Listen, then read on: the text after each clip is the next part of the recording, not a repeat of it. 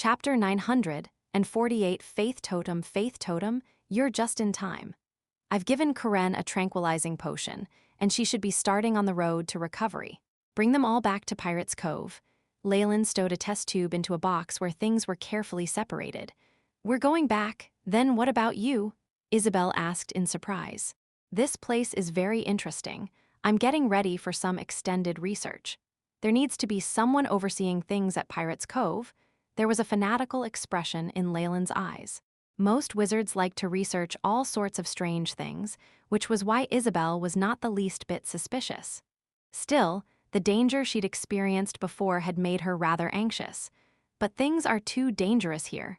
Don't worry, wizards always make preparations for this. I'll also need you to send me some magic materials and daily essentials periodically. Whether it was because of the confidence in his tone or his successful rescue of her yesterday that moved her, Isabel finally agreed fine, you have to be careful. Perhaps I could stay here? No, nobody besides you has complete control of the Scarlet Tiger.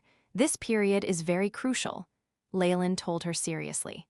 After spending a lot more time persuading her, Leylin finally let his cousin take most of the pirates and leave. Watching the ships sailing away in the distance, he could not help but sigh. Now, this Nightmare Island shall be mine, he nodded, arriving at edges of what was now called Nightmare Forest. There were already a few pirates in wait. My lord, command us as you will. While they looked exceptionally ferocious, they could only withdraw all their fierceness in front of Leylin. They even had pleasing smiles, looking more harmless than little rabbits. There was no way around this.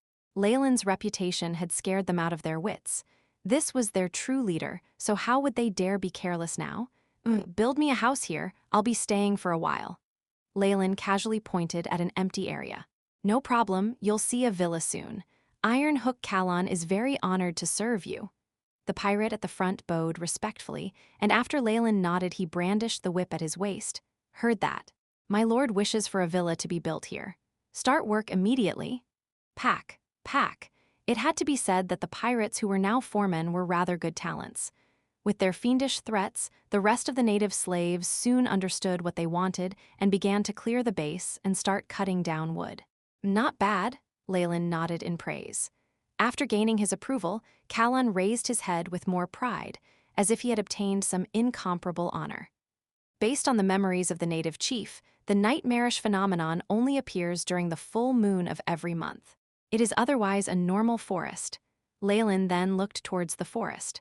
The dark red fog had long since dissipated, and there was even a layer of white mist at the surface of the greenery. Nothing looked special about it. I only get tens of hours for research every month. That's just too short. Looks like I'll have to stay here for a long time, Leylin thought, and he sighed. If those who'd comprehended laws in the Magus World knew of his thoughts, they would definitely go green in envy. A chance to study Dreamforce and obtain the legacy of the Nightmare Wizard was something they would scramble for even if it would take them tens of thousands of years. Leylin's regret only stayed for a moment. He then began his intense research. Ruins from Magi were even more dangerous than the world of God's wizard ruins. They were filled with unknown variables, and with an existence dealing with Dreamforce, there was now a higher difficulty in his exploration. Even the most surface layer of Dreamforce contamination has created a legendary monster. Deeper down, it definitely gets more dangerous. Thankfully, I've already obtained first-hand information, so I'm not without direction. Leylin glanced at the tremendous nightmare forest, a zealous look in his eyes. Spring left and autumn arrived. In the blink of an eye, a year had passed. The island that Leylin had named Nightmare Island now looked completely different. The native tribe had completely disappeared, having been killed or sold as slaves. There was now a 2-story villa next to the forest. The garden at its front had blooming golden tulips, and violet wisteria climbed all over the fence. A faint aroma lingered in the air. By the flower bed, Leylin now held a white watering can as he leisurely took care of the plants in his garden. The soil around the roots of his flowers quickly grew damp as they greedily absorbed the water. Sparkling droplets of water remained dazzling on the petals and stems. Time passes so quickly. People at home and my cousin are very dissatisfied with how long I've stayed here. After finishing the work at hand, Leylin picked up a white towel and wiped his hands. He then sat on a rattan chair amongst the flowers as he began to admire the fruits of his labor. However, the AI chip's light didn't dim from within his eyes. It continued to conduct precise simulations, performing analysis and calculations. With all these years of study, there's finally results. Leylin saw the map that the AI chip projected. On the translucent viewport, Nightmare Island was now separated into 3 layers. Nightmare Forest was only on the first. The ancient Nightmare Wizard's inheritance has sunk underground. The forest here is a structure formed from some vaporized dream force that's similar to a secret lock. Leylin looked grim. The legacy of such a terrifying existence of laws was something even his main body had to approach cautiously. With his strength as a clone, every step had to be taken prudently, or he could just die too easily. Thankfully, with the information I had before on Dreamscape, as well as the mutations to Dreamforce in the world of gods, finding a few methods to break through the lock is still simple. However, what's important now is to increase my strength. Leylin headed into the villa and entered a secret room. He saw the many strangely shaped rock carvings, totems, and the like, and looked deep in thought. These sculptures and decorative figures all had a very boorish style, and were also extremely incredible. They were filled with primitive daydreams towards exemplary strength, but what was more similar was the power of faith on them. Golden rays shone brightly as they illuminated the room. Immature power of faith, Leylin muttered to himself. All this was loot from the Scarlet Tea-Iger's attacks on the native tribes. They were items that those natives worshipped, filled with primitive power of faith. There are even valiant spirits and some sort of nature spirits in there as well, albeit sealed. While I avoided native tribes protected by the ocean goddess or nature spirits of legendary strength, the outer seas are boundless. There aren't many of those. Leylin wandered aimlessly to a piece of blood-red animal skin. On the dark brown surface of the flag was a double-headed wolf totem, drawn in bright colors. Varied and dense power of faith spread from it, and the strange wolf seemed ready to pounce out at any moment, but was held back by the strong seal. This one is halfway between a dark soul and a natural soul. It hasn't even obtained divinity, so how can it go against Isabel, a dragon warlock? Leylin sensed the valiant spirit on the flag. It had already grown sharp teeth and pointy ears, and a wart began to bulge at its neck. Evidently, the soul of the ancestor of the natives was already turning into a double-headed wolf. A poor guy who's held by the power of faith. Leylin watched the confused valiant spirit, eyes not showing any pity. This valiant spirit must have been some kind of hero in the original tribe. He had been worshipped extensively after death, and the faith of the tribe had intertwined with their worship of him. Had he completely transformed, a new god would have been born one day. Unfortunately, Leylin's path conflicted with his. In that case, what else was there to say? Thankfully, these faith totems did not transmute divine force, or I might not have been able to absorb them. Leylin raised his right hand, a faint Targaryen figure emerging in his eyes as terrifying devouring power enveloped the animal skin flag. Innate skill, devour. Whoosh. It was like a long dragon drinking water as threads of golden light were pulled out of the flag with a formless force, disappearing into the dark hole. Immense power of faith, with souls and intense emotions mixed in, was devoured by the formless black hole, turning into the most pure origin force. In the time of a few breaths, the dark golden luster on the animal skin flag completely died down, and the wolf totem had now lost all life, turning into a dead item. Beep, divine force absorbed, increased energy reserves by 3.8%. Total progress, 89.77%, the AI chip prompted. As expected of the offering of a small tribe. It's too little, Leylin shook his head, looking dissatisfied. With a wave of his hands, the other statues and totems soared in the air. The tremendous black hole devoured all these elementary sacrifices in an instant, turning them into the purest energy source. Afterwards, Leylin saw the numbers on the AI chip screen beginning to rise steadily. As soon as possible. Chapter 949 probe beep, beep. The value rose continuously, very soon reaching 100%. Bang, bang. The totems and primitive statues lost their luster, and hairline cracks began to appear on their bodies. These were all primitive gods. Did I just kill over a dozen deities? Leylin chuckled inwardly at the thought of it, and very soon he tossed this matter to the back of his mind. Although these primitive totems hadn't gained divinity, it was worth mentioning that the power of faith was extremely strong. The problem was that one god's faith was another's poison, and this faith was heterogeneous. Only someone like Leylin, who'd mastered the law of devouring, could easily expel the thoughts and conscience within them, turning them into the purest of energy that he could use. After the reserves had reached 100%, the AI chip's voice sounded out. Beep, divine force reserves completed, beginning to transfer energy to the main body, simulating divine grace. Leylin's reserves depleted quickly, and soon he'd expended it all. Compared to the previous times when he had absorbed the energy, this time round it was much more powerful. Beep, the host has undergone a divine baptism. Spirit +1, beep. The host's Arcanist rank has increased to 18. Arcane energy +10, beep. Obtained 1 rank 8 arcane spell slot, 1 rank 7 arcane spell slot, and 1 rank 6 arcane spell slot. Very soon, Leylin's stats had undergone changes too. Leylin Farlier, age 22. Race, human, rank 18 Arcanist. Strength, 15, agility, 15, vitality, 15, spirit, 18, arcane energy, 180. Status, healthy, feats, sturdy, erudite, intermediate, perfect body. Specialties, arcane energy detection, arcane amplification. Progress of weave analysis. Level 0, 100%, Level 1, 100%, Level 2, 100%, Level 3, 100%, Level 4, 100%, Level 5, 100%, Level 6, 76.88%, Level 7, 51.3%, Level 8, 19.6%. Spell slots. Rank 8, 2, Rank 7, 4, Rank 6, 7, Rank 5, Rank 4, Rank 3, Rank 2, Rank 1, Rank 0. This is the power of divine grace. A surge of power swelled through Leylin's body, intoxicating him. It was only now that he learnt how powerful the gods here were. So all that matters is divine grace. If I ignore the divine force requirement, I can also turn a pig into a legendary.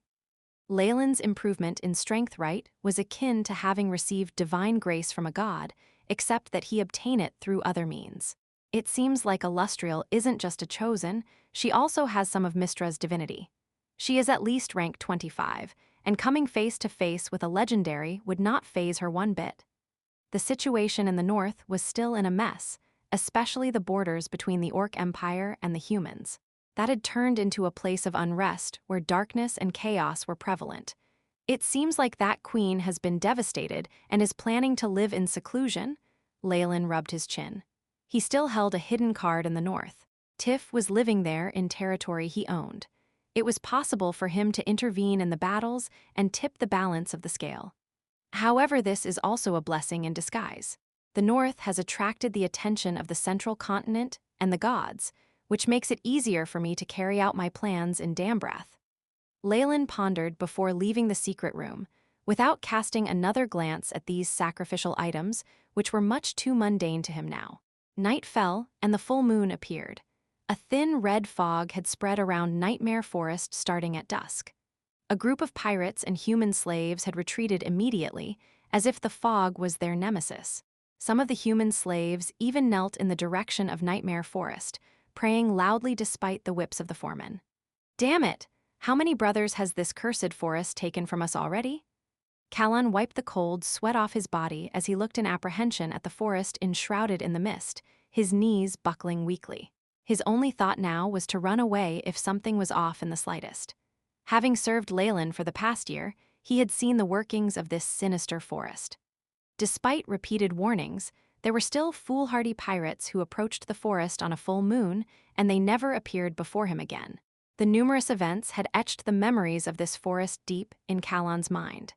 His fear of it had long surpassed what he held for those monsters lurking in the deep seas, and equaled what he felt for demons and devils.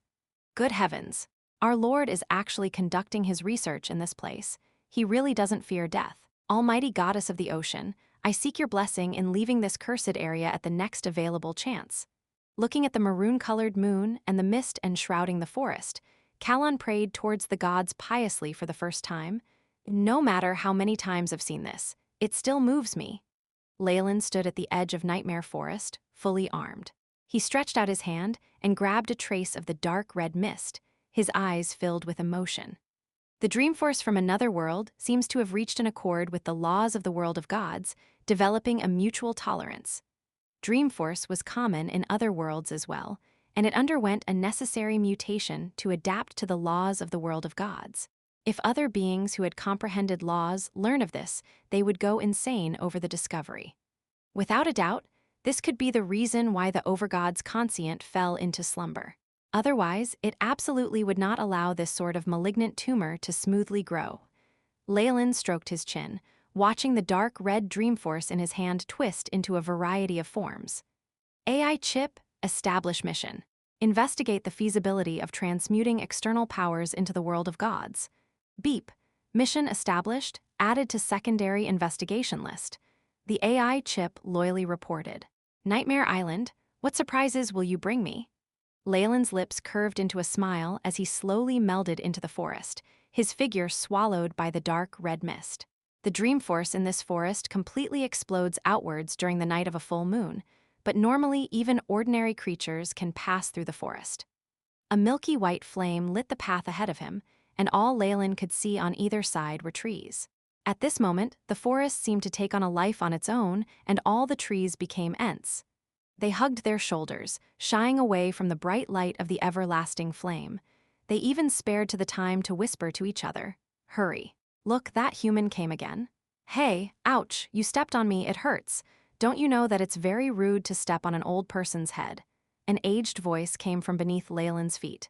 Leylin soon discovered that the green rock that had originally been there had grown tiny little hands and feet, and was now uprooting itself from the soil. An elderly face even appeared on the surface of the rock. Is this a life activation technique? It seems to have been corrupted. Under the influence of the world of gods' transmuted Dreamforce, the entire forest seemed to have come to life. Various unimaginable things were running to and fro. "Oh, human, you have returned. Are you looking for Zelos?" A squirrel greeted Leylin, perching onto the shoulder of a giant Ent. "Zelos? Is it that giant centipede? Is it his turn to come out?" Leylin nodded. "No, but could you tell me where it is?" He withdrew a pine nut from his pocket and tossed it to the squirrel as he spoke. "My favorite." The little squirrel immediately stuffed the pine nut into its cheeks, its teeth quickly gnawing through the thing. Its words were rendered rather unintelligible as it ate. "Zelos has been looking for you all this time. It's in the east? No. It's already here, run." The little squirrel immediately took the pine nut and left, the nearby Ents following it in succession. The area quickly emptied, leaving Leylin standing there alone. How lucky! Every night of the full moon, a different creature becomes the strongest one each time. I've seen a nightmare and a walking piano before. Compared to them, unraveling the mystery behind a giant centipede is much easier. Leylin had a relaxed smile on his face. Bang! Bang! An enormous black shadow suddenly erupted through the soil. It had innumerable feet, and a humanoid face rose out of its shell. The face, that of a youth, turned its crimson eyes to gaze coldly at Leylin. "We meet again, giant centipede." The red dragon staff in Leylin's hands suddenly shot out a red light. "No, I am Zelos III. What you met before was my father. You should not have trespassed here, intruder." A droning voice came out of the youthful mask. "Very well, this damnable dreamscape period has complicated everything significantly." Leylin looked at this giant centipede with a serious expression. "Are you going to obediently get out of my way, or do I have to slaughter you?" Vile human! It was clear that his attitude had infuriated the centipede. The giant monster roared loudly, bearing down quickly on Leylin with its entire body. As soon as possible. Chapter 950, Memory Bang. Rocks and soil were sent flying everywhere, and the place where Leylin had just stood immediately turned into a giant pit in the ground. Extremely fast, with great strength. As expected of a defensive creature that was contaminated by Dreamforce, Leylin assessed the centipede indifferently from the very edge of the pit. "Human, you have provoked me. I, Zelos III, will make you pay the price." The giant centipede shouted. Face after face separated from its body, each transforming into a strange, humanoid figure. "I'll be honest. You're much easier to deal with than a nightmare that can use Dreamforce skillfully, or a walking piano that can't be dealt with via normal magic. Finishing this earnest declaration, Leylin pointed the red dragon staff at the centipede. Soul burn, roar, a powerful draconic aura erupted from the staff. The red dragon's soul seemed to endure some torturous force on the staff's tip. It shrunk as its spirit withered considerably. A surging red energy glowed at the end of the staff, transforming into the upper body of a mature red dragon. Roar! This monster, which had appeared so abruptly, had reached legendary strength, and a swipe from its enormous dragon claws sent the centipede flying. Afterwards, this legendary dragon spat out its dragon breath. Bang, bang, bang, the ground trembled continuously, and even the dark red mist in the air was dispersed considerably. The enormous red dragon phantom dissipated, only leaving behind a giant imprint of a centipede monster on the ground. The monster looked very miserable, and the summoned mask creatures had been completely exterminated. Even the armor it wore seemed to be rather damaged. Ow, how could the power of the normal world harm Zelos III? The centipede monster had been torn in half, its breastplate shattered to pieces. Its fiery red energy core was even exposed, but the mask on its skull did not show the slightest hint of suffering. It continued to absorb traces of dark red mist that repaired the damaged shell. Of course, the power of the ordinary world cannot harm dreamscape creatures, but what if Dreamforce was used as well? Although he saw that the creature was being rapidly restored, a smile of success still flashed across Leylin's eyes. Arcane Dreamforce spell, Void Blade. Some unknown force caused the dark red fog to condense, transforming it into an arc of light. If one wants to break through the first layer of the Nightmare Forest, you need to make a sacrifice to Sybil. After 2 years of slow and fumbling analysis, Leylin had developed an exceptional understanding of the Nightmare Forest surface layer. Giant centipede, become my sacrifice. The dark red blade of light flew from his hands and streaked cleanly through the centipede creature's exposed red core. Enormous cracks appeared on the surface of the core. A crisp sound rang out as it exploded loudly, shattering like glass. The whimpers and howls of many aggrieved spirits lingered in Leylin's ear as confused souls poured out from the centipede monster's wounds. These souls took the form of the natives of the forest, and there were a few familiar-looking pirates mixed in with them. Open the path with souls, Sybil's sacrifice. Leylin's hands sketched out numerous runes at lightning speed as he chanted ancient words out loud. BZZT. A layer of suffocating energy swept across the forest. Many souls were gathered together and became a gorgeously lit passageway. The blood of a witch, a dark raven's wing, and the dark matter from Mantor's sacrificial rites, the conditions have all been fulfilled. A sound of muffled thunder came from above as Leylin's actions seemed to have given rise to some chain reaction. Violet lightning blanketed the sky. Ka-cha, bang! The passageway of souls rushed forward in a flash, and an enormous tunnel seemed to appear in the ground. The floor began to rumble as if an 8-point earthquake had been triggered. Was it a success? Leylin's figure emerged from the smoke and dust. He waved a hand, and a dark red hurricane immediately swept away the dust to expose a devastated landscape. The giant centipede monster and the spell array from before had vanished without a trace. The very earth seemed to have cracked apart, revealing a crevice that was unfathomably deep. The power of the lock has been broken, revealing the entrance to the lower layers. Leylin jumped into the crevice without the slightest hesitation. The turbulent darkness below gobbled him up as if he had leapt into the mouth of some giant monster. The air whistled past his ears loudly, and spots of fluorescence constantly flashed in the darkness like fireflies. My research indicates that the Nightmare Wizard's inheritance has 3 locks total. The higher locks are closer to the world of gods. The creatures in Nightmare Forest were bigger than those of the normal world. The deeper inside the forest one went, the greater the contamination of Dreamforce. Even laws began to distort at a point. Leylin had deduced that the 3rd level of the lock would not have such constructs as time and space, instead being a mere assembly of thoughts and concepts. After all, it wasn't difficult for Dreamforce to contort spacetime at its strongest. No matter what, I have to at least see the remnants of this ancient nightmare wizard. Thud, thud. Leylin suddenly felt a strange sensation from the solid ground. He stood rooted in place. Not granite, but mahogany planks? Leylin raised his head, and sunlight shone gently into the room he was in. Motes of dust could be seen floating in the air, making the place look hazy. Little Arden, the great wizard Poffert is here to recruit an apprentice. You must succeed this time. A lady with a kind and gentle expression stood before Leylin, and her husband sipped on coffee as he read the newspaper. She gave a red-haired boy a poached egg as she instructed him. "What's happening?" Leylin's brows furrowed, and he felt a chill down his spine. He tried to react, but found that he had completely lost all energy. He was now only a spectral observer, forced to just stare at the scene. "Dreamscape? I'm in Dreamscape. This is the second floor of the Lock, countless fantasy dream worlds." Leylin was suddenly enlightened. This must be the nightmare wizard's memories of his youth.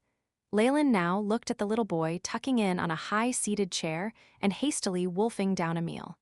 His legs were dangling off the ground as they shook, giving off a comical vibe. "I know, Mother," the red-haired boy promised, and began to quickly finish eating his food. "When I send you to the wizard later, you must remember to be polite at all times. Honey, why don't you say a few things to him too?" The wife glared at her husband. It was only then that the dead husband raised his head from the newspaper, revealing a perplexed expression. "Yeah, you can do this." "Ah, the grace of gods. Someone save me, I can't stand this any longer. Don't you know how important today is for little Arden?" The wife seemed to turn estranged. I know, it's just Poffert, isn't it?" The middle-aged man reminisced the past. "Stop boasting of those adventures you claim to have had. No matter what, you're just an inspector on the roads of the city." It was apparent that the wife did not believe a word that her husband said. "I'm done eating." Arden pushed his plate away as he stood up. "Oh, wait, milk, your milk," the woman called out behind him. Arden ran very quickly, soon leaving his mother in the distance as he left the simple house. Boom. A fiery explosion suddenly occurred, and blazing flames filled the scene. Shrapnel grazed past Arden's face, leaving behind a cross-shaped wound on it. Leylin felt like he was watching a movie, unable to help in a time of tragedy. "No, if I go all out, I might be able to." The flames engulfed Leylin whole, but could not affect his body in any way. A phantom Targaryen appeared as terrifying devouring power took form in Leylin's right palm. He grabbed a broken glass. Boom! He felt an immense force immediately, as if he was clutching onto the claw of a dragon. The whole world began to shake as if rejecting his existence. "Even if it's Dreamscape, I cannot tamper with this. The memory is just too vivid." Leylin began to deliberate over the situation. Soon after, the trembling of the world stopped and the void swirled. "Hey kiddo, are you awake now?" The scene changed as little Arden opened his eyes and rubbed his face. The sharp pain from the touch caused him to inhale a deep breath. "Don't look anymore, you're disfigured now, hee. Not bad, you're to my liking." An ancient voice spoke with a tinge of mockery, as if it contained all the evil in the world. It would cause one to cower in fear. Little Arden raised his head and only saw darkness in front of him, just having taken on human form. Hugh, I'll give you a chance because of your father. As long as you manage to survive, you will become the disciple of the Nightmare Wizard." The darkness disappeared after the black figure spoke, revealing a pack of hungry gray wolves which eyed the little boy ravenously. Leylin had learnt his lesson this time, and only watched on coldly at the struggle between little Arden and the wolves. His gaze was indifferent, only with the occasional flickering of light from the AI chip. This should be a small world close to Dreamscape. Also, the way this Magus chooses his students is rather savage. Leylin knew that back when he was still a human, he had no chance of dealing with these creatures. As soon as possible. Chapter 951, Transformation. The second layer of Nightmare Island was constructed of numerous dreams. Leylin now wandered through many dreams, looking for an opportunity to break through. He felt weightless again, and found his surroundings changed once more. Arden had now grown into a young man, but the scar on his cheek had not disappeared. He'd activated some sort of talent in that life or death fight to successfully survive the attack, and was now an apprentice of the Nightmare Wizard. The Nightmare Wizard's method of teaching his apprentices was very crude, and he had several apprentices like Arden who were treated almost inhumanely. Many died, and only Arden's desire for revenge allowed him to persevere and strengthen himself rapidly. Many of these dreams involved him with a female junior, creating some of his most tender memories. Next is a great darkness. That must be the reason he transformed? Leylin muttered to himself, both hands waving to create strange runes as he broke through this dream, entering deeper levels.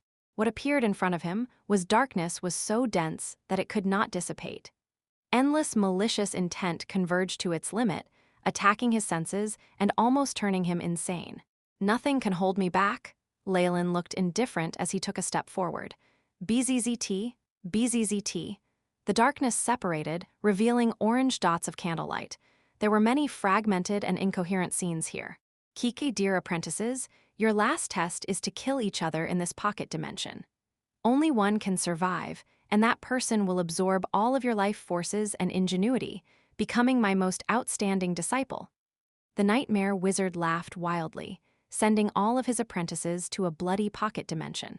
Arden clenched his fists, glancing at the female apprentice who was like a white lotus next to him. She now looked slightly pale, and while she at most could be considered graceful, she still had a unique aura that captured his heart. No, there has to be another way. There has to. Arden bit his lips till blood was spilt. The next dream should be in a bloody pocket dimension. This level of darkness was nothing to Leylin. With a slight caress with his right hand, he seemed to push a curtain aside. However, the next scene surprised him. Torrential rain fell, and terrifying dream force spread everywhere. The area looked to be full of debris, and there had evidently been a great battle here. "Haha, Arden, my dearest disciple, are you going to betray me?" The nightmare wizard formed of numerous shadows watched the young Magus in front of him. This was obviously Arden, who now only wished for his master's death. He'd lost one of his eyes, and the other had turned purple. "Do you not know that my nightmare clones have spread across the whole world? Without the determination to destroy the world, don't you know you can't kill me?" The nightmare wizard laughed madly, a dreamforce spell forming a three-headed helldog. Hellfire blazed as it ruthlessly pushed Arden to the ground. "I was the one who taught you all your magic, so what are you going to use against me?" He continued to snicker wildly as the bloody eyes of the figure stared at him. "Speak, how do you want to die?" "I want you to die," Arden yelled, his arms surrounding the three-headed dog.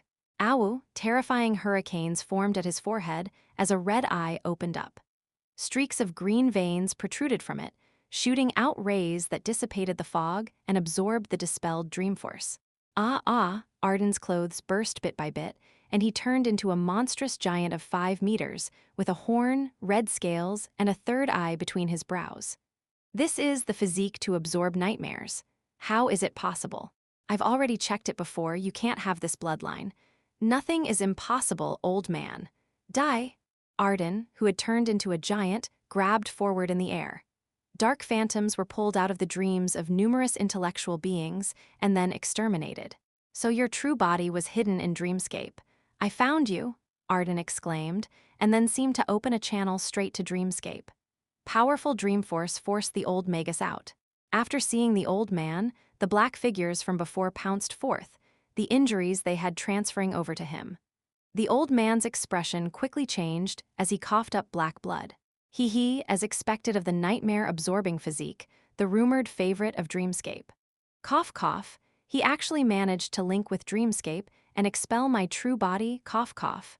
Mouthfuls of black blood spurted out from his mouth, but his gaze as he watched Arden was like he was seeing treasure. Cough, cough, the nightmare-absorbing physique has the natural ability to link with Dreamscape and absorb its origin. What I've been pursuing all my life has finally appeared before me. The old man's eyes were filled with fervor, like a devout follower finally meeting his god. "Are you done yet?" The giant walked over to him, the scar from the knife wound now seeming more jagged and obvious. "I ensure you that even your true soul will be crushed, and I won't give you the chance to enter the astral plane." Tremendous Dreamscape origin force poured into Arden, to the point that he could even somewhat sense laws. Rumble, after the powerful tremors, Arden returned to his original state. Traces of black blood still flowed from his right fist. "Henceforth, I am the Nightmare King." Light flashed and the scene changed. "Little Arden, the great wizard Poffert is here to recruit an apprentice. You must succeed this time." Arden's mother urged him repeatedly. As expected, the dreams are repeating themselves. Is this a maze formed of the life experiences of that Nightmare King? If I can't break the seal and find the entrance to the third level, I might be trapped to death here. Leylin watched the scenes a second time, feeling like a movie was being replayed. But the nightmare-absorbing physique, I never thought it actually existed. Ancient records say that those with such a physique are the darlings of dreamscape and can even have dreamscape origin force poured into their bodies. They are treated even better than the children of planes. This physique can absorb a large amount of dream force and compensate for its weak phase. The Nightmare King must be incomparably close to rank 9. But how do I get out of this dream maze? The AI. Chip's light shone in Leylin's eyes. Based on the AI chip's observations and calculations, there were 38 key points in the dreams just now that could have changed his fate. There are 34,198 chances to indirectly change it, but most important is probably the lost memory of the battle in the pocket dimension. I'll try them one by one first. Plan 1. Leylin pushed at the milk on the table, causing a large cup of milk to splatter onto Arden's clothes. "Ah, what's going on, Arden? Your clothes," the housewife cried. "Are you going to meet that esteemed wizard in this state?" "I'm sorry, Mama. I'm going to change now." Little Arden ran into the next room and began to change his clothes. As expected, his efforts had led to Arden staying inside the house. Immediately after, a huge explosion burst out and enveloped the building, lights flashed, and the scene changed again. "Little Arden, the great wizard Poffert is here to recruit an apprentice. You must succeed this time." Arden's mother urged him repeatedly. "All right, looks like killing Arden won't work. I need to try something else."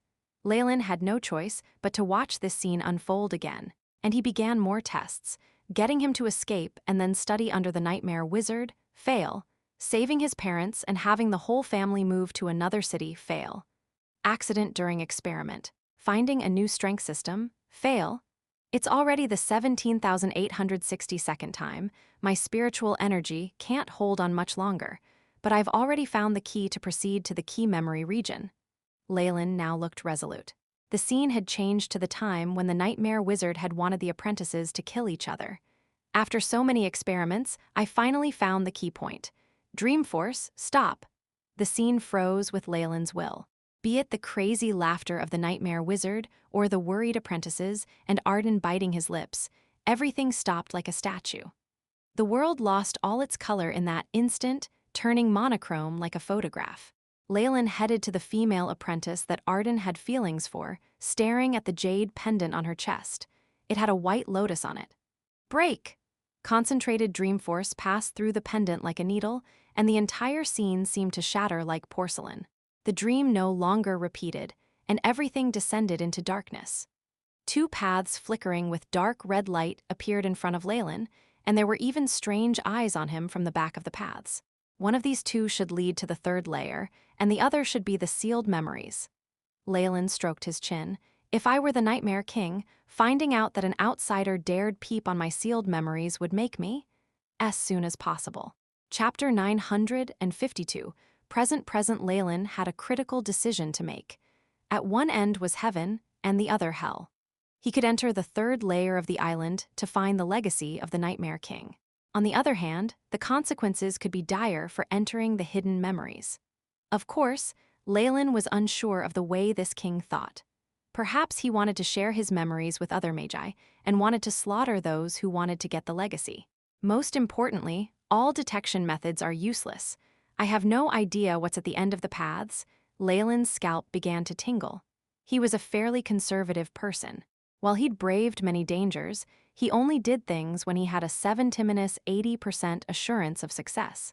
This half-and-half situation caused him to hesitate. "I hate things that are so difficult to grasp like luck.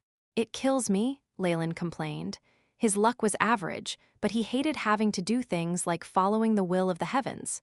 Right now, however, the choice wasn't in his hands. The surrounding dreams began to shatter and would soon affect him.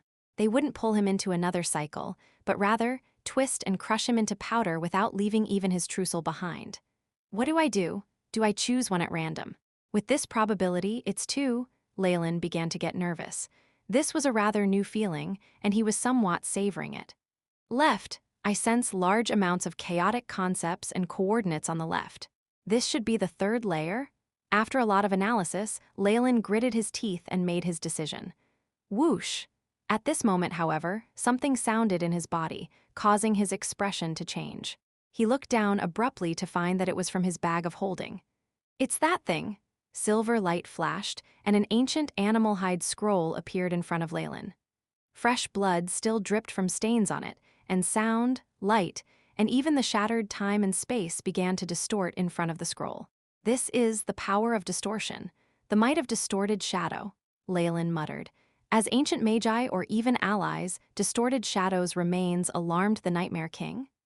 Boundless distorting power took shape, and the two dark red paths were affected as they twisted and fused under this energy. BZZT, BZZT.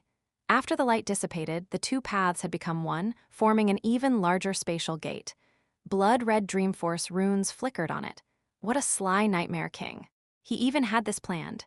Now, Leylin didn't even have a choice. He rubbed his nose and turned grim, glancing at the scroll before stowing it away. The surface of the scroll was now very soft. It squeezed under pressure from Leylin's fingers, no longer having the power it once did. It was like an ordinary magic scroll. However, he did not dare underestimate this thing. This scroll has distorted Shadow's strength and even conscience sealed inside.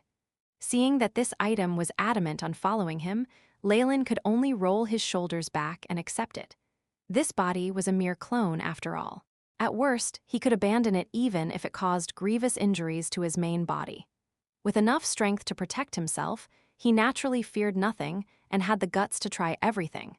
No matter what it is you want me to do, you have to give me benefits first. Leylin's eyes glinted with intelligence as he placed the scroll away, streaking into the spatial gate. The third layer of Nightmare Island. As expected, the extent of Dreamforce contamination here is even worse. This place has only the purest intent. Leylin now found himself unable to sense his own body, only able to exist as the most fundamental form of his soul and conscient. He was surrounded by a boundless universe, filled with the feeling of weightlessness. Leylin seemed to be a lonesome boat in the turbulent seas. There was no concept of another existence around, and only nothingness. Leylin had no qualms in believing that he would stay like this until the world was destroyed if he did not make the first move. Having lost his body, his sense of time began to slow. He had no idea whether seconds had passed or tens of millennia. All he felt was that the sense of self he had was gradually vanishing. No, this won't do. I have to persevere. Once my sense of self disappears, my true soul will also disappear. Leylin abruptly burst forth with strength, and his willpower took control all his thoughts. His body suddenly condensed and became distinct. How is this third layer of defense constructed? Even the essence of Magus concepts are dissipating. Having reinforced his sense of self, Leylin glanced fearfully at his arms that had formed once more. This is the Lost Land, and also the place where the Nightmare King lost his self. A few black feathers fell, and Leylin found a black crow was flying towards him. In this void with only concepts and no matter, a crow was something very strange. What caused Leylin even more astonishment was that it could move about freely in this void. "We meet again, mister." The black crow combed its feathers and greeted him happily. "Have we met before?" Leylin asked, confused. "To me it's in the future, but for you it's in your past. My future form is a single-eyed owl." The crow was a chatterbox. Single-eyed owl? Leylin immediately recalled the time after he'd advanced to rank 5 when he'd been afflicted with a dreamscape curse. He'd obtained a present from the owl within a dream then, allowing him to come into contact with Dreamforce. "My apologies, but may I know who you are?" Leylin asked the question he wanted to. "Me. I'm just a mass of concepts. I shall exist as long as Dreamscape survives." Leylin had a feeling that this crow or owl or whatever it was wasn't speaking the truth, but he did not fixate himself on that. "You're saying this is the place the Nightmare King lost his sense of self. What does that mean? Has he fallen? Who did it?" As long as the Nightmare King did not want to die, nobody could make it happen. Here, however, he abandoned his sense of self. This means he's completely dead, without even a fragment of his true soul left behind. The crow seemed to know about matters of ancient times very well. If he's abandoned his sense of self, doesn't that mean he's committed suicide? So when the Nightmare King invaded the world of gods, he was already determined to die. Leylin had a feeling that perhaps the Nightmare King Arden had died long before. After the bloody battle in the pocket dimension, the Arden that still existed had only been a walking piece of flesh. However, he was far too powerful, to the point that he could not even kill himself. Was that why he needed help from the gods? As expected, high-ranked magi mostly have mental issues. It's too serious with the Nightmare King. I can't become like him in the future. The example this senior set gave Leylin a good warning. A real peak rank 8 Magus would never be able to fall if they did not want to die. This was the case with Distorted Shadow. He had already died for tens of thousands of years, and yet could still create trouble. The Nightmare King was bent on dying, which is why he had truly died. Well then, Magus, tell me your intent in coming here. The crow opened its beak, its 2 black beady eyes looking mischievous. Leylin gritted his teeth and spoke anyway. I hope to obtain the legacy of the Nightmare King. At the very least, I want to find a method to evade the weakening of Dreamforce. Grasping Dreamforce? Caw-caw, that's not very easy. Are you sure you want to do that? The crow asked. I'm very sure. Leylin answered seriously, eyes filled with resolution from his pursuit of truth. There was no fear of death. Caw-caw, good. I see Arden's shadow on you, the crow cawed, and its body started changing. Whoosh! It suddenly swelled, turning from the size of a dove to that of a large evil dragon, jet black neck showing dense black scales. Its beak widened to reveal sharp teeth like those of sharks. Ka-cha! A strike of blood-red lightning fell right on the forehead of the strange black dragon, turning into a bloody third eye. Such a tremendous change had Leylin stunned. Accept it, this is a gift from Dreamscape. The strange black dragon howled, the bloody third eye turning into a ray of light and disappearing into Leylin's forehead. Agony. Leylin felt everything go black as he felt himself being torn into, collapsing into a dead faint. Large amounts of Dreamforce flooded into him like a tsunami, enveloping his body completely in a huge crimson cocoon. When the tide of Dreamscape weakened, the crimson cocoon had disappeared. Only the black crow was still around. Old friend, after helping you this time, I've repaid all my debts to you, the crow murmured to the air, its body becoming less corporeal as it disappeared into the vast nothingness. As soon as possible. Chapter 953, Rank 19 Rumble. The pirates witnessed a marvelous scene outside the forest. The thick red fog that shrouded the forest transformed continuously, dissipating to reveal the original lay of the land. The earth trembled as numerous small cracks and even pits appeared in the ground. At the very center of the island, the bare mountain peaks issued a wrathful roar. Fiery lava shone faintly as it flowed over with agitation. This is bad. Earthquake, the island is about to erupt, my lord. Where is the lord? Callan didn't care at all about those worried native slaves and pirates. He rushed to the border of the forest in search of Leylin's figure. This wasn't due to loyalty. He knew that if he dared to abandon Leylin and flee in secret, the enraged Scarlet Witch would flay him alive. The island was flooded with an aura of death and despair. Many creatures fled from the thickets, the small cracks in the rocks, and through underground caves to escape. It became an exodus, and even the little ants had bored out from their tunnels beneath the ground. Damn. How could these natives have settled their tribe on a volcanic island? Why weren't there any signs before? Large droplets of sweat beaded on Callan's forehead. However, the gods above seemed to hear his prayers. Just when Callan was prepared to abandon everything and flee, he finally spotted Leylin's silhouette near the forest border.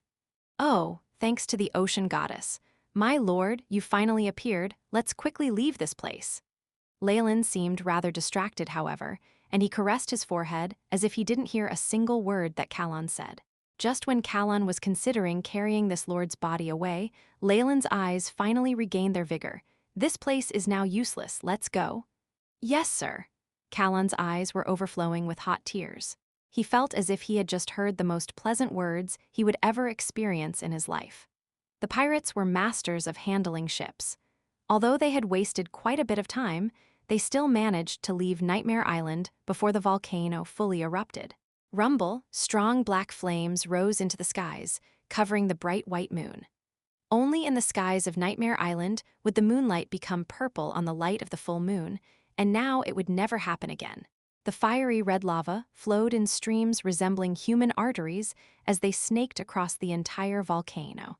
It even spread relentlessly to the area outside of it. I never thought that the island was on a fire ley line. Once the dreamforce suppressing it was gone, the volcano immediately erupted. Perhaps this eruption was even more berserk because of the long suppression. This entire nightmare island probably won't exist any longer. Leylin looked expressionlessly at the distant island, which was now engulfed in lava. Right now, all his attention was captured by the AI chip's information records. Beep. Sustained unknown influence. Scanning has suffered interference. Effect has been temporarily lost. Beep. Intense interference. Currently, the third level of the lock relates to memory. It made the AI chip unstable for a while too, really terrifying. However, Leylin shifted his attention to the densely packed prompts below it. Beep. Host's true soul has suffered unknown interference. Probability of radiation to the body in the Magus World is 98.77%. Initiating separation.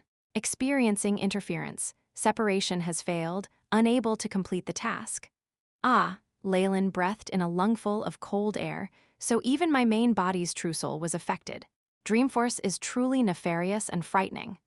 After displaying this record, the AI chip's information seemed to flow even more smoothly. It seemed as if the earlier interference had completely disappeared. Beep. Host has absorbed a great amount of energy essence. Determined to be mutated Dreamforce. Initiating absorption. Beep. Host has absorbed mutated Dreamforce. Spirit +1. Beep. Host's Arcanist ranking has increased, currently rank 19. Arcane energy +10. Obtained feat. Dreamscape view. Obtained specialty. Illusions. Beep. Host's soul has advanced. Level 6 Weave fully analyzed. Host has obtained all rank 6 spell models and is immune to forgetting them. No materials are required to cast rank 6 spells. Beep. Host has advanced to rank 19. Spell slots obtained. Rank 9, 1, rank 8, 1, rank 7, 1. Below these messages were introductions to the two feats. Dreamscape view. Host possesses the ability to see through Dreamscape, can now look straight at the souls of other people. Any concealment will be rendered immaterial, and nothing can hide from the host's eyes. Illusions. Host automatically grasps illusions, granting an additional 20% to the power of illusory spells. The AI chip once again refreshed Leylin's stat window. Leylin Farlier, age 24. Race, human, rank 19 Arcanist.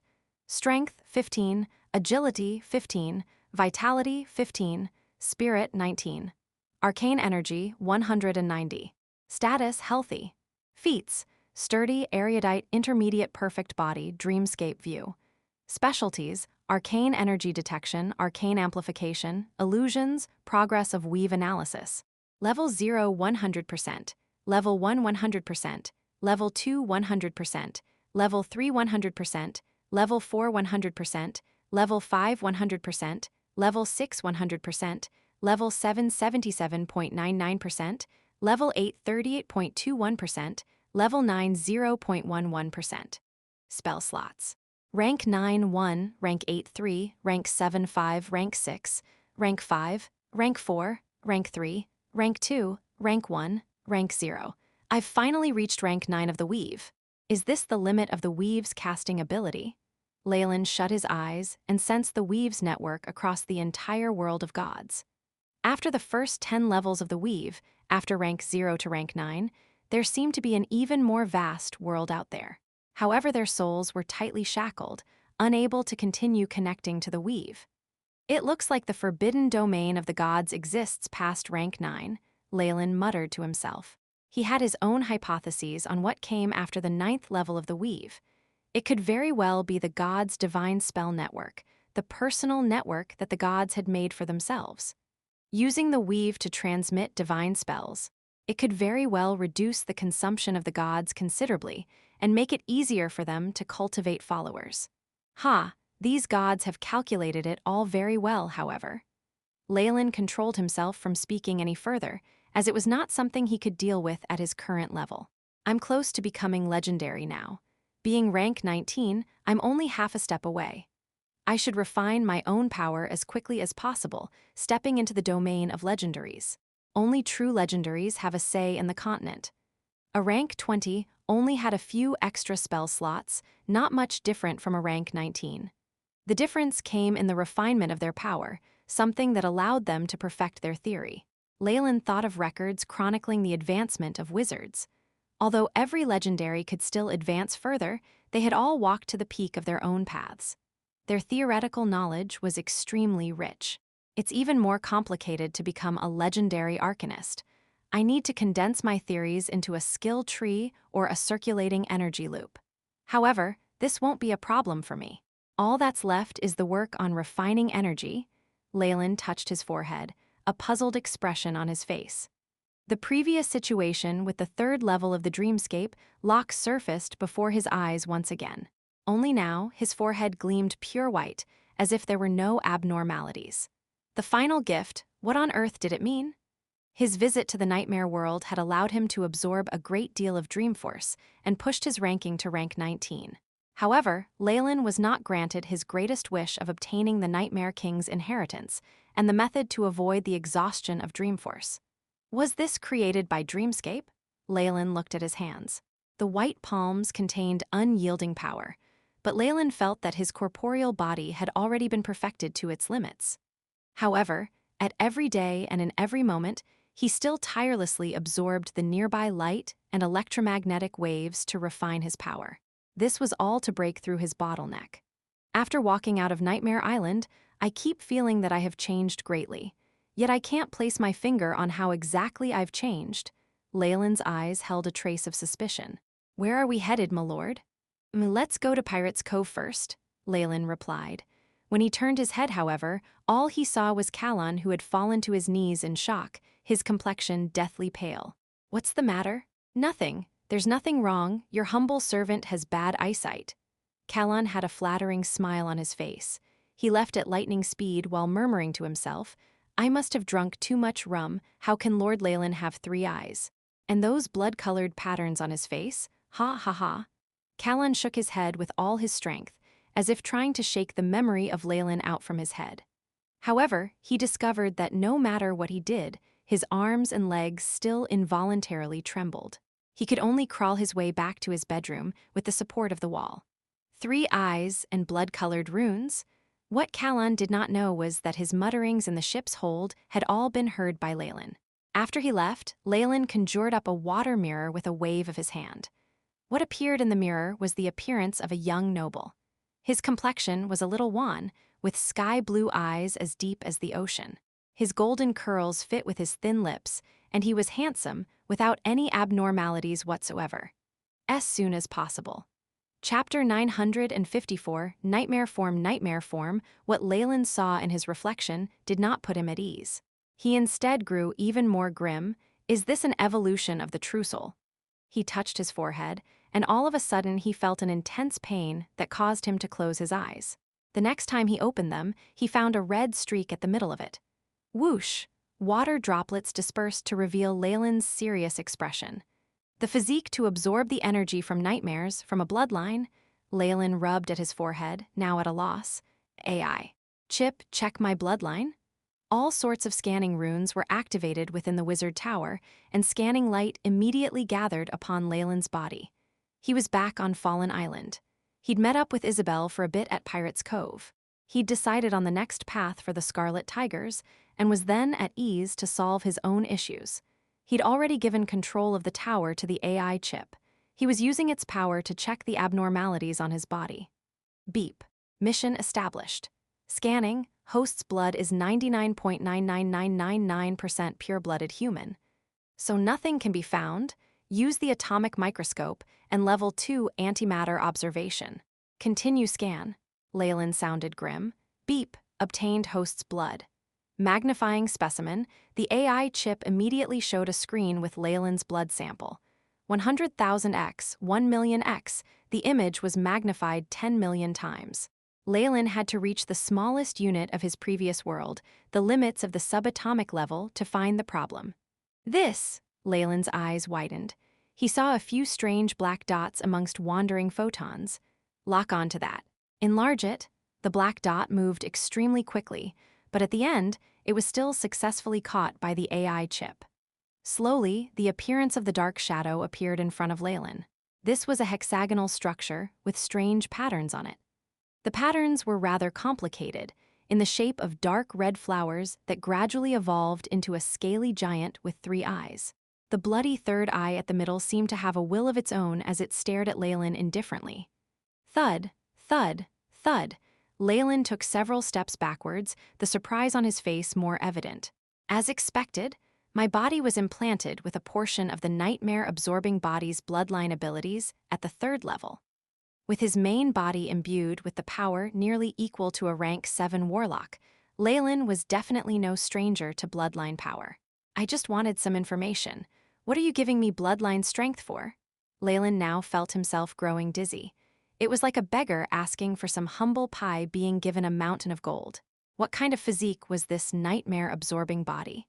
It was one of the most powerful bloodline abilities, something that allowed the Nightmare King to immediately start a massacre the moment he activated it. With the origin force of Dreamscape, he'd shot up to become a peak Magus of the ancient world in one go. Leylin was very vigilant of such good luck. It's too impractical.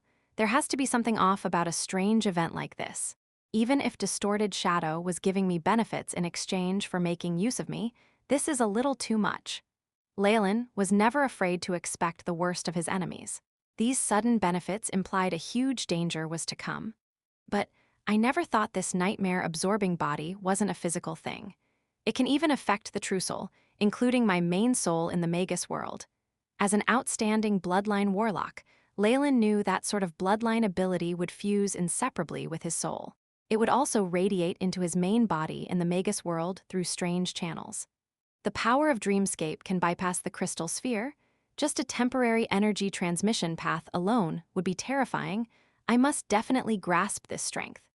The ability of Dreamforce to pass through 2 large worlds caused determination to rise in Leylin's heart. I'm going to take the bait and toss the hook back. How's that?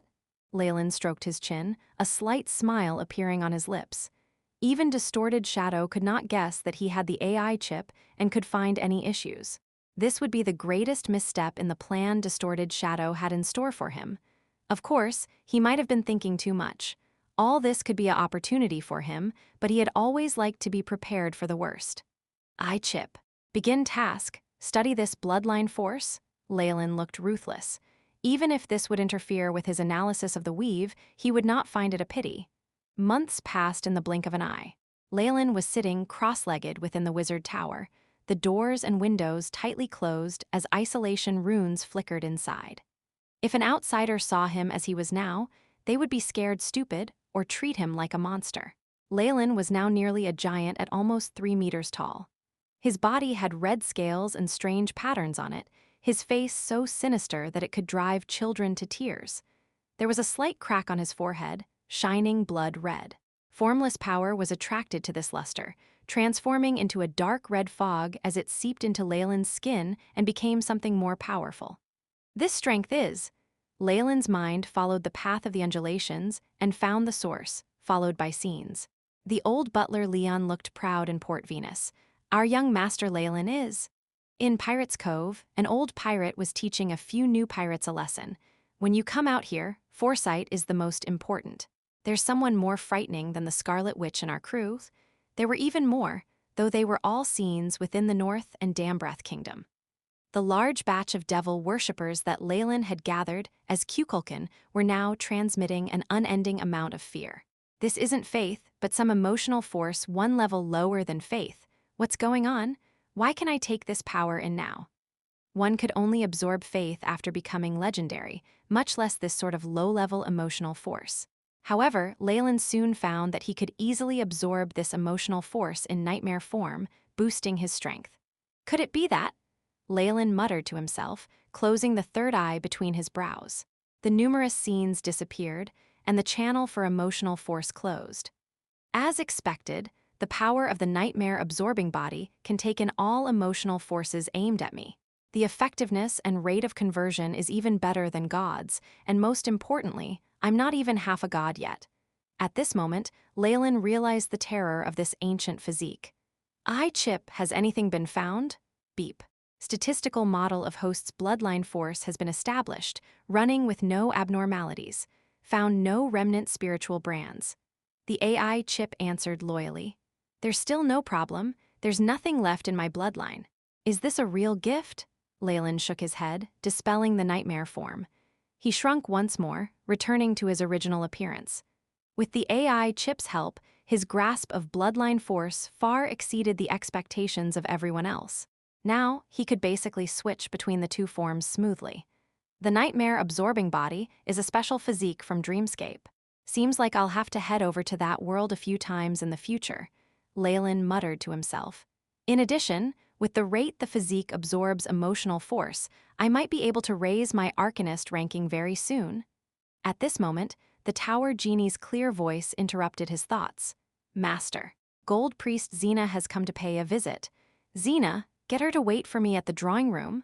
Leylin shook his head, draping a white bathrobe around himself. But my form after the second transformation might lead to some associations. It's best to use it as little as possible in the world of gods. A moment later, Leylin had tidied everything up and met the priestess of the goddess of wealth in the drawing room. Wizard Leylin truly is great at making me wait. It's already been 2 years since the last time. Xena glared at him, looking annoyed. Ahaha, my apologies. I've been immersed in an experiment. Anyway, hasn't Master Ernest continued the trade of the devil and demon detectors? Leylin laughed and then changed the topic. May I know what you're here for today? You're in great trouble. Xena took a deep breath and spoke cautiously. Oh, have the people from the God of Murder's church made their move? Leylin got it right in one go, since there were few large organizations he had offended. Yes. One of their legendaries, Cadaver Collector Sorrows, has completed his experiments and is about to come to the outer seas. No matter where it was, a legendary was a big shot. Xena was worried that this genius wizard would not be able to pass this hurdle. But, from how he's been acting, we know he's inclined towards attacking devils and demons. Our church has dealt with him, and the intel we got is proof of that. Unfortunately, we don't know what he'll do. Actually, Xena did not think well of Leylin's future. After all, that person was a legendary. There wasn't even a half-step legendary in the outer seas, so a true legendary would be able to suppress everything. The existence of a legendary was an important standard for the prime material plane to judge the size of an organization. As soon as possible. Chapter 955, Sorrows, Legendary? Unexpectedly, Leylin did not panic at all after hearing the news. He instead asked with interest, please tell me what you know. We have our deal on sharing information. Xena rolled her eyes at him. Cadaver Collector Sorrows is the honorary executioner of Cyric's church. He likes to torture his target's mind, causing them to crumble and commit suicide before he takes their body. He shot to fame 281 years ago. She spoke as if she was making a report, expressionlessly introducing this person generally. Still, she couldn't keep up the facade and ended up staring at Leylin. Lord Leylin, you're still young and possess such astounding talent. It isn't a mere dream to become a legendary, but you need to accept reality. Pledge to join Goddess Joaquin's church and hide in the mainland. Our goddess will shield you. Xena was sure Leylin would understand, even though he would have to abandon the outer seas, including Port Venus and all other industries. After all, the Church of Wealth was more conducive to Leylin's potential than all the organizations in the outer seas. With the value he was showing and how he was steadily raising his strength, he seemed to have more than a 50% chance to become a legendary. This was definitely an investment worth making for the Church of Wealth.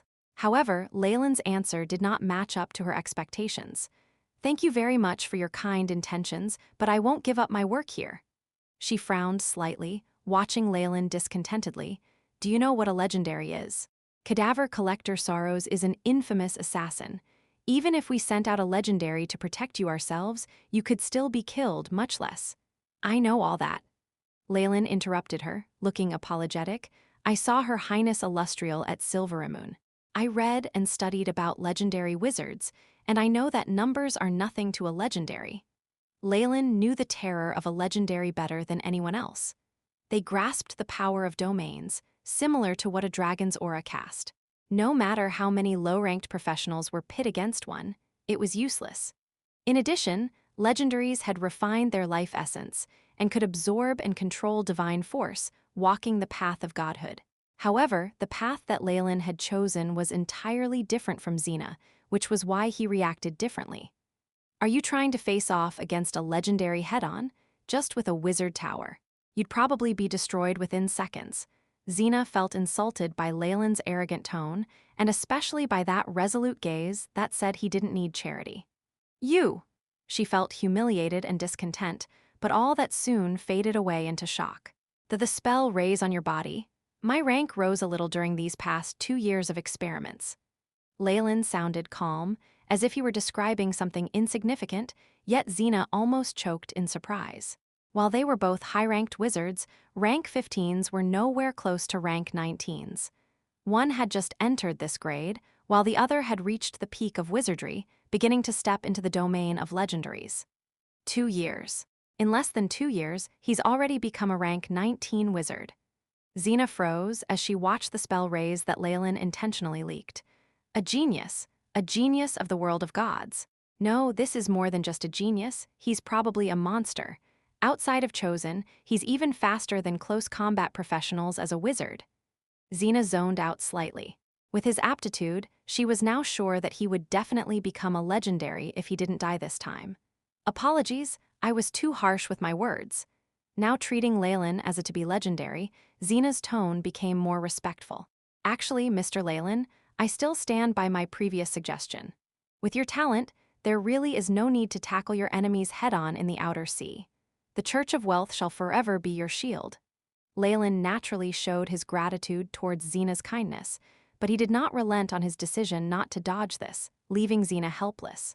After sending her away, Leylin returned to the training room alone, looking deep in thought. Cyric's counterattack is later than I expected.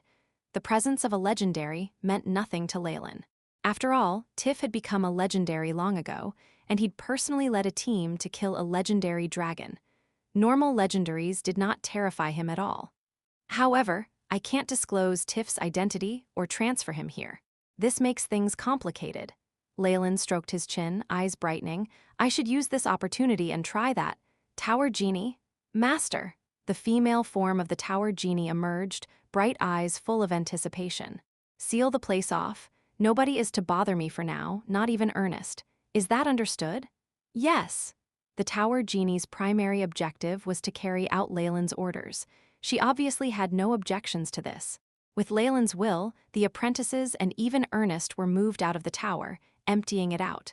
Sigh, I don't know if this kid can do it. Ernest naturally knew something only higher-ups did here.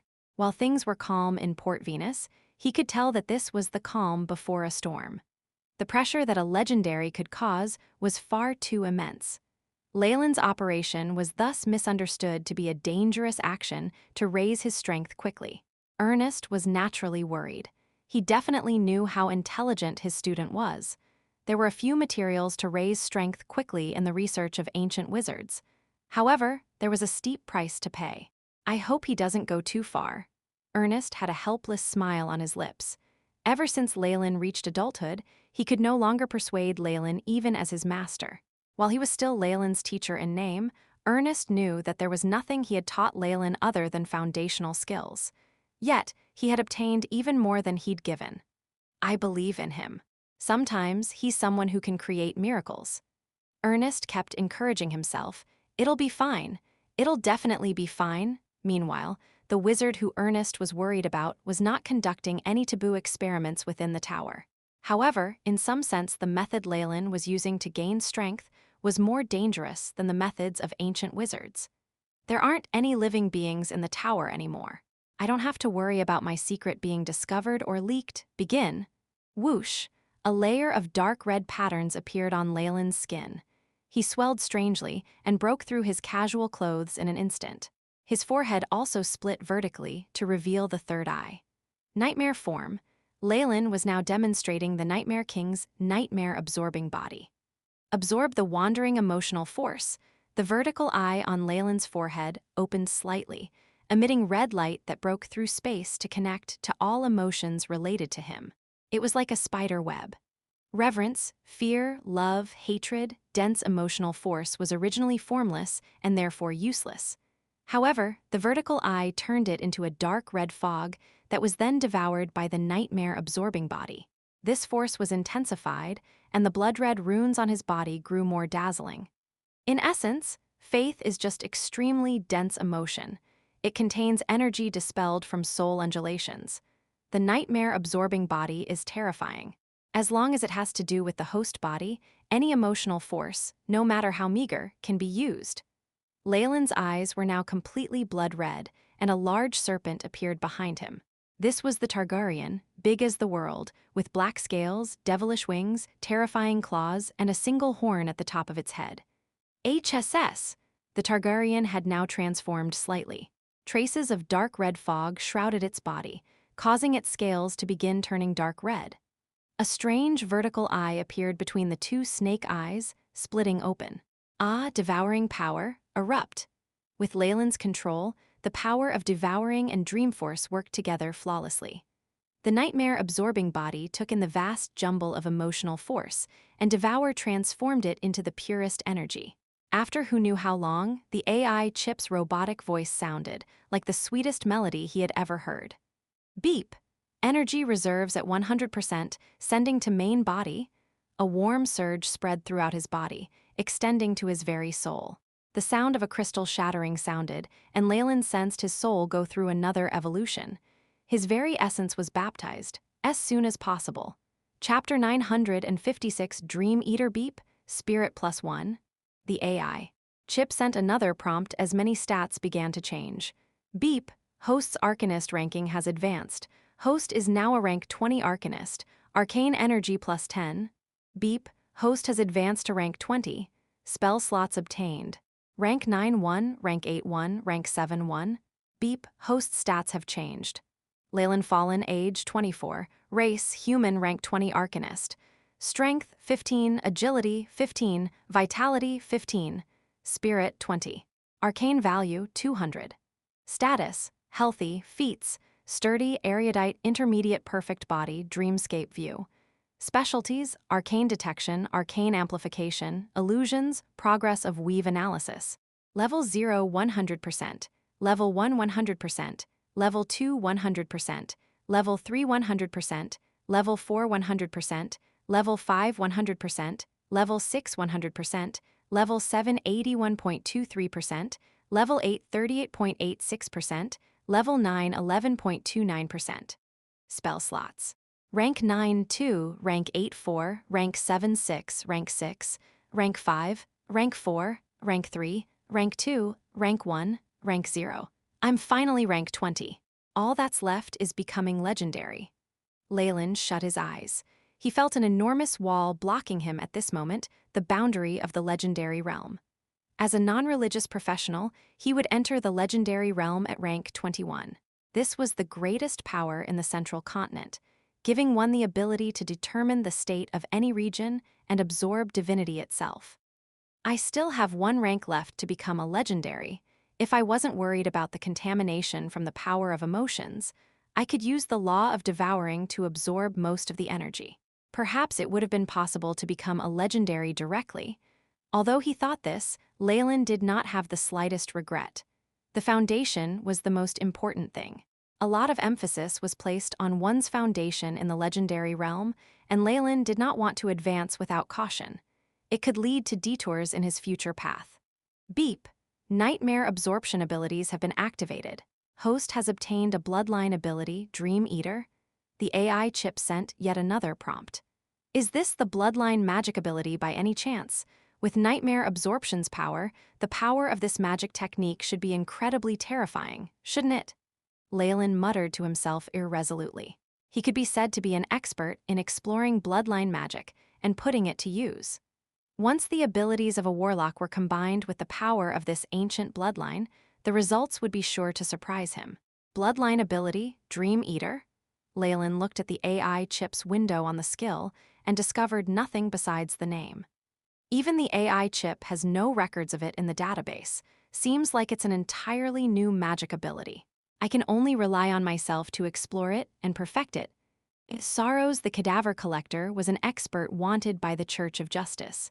His extensive criminal record was difficult to chronicle. He'd even massacred an entire town before. However, the man himself was someone who'd always been shrouded in a dark robe.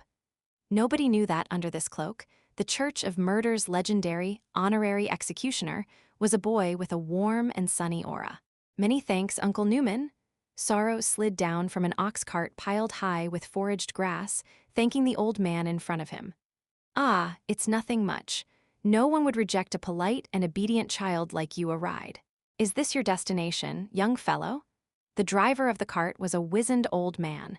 His arms were lean muscle, beaten by the weather.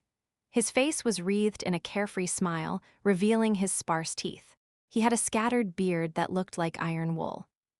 I want to go to Port Venus. I heard it is the most prosperous port in the outer seas. The tall youth's expression was a little bashful, but his eyes were filled with determination. I want to earn money there, and then I can. Oh, this is my gift for letting me take your cart. Looking at the pretty little shell in the youth's hand, the old man's smile bloomed even more happily. Ha ha, well, work hard, youngster. I wish you the best. The spiritual influence of despair held within that shell, I wonder how long it'll take to kill him off. After leaving the cart, Sorrows lowered his head. His eyes held a trace of darkness as he laughed demonically. If that old man saw how he looked now, he definitely wouldn't have let Sorrows hitchhike on his cart. I still need to keep this identity a secret. Such a pity. Sorrows licked his lips. When he lifted his head again, his expression had already changed into that docile and harmless smile he had shown before. His youthful appearance easily gave others a favorable impression. Big sis, could you please give me? Sorrows chose a random inn to stay in. His words caused the middle-aged woman, who was the proprietor of the inn, to light up brightly. The village woman gave him a room for half the price. Sorrow's face only darkened after he entered the room and made sure he was alone. Damn it, that disgusting hog had actually dared to provoke me, if not for this mission, oh right. The tall boy clasped his hands. After this mission ends, I'll give this town a bloodbath. It seems that our revered god likes sacrificial rites like this anyway, hee. As a legendary, and a criminal wanted by many of the good churches, Sorrows knew how much his identity weighed on their minds. Powerful beings definitely had their own set of perverse fetishes, and Sorrows was to put on an innocent image and wait for the very last moment to reveal his true self. He would watch as his target broke down. He felt more twisted joy from this sorrow than any divine grace could give him. Of course, Sorrows himself would not explicitly admit this point. Sorrows moved towards Port Venus the next day, having gotten ample rest. He headed for Leylin's Wizard Tower. This defense system is well thought out. The detection spell formations are activated constantly. Something like this is pretty good for a place like the outer seas. A look of pity flashed across Sorrow's face. Leylin is extremely wary. He'd see through any disguise straight away. Well, it isn't a big deal. I have many other skills, and this will be a good time to test them out. Sudden strike. Sorrow's body floated up into the sky, and an illusory gold claw struck the wizard tower. Red alarms flashed immediately. Warning, detected energy waves with legendary power. Tower has taken 35.99% damage. Found it, so it was here all along? Sorrow's pupils contracted as he merged into the shadows. He followed the energy pathways of the tower and arrived at a laboratory before he emerged once more. This place was likely where the core of the tower resided, and he looked at the frightened noble wizard in front of him. Legendary, you are waging a holy war. The young wizard seemed to be frightened silly, and his teeth clacked when he spoke. Only a legendary-ranked wizard tower could hold me back. Sorrow's face was full of mockery, the same way a golden lion would look at a rabbit. As if in accompaniment to Sorrow's voice, the tower genie gave off a high-pitched tone, intruder alert. Current location, core laboratory, deploying magic gargoyles, BZZT. Sorrows made a slicing motion with his finger, cutting the image of the tower genie into pieces. You don't have to take out these toy gargoyles. Bang. He immediately turned into countless black figures, and the gargoyles that surged from the defense mechanism were all destroyed, with no life left in them. Tower core 87.99% destroyed. Operations ceased. At this point, the tower genie could not even muster a hologram of itself. Only its voice rang out, as if coming from an old gramophone. How is this possible? The young wizard's legs buckled as he sat on the floor, staring listlessly at the ceiling. But I'd spent. This place is just like a backyard for someone in the legendary realm. Sorrows enjoyed the process of toying with his prey. The young wizard cried out, his eyes bloodshot as if he was a gambler who had lost everything. No, I still have. Roar. The young wizard's robes tore apart into pieces, releasing a mighty draconic aura. He'd become half-dragon, and his skin was topped by scales. He spewed flames from his mouth, destroying all the glass apparatus in the laboratory. A half-dragon, the bloodline of a dragon species. This is your trump card? Sorrow's brows furrowed before he released his own aura. The air in the vicinity was blasted away, giving rise to a vacuum. What a pity, everything you do is in vain. The only thing left for you is death. Rumble! The mighty tower collapsed, sending smoke and dust billowed high up into the sky. Sorrows walked out of the rubble, carrying a freshly severed head that still had blood trickling down it. The draconic scales faded, revealing the pale visage of the late wizard. His eyes no longer had any trace of life, glazed like that of a dead fish. As soon as possible. Chapter 957, Death. Something seems off. Sorrows raised his right hand as he stared into the aggrieved eyes of the incapacitated young wizard. Still, his sense of touch and various detection techniques confirmed that he was already dead. However, even Sorrows had to admit that this wizard was extremely talented. He'd become a near-legendary at such a young age, possessing a powerful dragon bloodline. His battle might was already greater than that of some rank 20s. You were a genius, it's a pity, mortals should never provoke God. Sorrows seemed to lament in pity as he gently closed the eyes of the wizard.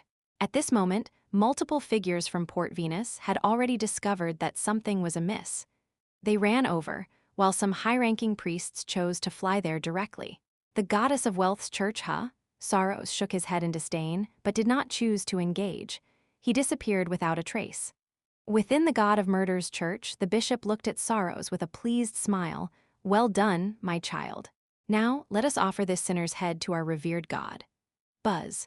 Siric's statue let out a loud rumble once it received the sacrifice, golden divine force rippling out into the air. The sculpture soon seemed to come to life, taking the shape of a man with a wicked face. Worshipper Sorrows, you've done well. You shall get the rewards you deserve. The voice of his god's incarnation was extremely deep and magnetic. Sorrows felt an immense amount of divine force descend on his head as it sounded. This is divine grace, and of the highest grade, the bishop cried out hoarsely from the side. Seeing the traces of dark gold light falling on Sorrow's head, he couldn't maintain a neutral expression anymore. The ancient scripture detailing the sacrificial rite fell to the ground. And divinity, too. Are you questioning our revered Lord's decision? Accepting copious amounts of divine force and divinity, Sorrows now looked like a golden statue. Lightning occasionally streaked within his eyes. The benefits he had observed this time was extremely huge. The god of murder had actually raised him by a rank and even granted him divinity. No, I wouldn't dare. Our god has chosen you, and you shall be his emissary on the continent. A trace of fear arose in the bishop's eyes, but his reply was still clear and distinct. The foremost authority in any church was the god themselves. Directly under them would be the bishop or chosen, and from one standpoint, Sorrow's status was now equal to that of the bishop. The difference between the two was merely the amount of divine grace they had. Being able to look at his former superior squarely in the face, Sorrows laughed in a carefree manner, forgetting the uneasiness that he had felt despite finishing the mission. He disappeared into the void without a trace, and a single vertical eye appeared. 30 years later, Sorrows slammed an old wizard into the ground as he laughed. Madrid, you have never believed that you would land in my hands one day, huh? No, this is not possible. Why are you this strong? Your progression is too fast.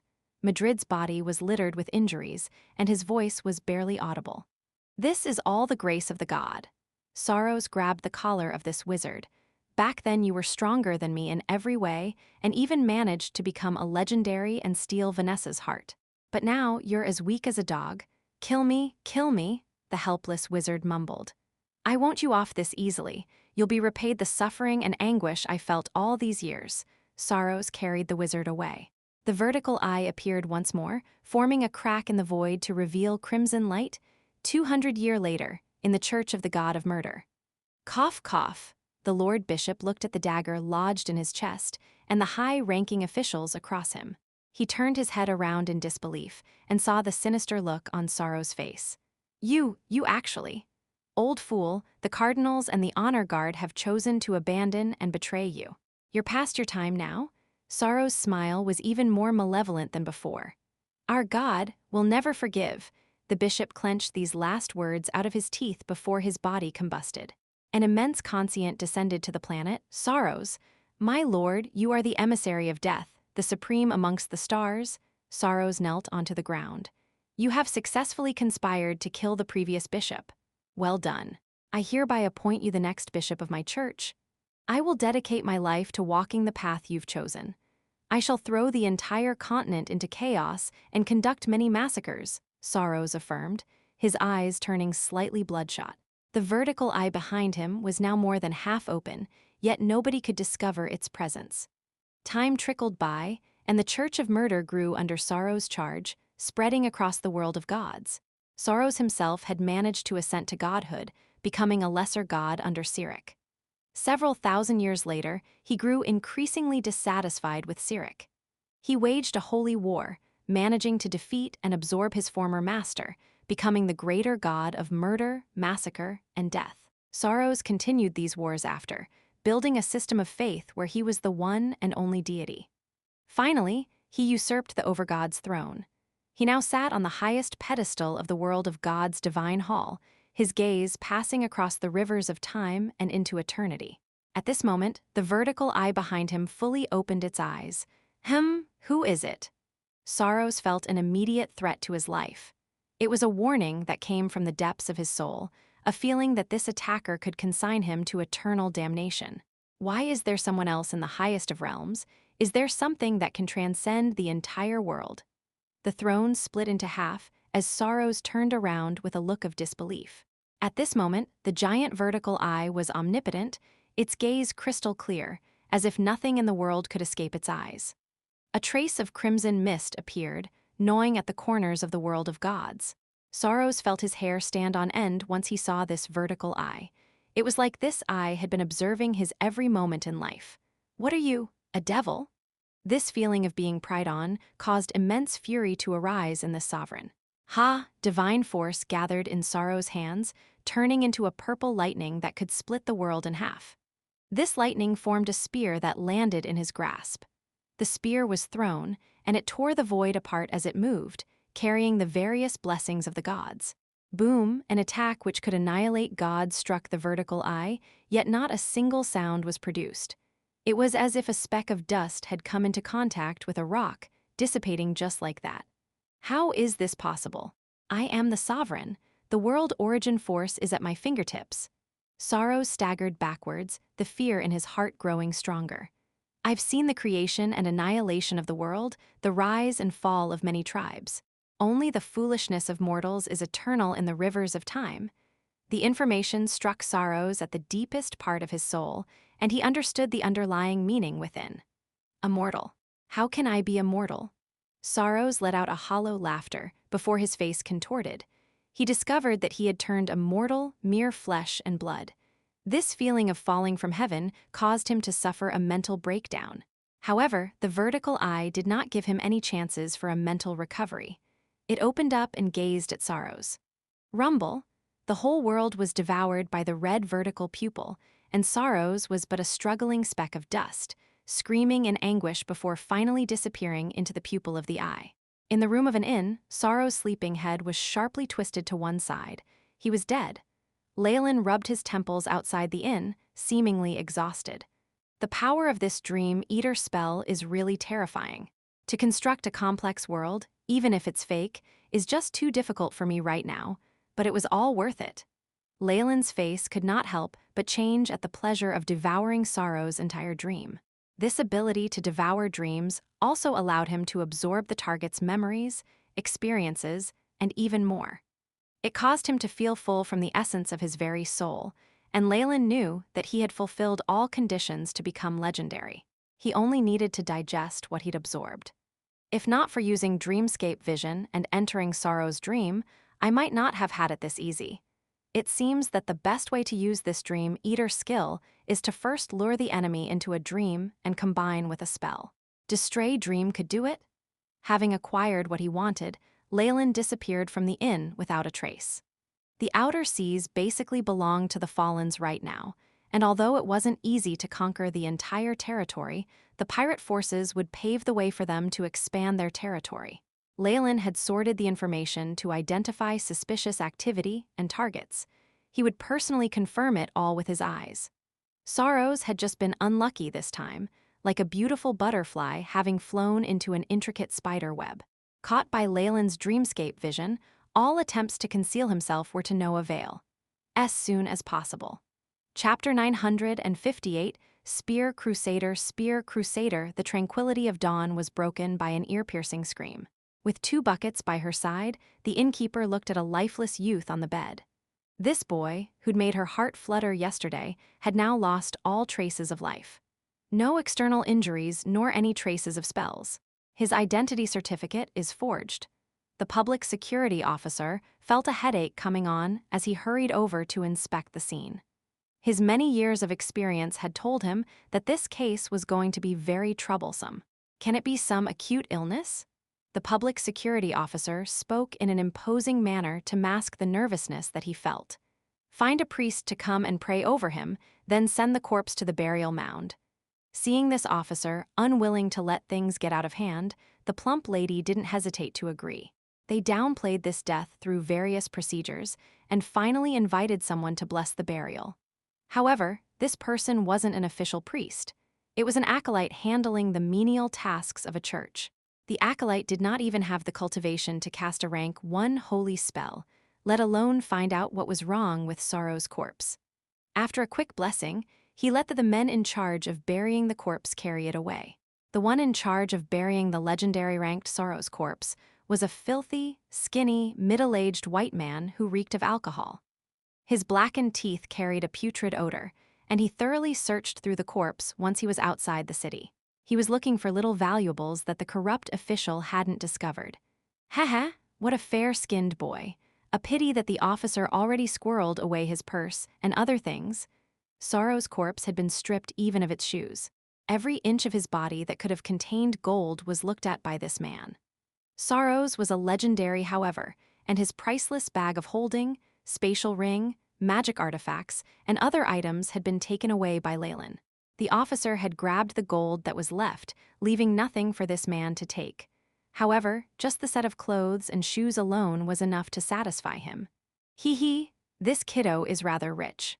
All these clothes are worth at least 30 bronze pieces. I can visit Mary once or go to the pub and drink all night. The man looked at the stark naked corpse, nodding his head in satisfaction. Since you've given me this much, I'll dig your grave bigger than the rest. This is the outcome of a legendary like Sorrow's, huh? What a sorrowful scene. A sinister voice mocked throughout the surroundings, scaring the man away. Who is there? Zip. An icy blade flashed, and the man dropped to the floor with blood gushing from his body. A legendary who was among the top 10 experts of the church couldn't even escape death. The void warped as the figure of a high-ranked thief appeared. He masterfully picked up Sorrow's corpse, and the expression on his face grew darker. No, this isn't right. How can his body only be as resilient as a regular human's? He was a legendary. The high-ranked thief cried out, "If not for the top secret information I received from our bishop, I would have treated him as a regular human as well. What's more, the most important thing is that the soul has disappeared completely, such ruthless measures." The pupils of the thief narrowed, and he felt that a terrifying presence was in the vicinity. He did not dare tarry longer, and immediately vanished with Sorrow's corpse. He was only a high-ranked thief in the church, nowhere close to being legendary. If even Sorrows had died here, wiping him off the face of the earth wouldn't be a major issue either. The thief knew this clearly, and there was no way he would stay another moment. Church of Sirik, within the gloomy valley, the bishop had received this news as well. I have already contacted our god. It seems like Sorrow's soul did not enter his divine realm, instead vanishing mysteriously. Was it some sort of confinement spell? A high-ranked thief chimed in from the side. No, not confinement, It's completely missing. Even our god's imprint had completely vanished. The bishop grew extremely solemn. Legendaries were the foundation of a church, yet one of theirs had died just like that. It was an enormous blow even to an organization like theirs. Furthermore, the ability to wipe out a legendary without a trace left the others extremely uneasy. The bishop closed his eyes and pondered before speaking in an icy tone, "Find out everything for me." "Everything?" "Yes." The thief bowed respectfully and left to pass on the orders.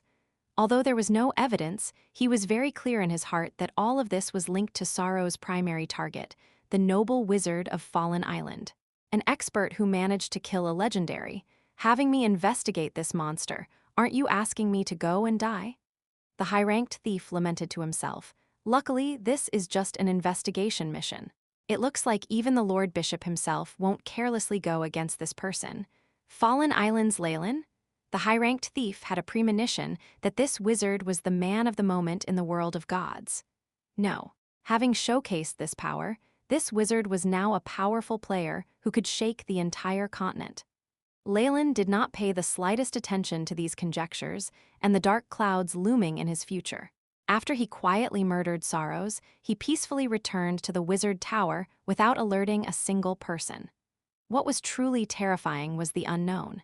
If he revealed his ability to kill legendaries, it could lead to excessive fear of him. He needed to slowly digest the power he had devoured. The Dream Eater ability is truly the most terrifying bloodline power. The bloodline abilities it gives are also extremely demonic and powerful. Leylin sighed. He was a rank 20 wizard, while Sorrows was a legendary expert.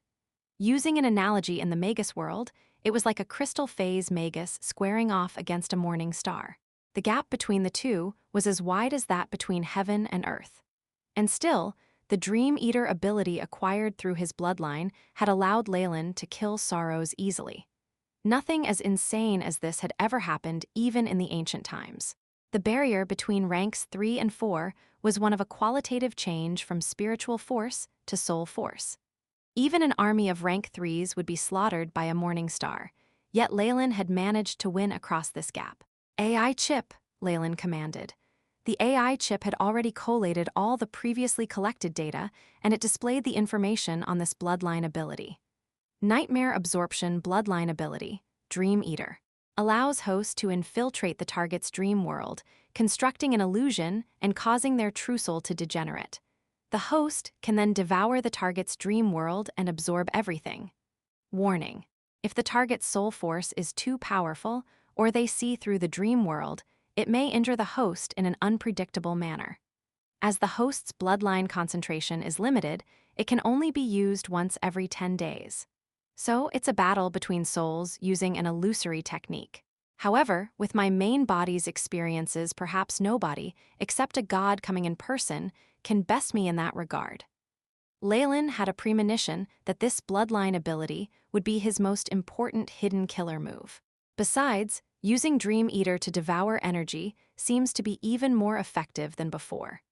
I can gain everything that belonged to my opponent and even walk down their path to power once for myself. The benefits from that will be immeasurable. Leylin felt that he seemed to have found the reason why that Nightmare King was incomparably powerful.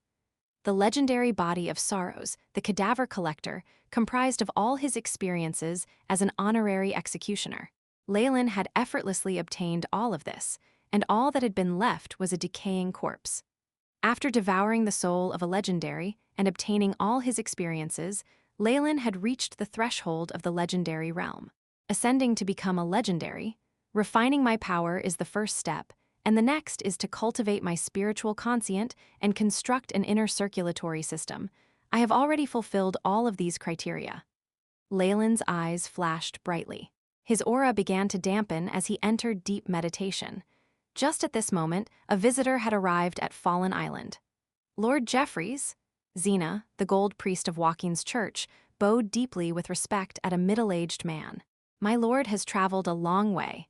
I have already prepared accommodations and everything else. I entreat my lord to..." Xena's voice was humble as she spoke. This person was Jeffreys, the Spear Crusader. He was a legendary expert of the Church of Wealth, and his status and reputation was far above that of a gold priest like her. "There is no need of that for now. I didn't come here to seek pleasure.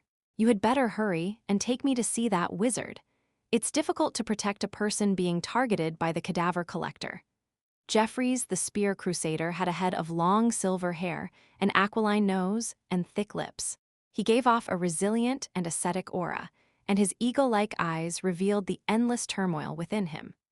Although he did not intentionally release his aura, the elemental energy particles in the surroundings continuously swirled around him. This was a legendary, the goal of all professionals in the prime material plane, as soon as possible. Chapter 959, Legend understood. I'll have it done immediately. Xena lowered her head to show respect, while she sighed on the inside. They've even sent this lord over. Looks like the church thinks very highly of Baron Leylin. She could tell the favor the church had for this baron. After all, he'd created 2 great sources of revenue and improved their methods of detecting demons and devils. She hadn't had much hope with her proposal, but the fact that they'd immediately sent over the legendary spear crusader showed his value. It's not just his talent, but also the possibility of him becoming a legendary. Only a future legendary was worthy of the church's investment. Thinking of this, Xena couldn't help but envy Leylin. "I heard that he's created many magic items to detect devils, and even our church can't make sense of them. That wizard has left us all pleasant surprised." While he was annoyed at being dispatched so urgently to deal with an ordinary human, Jeffries was rather curious about this young wizard. "He's really a rather interesting person." Xena could only continue speaking as Jeffries asked questions, but she soon discovered a strange expression on his face. "What's wrong, my lord?" "These undulations." "Perhaps." Jeffries stared at the hill outside Port Venus, focusing on the wizard tower that stood tall and grim. "Where is this Leylin right now?" he suddenly asked. "He's inside the tower. I heard he's been conducting some important research." "This child really doesn't know his priorities," Xena spoke without thinking. After which, she was stunned to find that Jeffries was hurrying towards the tower. Wait. "My lord, are you planning to meet the wizard right now?" "At the very least, you should." Jeffries seemed to have no plans of listening to her. He only proceeded forward, looking to be in disbelief. His expression, did something happen at the wizard tower? Xena seemed confused, and she glanced at the tower in the distance. At this very moment, Leylin was indeed experiencing a transformation within the wizard tower. Normal professionals on the continent entered the legendary realm at rank 21. This involved a refining of strength, and it was as difficult as it was for rank 3 Magi to advance to Morning Star. It was a sort of qualitative change, an upgrade to the very soul. Having experienced this once before, and with Sorrow's own experiences of advancing this stage wouldn't pose any difficulty to him. The AI chip was working furiously, and large amounts of data flashed by Leylin's eyes to form a few prompts. Beep, arcane spell network construct completed. Host's internal cyclic foundation constructed. Beep, host's spiritual force has reached the limit, breaking through and solidifying. Host is advancing to the legendary realm. At this moment, Leylin felt his soul and the weave growing chaotic. It felt as if his soul was being attacked by the weave. "If I was an ordinary wizard, it would be exceedingly difficult for me to advance under such circumstances. Thankfully, I have long since become an arcanist, so my relationship with the weave isn't as close as it was before." Leylin manipulated his spiritual force with his powerful will, allowing everything to progress steadily. Finally, under immense pressure from the outside world, the misty spiritual force in his sea of consciousness abruptly gathered at the center, forming a rainbow-colored crystal. It felt as if some invisible bottleneck had exploded, and Leylin's entire soul seemed to be soaked in a hot spring. It left him feeling very comfortable. Beep. Host's spiritual force has experienced a qualitative change. Spirit +1, the AI chip prompted. Host has advanced to rank 21 and has become a legendary. A huge shock seemed to impact Leylin's very soul to the point that he grew slightly absent-minded. Beep. Host has become a legendary arcanist and has broken through the outer weave. Contact with the inner weave initiated. Leylin's spiritual force broke through some restraints at that moment, moving past the surface levels of the weave into a deeper domain. "Is this the inner weave?"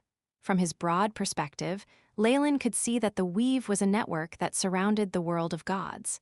It had layers like an electrical network, and he'd gotten access to a golden network within.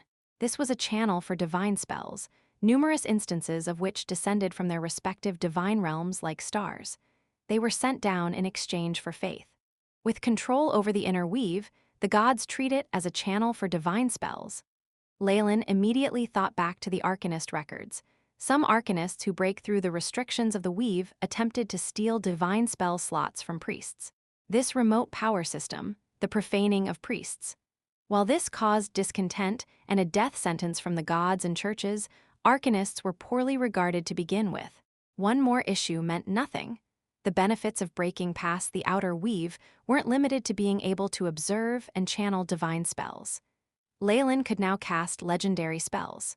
Leylin was already as strong as the legendary Arcanists of the Netheril Empire. Once he grew familiar with and recorded down the legendary arcane spells he had, even gods' avatars wouldn't be able to frighten him. The AI chip continued to flash its prompts. Beep, advancing to the legendary realm has strengthened feats. Sturdy has become legendary sturdiness. Erudite has become scholarly. Beep, host has obtained legendary specialty. Origin force detection, replacing arcane energy detection. More information about the feats and specialty was shown below. Legendary sturdiness. Rigorous tempering and advancement has rendered your body comparable to that of a legendary beast. Regeneration has been strengthened. Scholarly. Having accumulated a tremendous amount of knowledge, including many secret inheritances, you have explored many of the secrets of the world of gods. Appraisal has reached the maximum level, allowing you to appraise any material from the world of gods. Origin force detection. Legendary Arcanists were not satisfied with casting spells using elemental energy. They set their sights on the deeper secrets of the world, discovering the existence of the world origin force. They named it origin energy and tried to control it, engendering the ire of the gods with their deep research. Origin force detection. Making use of the origin force. This is something only beings who have comprehended laws can do. Leylin sensed the majestic origin force sea of the world of gods, feeling slightly disconcerted. The Magus World only gave him an opportunity to absorb origin force once every century as a near rank 7. And this was after he made a compromise with other beings of laws. It was evident how precious world origin force was. No wonder the gods eliminated the Arcanists. They were trying to steal their meat. Even if I can use it, I definitely can't make it obvious, or the gods won't let me off. A legendary wizard with research into arcane spells wasn't much. However, one who could make use of the world origin force would definitely force the gods to act and crush him. Leylin felt that there was an increasing number of secrets he possessed.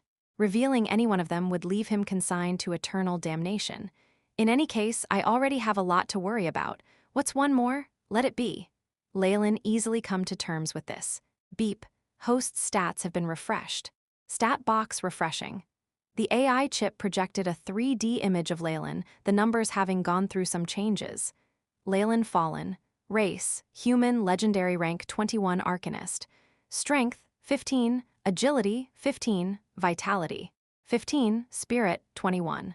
Arcane energy, 210 status, healthy. Feats, legendary sturdiness, scholarly, intermediate perfect body, dreamscape vision. Specialties, origin force detection, arcane amplification, illusions. Analysis of weave.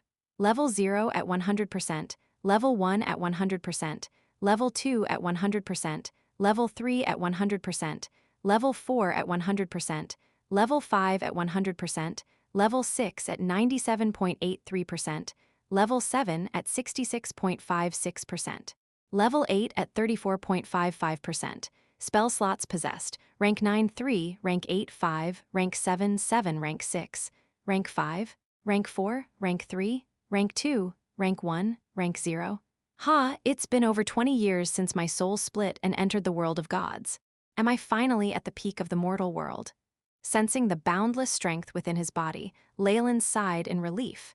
He had finally reached the domain of a legendary. This was not just the peak strength that a mortal could achieve, but the beginning of an exemplary road. In order to digest divinity, ignite godfire, and become a god, being a legendary was a definite prerequisite. In addition, after becoming a legendary, the chance of dying was small as long as he was not too reckless, since the gods could not send their main bodies down. Now that his safety was covered, Leylin focused on something else. Now, I need to obtain as much divinity as possible and digest it, and then ignite my godfare before becoming a god. I'll then get my main body to descend? Yes, only about a year is left till the floating city appears. I could try to obtain it. Leylin's movements were never hindered by anything. What he pursued was only truth and eternity. Everything else was like passing clouds to him, as soon as possible. Chapter 960, Great Waves, I already contacted him via magic. He should come out immediately. Xena stood behind Jeffries, looking puzzled. With my lord's status, is there a need to stand on ceremony? However, Jeffries had no intentions of explaining himself. On the contrary, he stood even taller, like a pike that could pierce through the heavens, eyes fixed on the main entrance of the wizard tower. He's here, Jeffries exclaimed softly. Rumble. The main entrance opened to reveal Leylin, looking apologetic in his gold and purple wizard robes. I never thought Lord Jeffries would come himself. Why does it feel like Leylin has changed? Xena sized up the young wizard in front of her, bewildered. While he looked just as young and handsome as before, she had a feeling that he had undergone a huge transformation. It's his aura. He's giving me the feeling of being on equal terms with Lord Jeffries. How is that possible when Jeffries is a legendary? Oh, Xena seemed to think of something, and then vigorously shook her head, as if trying to shake the thought out of her mind. What am I thinking? How is this possible? Indeed, my lord. You have entered the realm of legendary. The moment Jeffries said this, the entire group broke out in a ruckus. So he's really entered the legendary realm. How long has it been since we last met? Xena covered her little mouth, looking stunned. She wasn't the only one to forget herself in the moment. The others began to create a disturbance as well.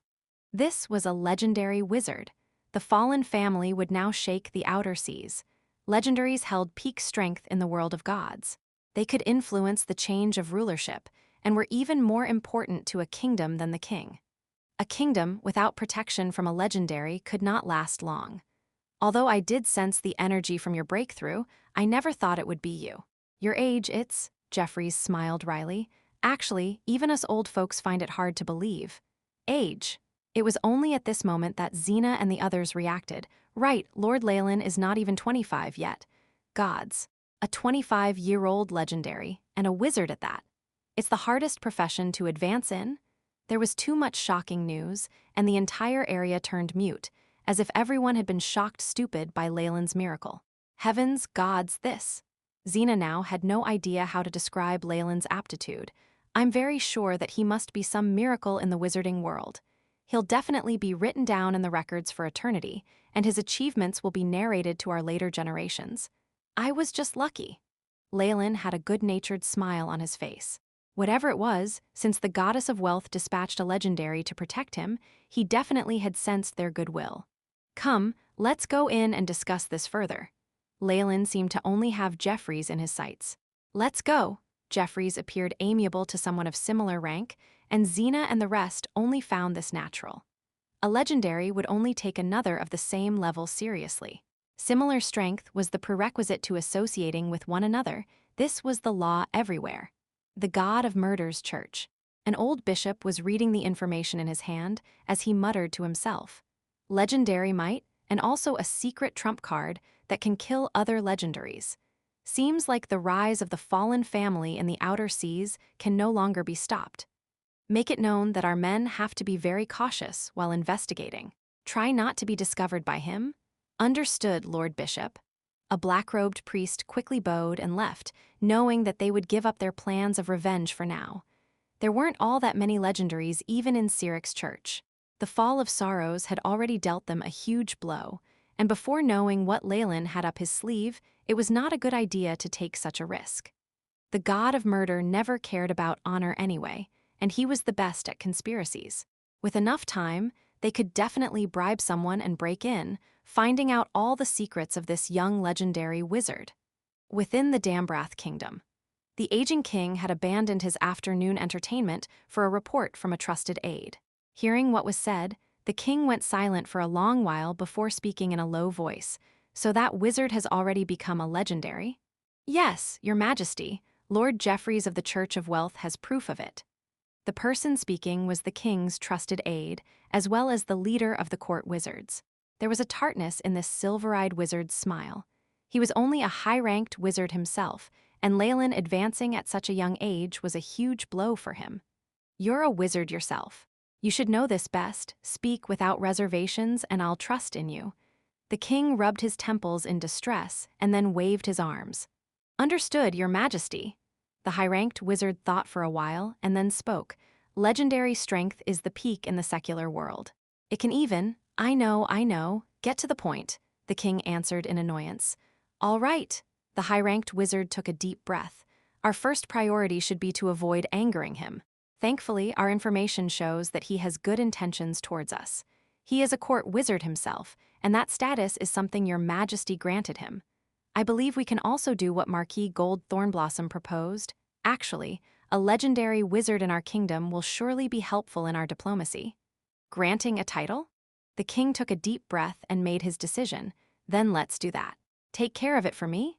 In a city near the north, the god of justice's church, a slender knight was piously praying to a god statue. Divine force that was bright and full of righteousness rippled about her body, causing the young female knight's face to glow. At this moment, a benevolent old priest walked over. Raphania, the church has a mission for you to complete. Grandma Maria. Raphania immediately helped this priest who was so old she would pant with a few steps. I am also a member of this church. On top of that, you saved my life. If there's anything I can do, please tell me. Good. Maria gave a summary of what had happened at Fallen Island and then said, the church wants you to be the envoy. After all, you are friends with him. Leylin, I'll need to think about it. Raphania bit at her lips. After the priest left, the image of the young wizard appeared before Raphania's eyes, and all that she had experienced with him appeared vividly in her mind. Sulking after her attempt to get Leylin to help Silvermoon had failed, she'd headed to the battlefield on her own, arriving at the broken city. Gravely injured in the war, she was saved by the paladins of the god of justice and accepted their call. She grew faith in the god of justice and joined Tyr's church. Perhaps from the attraction from her very nature, she improved very quickly and was now already a formal paladin. With her training going well, she'd assumed her past was no longer important. Yet, such a thing was happening now. You've already become a legendary. Raphania muttered to herself, and then recalled the hot-blooded knights that had backed her up at Silvermoon. Their bones had all turned into ash. Those that chose to help are mostly dead, while you who chose rationale became a legendary. Are you trying to mock me? Raphania suddenly began to chuckle, the glimmering rays on her body now more distorted than ever. God, please forgive me for my lack of resolution before. I promise to stand by justice, and even death will not make me feel fear. Raphania immediately knelt by the statue and began to pray, looking decisive and cold. Even if you've become a legendary, I won't give up on my dreams and my path. At the end, I'll definitely prove to you that your decision was wrong. The only things in the world worthy of protection are love and justice. As news of Leylin's advancement spread, an increasing number of envoys from various organizations arrived at Fallen Island, causing Port Venus to be even more prosperous. Along with the envoys came large merchant groups, and all the merchants in the surrounding seas now chose to trade here. After all, the protection of a legendary was a considerable boon in the world of gods. Ordinary merchants only needed a fair and safe trading environment. This was only possible with enough strength. What was more persuasive to them than a legendary? As soon as possible. Chapter 961. Preparations for Ascension. The vacant manor on Fallen Island was opened up once to welcome the honored guests from the continent. Baron Jonas had sent all the manpower he had, but he was still a little undermanned for the guests that were still pouring in. What's more, guests from the Western Desert and the Northern lands were still on their way to the island. These organizations had to travel far and wide to reach them. Even if they had received the news by magic, the emissaries would reach Fallen Island later than the other guests. Very soon, the guests had no choice but to seek lodging in the inns of Port Venus, which was a huge opportunity for the merchants here. The prices for various items had increased manifold. As Baron Jonas scurried around to tend to the guests, he was also suspended in a state of disbelief. Fortunately, Butler Leon was around to tend to things, so order could still be maintained. My son has already become a legendary. Baron Jonas and his wife felt as if they were on an emotional roller coaster. While they weren't at the peak of nobility, they still had a certain understanding towards the power system in the world of gods. A legendary was a powerful entity that could influence an entire kingdom. Bards would forever sing hymns of their tales, the tales of these beings at the apex of power. Right now, their son Leylin had achieved such an accomplishment too. Right now, the esteemed guests were also fervently discussing this youth who had become legendary. He, a legendary who has yet to reach the age of 25. Lord Leylin has broken the record in the continent. There are rumors that he is a favored soul of the goddess of wealth. There are no other plausible explanations. A favored soul can only advance quickly as a cleric, and even that would require a large amount of divine force. Evidently, this emissary was more privy than the others to the powers of the extraordinary and rankings in the power system. From my observation, this Leylin must have had some sort of extraordinary talent, which would explain his progress. Rumor has it that he's taken up piracy in the past, and he's even conducted taboo research relating to Netheril. A voice filled with annoyance and hostility sounded, apparently belonging to someone who treated Leylin as his enemy. That's indeed a problem before one becomes legendary, but almost all legendaries engage in such dark research. To use this to condemn him is just, also, for his past as a pirate, haven't you seen that even the Dambrath Court's chief wizard is here? This deep voice spoke with a very logical stance, which stumped even the hostile emissary. Only a while later did someone lament, "This is a legendary we're talking about." The voice reverberated throughout the room. Amidst the fervent discussion between the forces, Leylin chose to hole up inside the wizard tower, seldom seen by the public eye. He was draped in comfortable robes within his chambers, his golden hair gently resting on his shoulders. A dark red light glowed under this golden hair, making him look extremely sinister. Leylin hadn't taken on the nightmare form completely, but his body was covered in dark red runes. A red line appeared on forehead, radiating a light of dreams. In this state, he was able to grasp the power of faith and emotions much easier. Using Dreamforce as a catalyst, he could see the actions of each and every person that he chanted his name, their joys and sorrows, and everything else. After entering the legendary realm, his body and soul had achieved a quintessential upgrade, the beginning of his journey to godhood. A legendary could already sense the faith of any worshippers and even respond in return. If one was able to amass a following of devout worshippers, they could accumulate faith over a long period of time, progressing in their own strength and giving rise to divinity. They could even ignite their godfare, becoming a demigod. However, the churches all suppressed the worshippers of anyone who hadn't become a complete god. Forget legendaries, even divine beings and demigods weren't spared. This unspoken rule showed Leylin the hostility the gods had towards someone joining their ranks. Unless one could become a god immediately, or had the backing of a powerful god themselves, it was very difficult for a being from the material plane to attain godhood.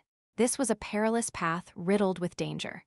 The divine hall was now extremely packed, and they did not wish to see any other newcomers joining them. Even without this restriction, legendaries, divine beings, and demigods would still find it difficult to compete with the churches of true gods, Leylin sighed. Legendary experts could only vaguely respond to prayers, and divine beings could only respond somewhat more clearly. Demigods could bestow divine spells, but only up to rank 5. Only those true gods who had their divine spark were able to bestow rank 1 to rank 9 divine spells. The ordinary people of the prime material plane were not fools. It was obvious who they would choose in this competition. The gods had leveraged many restrictions on the powerful mortals, all for the sake of protecting the source of their faith. Although I'm still only a newly advanced legendary, my sensitivity to the power of faith is greater than some weaker gods thanks to dreamscape vision. Apart from not being able to bestow divine spells, I'm much different compared than a true god. The most crucial point is that nightmare absorption can even absorb the power of emotions. This source of strength is greater than what those true gods have. Leylin assessed his strengths and advantages. A legendary's response to their followers' prayers was like that of an old handphone with a bad signal. Nightmare absorption was like an extra antenna, greatly amplifying Leylin's sensitivity to the signals he received. Although the power of emotions was weaker than that of faith, there were more sources of it. The quality may not be equal, but emotions far exceeded faith in quantity. This was too crude and complex for gods to use, but nightmare absorption disregarded such things, allowing Leylin to make effective use of that power. It increased Leylin's probability of ascension more than fivefold, and indeed, this was what Leylin was looking at now. Having become a legendary, he'd placed his sights on godhood. He could not halt his steps because of a little bit of praise and admiration from those in the secular world. He always had to look up at the stars above. To become a true god, one must not lack godfire or divine rank. Godfire is just a transformation of divinity once it has accumulated to a certain level. To attain divine rank, the legendary first has to comprehend laws, combining them with the power of faith from their worshippers. Leylin already had a great deal of experience in all the aspects required for his ascension to godhood. The faith of their worshippers and the power from their prayers can help gods comprehend laws, allowing them to form a special structure called the divine rank. The laws of the world of gods are really quite bizarre, Leylin thought. As for the divine spark, it was an emblem of a god's strength. Only those who had ascended to become a true god could possess this. A divine realm was also something that only true gods possessed. It was an external plane used to accommodate the souls of their worshippers, and it also served as a hideout for themselves. In their divine realms, gods could wield amazing power. The ancient Magi had not understood this during the last war, and some had even died to that mistake. The divine spark and divine realm aren't too far off in the future. The most crucial point is to accept some potential worshippers and try to obtain divinity. I can then continue to accumulate worshippers, soon igniting my godfire to become a demigod. I need to select my first worshippers carefully. Their prayers and philosophy will affect my domain and my divine realm. Clerics will be the most important. They help raise gods. Leylin began to feel rather vexed as he thought of this point. Although the seas around the Dambrath kingdom were at his disposal, this was a developing area. There weren't many cultured and civilized people here. Beelzebub's worshippers weren't even worth thinking about. It wouldn't be wise to let a group of devils function as priests and clerics. Leylin seriously suspected that those worshippers would pray their way into Beelzebub's stomach in the end. One reason Leylin had accepted Beelzebub's worshippers was that they were an established power. Another was to quickly raise his own strength. After advancing to the legendary realm, he was certain that he could take over Beelzebub's entire worshipper network and obtain a secret church whose members could be found all over the continent. This framework would only nurture clerics the next generation. This was a worrying delay. He'd already put his plans into action, though, having his followers in Dambrath accept orphans and the like, sending them to Viscount Tim for secret training and instruction. He also had a few plans to migrate people to the outer seas. I need to pay more attention to the race of the worshippers. Although racial gods are very powerful, it's far too limiting. As soon as possible. Chapter 962. Friend Leylin was inside his secret chambers in the Wizard Tower, using a portion of his nightmare, absorbing physique powers. Many Dreamforce runes had appeared along with his vertical eye. This state allowed his to sense the prayers of his worshippers extremely clearly, and also pulled tremendous amounts of energy from their emotions. It then allowed him to absorb it, which served to strengthen him. It was exceedingly difficult to advance once one entered the legendary realm. However, to Leylin, it was like walking a level road. He was enjoying the feeling of constantly gaining strength, and he continued to make his plans for ascending to godhood. It would take too much time to move somewhere else, and spreading faith is a problem as well. While the quality of the worshippers would be high, there'll be too few of them. It's better to turn the devil worshippers and have the natives of the outer seas worship me as well. Leylin's eyes closed, and the blood-red eye between his brows cracked open. He continued to think as dark red patterns covered his body. Worshippers were a very important resource for a god. They provided an unending amount of faith while alive and became petitioners in death, similarly continuing to support their god. They could even turn into valiant souls or holy spirits, comparable to rank 5 and rank 6 magi. This was why all gods took good care of their worshippers. The faith of evil gods wasn't allowed to spread. There was even a specialized god of protection known as Helm, and he dealt specifically with these matters. Verifying a true god's qualifications and deal with belief in false gods were all within the scope of his divine powers. As the continent was so vast, worshippers of devils and demons could develop in secret. A new legendary like Leylin would not be the target of much attention. Inside the prime material plane itself, Leylin now had enough status and strength to protect himself. Even so, a few churches could band together, sending high-ranked and legendary professionals along with an avatar to kill him in mere minutes. I should work in the shadows and be more careful. I can't arouse suspicions. It's best that I amass strength quietly and become a true god. I wouldn't have anything to worry about then. While deep in thought, Leylin completed his meditation and absorption of the power of emotions for the day. He transformed back into the youth. Master, the spear crusader Jeffries has come to visit you. He's already been waiting outside for half an hour. The tower genie appeared and reported. Additionally, the Dambrath Kingdom and Church of Justice have sent special envoys to you, requesting private meetings.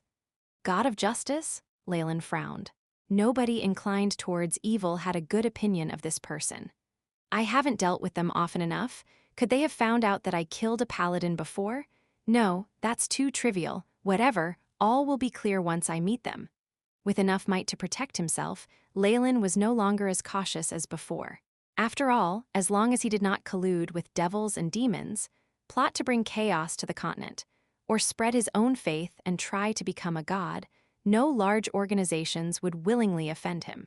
However, out of politeness and his status, Leylin still met with Jeffries. My sincerest apologies, I was stuck in meditation. Leylin looked apologetic.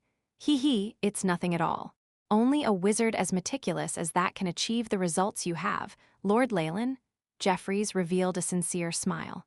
Truth be told, he admired Leylin's hard work. He'd seen many talented geniuses, but never one as disciplined as this wizard. The puppets served a scented tea along with snacks. After some idle conversation, Leylin asked in puzzlement, I wonder what my lord is here for. Oh, actually, Jeffries slapped his forehead, looking flustered as if he had only just recalled this. Legendaries are already at the peak of the mortal world. For this reason, there are a few established rules we need to follow. Since I'm the one who first witnessed your advancement, it's my duty to explain them. Ah, yes, Leylin nodded. Any world with extreme powers had a concept similar to no first use. If not for that, constant wars would destroy the world no matter how large it was. I obviously won't refuse. Do I need to sign some sort of contract? No, not at all. They're just conventions that you need to obey. Jeffries waved his hands while he smiled more warmly. He began to go through the rules one by one, and Leylin listened attentively. We don't really have many restrictions. We shouldn't initiate battles in densely populated areas, collude with devils and demons, spread our own faith privately, and things like that. Also, since you're a legendary wizard, you can't cast legendary spells or conduct experiments that could pollute a large area. In general, the restrictions weren't too stringent, but what surprised him the most was that he didn't have to sign any magic contract. Then again, these are all restrictions in their own right. No legendary would be willing to attach such an act to themselves unless they're masochistic. Also, the fact that legendary wizards study material on arcane spells is an open secret. Leylin suddenly understood. Cough, cough, Jeffrey's smiling face seemed to be saying, good that you know. He continued seriously, all right then. Lord Leylin, I welcome you two to the continent's alliance of legendaries. We hold meetings every year, and all new members are welcome to join. It's taking place at, I will attend if time permits. Leylin still planned to obtain the floating city, but he didn't reject Jeffries outright. Having obtained what he wanted, the spear crusader left in delight. Joaquin's church had given him a valuable gift as well. After he left, Leylin then met the special envoy from the Dambrath Kingdom. This person was supposedly the court's chief wizard. This envoy's ranking meant nothing to Leylin, though, and thankfully the other party understood this. He was rather courteous and did not put on any airs. At the least, Leylin knew why this court wizard had come here. First was title. His father Jonas was made a marquis, and a word from the king rendered the barren islands around Fallen Island a part of his fief. In reality, these islands had already come under Fallen influence, effectively being their land anyway. The king was just formalizing this, but it still made Leylin elated. Even if these islands made up a tiny area, the sea region that he had control over far exceeded the lands of any marquis, the size of half a kingdom. In actuality, the king had basically given them half of the outer seas. Of course, this was his right as a legendary wizard. Leylin's own title had been upgraded as well. He was now an honorary duke, similar in status to this chief wizard in front of him. While they were indirect, Leylin understood these kind intentions. Leylin chatted with the wizard for a while after he happily accepted it all. It was more like he was giving the court wizard some tips, and when the time came, the wizard left reluctant, yet satisfied. A legendary wizard's lessons weren't an easy thing to come by. Tower Genie, send over the envoy from the Church of Justice. Leylin had spent most of his time as a legendary training and strengthening himself. He also met with envoys from various organizations, and although it was somewhat annoying, he had to do it anyway for the sake of expansion. Seeing the projection of the Tower Genie disappearing, Leylin stroked his chin. I should put upgrading the Wizard Tower in my schedule. There's so much to do. Leylin had never had a good impression of the God of Justice's church. This was obvious from the order of the people he was meeting. However, the envoy left Leylin slightly surprised. Long time no see, Wizard Leylin. A female knight bowed politely. On behalf of the God of Justice's church, I sincerely congratulate Lord Leylin on your advancement to the legendary realm. We hope to be able to work together to safeguard the justice in the continent. I shall accept your blessings then. Leylin watched the long-legged female knight in front of him as he recalled the past. It's truly been a long time, Raphania. Come to think of it, I haven't asked you about what happened after you left. When did you enter the God of Justice's church? Leylin first got Raphania to take a seat with an enthusiastic smile like a good host, and commanded a puppet to send over a plate of tropical fruits. Come, try some special produce from the south. It's rarely seen in the north. Thank you. Raphania had a complex expression on her face as she picked up a purple fruit similar to a longan. While she had fantasized about meeting Leylin, she'd never thought it'd be in this situation. For some reason, Leylin's nonchalant expression caused fury to erupt in her heart, as soon as possible. Chapter 963, Plea for help, plea for help. At the thought of the task that the church had entrusted to her, Raphania suppressed her emotions and forced a smile. This is pretty good. The captain mentioned it before in the north. Not bad. It looks like you've matured a little after entering the church, though it's a pity that it's not much use. Sensing her emotions, Leylin snickered inside. Unfortunately, she's far too naive. Right, I still don't know what happened to you. Leylin now held a cup of hot tea like a child wanting to hear a story. Once we separated, I returned to Silveramoon and met Her Highness. Then I took part in the city's final defense. Raphania laughed wryly, eyes glazed over as she immersed herself in her memories. Well, that's what happened. That paladin saved me, and after I recovered, I joined the God of Justice's church and have been working hard to protect the refugees in the north. Right, Leylin nodded gravely. He could sense that the devil mark he'd planted on her had already formed a perfect balance with the God of Justice's strength. A soul that's balancing on a dangerous path. That's even more interesting. Leylin's thoughts didn't make their way to his face. I've heard of the God of Justice's blessings. Is there anything else? Leylin looked unhurried as he held his cup, and Raphania wanted to sigh deeply. However, she thought back to her orders and spoke gravely, I'm also here to ask my lord for help. Help? What help? The rising steam blocked the teasing look in Leylin's eyes. It's related to the north. We've already made contact with Queen Illustrial, and we're trying all we can to help her restore the country. However, we currently lack strength and manpower, especially in terms of legendaries. While the church is doing all it can to help, there are also similar problems in other areas. Tears began to well up in her eyes.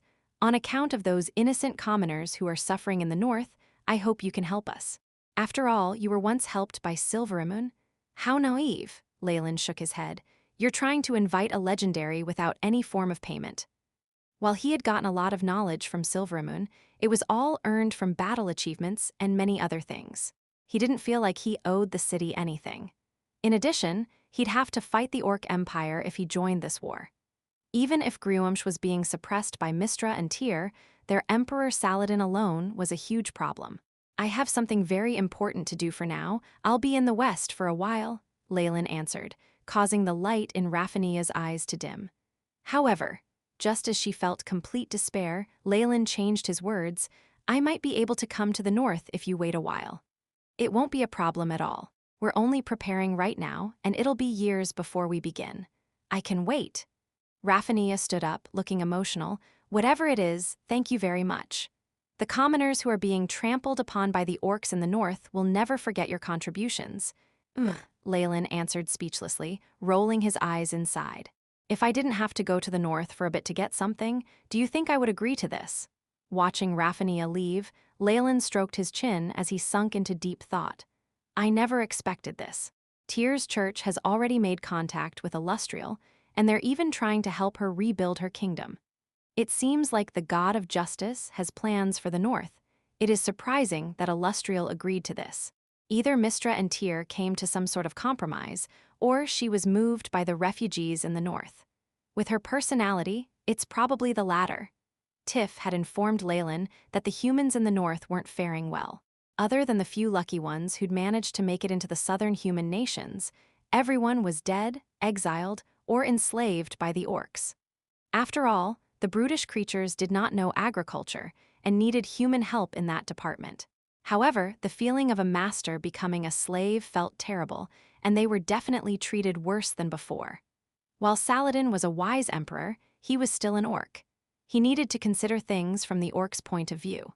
In addition, even if the Orc Empire sent down order after order about it, slaves were still abused or killed for entertainment. The humans in the north were in a living hell right now. After seeing this situation, Illustrial, who had been living in hiding, had probably changed her mind. After all, she was the type that was soft-hearted and unable to watch the weak plead for help. Were it not for Mystra's backing and her own strength, such a personality would have killed her countless times over by now. How many gods are gambling on the turbulence in the north? Mystra will definitely want to make a comeback. Tyr has made his stance clear, but his true intentions are still unknown. What do the other gods think? Leylin's brows furrowed slightly. He'd been small fry in the past. No matter what he did, he would not attract attention from the gods. However, things were different now. Legendaries could affect battles with avatars, and his own stand would be important. Leylin now had to consider every move carefully, else he might immediately form enmity. Whatever it is, the moment I help Illustrial rebuild Silveramoon, I'll become an enemy of all orcish gods. The human gods have a questionable stand themselves. Leylin rubbed his eyebrows and sighed deeply. But there is something I must get my hands on in the north. Even if it's dangerous, I'll need to give it a try. In order to get out of this uninjured, my strength will be key. Leylin's target had never changed. No matter what the future held, he would never be wrong in working hard to increase his own strength. I won't be able to advance in rank significantly in just 1 or 2 years. It took centuries to increase in ranking after entering the legendary realm. Leylin was already extremely fast. Still, he was weak compared to avatars and the better-known legendaries. Raising my own rank is too slow a way to strengthen myself in the short term. I can only rely on other items. The rules in the world of gods were very stringent. Legendaries with high-ranked legendary items or divine weapons evidently surpassed all ordinary legendaries in terms of strength. Leylin now placed his focus on this aspect. What divine weapons existed that could amplify one's strength more than a floating city? A floating city was the most suitable artifact for a legendary arcanist in Netheral's era. The two combined could even match a lesser god. Besides Netheral's greatest accomplishment in the Messi energy core, every floating city needed to merge with a semiplane. This made every complete floating city equivalent to a divine realm. It was basically an impregnable stronghold. If I obtain that floating city, I can do whatever I want in the prime material plane. I needn't even be afraid of the gods' avatars. Leylin himself was already a legendary arcanist. If he obtained that floating city, he could probably become even stronger than the legendary arcanists of Netheral's time.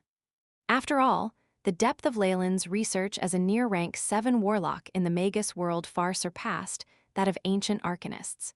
The first order of business is to deal with matters in the outer seas. I'll then head for the western desert. Leylin's eyes twinkled as he made his mind. In the following days, Leylin met different envoys with great statuses. They had come from huge organizations in different parts of the continent, all offering Leylin their blessings on his advancement as well as gifts. However, they didn't know him very well, so there weren't any deep conversations. Leylin was glad to see this happen. Without conflicts of interest, he mixed well with the many envoys, and everyone was happy. Afterwards, Leylin hosted a huge ceremony. He officially accepted the congratulations of other small groups as the edict from Dambrath's king was announced. The fallen family were now a lineage of marquises and were basically free to do anything in the outer seas. With a legendary wizard like Leylin there, the family's glory and honor would last a long time. After all, wizards had long lifespans. The outer seas would count on this legendary to maintain this freedom. With all the small organizations nearby joining the Fallens, the entire outer seas had basically separated from Dambrath.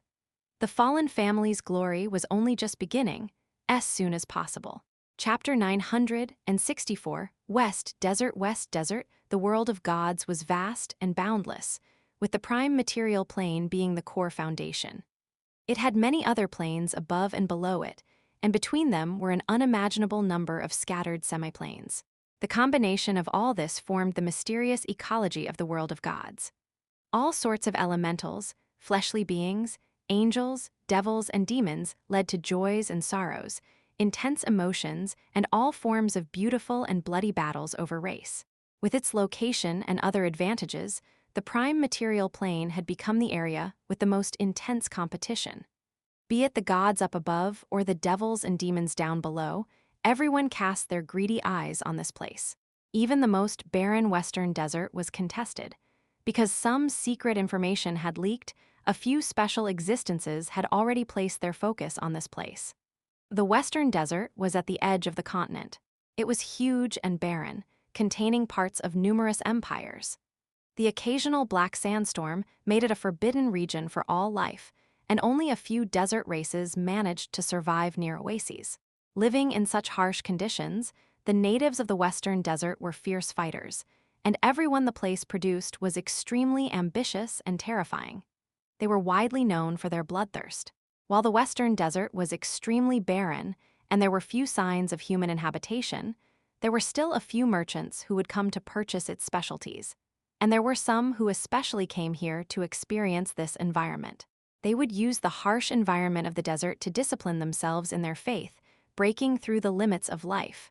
Some even attempted walking through the desert, reaching an unimaginable realm upon success.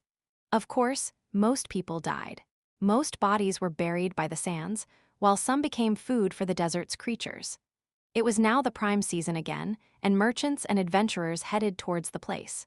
The traders went annually, while the adventurers dreamt of gold. There were also mercenaries, and those seeking to temper themselves once again in the severe environment of the desert. Everyone headed west, towards wealth, power, passion, and sexy dancers. The town called Narwick was in the outer regions of the desert, formed around a little oasis. Its name translated to corner or edge, and it prospered as the entrance to the western desert as well as a point of service. Various merchant groups and tourists from all over the world entered this place in the trading season, practically filling the entire city. Beings of all races and alignments walked the streets, and there were goods from everywhere in this place. Some individual merchants chose to sell their goods here, getting more time to head deeper into the desert. It also attracted more business. Scimitars made of refined ore from the depths of the desert, female slaves who were so flexible they were said to be boneless, those slaves from the native tribes. There were many items from ruins here as well, both originals and fakes filling the market. A white-robed wizard entered Narwick in this prosperous time. It's the annual opening day? How lively! Leylin nonchalantly watched the passers-by and the many stalls, his footsteps never halting as he glanced past what were said to be treasures from the ruins found deep in the desert. With his foresight, he could definitely tell that most were fake, and the rest weren't valuable enough for him. He would definitely have to pay a terrible price for those. The entire city was filled with people of various races and all walks of life, which helped him widen his perspective. Warriors, thieves, assassins, bards, there were even rare wizards and swordsmen who were unique to the desert. These people were guarding merchant groups or farming parties for adventure. There were even some lone wolves who gave off a very dangerous aura. These people should be hoping to make some wealth while the black sandstorms dissipated. Leylin shook his head inside. This desert was rumored to be formed during a great battle amongst the gods. It had once been beautiful and fertile land, with numerous powerful civilizations. Astounding ruins now hid beneath the yellow sands, and some people were lucky enough to uncover some and strike it rich overnight. This motivated generation after generation of adventurers and explorers to enter the ends of the desert, fearless of death as they looked for traces of the past.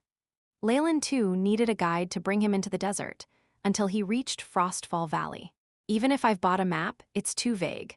A mere piece of paper can't explain the dangers along the way either. While thinking this, Leylin entered a bar. His senses were flooded by the clamor the moment he pushed the door open, the smells of alcohol, meat, and perfume entering his nose. This place was evidently a combined bar, inn, and stage. It was loud, and a musician in strange clothing was beating the drum at his waist. A dozen passionate women danced to this vulgar beat, wearing clothing that revealed their belly buttons. Their eyes were tender, and a red veil cowered the lower halves of their faces, only making them seem more mysterious and tempting. Gold hoops moved across fair legs that stamped to vigorous moves as bodies swayed. The bells and tassels intertwined smoothly. The guests cheered endlessly as they watched this graceful dance. The occasional merchant was so intoxicated they threw silver and gold coins on the stage, causing the atmosphere to grow more heated. Not bad, Leylin nodded slightly. He could sense the aura of a few powerful beings in the inn. A few merchants were evidently being guarded by high-ranked professionals. He then glanced past them and focused on a large round table on the right. A swordsman decked in white took up the entire thing, yet nobody protested it. He wore a veil and white turban unique to the natives, and his long, narrow eyes gave off a sense of coldness. A black scabbard for a scimitar lay at his waist, the shaft having no ornaments but still giving Leylin a slight sense of danger. A near-legendary swordsman? He's probably the strongest in the inn. With Leylin's current rank, he'd not caught the attention of this man after spying on him. Casually throwing a gold krona at the attendant in front of him, he was respectfully invited to a seat at a table. Give me lamb chop, vegetable soup, and fruit juice. Compared to steak that was tender and full of fat, lamb chop had a unique fragrance.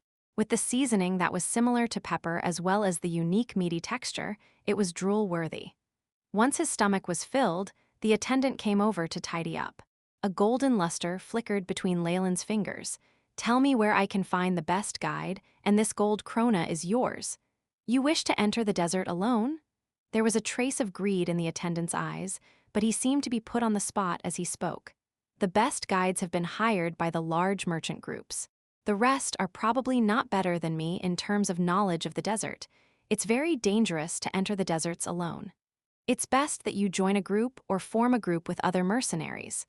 While he really wanted to earn this gold krona, the attendant still advised him tactfully. Is that so? Whatever it is, I like people who aren't led by their greed. This is yours. Leylin had never hoped for much anyway, so he nodded and put the coin on the table. May the gods protect you, esteemed customer. Not expecting anything, the attendant was pleasantly surprised. If you don't mind, I could help you contact a few adventuring groups. There's no need for that. Leylin waved his arms. Low-ranked professionals would just burden him now. Besides, he had a clear goal, and entering a group would only cause strife. After sending him away, Leylin picked up a glass of dark red wine, as if slowly appreciating it. In actuality, the AI chip's detection was operating at its limit as it gathered information from around him and tidied it up. This sort of place was where information circulated best. With the AI chip's unusual abilities of gathering and sorting information, Leylin soon had a general idea of the identities of the people in the hall and the organizations they belonged to. A month later, Frostfall Valley. At this moment, a conversation conducted in hushed whispers could be heard, causing him to freeze. Making use of the movements of drinking his wine, he nonchalantly glanced to the side at the swordsman he'd taken note of. There were now a few others seated around him, whispering to each other as they discussed matters. One of them was evidently a wizard, and she drank some clear water as her right arm secretly created a noise barrier. Unfortunately, this much was the same to Leylin as not doing anything at all. A month later, isn't that the time that the floating city will appear? The location's right as well. Leylin then turned grim. It looks like I'm not the only one with information about the floating city. This is going to be troublesome. Fortunately, Leylin had somewhat expected this. There were many arcanists interested in the floating city after all, and it was hard to guarantee that others hadn't found this secret in historical records and deduced the time and location of its appearance. As soon as possible. Chapter 965 News, my luck is still pretty good. A guide appeared of their own accord. Leylin glanced at the white-robed swordsman and his group, a hint of blue shining in his eyes before he left immediately. The wizard of the group watched their swordsman freeze. She asked with surprise, "What is it?" "Nothing much. Something felt off for a moment." The swordsman looked slightly baffled, his right hand on his scabbard as he took a look around him. He sat down once more, looking puzzled. He'd felt a chill up his spine that moment, as if death was right before him. However, that sense of danger had disappeared before he could take stock of the situation. "You're being paranoid. We can't leak news of our mission." A black-robed person spoke in a low voice. "Perhaps that's it," he said as he sat down. His hand was still on his scimitar, though, and his frown didn't dissipate. Leylin had already left the area and was now strolling along the bustling streets. His senses are good. Even if it was only for an instant, the ability to sense my intent is quite impressive. He'll probably become legendary in a few years' time, but that's only if he can survive this. His noble attire, rosy cheeks, and extravagant accessories were signs of wealth, and they caused many small peddlers to pay attention to him. "Take a look at this, esteemed customer. Old Jafar has the best things here." One in particular held a golden scepter up for Leylin to see. It was an old white man with golden hair. "Take a look at these patterns and decorations. I unearthed this while I was still an adventurer, braving deadly danger in an ancient ruin. It's said to hold the secrets of the ancient Sun Dynasty within, and it can be yours for just 100 kronas. Ancient Sun Dynasty? Leylin halted his footsteps, a teasing smile on his face. He watched this old Jafar do all he could to introduce the item. Indeed, it was a dynasty from a time before this place became a desert. Legends talk of a large golden river, flowing not with water but honey and milk. The land was filled with golden words in that era, and this scepter contains a secret of theirs. Your name is Jafar, yes. Leylin stopped in front of the stall, watching this old man who was evidently not a human from the deserts. Why did you settle here? Sigh, I met the mother of my children during my life as an adventurer. I naturally can't leave, Jafar chuckled. Although he seemed honest, there was still a sly look in his eyes that could not be concealed. So? Since we're both from the south, I can sell it 10 kronas cheaper. The goddess of luck is smiling down on you. I'll take a look. Leylin seemed interested, and he crouched down in front of the booth. All these things are from ruins. Jafar had placed decorative ornaments on a greasy black cloth, and some of them still had a layer of rust on them. It gave the illusion that he was speaking the truth. Unfortunately, Leylin had acquired the scholarly feat when he'd advanced to the legendary realm. His appraisal skill had hit its limit, and he used the AI chip to immediately see through these fakes. This looks pretty good. It'll look good on my wall, Leylin appraised a dark gold mask that was carved in the likeness of a cobra. Of course. How can there be nothing decent from the ancient ruins for an esteemed guest like you? Jafar's face wrinkled in his delight. This, and this, I want it all. Leylin acted like a deceived noble, buying 7 to 8 items. Jafar's smile was so wide he couldn't close his mouth. This too, and these. Leylin continued to point at things with both hands, basically buying everything in the stall. Old Jafar is going to get rich at this rate. The surrounding peddlers all stared hard at Jafar in envy. I'll buy all of this, there seems to be an issue with carrying them. Leylin looked troubled. No issue, there's no issue at all. Jafar quickly discarded the items Leylin didn't want, his movement faster than a high-ranked thief. He placed the 4 ends of the cloth together and bundled the items up. How about that? So easy. I can even send this to your inn, together, forming a huge bundle. How's this? Isn't this easy? I can even send this to your inn. Old Jafar had a cajoling smile on his face.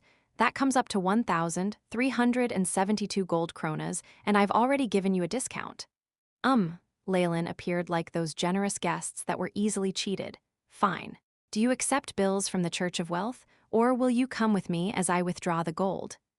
Every market had a Church of Wealth, and a huge market like the Western Desert obviously wouldn't miss out. The small town had one to serve the merchants. Leylin sent the extremely thankful Jafar away once they exited the church, turning a corner on the street. I never thought I'd find something great from a peddler. Leylin flung the bundle in his hands, and all the fake gold items clattered to the ground like trash. A legendary magic beast hide with some information on it. Leylin stared at the greasy cloth, blue light flickering in his eyes. This was what he'd set his sights on, the cloth Jafar used to display his goods. I wonder how he managed to get this hide. Could he really have been an adventurer? Leylin stroked his chin, but didn't linger on the thought. He'd paid for the items, so this was his now. He couldn't be bothered with how Jafar had gotten his hands on it. Just the material alone is worth the price. I'll need to have the AI chip decipher the information on it. Leylin knew the history of the West Desert well. It had once been the core of Netheril, and in its days of glory been filled with fertile land and a huge population. Unfortunately, with Netheril fading away and wars involving gods occurring in the place, the West had become a desert. If not for that, why would an arcanist who leapt through dimensions keep his floating city here? This encryption, it doesn't seem like an arcanist's, but there's still some exemplary strength. It even contains the secrets of a lost civilization. Leylin's eyes glinted. If Jafar learnt of the secrets of this hide, he'd probably grow so annoyed with himself he'd just commit suicide. Leylin was in a great mood now that he'd obtained a treasure. He walked out of the corner and then glanced through the items in the stall with more focus. With his foresight and experience, no treasures escaped his sights. Unfortunately, that had been the only one. Nothing stuck out to him after that. Boo-hoo, please help us. Please help us. Some cries attracted Leylin's attention at this moment, leading him forward. A large crowd had formed a huge circle up ahead and caused a disturbance that Leylin took notice of as he drew closer. In the middle of a circle was an adventurer and a crying little girl. The adventurer had fallen down, looking like he'd met with great hardships in life. He was no longer young, and his lips were blue. It looked like some sickness had acted up all of a sudden. "Uncle, uncle, please wake up." With such a huge crowd watching, the girl's cries made her seem even more helpless. He must have gotten poisoned. There are many dangerous beings in the desert nearby. An experienced mercenary went up, touching the adventurer's neck and pulling up his eyelids to check. "Unless I have a specific antidote, I can't do anything. Do you know what poison it was?" The little girl froze after hearing this and began to bawl more sorrowfully. I don't know. Vivian is so useless, sniff uncle. Sigh, unless a high-ranked priest is here to cast neutralize poison, the mercenary looked around. Who amongst you is a high-ranked priest? The crowd avoided his gaze, evidently not wanting to be involved in this. A death would cause the guards to come here, and the interrogations and the like would be very time-consuming. They could even be blackmailed by shameless jailers and officials, which caused most of the crowd to leave. The area was bustling with activity, yet they pretended not to see the little girl and the adventurer who seemed to be breathing his last. There was a great sense of detachment in this place. "Little girl, we need to look for other methods, at the very least. We'll need an inn." The mercenary looked troubled, obviously seeing the impatient urging from his companions. He halted midway his speech, realizing that no inn would take in an adventurer on the brink of death, and he was only making things difficult for himself. Sigh. With this thought, the mercenary too looked agonized and placed a small bag of copper coins in front of the wailing girl. "Take these and bury your uncle well." He then left quickly in large strides, as if afraid of something. As soon as possible. Chapter 900, and 66 implantation, the streets were bustling with life, starkly contrasted by the sorrowful cries of a young girl. The bystanders dissipated quickly, death something they'd seen all too often in the desert. They were all in a hurry to strike it rich, so who would care for something like this? A few thugs even eyed the coin pouch in front of the girl. They were also looking at her person. Even though she was very young, beauty shone through her crying face. There would probably be many people who'd want someone like her. Selling her to child traffickers would be profitable. Interesting, how will things progress from here? Leylin watched on with his arms in front of his chest, apathetic like a god up above. He wouldn't be moved by the lives of these individuals. His focus suddenly shifted in another direction, at a monk that headed over slowly. He had a pugilistic aura, with short brown hair, thick eyebrows, and a weak-looking gaze. He only wore coarse sack clothing, with patches all over it making it look tattered. He only wore one shoe. The monk even had a putrid smile, causing the crowd to distance themselves from him. A monk, a trace of fear shone in Leylin's eyes. This person was powerful, already at the legendary realm. Monks were people devils did not want to meet at all. They rejected the pleasures of life, their staunch souls not corroded by anything. Meeting a legendary monk was like hitting a jackpot. There's a monk here at this time. Does it have anything to do with the floating city? Leylin frowned. That adventuring team with near-legendary strength wasn't worthy of his attention, but he'd have to focus on this monk's actions. Were their targets the same, another variable would be added to his plan. Let me try. The monk approached the crying girl and spoke with a hoarse voice, as if he had not drunk water in a long time. Boo-hoo, it's not use. The mercenary just now already said that unless you're a high-ranked priest. Vivian wept, but still passed the coin pouch filled with copper to him, evidently treating him as a beggar. Thank you, kind-hearted young lady, but I can't accept any gifts or money. He smiled gently, and then moved closer to the unconscious adventurer. It's the hellthorn flower, a common and very poisonous flower seen at the edges of the desert. But it's already mutated a few times. This will be difficult. A bundle of warm light emanated from the monk and seeped into the body of the adventurer on the ground. The healing light caused the adventurer to improve visibly. The spell naturally attracted the attention of bystanders, and someone with good eyesight soon exclaimed, "Poison removal? No, that's true resurrection." A rank 9 divine spell that one has to be rank 19 to cast. Everyone froze, their eyes trained on the monk with reverence. It was a respect for strength. Seeing the situation changing, the thugs disappeared into the corners of the streets, leaving in the blink of an eye. Ah! The bruising on the adventurer's lips dissipated, and he blinked before opening his eyes completely. He looked at the little lady in front of him. What's wrong, Vivian? Where am I now? Uncle, you're awake. Teardrops sparkled on Vivian's face as she threw herself into his embrace. Uncle, you fainted on the road. It scared me so much. This grandpa saved you, Vivian said as she pointed to the monk. Thank you very much, Grandmaster. The adventurer knew his adventures much better than the girl did, and therefore understood the strength and abilities of the person who had healed him.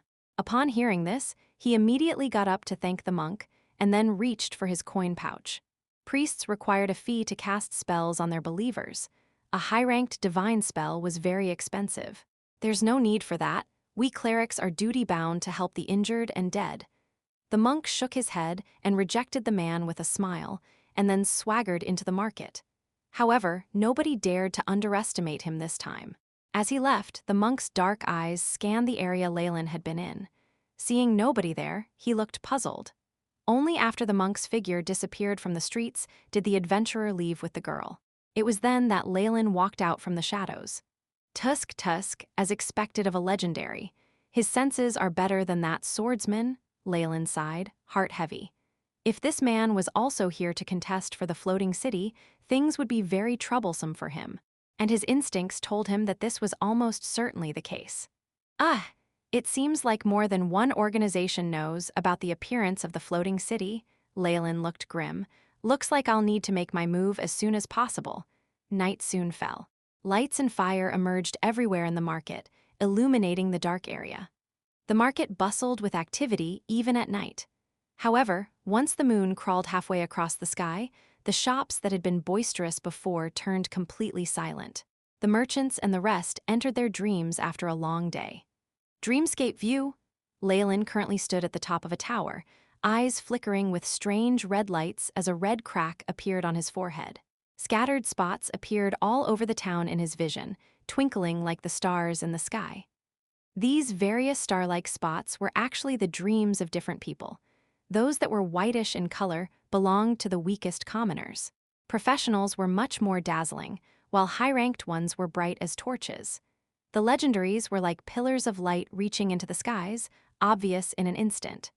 The dreams of regular humans are far too weak. If I'm not careful, I could kill a whole bunch.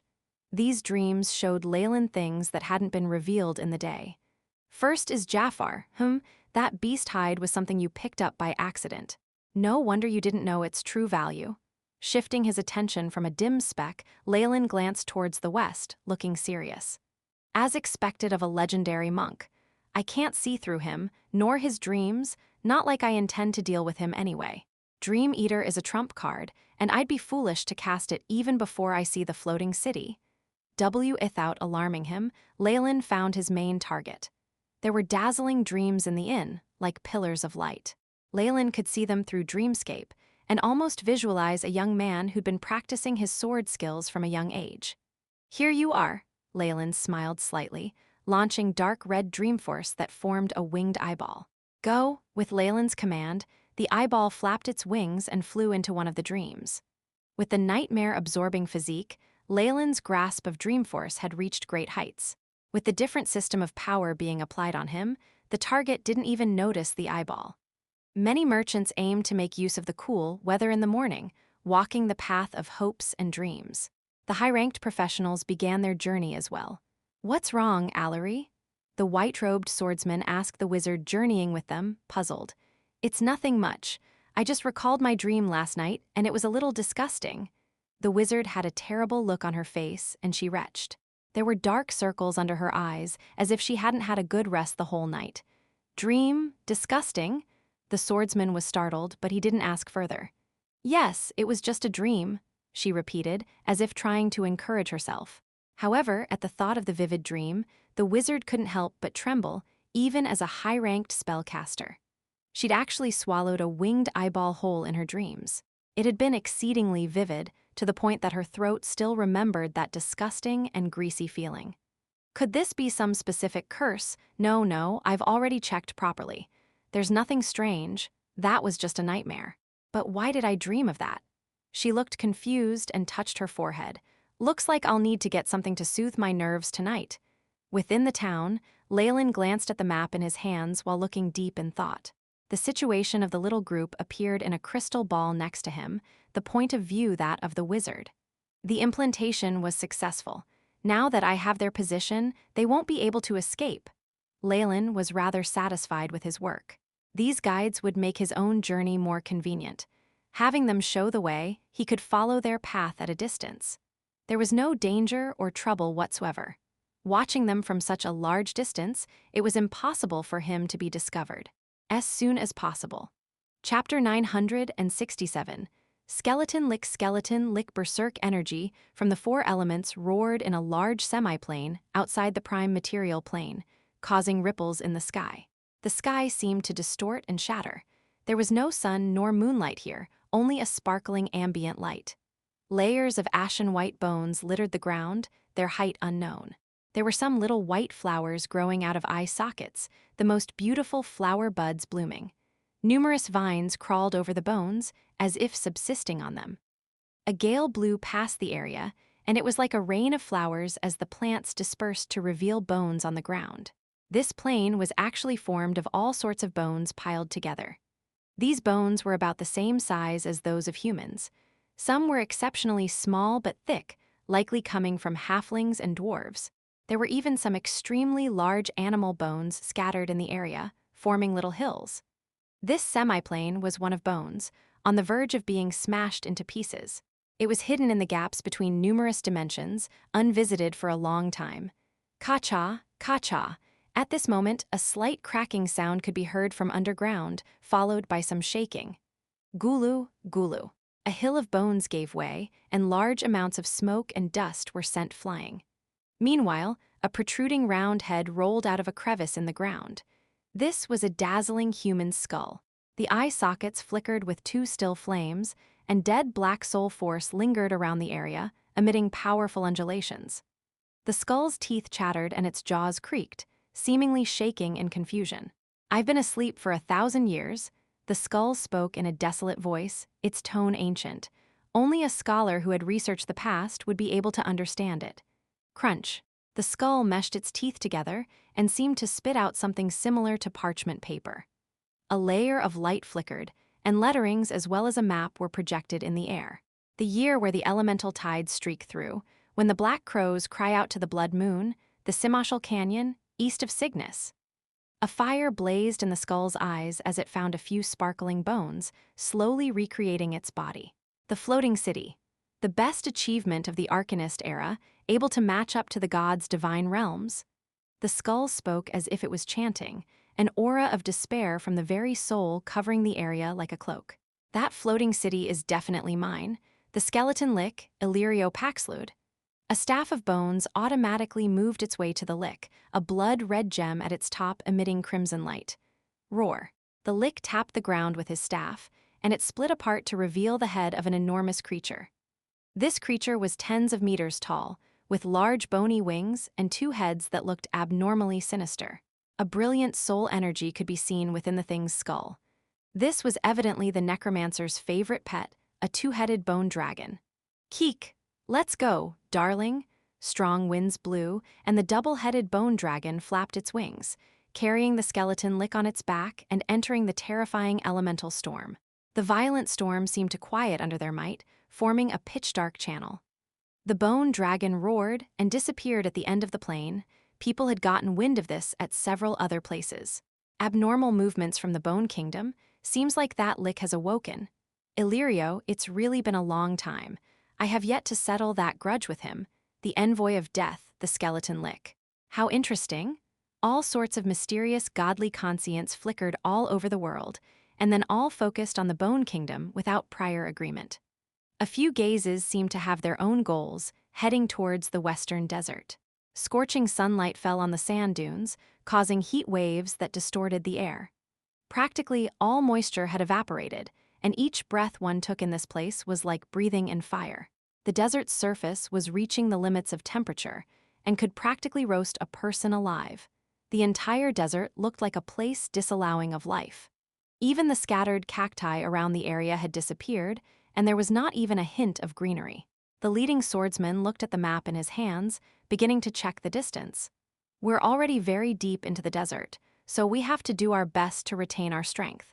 We'll also need to plan for our items and water." "What's wrong, Allery? Still thinking about the dream that night?" Upon looking up, he found the wizard in his group had grown absent-minded once more, and his question revealed a slight annoyance. "No, I'm feeling better now. It's just this weather." Allery gathered hair behind her ear and felt her dry skin while sighing inside. That dream no longer disturbed her, but the terrible environment in the desert was now giving her a vivid lesson. Even with the protection of magic, she felt this difficult to endure. Seeing this, the swordsman could only curse in his mind at the non-existent stamina of wizards. Still, there was nothing that could be done. He encouraged her, "Hang on for a while. We'll reach the dream oasis soon enough, so you can get some rest there." The mention of the dream oasis perked up everyone in the group. They were currently deep inside the western desert, and it was exceedingly dangerous. Terrifying black sandstorms could erupt at any moment. Even if they were near legendary adventurers, there was nothing they could do in the face of nature. There would still be dangers. The dream oasis was the only source of water in the depths of the western desert. It was said that this was a moving crescent lake and shrub forest, as well as the only hope for survival that lost travelers had. My most recent information and this map all indicate the dream oasis is up ahead. We can't be wrong. The swordsman yelled to raise the morale. With that hope, the group sped up quite a bit. However, none of them realized that someone had noticed all their actions from behind them. "The dream oasis. That place is very close to Frostfall Valley. I might not even have found it if not for these guides." Leylin was riding a sand scorpion, a winged eyeball flapping in front of him. It showed him scenes of those people. With the group of adventurers showing the way, he did not need to take detours. As long as he followed the safe path they did, everything would generally be fine. With the distance limiting them, normal detection spells wouldn't be able to find him. Once here, how do I say this, their value is decreasing?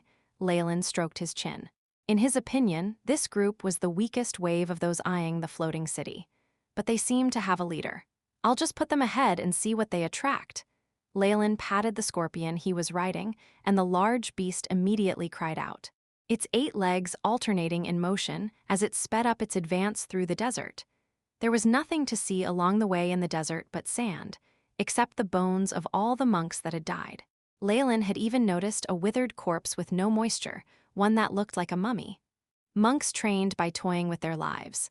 Without clear water, they would end up dead, and there were few who would be saved by kind-hearted merchant groups. But it seems too calm. No longer bothering with the many corpses buried by sand, Leylin urged the sand scorpion to keep moving forward. The western desert definitely had many dangers. However, there was a group of elite high-ranked professionals ahead. Besides natural disasters like the black sandstorms, they could deal with anything. Their numbers hadn't even dropped yet. While it seemed normal, Leylin found something strange. The path to the floating city shouldn't have been so clear. It was at this point that Leylin's face showed a sudden understanding. It appeared, I never thought that there would be natives deep within the western desert. Could these people be remnants of Netheril? At this thought, he gave up his ride and cast a flight spell, soaring into the air while flapping his wings. Once he passed countless sand dunes, a deep green entered his eyes. In a place where the only thing on the horizon was yellow sand, there was a sparkling crescent lake and a large oasis. Seeing this in an area void of life could move someone emotionally. However, there were signs of disharmony here. A vigorous fight had already begun near the oasis. No wonder I felt something was off. This was the place. Leylin looked like he realized something all of a sudden, as soon as possible. Chapter 968, Desert Tribe, a gruesome massacre unfolded by the lake in the grassy plains. A group of strangely dressed men on one-humped camels attacked the group of adventurers. They wore the trademark attire of the desert, white, loosely fitted robes with a scarf wrapped thickly around their heads, revealing only a pair of wolf-like eyes.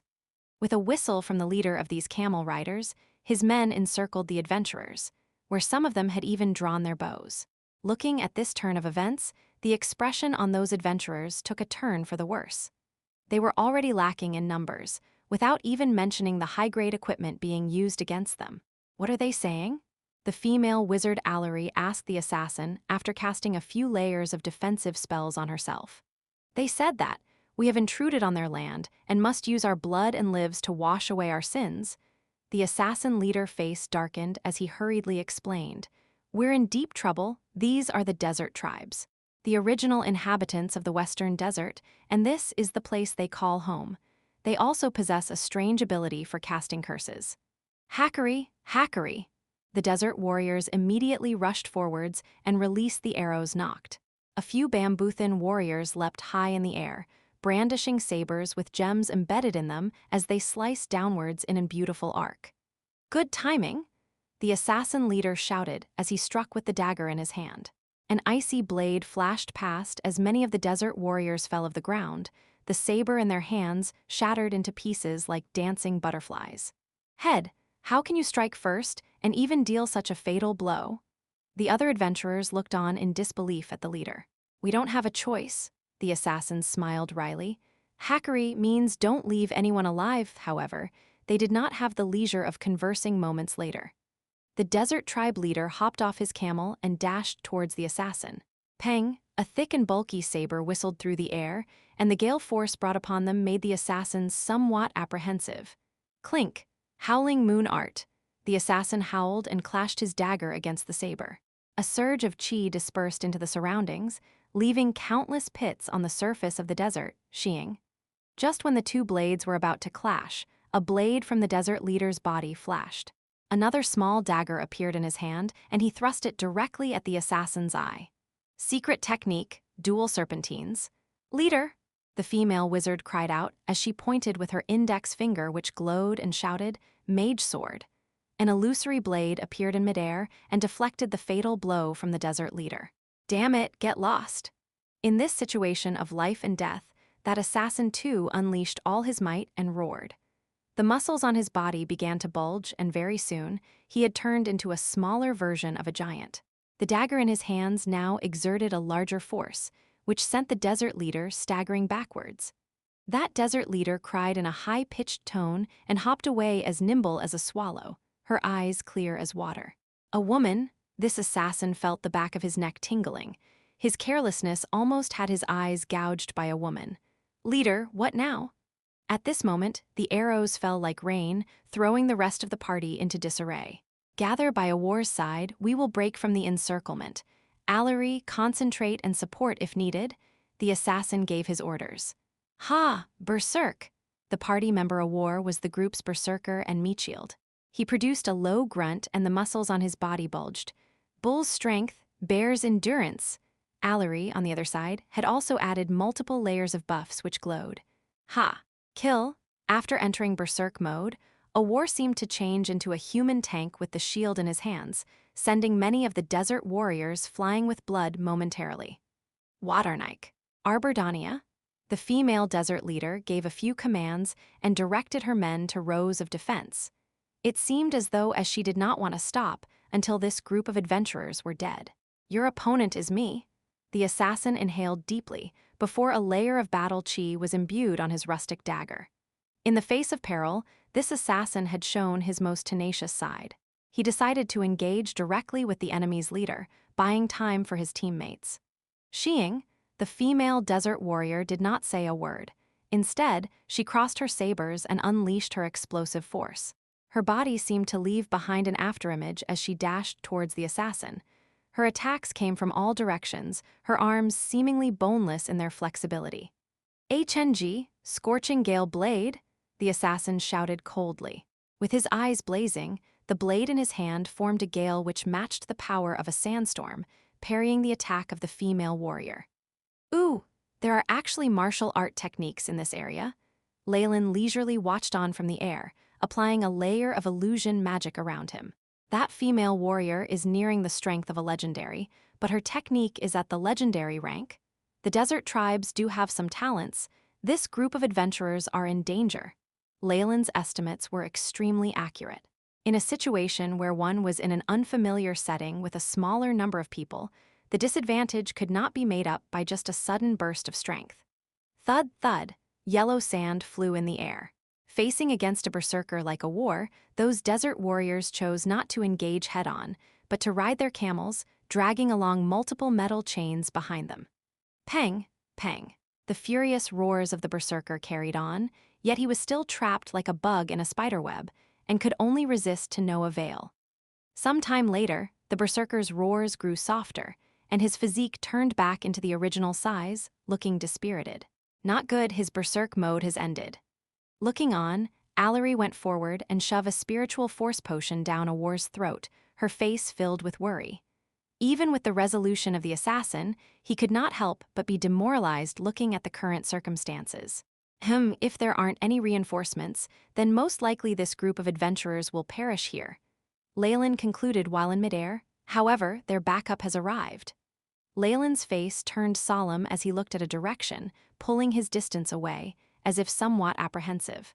While he had used illusory magic to cover his tracks, he was still very likely to be discovered if someone of the same rank was here. Zoom! At this moment, in the direction where Leylin was looking at came a very hazy and loud noise. It sounded like the chirps of 1,000 birds and thunder from the sky. Boom! A bright star-like object appeared in broad daylight, with a dazzling afterimage as it shot over with a whizzing noise. When the object drew closer, it was made out to be a thrown spear. The friction it produced while speeding through the air had turned it a bright red, as if it was going to melt any time. This scene could only be made out with Leylin's visual prowess. As for the desert tribe, they could only see a dazzling light shooting towards them, piercing several warriors and camel at the same time, finally landing before the female leader of these desert warriors. Clink! Against such an attack, the desert leader face turned solemn. She withdrew both her hands and crossed them into a jagged cross symbol. Bang! A loud explosion sounded as steam rose from the ground, followed by the smell of rust. After the dust and sand had settled, the female desert warrior was no longer there. Only broken bits of the saber were scattered around where she stood. Yuwu! As if receiving some sort of order, the Sand tribe immediately turned their backs and fled, not lingering for one bit. They retreated quickly, and in the span of a few breaths, no one from the Sand tribe could be seen, only flurried tracks from the camels remained. "It's our lord, he's here," Allery squealed, as the assassin and other members heaved a sigh of relief. "You guys are late?" A giant, metallic arm reached for the spear as its owner spoke in a booming voice. He had curly, wine-red hair and a silvery unibrow. The expression on his face was extremely stern, commanding respect and intimidation. "Our apologies, Lord Rogero, there were some circumstances on the road."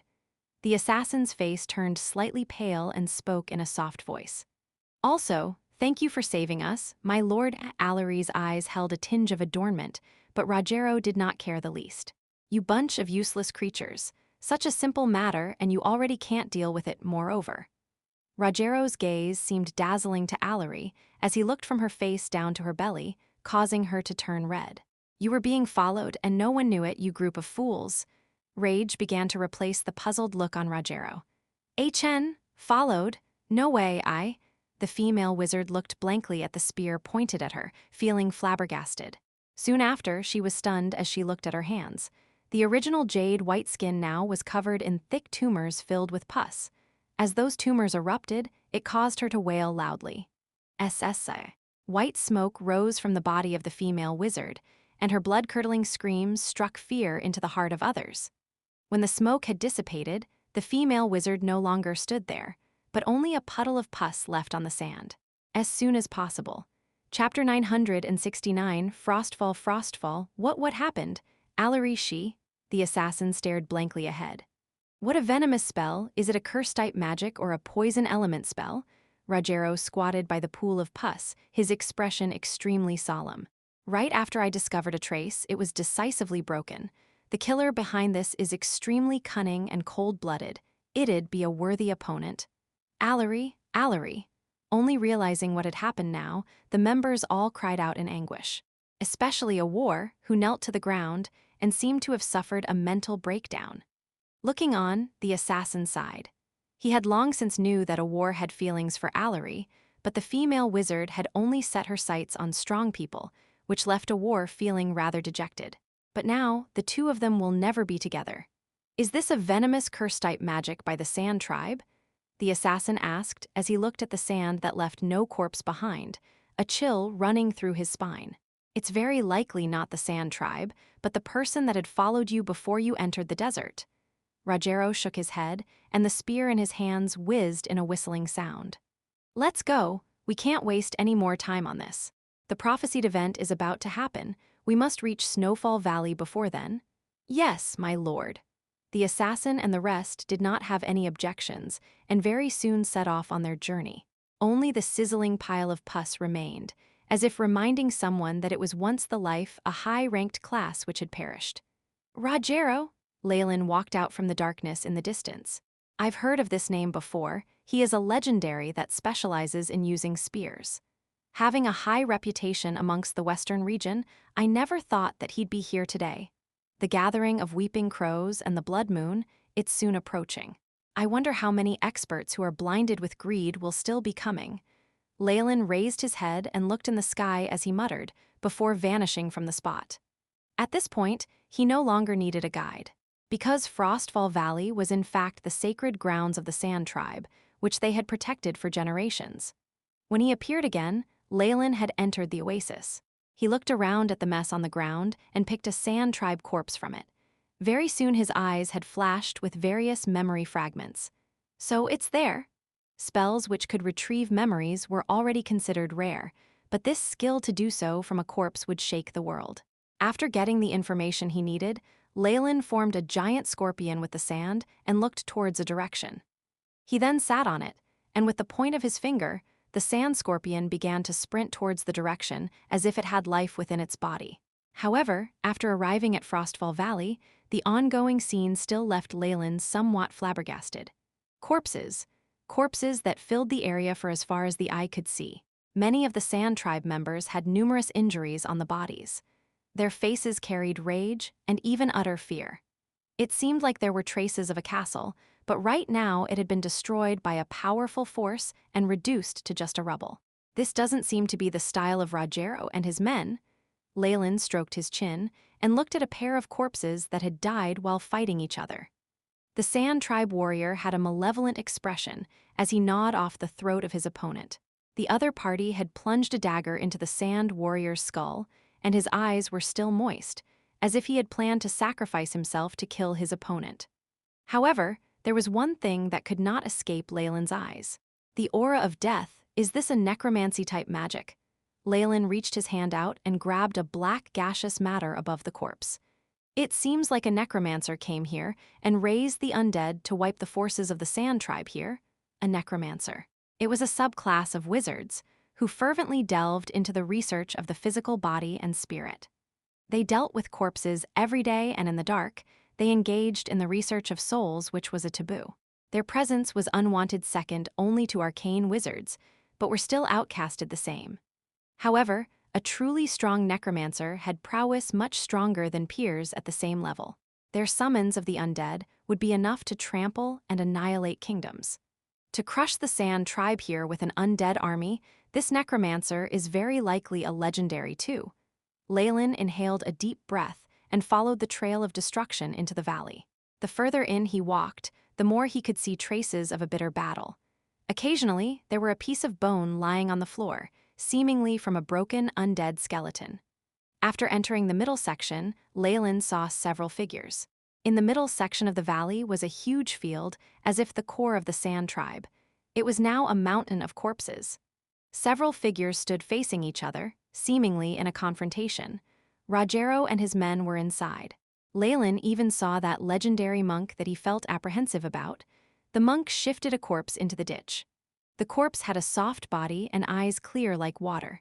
Her eyes spoke of the desire to live. It was the female desert leader from earlier, but now all signs of life was not found. Someone else is here. Leylin's arrival roused the attention of others. They observed him with wariness in their eyes. Naturally, Leylin did not reveal his true features, but to use the image of Kukulkan. He wore a mask and dressed in black robes. His appearance was the manifest of evil. A faintly discernible trace of divine force surrounded the area, preventing all sorts of detections and probings. What an intense demonic aura! Rogero gripped the spear in his hands tightly, as faint sparks of lightning flashed at its tip. As for the monk, he put down the task he was doing and looked at Leylin in a hostile manner. "Ha, I never thought that it'd be someone from our camp." Although there were several groups of people standing on the field, it was distinctly divided into two sides. The monk, Rogero, and a few paladins drew close to each other, which was evident that they had formed a camp together. As for the other side, they were a few powerful people who were alone. Most of them chose to mask their appearance like Leylin, and exuded an aura of evil as well. However, on the contrary of the opposing camp, the good alignment, these people did not trust each other as much and maintained their distance from one another. The person who spoke was a purple-haired woman who carried a snake-headed whip with 9 falls. Behind her stood several powerful people who too took up a very large head count. "I'm Evita, and I welcome you, my friend." "I wonder who you are?" The purple-haired woman's eyes were filled with doubt. After all, the number of legendaries were limited, and she should have recognized him. However, the vibe that Leylin gave off to her was extremely foreign and dangerous. This piqued the curiosity of the woman. "If I'm able to bring this legendary stranger to our camp, our divine god will definitely give me a handsome reward." As she thought of this, her eyes were only more coquettish, and even her words sounded as if they were honey-coated, intoxicating, and tantalizing. However, Leylin did not bother with her at all. Instead, he chose to walk to a corner and give off an unfriendly vibe. "Damn it, is he blind?" Evita could only curse him and doubted her beautiful appearance. "Well, now that we are opposing each other, there are simply no benefits to be gotten." Evita stared furiously at Leylin and stood out to speak to the good alignment camp. "That skeleton demon has already entered the deeper parts. Do we have to fight here and let it take all of the benefits?" Evidently, the evil factions still held the upper hand with numbers despite their lack of trust in one another. We're here to capture the skeleton demon Illyrio. The floating city is not our concern.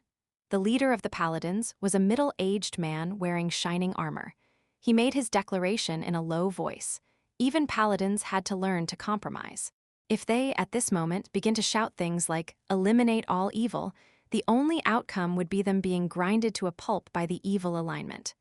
"Cough, we want a certain item from the floating city," Rogero said. "Very well. Although there are certain conflicts of interest, but it doesn't mean that we cannot mediate. Why don't we enter the floating city and obtain the items we want to our own capabilities?" Evita suggested. It was apparent that none of these people here wanted to take action with the absence of a tangible benefit. When two parties have close to equal strength, coming to an agreement was a common matter. Even though the opposing camp had not mentioned a word, the legendary monk quietly made his way to the deeper parts of the valley after burying the corpse. HNG. Evita snorted cutely with a satisfied expression as she brought her men deeper in. The two parties, too, began to make their way in. Leylin followed casually behind the group and continued his thoughts. Skeleton demon, Iriol, that powerful legendary, I never thought that he would be here too. It seems like the castle earlier, which had been reduced to a rubble, was his doing. As soon as possible. Chapter 970, Judge, this was a lick. They were the pinnacle of necromancy, having abandoned their bodies and split their souls to obtain some degree of immortality. Some extremely powerful liches were even strong enough to face gods. Skeleton Lick Illyrio was someone Leylin had heard of before. Rumor had it that an accidental leakage from one of his soul experiments had contaminated and killed half a kingdom. The paladins had put him on the wanted list, and he was an extremely vile existence that had to be wiped out at all costs. Not all legendary necromancers are liches, but all liches are legendary necromancers. His movements make him seem like he's a high-ranked legendary, above rank 25. Leylin immediately marked the lick as the biggest threat to his operation. Evita looked around, suddenly asking, "The Dead Sea Scrolls passed down by our church indicate the floating city will appear deep in Frostfall Valley. Do you have any more information?" The group sunk into silence.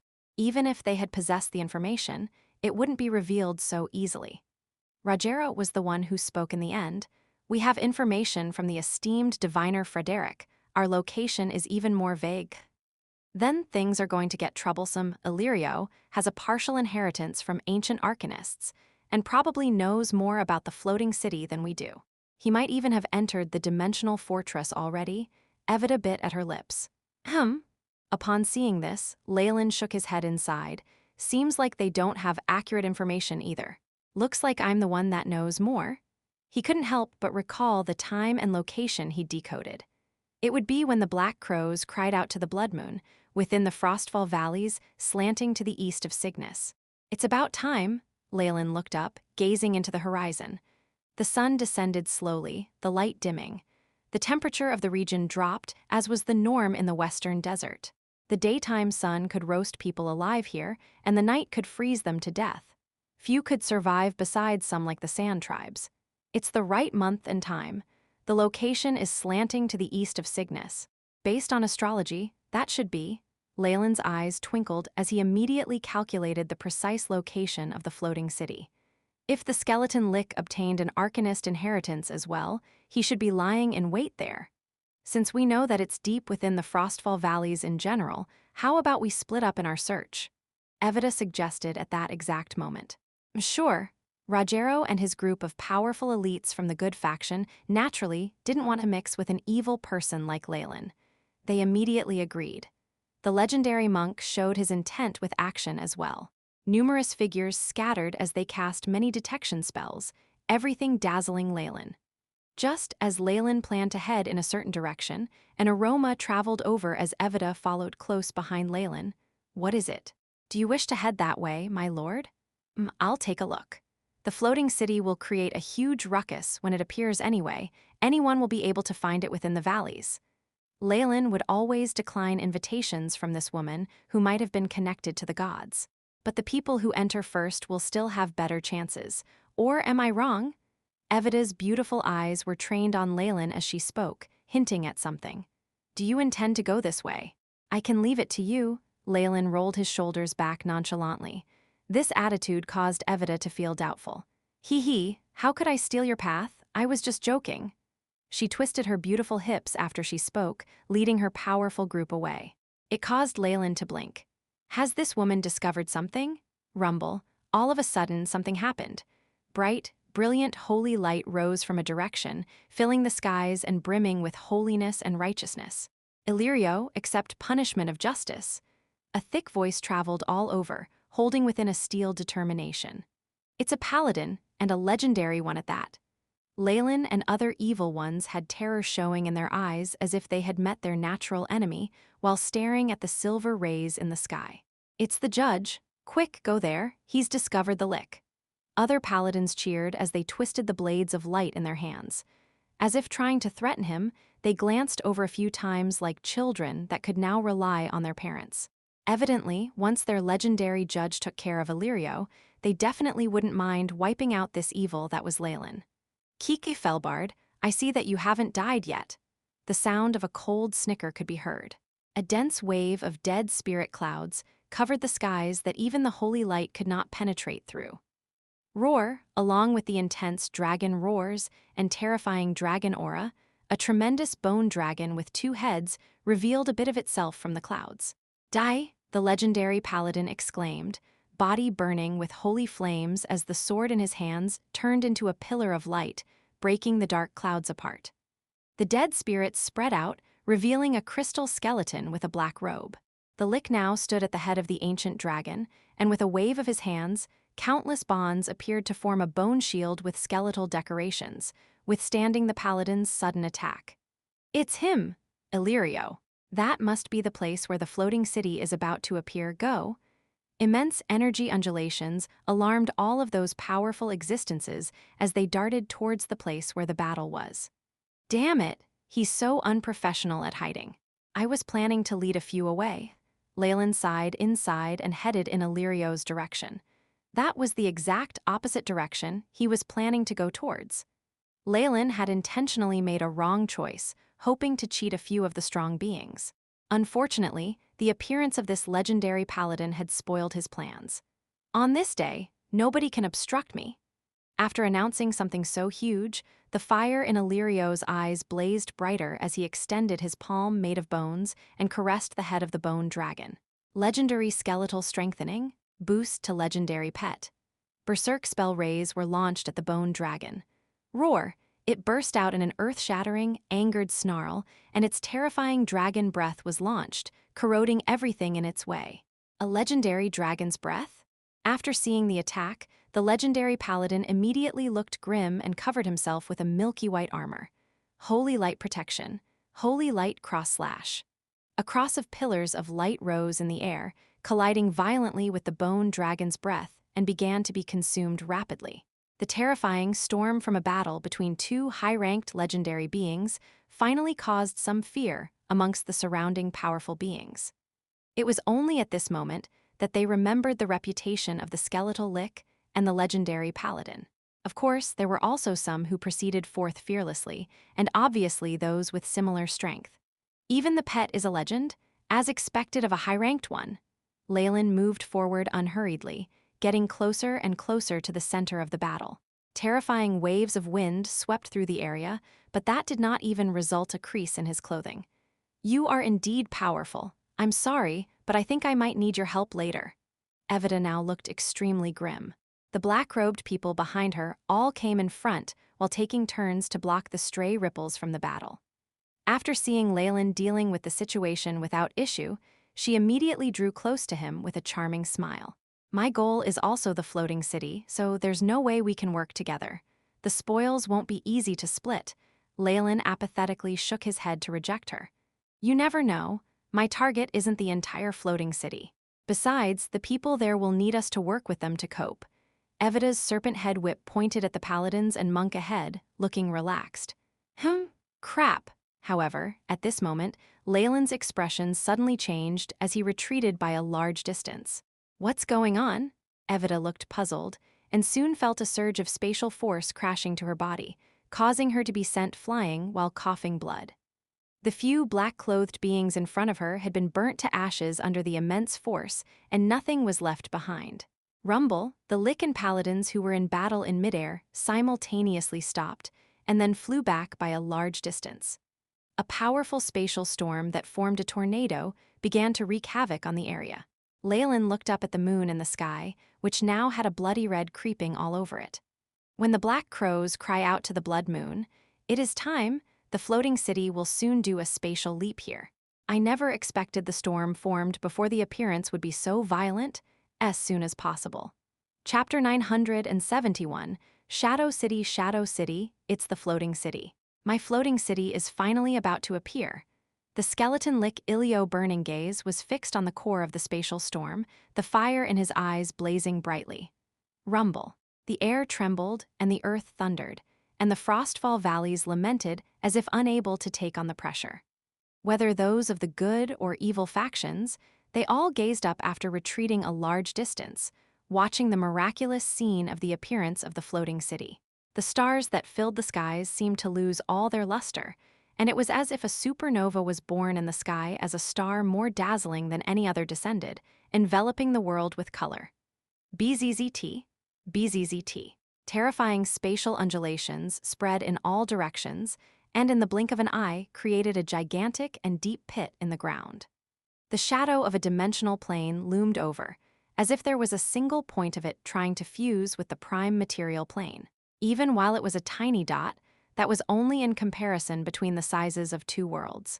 The tiny point that linked the two unceasingly increased till it formed the figure of the floating city. This was a large base that was a hemisphere. The shadows of the roofs of many buildings could be seen, forming a large human city. In the Nether Arcanist era, the floating city not only was the main area for Arcanists, but also a large city and social hub. It could easily fit 100,000 people without it getting crowded. The four elemental plane seemed to have opened a special energy channel as immense energy surged and whistled forward. It was as if the end of the world for the Western Desert. If not for there being few people here already, there might have been a terrifying catastrophe or deaths here. After goodness knew how long, the astounding storm finally dissipated, and everything calmed down. A dark shadow was projected to the ground, hiding the glow from the stars and the moon. Leylin looked up and found a large shadow.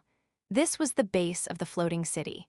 This immense and vast city had now completely descended into the prime material world. Watching the large body of the city as well as the bright arcane runes, the whole world seemed to stop breathing. Deathly silence. In that moment, even the legends on the ground sunk into a temporary silence. "Keek, my floating city?" Ilio was the first to react, riding his bone dragon mount and pouncing towards the city. "Dream on!" The legendary paladin obviously could not just watch as he got to the city and soared up high as if stepping on air, body moving rapidly. "We're going too. That's the floating city and the only one in the world of gods. It's the crystal of the Nether Arcane civilization." Other legends also began to get restless. In that moment, within the floating city where nobody seemed to be around, sparks flickered within a certain control room. Lights gathered to form flower elves that were around 10 centimeters tall. The little faces now looked stiff as they spat out in a robotic tone. Dimensional leap completed.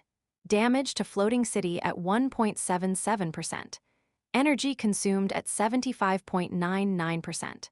Activating maintenance procedures. After which, a glaring red alarm sounded as a layer of screen projections showed Ilio outside. He had his bone dragon pet fight against the legendary paladin while he headed towards the city, and was right about to enter the city's territory. Discovered intruder. Strength at grade A3, determined to be high-ranked legendary. Activating energy membrane, beep. Energy membrane damaged at 52.33%, unable to be activated. Changed to automatic defensive mode. Activating magic missiles with automatic calibration and firing. With the commands from the intellectual core, the armors at the sides of the floating city opened up to reveal steel cannons that were like a beehive. In that instant, the floating city turned into a large porcupine. Target calibrated. Launching magic missiles. Boom! A boiling hot white energy of pillar whistled as it shot out of the cannon, arriving before the skeleton lick in a moment. Oh shit. The skeleton lick somehow managed to show immense fear on his expression. TZZ, TZZ. After the glowing white rays, there was no sign of the lick left whatsoever. It can't be. That's a high-ranked legend. The terrifying might of the cannon finally scared off the greedy legends. Only then did they remember what made the floating city so terrifying. This is only the automatic cannons without a legendary arcanist working it. The most powerful dimensional cannon of laws and pure energy defensive membrane has yet to appear. Leylin gazed up at the floating city that was showing off its strength, the fervor in his eyes becoming more obvious. But that bone dragon hasn't disappeared. Seems like Ilio isn't a high-ranked legend for nothing. Leylin noticed this and slowly retreated without leaving traces behind. Whoosh, now, white light flickered. A layer of bone powder turned into a gale and blew by the area Ilio had disappeared. The ashes from his bones converged to form a crystal skeleton. Tusk, thankfully, I still had a substitute. This amount of strength is as expected of the floating city. Ilio floated in the air, but no longer had the guts to just enter. He used the joint in his wrist, too, and used his palm to support his chin, the fire in his eyes dimming. It's getting difficult, even with the dimensional leap consuming most of its energy reserves. Just the least powerful automatic defenses can't be broken through by a legend as long as the intellectual core exists. If I don't obtain control over the floating city soon, the personifications of the gods will definitely strike out. Things will be troublesome then. Ilio gritted his teeth. It's a pity that I only obtained a portion of the inheritance of the arcanists and didn't become one. If not, at this moment, the floating city produced a loud rumble. Within the core control room, the personification of the core that were the flower elves had screens that appeared before them, gathering images of the people below. Beep, discovered arcanists, activating transmission mode, starting spell formation to receive them. Numerous screens shifted till they locked onto two beings. One had a silver mask and looked extremely mysterious, and it was Leylin who was planning to make his move. The other was actually Roglo. Rumble. With the sound, a bridge of light shot out from the top of the highest building of the floating city, landing on Leylin and Roglo, who were caught unprepared. With a flash of light, the two disappeared. Huh.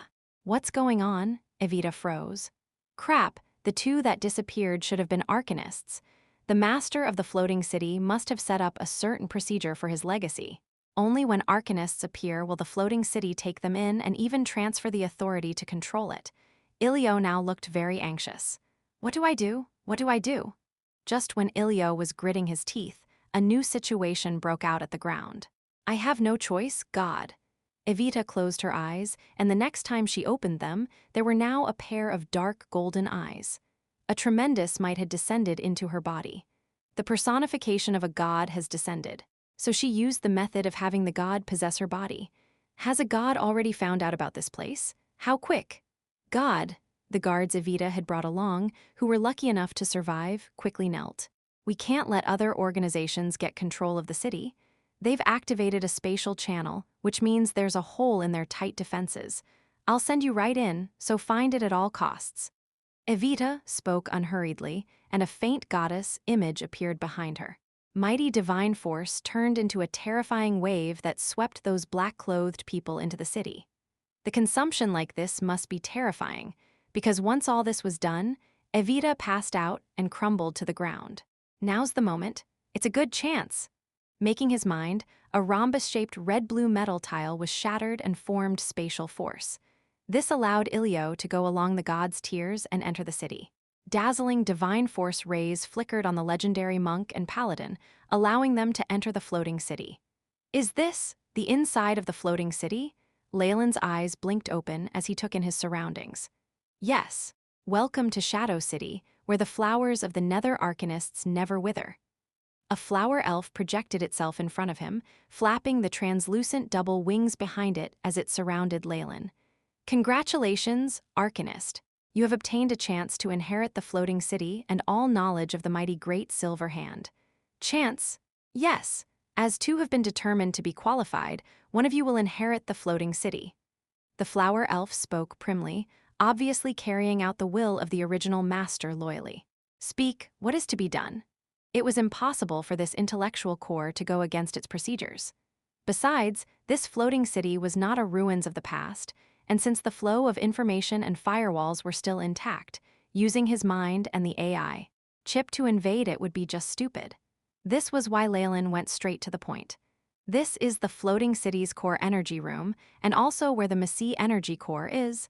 The flower elf showed an image. This was within an empty room, where there was a floating ball emitting lights that showed the heat it emitted. As soon as possible. Chapter 972 Test. This is your current location. The fairy showed Leylin a map, indicating his current position within the floating city. You must compete with the other qualified person. The first to reach the power room will obtain the authority over the Magus energy core. That will allow you to take control of the floating city and get control over the core. The fairy's bright eyes were trained on Leylin, voice robotic. Please take note. Master has set up various hindrances along the way, and, because I do not have enough power, a few invaders have entered the floating city.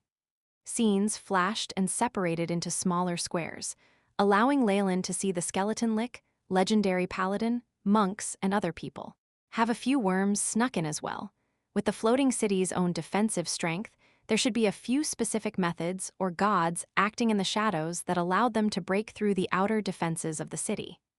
Leylin grinned, thinking back to Rogero, who had also been chosen. I never expected this. A legendary with a reputation for his combat skills also has the strength of an arcanist. Rogero, you've cheated a whole continent, pretty good. But unfortunately, you met me. Even if it was just a conjecture, Leylin knew what the floating city's master had planned. It was definitely something to do with testing the power of arcanists.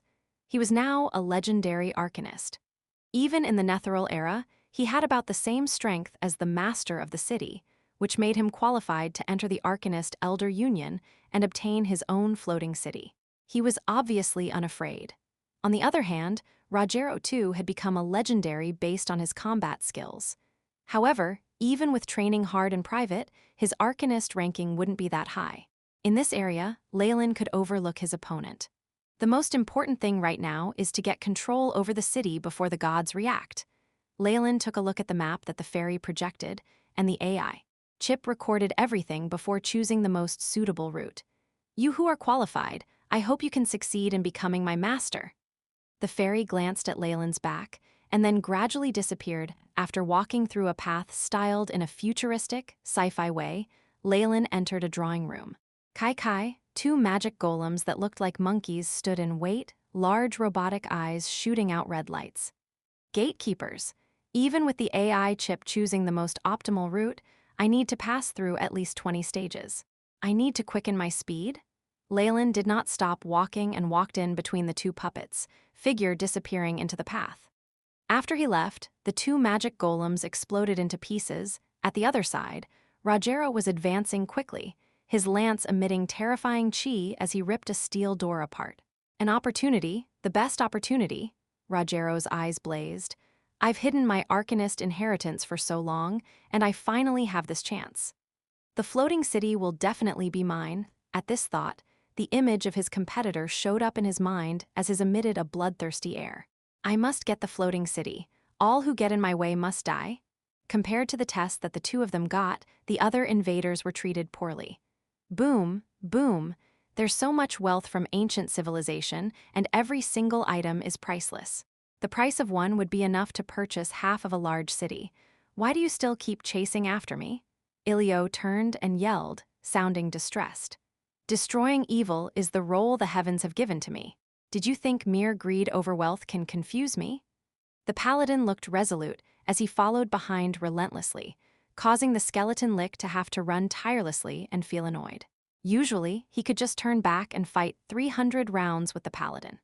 With the floating city and remains of historical civilization for him to explore here, having to waste his energy on fighting caused Ilio to feel his heart bleeding. Just you wait. He knew that paladins had brains like concrete and could only come up with ways to eliminate him. Beep, detected invader, automatically activating defense mode.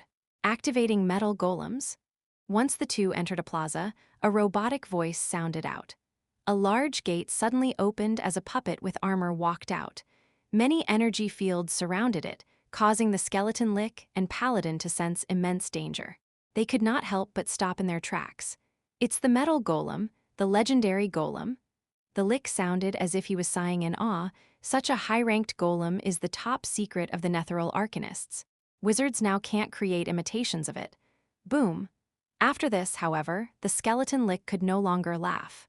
The golem instantly vanished in an instant, and the next time it reappeared, it was behind Ilio, large steel fist aimed at his head. So fast, it's almost like instant shifting. Is this really a golem? Spells flashed continuously at Ilio's body as he quickly set up several bone walls, the bone spurs and bone lances shooting towards the key areas of the golem and bringing with them great gusts of wind. Crackle, the many attacks reached the defensive surface layer of the metal golem and created sounds like rainfall, and then scattered. Rumble, ka-cha. The golem cared not for these attacks and raised its huge fist, preparing to strike at the bone wall. There was a huge whistling sound in the air, and the bones flew everywhere. A defense that a lich had formed with all his strength actually was completely destroyed under this attack. Boom. By the time the legendary paladin arrived, all he saw was the lich embedded into the wall. He was perfectly printed onto the wall, neck twisted at a very odd angle. If he was alive, he would long since have died. Even if he was a lich, the fire in his eyes had dimmed quite a bit, and he was evidently gravely injured. "You monster full of evil, prepare to be judged by justice." Upon seeing this, the paladin heaved a deep sigh of relief, both hands raising the large sword that signified light and judgment. Beep, enemy discovered. However, before the paladin's sword could fall, a metal golem had already arrived behind him, electronic eyes emitting dangerous red rays. For legendary metal golems, there could be liches or paladins, but all were invaders and needed to be exterminated. If Leylin had been here, he would have exclaimed, "Such high technology." Or transformers, but unfortunately, the paladin with an inflexible mind did not have so many stray thoughts. In his eyes, metal golems like these were not much better than demons of the abyss or devils of hell. Beep, enemy scanned to be model of paladin. Activating extermination plan number 2. Activating extreme gravity engine. Activating nuclear furnace. The steel golem made sounds that the paladin could not understand, then spread its arms. Boom! The gravity around suddenly increased, and the ground caved in, now seeming extremely solid. The chest area of the golem opened up to reveal a red-hot furnace that rotated in a turbine, producing a frightening whir. What monster is this? Noticing that his attack at full power had been easily blocked, his exemplary sword that was almost legendary grade melted in the furnace at the golem's chest. No matter how strong his mind was, the paladin now held hints of despair. A similar scene could be witnessed at various parts of the city. The outsiders who had entered without permission were now under terrifying attacks, and there already were casualties. After all, the floating city was a nest of the great arcanists of ancient times, so how could they just allow enemies to barge in? At this moment, other guests had also arrived outside the city. I never thought, even with the consumption from dimensional leaping, the defenses of the floating city is still so terrifying. The divine force that the body I'm possessing can amass is nearly depleted. Evita opened her eyes, gazing at the large floating city while looking expectant. However, this relaxed look only maintained for a moment. Evita quickly turned to the other side. "Her Highness, Mistra, and others, we meet again." A young girl dressed in black walked out from the shadows, having the dignity and coldness that only gods possessed. She gazed at the empty area next to her, looking hostile. Golden lights flashed, and numerous orc gods also appeared. They were all avatars, causing fear to appear in Evita's eyes. For true gods to descend into the prime material plane, there was the most dangerous true-body saintly form, as well as an avatar and possessing a body. An avatar was a clone formed of divine force and godhood, while possessing a body would require taking the body of a follower. In comparison, possessing the body might be safe, but the power could not compare to an avatar. After the hall meeting of the gods, there have been few gatherings between many gods. An elderly being wearing white, scholarly attire had a wise look in his eyes. This was Agma, the god of knowledge and a powerful greater god. After all, this has to do with arcanists and the floating city. The other gods all went quiet, focusing on the weave goddess Mistra. As soon as possible. Chapter 973, Banishment, Arcanist civilization must never be allowed to be revived. That is the bottom line. Mistra announced first. The many gods who had gathered revealed a tacit understanding. While they were confident that their avatars could enter the floating city, they were still afraid of the enemy. Who knew if there were traps specifically meant for gods, left behind by the great arcanist in the city? It's not advisable to go against it for too long. How about we, however, just as Agma broke the silence, an astounding change happened in the city. Dazzling rays enveloped the city and teleportation rays filled the area, causing it to seem translucent. Dimensional leap? No, it's a random teleportation. Stop it! The many gods quickly made their moves, using powerful divine force to form a golden sealing web. However, they were too late. The floating city completely vanished, leaving behind gods exchanging gazes. A while ago, near the core power testing room, Rogero stared hard at the blue test tube in front of him, looking nervous. The expectations that the great arcanist had for his successor are a little too much. Even as a high-ranked arcanist, it's still too difficult to successfully brew the mild blue light potion. Thankfully, I have this. Rogero placed a white crystal under the test tube, and in the moment that it made contact with the test tube, the crystal instantly heated up. A stabilizing potion that increased chances of success by 50%, the Dream Stone, Sage a Bowfold. Success or failure shall be decided in this moment. Rogero took a deep breath and placed another pipette at the mouth of the test tube. If the potion turns blue, that means it's a success. If not, it's a failure. There's only one step till I get the inheritance. Rogero prayed the most devoutly he ever had in his whole life. Whatever god you are, please bless me. If I can succeed this time, I will become your most pious follower. It was unclear if a remote god had favored him or if this was luck. The moment after the pipette dripped a bit of the potion, the entire test tube began to boil. Thick liquid boiled and kept changing color, till it stabilized to a faint blue. At the beginning, the blue was not stable, and Rogero could feel cold sweat beating on his forehead. However, the dream stone that was like white crystal emitted white rays that enveloped the entire test tube. The mild blue potion stabilized, and he immediately looked elated. It's a success! He quickly darted over to the crystal door with a large vertical pupil carved in and splashed the freshly made mild blue light potion onto the eye. TSS. After the potion made contact with the eye, it was as if sponge met water as it was absorbed. Rogero looked nervous as he waited for the results, feeling uneasy and nervous. Beep. Brewing of mild blue light potion is successful. Time seemed to pass slowly, but it also seemed to be mere seconds. When the robotic voice sounded, Rogero could not help but give a whoop of delight. Rumble. The eye rolled and produced the mechanical sound of unlocking.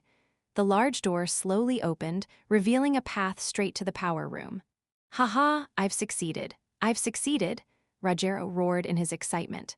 As expected, there aren't many arcanists left around. That black-clothed person might be an arcanist, but his ranking can't be higher than mine. I definitely was the one to pass the test first, so I'll get full control. While looking emotional, Rogero's footsteps never slowed. The path was short. With his speed, he quickly reached the core power room and saw the Magus energy core that was continuously providing the floating city with strength, floating in the air. Haha, as expected, I was the quickest. Upon seeing that nobody was around, Rogero could not hold himself back and chuckled loudly. Mine. The ancient floating city, the remains of the great arcanist and all the arcanist's treasures, all mine and mine alone. Rogero looked expectant as he headed to the Magus energy core. He looked moved and greedy as he reached his trembling right hand out. The fairy appeared nearby, watching on expressionlessly. "Intellectual core, hand over control to me," Rogero shouted. "As the master, I'll definitely treat you well." Beep. The fairy nodded expressionlessly, and the flooring under the Magus energy core opened up to reveal something like a control desk. A purple crystal flickered with dazzling rays above. "Good job," Rogero laughed heartily, and his right hand reached forward. However, just a centimeter away from the purple crystal, something happened. Glaring rays surged and enveloped his body. These were spell rays from a teleportation spell formation. The high-ranked legendary arcane spell, Dimensional Banishment. No, mine, my everything. Rogero looked unresigned as he vanished, leaving behind his voice that echoed in the empty secret room. Aha, he took so long to get here. I waited so long. A transparent human figure walked over from a corner of the secret room. The illusion on his body gradually disappeared. This was Leylin. He was now yawning, looking nonchalant. He couldn't even recognize the dimensional banishment trap. Ha, to think he was a high-ranked arcanist. Looks like there's something wrong with his inheritance. I'm pretty sure it's incomplete, but even if he recognized it, the way to get rid of this legendary spell is for it to work once. He made me wait for so long. Leylin looked dissatisfied. Only a legendary great arcanist like you can detect the arcane spell trap that Master set up. The fairy now bowed low to Leylin. While I'd already confirmed that only you, who is also a legendary great arcanist, can take over the city that is the glory of the Nethril era, I had to do this for procedure's sake. Please be understanding. It's nothing much. Proceed with the transferring of authority, please. There might be more variables from the passing of time. Leylin headed to the control desk. The dimensional banishment spell had now been completely removed. The Magus energy core, rumors have it that any item that touches it will be hit with something like a legendary disjunction spell and crumble into numerous particles. How powerful can this be? Leylin sighed, right index finger touching the purple crystal. Beep, confirmation of qualified person, beginning transferring of control. The fairy cooperated with the operation. Leylin felt that his self linked with the entire city and that it seemed to become part of his body, and he could even see scenes of the invaders. Beep, obtained control over floating city. Supplementary scan ongoing. The AI. Chip's voice sounded. With its help, Leylin could easily control the floating city. In terms of his proficiency, he immediately reached the level of the original owner. The energy reserves are at less than 50%, and there are also divine force undulations detected outside. Leylin looked at the report and frowned slightly. Fairy, begin preparations to teleport floating city. Activate concealing spell formations and spatial location confusion spell formations, Leylin commanded. Understood, Master. The previous master always called me Shaylin, but you can call me something else. The exquisite face of the fairy broke out in a smile and carried out his order. Also, send me to these locations. I still need to take care of a few worms before teleporting. Leylin waved his arms high-spiritedly, but at this moment, his expression changed. A strange beast skin scroll automatically floated from his dimensional pouch. The seals that Leylin had put on had all cracked. The Magus energy core emitted terrifying energy undulations, creating a pillar of light the size of a thumb at the middle, shining on the scroll all of a sudden. The energy that could break up all matter did not cause the scroll to be damaged, but the luster on it grew more dazzling as it slowly opened up. It revealed an arcane spell model that was so complicated it was terrifying. Beep. Discovered high-rank arcane spell model. To scan, the AI chip asked. Yes. With Leylin's order, the AI chip immediately scanned and recorded the model. After which, the scroll seemed to be done with its mission and rolled itself back. As expected, this scroll isn't something dead, but contains some will of distorted shadow. In Leylin's tests, the scroll obviously sealed something amazing. If it were opened suddenly, it might result in terrifying contamination or curses. But now, under the radiation from the only Magus energy core in the continent, this seemed to be the correct way to open it. He had been given a terrifyingly complicated arcane spell model. This, Leylin took a look at the AI. Chip's taskbar. As the spell model was exceedingly large and difficult, the effects and abilities still needed time to be deciphered. The only thing Leylin could confirm was that this spell had a very high grade. The price for all these arrangements, and even giving me my bloodline ability, is finally showing itself. Leylin looked solemn, but his eyes were now full of bloodlust and violence all mixed together. What are you standing there for? Teleport quickly. Leylin yelled at the fairy, who seemed to have been scared stupid. As soon as possible. Chapter 974, Annihilation. Leylin knew the principle of equal exchange. However, seeing some of the tricks distorted shadow had pulled on the sly, he was left in a bad mood. At this moment, he decided to vent all of his anger on the intruders. The teleportation light shone, and Leylin's body vanished. As for the intruders in the different parts of the floating city, they were about to meet their maker. It was a complete mess at the arcane field. The metal golem's head was missing a huge chunk, and the right arm was ripped off. As for the energy core, it stopped functioning completely. Even though it stood still, but that malevolent and dangerous feeling still radiated from its body, striking fear into the hearts of others. Pant, pant, thank you. The legendary paladin half knelt on the ground in the middle of a pool of blood. He was grievously injured. Cough, cough, saving someone from dying and banishing evil, cough, cough, is what we were born for.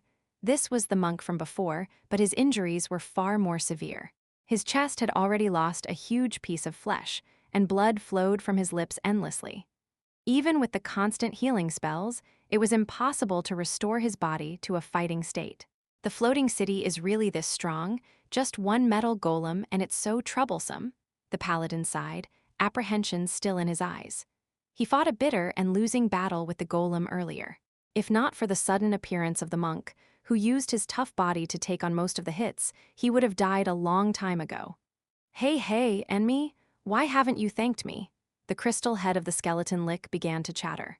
Under extreme danger, he put all past feuds behind him and chose to team up with the other two. After an arduous battle they had won, but this demon was unlucky, left with only its head intact. At the moment, the paladin gritted his teeth and stood up before walking over. Banish all evil. Damn, we were allies mere moments ago, how can you just about face? The lick began to wail, help save me. In actuality, he wasn't afraid at all. As long as his phylactery survived, he could resurrect after death. It just required a very long time. Forgive me, even if we work together, to eliminate evil is my calling. The paladin stood in front of the lick, holy light forming a sword in his hand. Scram! Teleportation light flashed at that moment, and the paladin grew stupefied as he was knocked away. I'm in a very bad mood right now. Tell me, how do you all want to die? Leylin walked out in the silver mask, looking at the three injured people like a god of death. This made Ilio feel as if he had met a demigod being in the distant past. Intense, overbearing evil that can devour everything whole. It's that legendary from the evil camp. Now that he has control over the floating city's teleportation portals, does it mean that the authorization has been handed over to him? The crystal skull on the floor tumbled several rounds before stopping. The dark fire in its eyes stopped flickering. What an intense evil. The magnitude now is countless times more than before. Had he just been putting up a front all these while? The pupils of the paladin and the monk narrowed as they tracked the item that they were struck by. It was the decapitated heads of the other contenders inside the floating city. You are the only intruders left. After disposing the lot of you, I will begin the transfer of authority. Leylin's features were hidden under his mask, so no one knew his current expression. Only his pair of eyes could be seen, cold and indifferent, as if it could freeze the soul of one who looked into his eyes. The evil black light covered the grounds. Compared to him, the aura of the demon seemed like a kitty item. Cough, have the others been slain by you? The paladin coughed, time to time spitting blood from his lips. Most of them had perished under the arcane traps. As for the rest, they have been done in by me. It's only you three left. An icy killing intent was prominent in Leylin's voice. Suddenly, he appeared behind the legendary monk. You possess the most threat amongst the three of them. So, let me invite you to go to hell. Leylin's right hand seemed to turn into a pair of devilish claws which tore through the hardened defense of the monk, reaching for the heart directly. Before this trip, I felt the restlessly during one of my meditation, as if some great evil was about to be born. Hence, I followed my heart and was directed to the western desert. Droplets of blood dripped down, momentarily taking away the pain seen on the monk's face. He inhaled violently, as if pacing back and forth through death's doors. I originally thought that it was the descent of the floating city, which would bring great destruction to the world. But I know now it was due to your existence. The monk struggled to force the words out of his parched lips. Too much nonsense. Leylin clenched his fist, and the monk's heart was shattered into countless bits. Dead, the paladin and Ilio's eyes dimmed, as if seeing something unbelievable happening within minutes. Even if I have to ignite my soul, I have to stop the evil in this world. The next moment, the monk's eyes, which had dulled violently, opened, and emitted light rays even stronger than the sun. His right palm now took on a golden hue as he gently pushed out. The force felt even stronger than being crushed by a mountain, and even the air was pushed away. It was unstoppable. Legendary technique, Vajra's palm, boom. The golden palm pushed through the phantom behind Leylin's back and turned the construct behind into smithereens. You're not bad, huh? Old man, is this the legendary ability, life after death? You are indeed a powerful and gifted monk. Even after your body is destroyed, you are able to sustain life for a period of time. The monk's life was extremely tenacious, and now with this legendary ability, even if his heart was taken and having sustained grave injuries from before, he could still produce such a might. Giving your all to beat me, huh? Why do I feel like a final boss like the great demon king in the novels of my past life? Leylin squinted his eyes and saw all of the righteousness represented behind the palm of the monk. A pity that an attack of this magnitude, it's not enough to hurt me, Leylin mocked as his nostrils flared. Let me put you into utter despair. The floating city can never land in his hands, if not the world will enter even more suffering. The paladin now too struggled to get up. The final holy buff, radiant rays shone on the paladin and stopped all of his injuries in their tracks. Very soon, a sword made of light appeared on his hands. In the name of righteousness, the paladin held his sword up high, the energy swirling into a violent gale. Divine intervention, the radiant sword made of holy light carried the intent of killing as it sealed Leylin's retreat route. Blazing point, Vajra's palm. The monk ignited all of his life force into blazing fuel. The palm, which covered the skies, seemed to be able to incinerate anything in its path. The demon Ilio, who was lying at the side, had an extremely unsightly expression. He knew that against this wave of destructive attacks, if he was in Leylin's shoes, there would be irreversible damage caused. I've already mentioned it, there's no use. Under Leylin's mask, there seemed to be lamentation. Right now, I am not someone you guys can oppose. Against these ultimate attacks, Leylin indifferently raised his hands. Time be still, Sue at this instance, the dust stopped in midair, and the air grew thick and dense. Even those attacks which could destroy heaven and earth were stopped. Buzz, after Ilio regained his consciousness, he only saw the two corpses of the other two legendary being shattered into pieces. That moment earlier, know this. This is an arcane spell at the legendary rank, the divine ability of the legends that can stop time. Only legendary ranked arcanists can cast this spell, Time Stop. He is actually a legendary ranked arcanist. Haven't people of this caliber perished a long time ago? Has he survived since the Messi period? The dark flame in Ilio's eyes continuously flickered, as if struggling with his thoughts. The performance that Leylin displayed earlier had scared him. I can only stop time in this region. It's still a mile away from fully controlling time. However, power like this is still extremely intoxicating. It is indeed an arcane spell from the limits of rank 8. I could even feel a strand of the laws of time, Leylin exclaimed inwardly before walking to the demon. Subjugation or death? Subjugation. Ahahaha, hahaha, you're very strong at the legendary arcanist level and also control the floating city. However, to want me, skeleton demon, one who has a kingdom of undead army, one who has survived 3 holy wars and participated in numerous holy wars that even gods had transcended and used human vassals, me, the great demon king, Ilio, to subjugate.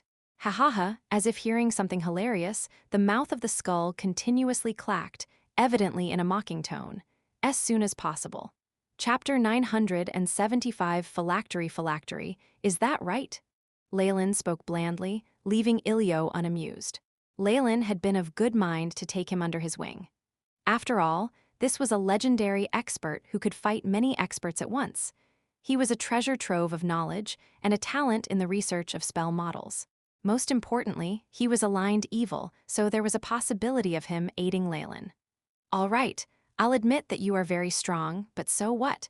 As long as you're unable to find my phylactery, the most you can do is kill me. Ilio put on a front like a dead pig who was unafraid of boiling water. Nope, I can choose to seal you for eternity and prevent you from committing suicide and therefore, resurrecting. Leylin's shoes stepped on the crystal skull. Ilio immediately discovered that his connection with the weave had been completely disconnected. He could not even kill himself now. Wait a minute! Under such extreme terror, Ilio finally let up. After all, being sealed was not a fun thing. Moreover, if there weren't anyone to break to seal later on, it was equivalent to dying. Although I could have coaxed you, but you gave me a pretty good suggestion. Leylin smiled as he sealed the crystal's skull, mockery in his eyes. Phylactery, huh? As the highest achievement of a necromancer, the Lich had chosen to store his soul into the phylactery and obtain eternal life, as long as the phylactery was intact. Even after death, it could resurrect through the phylactery. As for the phylactery, it was the most protected secret and the life essence of the necromancers. They would store it in the safest of havens, some even with detection and prophecy-type spells. To put it in another way, if the phylactery was in the hands of another, the Lich would be completely controlled unless it sought death. It's unafraid because of the phylactery, huh? Leylin stroked his chin. With the techniques in the world, finding the phylactery of a Lich necromancer is extremely difficult. But in the field of soul research, Leylin had obviously surpassed the world of God's standards. After all, he had the accumulation of knowledge from a completely different world. Moreover, in this demonic life transfer, he saw many familiar things. This type of life transfer, together with soul transfer and also arcanists, no, there are traces of Magus spells in this. It seems like the wizards here have absorbed some knowledge from the Magus World. Although I don't have a spiritual connection to the Magus World, I can still identify traces of it through this clone. Not to mention I have dreamscape vision to peer into its most innermost thoughts. Leylin now looked at Ilio in pity. He couldn't kill himself even if he wanted to. Through the Magus core, Leylin teleported into the control room. Master! The flowered genie flew to Leylin's side and rested on his shoulders. The intruders have been completely wiped. Energy required for the activation of teleportation portal is complete. The flowered genie reported in a rather upbeat tone. All right, begin to move. Make sure to mask the coordinates of the space. I don't want those gods to find me. Leylin waved his hand before beginning to operate the teleportation system of Floating City. The way Leylin handled the operations expertly left the flower genie blushing. The other gods are arriving now? Too bad, they're late. Leylin smirked as he looked at the screen monitor. He operated the Floating City and easily broke through the seals of the gods, disappearing from the Frostfall valleys. He actually got away. Ogma's avatar looked at Mistra as a golden light flashed in his eyes. Prophetic spells are not working. It seems like the person is very used to the functions of the Floating City. To be able to control the Floating City this quickly, he must definitely be a great arcanist. I never thought that someone from the Magus period is still around. It's a problem that you must handle now, Mistra. The gods broke into fervent discussion, venting their frustrations on the goddess of the weave. Mistra inhaled a deep breath before explaining, everyone here witnessed the fall of Netheril. I can guarantee you, not one legendary arcanist managed to survive it. No matter what, this is your job. I hope that you'll be able to handle this matter well. A golden orc spoke. At this moment, the other gods were watching on with a degree of schadenfreude. Mistra had always been too powerful, and now that she had suffered a blow, it was time for them to vent their frustrations. Many of the divine conscients held their discussion in midair before dispersing into different directions, leaving behind Mistra, who looked on at the direction of where the Floating City disappeared. In a quiet space of void, with boundless darkness surrounding it, the air current whistled violently, as a floating city quietly sat on the turbulent air currents. This was the outer membrane of the physical world, where many half-dimensions were produced and destroyed. Even gods found it difficult to follow every space that was created in the outer region. Shaylin, send me another report of the energy stored and the armory stock. Leylin sat in the control room and asked the flowered genie. Yes, master. Currently, the floating city has 12.77% of energy reserves. The Magus core will be able to regain its lost energy approximately the time of 271 hourglass trickles. Furthermore, there are damages suffered to the external parts of the floating city, and the 23.7% of the firearms are unable to be used. There are 2 missing legendary ranked golems, and one which is stopped operating as the damage is over 50%. The flower genie also pulled an image, which was the golem that the legendary ranked paladin and the monk had defeated. Right now, it had already been returned to the storage, and the many golem constructs had been working to repair it, but the progress was extremely slow. Apart from all these, there are 3 main cannons which engages in the laws of secondary energy, 347 homing cannons, and 239,812 other various cannons. 80% of them are able to function normally, and 2 of the main cannons have damages amounting to over 20%. As for magic golems, the arcane garden, the flower genie displayed every aspect of the floating city, which left Leylin nodding his head in satisfaction. This is really a fortress, which can rival that of a divine kingdom in its prime. However, it's not as its full capabilities yet. The floating city now had suffered damages, and its energy reserves were lacking. Leylin would definitely not choose to use it now to war gods with casualties on both sides. He had a better use for the floating city. "Master, that lick has woken now, and kept crying about wanting to see you after sensing something," the fairy reported. "Oh, it seems like he has realized it. Bring him in," Leylin beckoned. Seconds later, a golem walked into the hall with loud thudding on the floor. It carried a giant silver tray. On this tray lay a crystal skull, artistic like an ornament, with 2 dark glows in its eyes. "Skeleton-lick Ilio, will you finally subjugate?"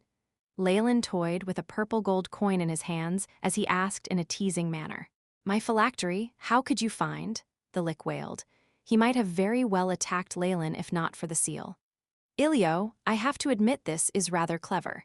You made the phylactery a metal coin of nobility and even put it in the hands of a coins collector. It took me some effort to find him and to have it handed over." Leylin raised the coin in his hand. It was an ancient coin from the previous dynasty, and there were archaic carvings on the edges. The previous owners had kept it with great care, and the reflection of the light on the coin was dazzling. Nobody would believe that this was actually a phylactery of a lick.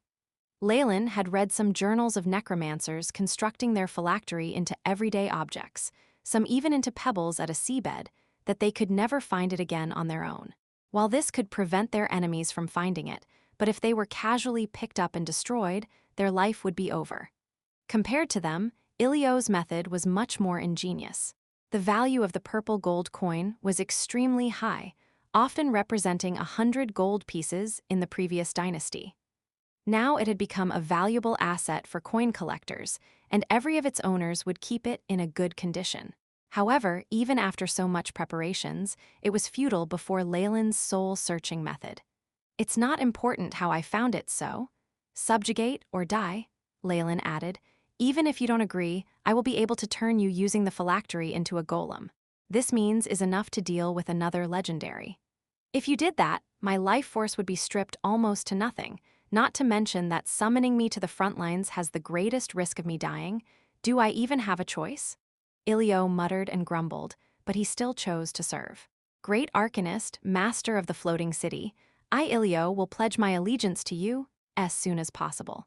Chapter 976, Distorted Shadow, great. Leylin clapped and removed the restraints on Ilio. "Since you've chosen to be subservient to me, then we're on the same side. There's no need for a contract or anything like that." That's what Leylin had said, but he nonchalantly kept the phylactery into his dimensional pouch under the desolate gaze of the lick. Compared to any promises, this was the ultimate restraint. With the phylactery, Leylin had plenty of ways to make Ilio wish he were dead. He knew full well that Ilio would never dare betray him. On the other hand, if he were to just give the phylactery back to Ilio, it was unclear what would happen. "I will give you part of Grade 2 control over the floating city. From here on, you'll focus on maintaining the arcane gardens and the golems. Shaylin will transfer the information to you soon." Leylin waved his hands. Since Ilio was now his subordinate, it was natural that he use the lick as much as possible. After all, this was a scholarly-type wizard, and was probably very useful if nurtured. Ilio laughed wryly in answer. If this were in the past, and he had countless information as well as authority over the floating city in front of him, he would definitely go crazy in his elation. However, if the price was losing his freedom, that was a little too much. Understood, Ma Master. Shaylin? After Ilio left, Leylin commanded the intellectual core. While he submitted already, it's still necessary to monitor him. In addition, if he ever gets near the Magus Energy Core power room or any Grade 1 important areas, I give you permission to kill him immediately. Recorded into main procedures. Leylin looked to have human emotions, but in essence was an intellectual body formed of a bunch of codes. Her primary goal being to carry out her master's orders, she never hesitated when it came to Leylin's orders. I want some peace now. After taking care of all these matters, the floating city was now far from danger and under Leylin's control. It was only now that Leylin finally had some idle time. After the flower elf, Leylin, left, it completely went silent. Only the arcane spell lights emitted tender rays of light. With a flash of silver light at his right hand, the scroll Leylin had obtained from the Nethril ruins appeared. Ancient distorted shadow, what do you want? The rays from the AI chip shone in Leylin's eyes. Chip, how's the research on this going? After getting control over the city, the Magus Energy Core's tremendous power had seemed to unseal something in the scroll, and given Leylin a terrifyingly complicated arcane spell model to him. Leylin had been using the AI chip to decode it, and only now did he get some idea of what it was. Beep. Progress of arcane spell model analysis at 100%. Displaying quantified information. After which, the complicated numerical data of the spell model showed itself before him. Arcane spell name, Khalsa's avatar. Rank 12 arcane spell, effects. Allows the caster to substitute the weave goddess and take over control of the weave. Minimum requirements, Great Arcanist, 100% analysis of level 7 weave. Description, this is a mysterious arcane spell. With the caster's understanding of the weave, its might changes. Grasping it allows you to become a powerful higher god in an instant. An arcane spell that surpasses even a legendary arcane spell, allowing me to become a powerful higher god in an instant. Leylin's eyes widened and he stroked his chin, smiling slightly. Interesting. How interesting? An arcane spell of this grade was obviously not something developed by those great arcanists, but a spell of the Magus World that a peak rank 8 like Distorted Shadow could design. This arcane spell model already is out of the domain of arcane spells. It can only be explained with spells from the Magus World. It's at least a powerful rank 7 spell, Leylin muttered to himself. Even his main body only grasped one rank 7 spell, which was alternate world incarnation, which already had an astounding effect. It's at least a rank 7 spell there. If the caster's understanding of the weave has reached 100% of level 9, that would make this a rank 8 or 9 spell in the Magus World. Leylin gasped in awe, allowing the spell caster to replace the weave goddess and obtain control all of the weave. What was this? Based on the rankings of the Magi, that would be like making a Morning Star Magus a peak rank 8 Magus in a moment. That was might comparable to Distorted Shadow, Nightmare King, and the Mother Core. But can a frail spirit and mind take on such power? The only probable outcome would be getting control of the weave and becoming a greater god for a moment, and then dying from the tremendous amount of information and energy being transmitted over. It'll be like a child who decided to touch a high-voltage power grid.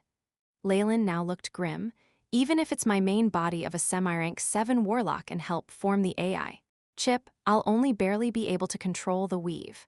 Due to a difference in my godhood and divinity, my path will be contaminated and be corroded from the conscience of the other gods.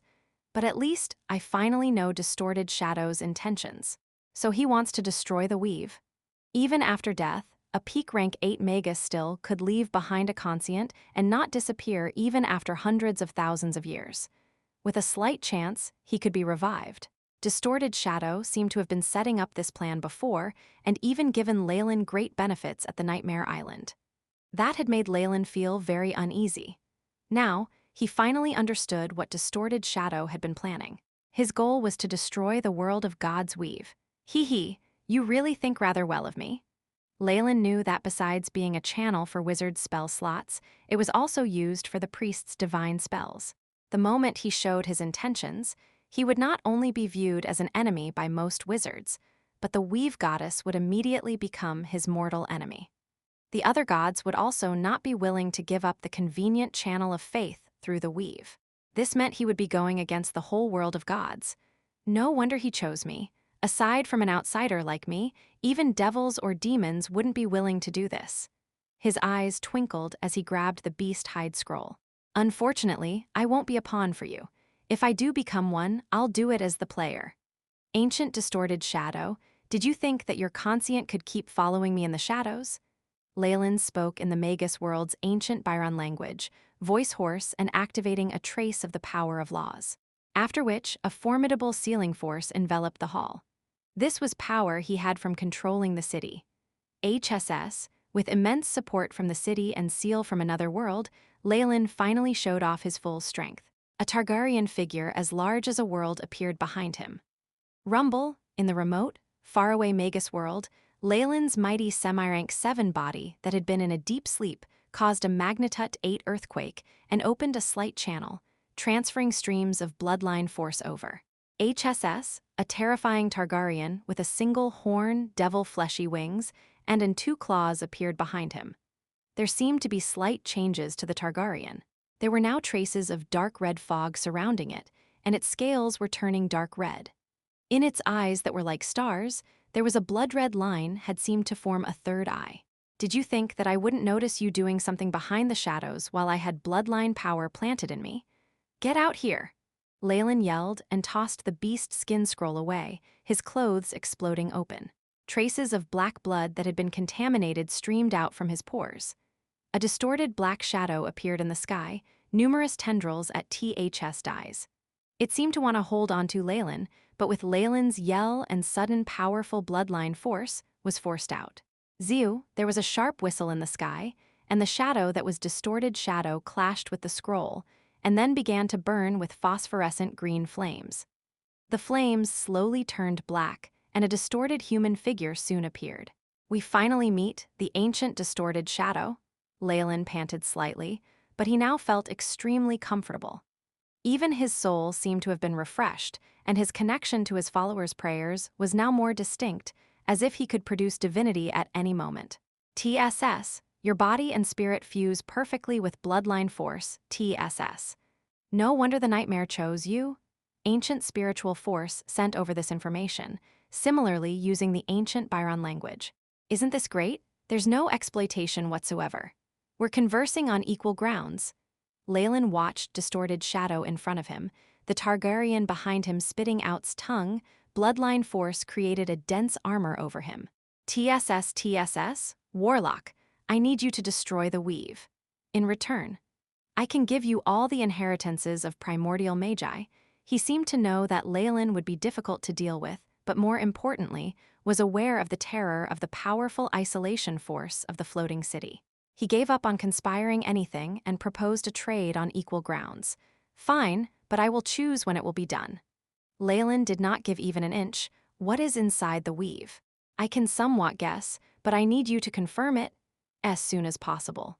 Chapter 977, Back to the North. Leylin observed the trace conscient of a peak rank 8 existence.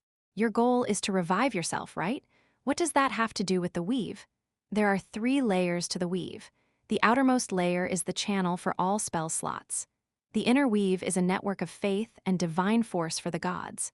Lastly, there's the core, which is the ultimate seal where the gods have sealed conscience like me inside.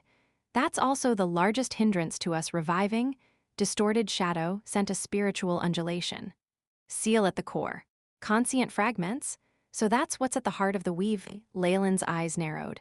In that case, there should be many other conscients sealed inside. Boom!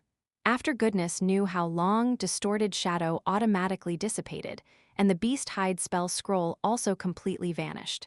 This was just a dead conscient, and after showing himself, he could not maintain himself for long. The seal on the floating city was released, and Leylin sank into deep thought, revival. This seems to be getting more serious. Now, he felt that he had made contact with the greatest secret of the ancient gods' battle that led to its dusk. From what was known in the Magus World, the world of gods had buried numerously mighty ancient Magi of laws, causing huge damage to Magi organizations and leaving them no choice but to withdraw from the world of gods. If those rank 7 gods already had the possibility of revival after falling, then this was even more possible for ancient Magi of laws. Rank 8 and peak rank 8 existences were already beginning to attempt at containing the laws of space and time in their bodies. Even if they were to fall, their true soul could still sleep in the long river of time and space and wait for a chance of revival. They would leave behind many conscients and make arrangements to give themselves another way out. In the world of gods, which was the battlefield of a large war, this would definitely happen. Hence, the gods had worked together to develop the weave. Using power of the entire world, they had gathered all the conscients of the fallen Magi and sealed them at the deepest parts of the weave, and even formed the weave goddess to guard over it. However, even though the gods had done their best to scour through the world, there were definitely still some that had escaped. Distorted Shadow was the largest one that had gotten away. Now, after tens of thousands of years, Distorted Shadow had finally found a Magus suitable to deal with this situation. That would be making use of Leylin, who had used alternate world reincarnation and arrived in the world of gods. The moment he used Kalka's avatar, the weave goddess would immediately fall. Making use of his temporary hold over the weave, Leylin could destroy the seal of the gods and let out the conscience of the ancient existences of laws. Dying here in ancient times and still leaving conscience behind and wait for a chance at revival, these are all at least rank 7 Magi of laws.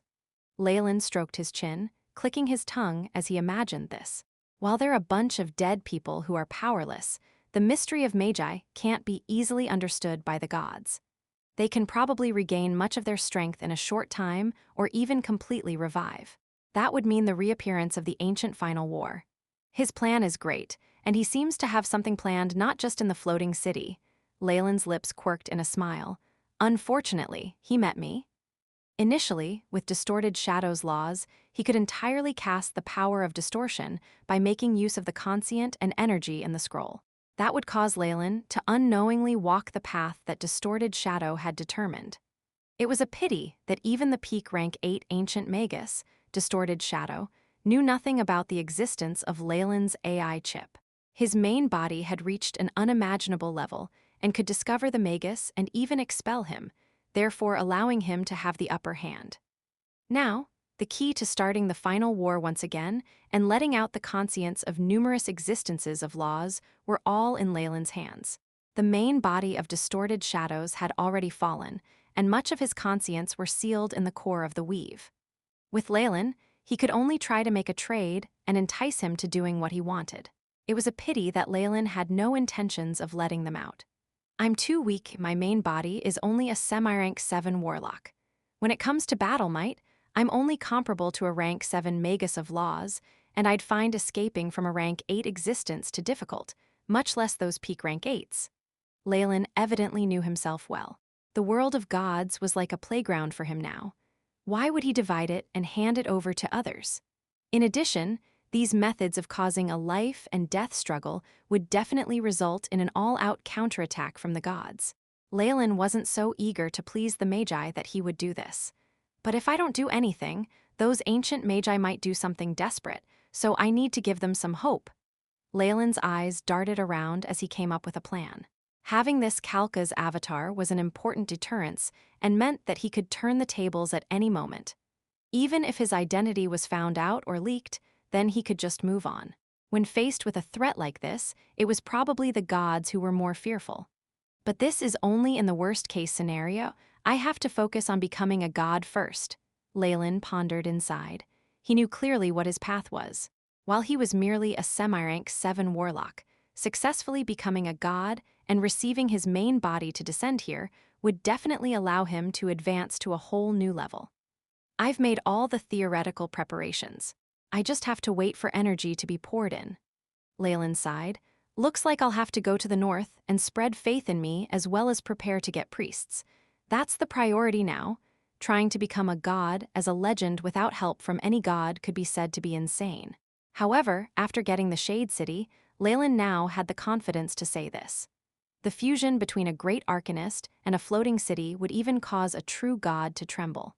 Things are dire now, so there's no need to return to the outer sea. I'll go to the north then. Leylin's eyes flashed, and he transmitted a few orders. The Shade City that was in a spatial turbulence rumbled, and, like a huge warship that was 10,000 tons heavy in the sea, split the waves at both sides and pushed the elemental turbulence aside.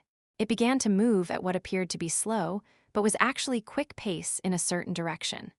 The north, at the edges of Sabu Valley, noble cavalry with the flag of a viscount unhurriedly moved along, protecting a noble couple within. There were green wheat fields at the sides. The ears of wheat were being extracted, and farmers caressed them with their two hands lovingly as if watching one's lover, elated at the harvest. For refugees from the north, obtaining life as it was now had been difficult. Just surviving from the orc disaster 3 years ago meant needing protection from the goddess of luck, and very few were lucky enough to arrive at human territories. The others either starved to death or were killed by bandits or orc soldiers and even became rations. The refugees that survived had no guarantee that they could settle down, as there were far too many of them from the north. This resulted in great pressure for the master of the territories. Those who had gotten the distributed territories could only weep at the difficulty in dealing with the disaster. In comparison, the benevolence of this master of the land was enough for these victims to pray to him sincerely. The harvests from the newly plowed farmlands aren't half bad. Looks like we'll be able to get through winter. The Viscount mistress spoke reservedly, glancing past the farmer that had bowed towards her. Only a few lucky ones were fortunate enough to be acknowledged by her by the nod of her head, and she had the air of an arrogant, noble lady. Now she watched her husband. When it came to her husband, she wasn't satisfied nor dissatisfied. This was a mere transaction. Thankfully, the people in the organization had not lied to her and gotten her to marry some old man at death's door. That was something lucky for her. The Viscount mistress looked at Tiff, who seemed like a middle-aged man and could not help but sigh deeply. Recalling what had happened to the north, she could not help but shiver. Those fierce and violent orcs had killed her family and slaves, and she herself had almost fallen into their devilish palms. While she had been fortunate enough to escape, she had then met a few greedy pigs. Thankfully, with some quick-wittedness and luck, she had managed to keep her family's name and territories. However, almost half of it was gone, but the pitiful lady did not dare hope for more. Next, I'll have to give birth to a few children. She watched her husband as well as the few cowering maids behind him, looking hostile. Only the mistress of the territories who gave birth to a male successor had the most secure position. There were already many girls wanting to climb into the bed of the master and get a better life, many of whom had once been nobles in the north. Indeed, while we spent a lot, we've finally settled this batch of refugees. Tiff had changed his appearance. He was now nearly 2 meters tall with bushy eyebrows and large eyes and seemed very masculine. His silver hair was slightly curled but combed neatly and looked exactly like a traditional middle-aged noble in the north. The poor mistress had no clue that in terms of his real age, Tiff was probably even older than her father. However, if his age was to be considered in comparison with the average for legends, Tiff was rather young. However, nobles never cared about age, did they? "What's wrong, darling?" She found that her husband looked lost in thought. "Oh, it's nothing. You can return first. I've gotten someone to call the jewel merchant and tailor to come over. They're going to pick the most beautiful and luxurious gown for you." Tiff planted a kiss on his lady's hand and sent her away. As soon as possible. Chapter 978 Education. Although she knew her husband was hiding something from her, Tiff's mistress still listened to him. Tiff had great power backing him, which caused her to feel slightly afraid. With the ability to forcefully snatch something from the northern nobility, he wasn't someone she could spy on. "Let's go to the village office." After she left, Tiff brought his soldiers to a building near to the village. This was the village office, the building Tiff provided for public use. He could take orphans in here, many of which were refugees. It made him look like a benevolent man. These kids were so young they couldn't work, and they were destined to die of hunger quickly. Usually, nobody outside of the churches would take them in, and the disaster in the north had created an uncountable number of them. The few churches alone wouldn't be able to take them all in. A black-robed person with a silver mask was standing in front of the village office's wooden door. The moment he saw this person, he greeted him without hesitation. If anyone else saw the Viscount calling someone "Master," they would definitely gape in shock.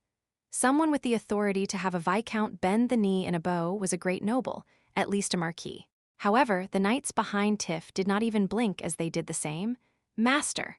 Most of them were trusted aides that had personally battled with Leylin before.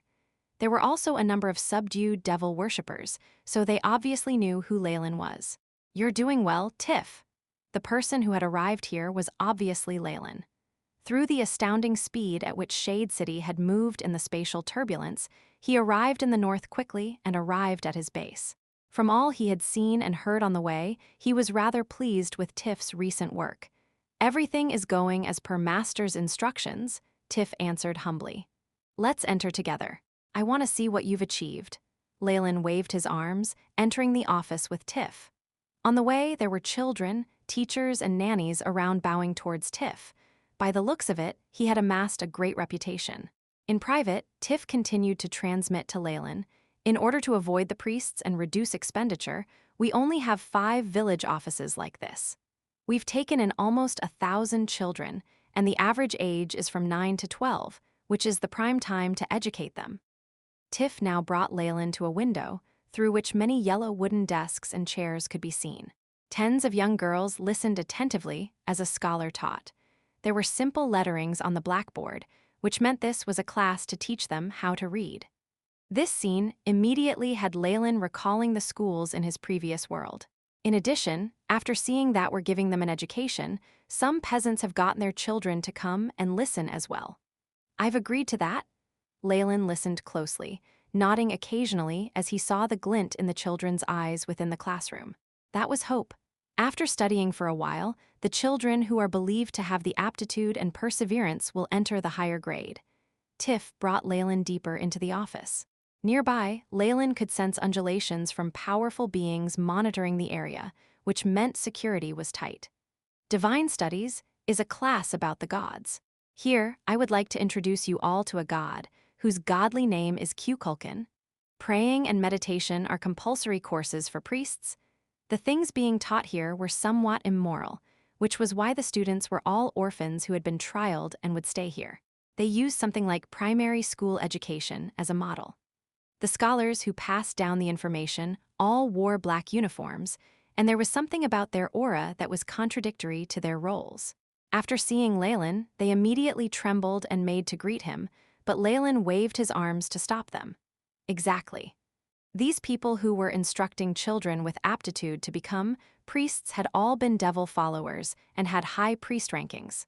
With Tiff's help, Leylin had long since subdued all followers of gluttony in the north.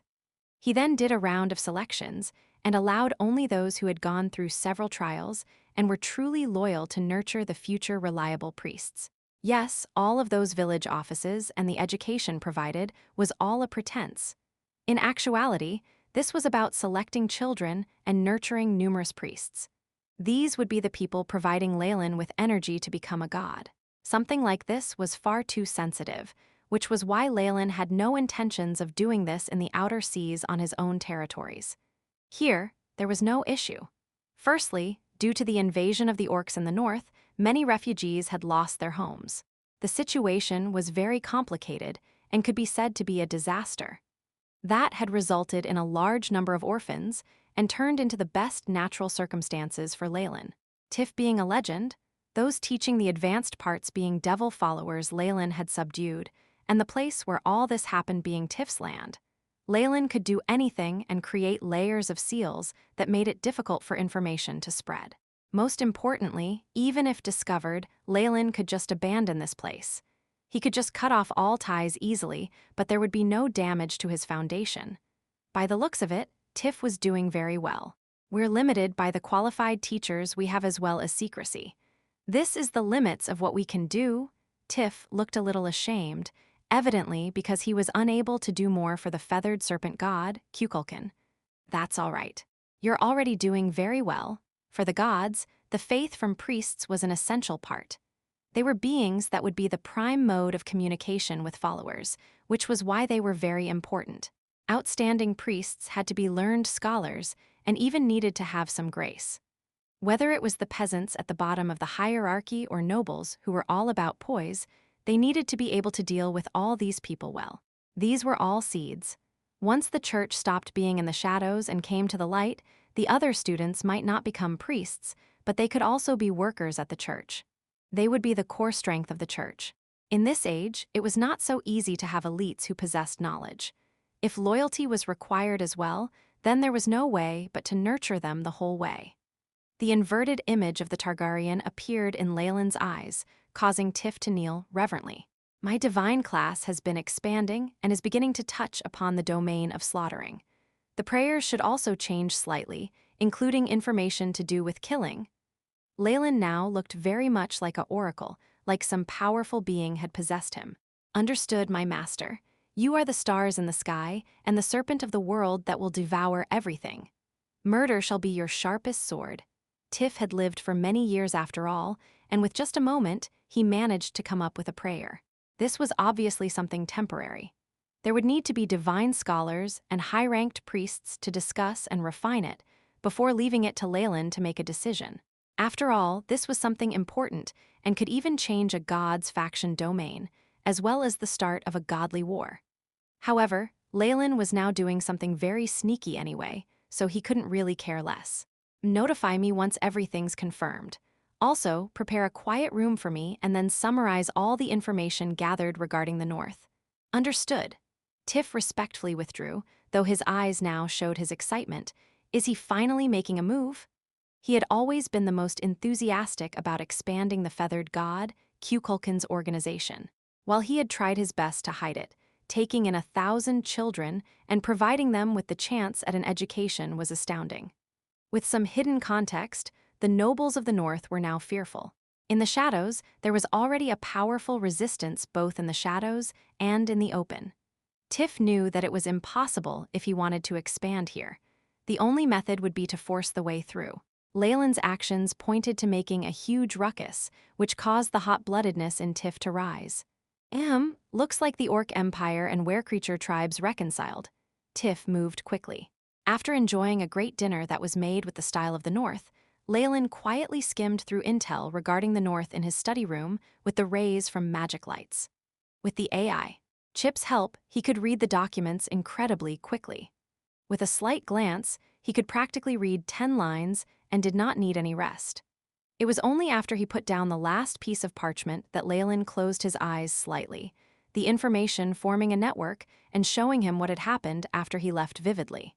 The largest change to the North was obviously the Orc Empire, formed from the remains of the Silver-Moon Alliance. Under Emperor Saladin's lead, the Orcs stepped into the humans' northern district that their ancestors never had the ability to do and formed an empire of their own. Saladin's reputation amongst the Orcs shot through the roof, and he could possibly become a god. While the Orc Empire worked hard, the Orc gods had also obtained immense benefits, especially the Orc god Gruumsh. It was said that he had advanced in the path of the greater gods, and there were a few other Orc gods who had increased their rank, becoming a lesser god to an intermediate god, which boosted the Orc god's strength by a large extent. On the other hand, the resistance that the Orc gods had also increased. Not only did the greater gods, Weave Goddess and Tyr, become their arch-enemies, there were also the human gods who believed that the Orcs were powerful enough that they needed to be kept under control as soon as possible. Chapter 979. Benedict the Orcs were the ones who'd instigated the war, and on top of that, they'd committed such a huge atrocity afterwards. The elven and halfling gods would not support them much. They thought the Orcs too ruthless and developed a desire to contain them. This put the Orc gods in a predicament. If it continued without end, they would likely only be able to find allies from the Abyss or the Hells. This was why the Orcish gods went all out in their search for new blood, especially the Blackblood tribe in the Moonwood and the god of the hunt, Maelor. Orcs and werecreatures weren't much different, and they even looked rather similar. On top of that, Maelor's original form was that of a huge ape-like monster, so there was a high chance of him joining their side. With their tough situation, the Orc gods would be relentless in their pursuit of this chance. The decision from up above ensured that the Orc Empire tried to befriend Blackblood tribe. They'd only be making a din in the dark forest at most, and with the territories that the Orc Empire now had, it wouldn't be too much trouble to give them that land. While Orcs were the majority, there were still an astounding number of humans left in the North. After all, only the human race could measure up to them in terms of their rate of reproduction. The effects of the humans' reign over so many years were not so easily removed. In reality, despite the establishment of an orc empire, many places weren't under their control. There were even a few armies hidden in the corners of the north, giving Saladin a headache. With all the racial conflict, these rebel armies received the support of multiple organizations, both in public and in the shadows. They'd won a few battles and liberated some cities, leaving the orcish armies up to the ears in work. While there's a revolt from the humans in the north, this is all guerrilla warfare, and there isn't a real leader and flag. This makes Illustrial key. Leylin finally understood why the Church of Justice would begin a plan to reclaim the kingdom now. Some time ago, the Orc Empire's strength had been concentrated and been difficult to deal with. Things were different now, though, since taking over land and completely occupying it were very different things. They were now scattered across the northern lands, making the Orc army thin out. It was no wonder that just a guerrilla band could achieve victory so easily. Tens of years later, the people of the north might succumb under the government of the Orcs and completely forget about Illustrial. After all, the adaptability of humans was fairly terrifying. Having seen this all, Leylin could not help but shake his head. Tusk, even though they've grasped a good opportunity, it'll be difficult to completely reclaim the kingdom. Based on his deductions, Illustrial being able to establish a few bases to go against the Orc Empire was already rather impressive. The Church of Justice will recruit legendary beings, probably not just to deal with Saladin, but also the avatars of the Orc gods. Leylin's eyes glinted as he quickly went through the pros and cons. I now have too little information, so I can only consider working with them after meeting Raffania and other legends. Rubbing at his temples, Leylin pondered over his next course of action before leaving the room. Master, next to the door, there were two pretty maids that had been waiting for a long while who quickly knelt down. Leylin could smell the scent of a purebred pleasure devil on them. However, their eyes were now filled with adoration and reverence for him. After all, Leylin's soul essence was practically like half a devil archduke. All devils who sensed his abstruse and dark strength would naturally do all they could to get close to him. This was an instinct of devils at all times, imprinted deeply into their genes. Not bad. Leylin had no plans of being a saint now and placed his arms around the beautiful female devils who were like sisters, and entered the bedroom. The next day, having removed his other appearance and regained his looks as a wizard, Leylin entered the outer parts of Yorkshire's Church of Justice. I'm here to see Raffania. This is the token she gave me. Leylin passed a N emblem that was gold on one side over. On the base that was like a shield, there was a cross sword and image of a rose. Please wait a moment. I will pass on the message for you. The church guard's eyes widened. Leylin's aura immediately made him feel like he was seeing someone important like the king. He was also in wizard robes, and the power that signified more than shocked him. Hence, he presented himself politely. The guard who went in returned very quickly, though this time, he bowed so deeply that his nose practically touched the ground. Welcome, esteemed wizard Leylin. Paladin Raffania is now away, but we have already informed her. We believe she will return soon. Many apologies for this. Please take a short rest in the church. The guard was actually trembling inside in fear. This was a legend, the pinnacle of strength in the continent, and even a legendary wizard at that. As the youngest legend, and one that had become one in the most difficult path of a wizard, Leylin's reputation had long since spread in the continent. However, there were few who had actually met him. Fine, lead the way. Leylin entered alongside the guard, and upon entering through the doors, a few people hastened over, evidently to receive hi. Oh, Leylin, my friend. We finally meet? Next to the white-robed bishop of the God of Justice, Leylin saw another noble. His astounding memory caused Leylin to freeze for a second, and then put on a smile while going forward. Marquis Lancet.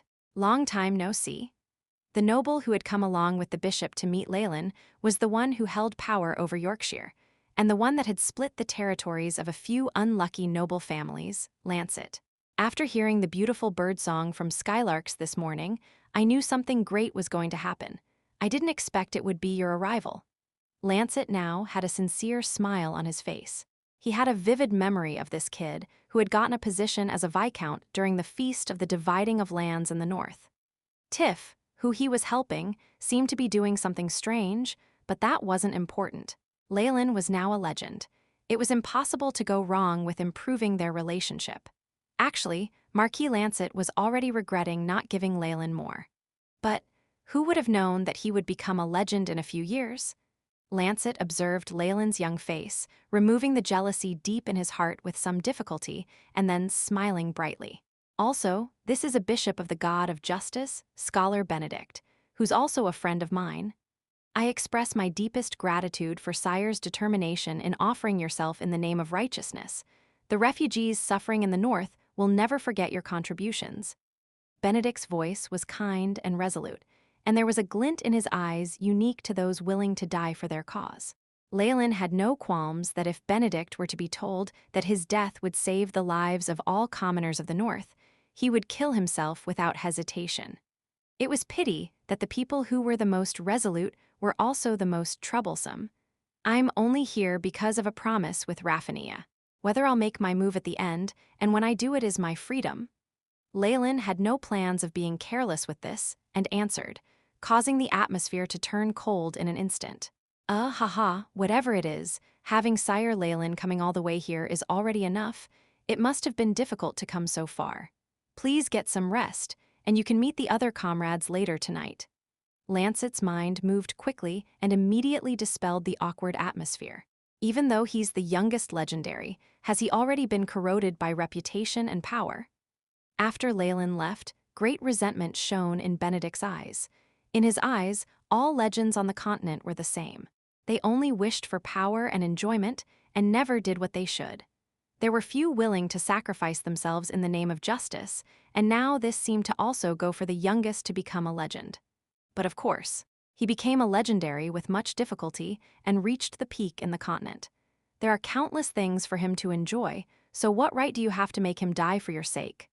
Lancet snickered inside while maintaining a smile on his face. Sire Leylin just has yet to come to terms with what's going on yet. I'm sure with time he'll change his mind. Sigh, I hope so.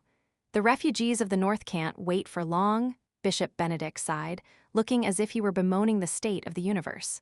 The paladins and priests of the god of justice are all lunatics. While already mentally prepared, Leylin had honestly been scared by his naivety. If the bishop was like this, then he could guess at what the clerics were like.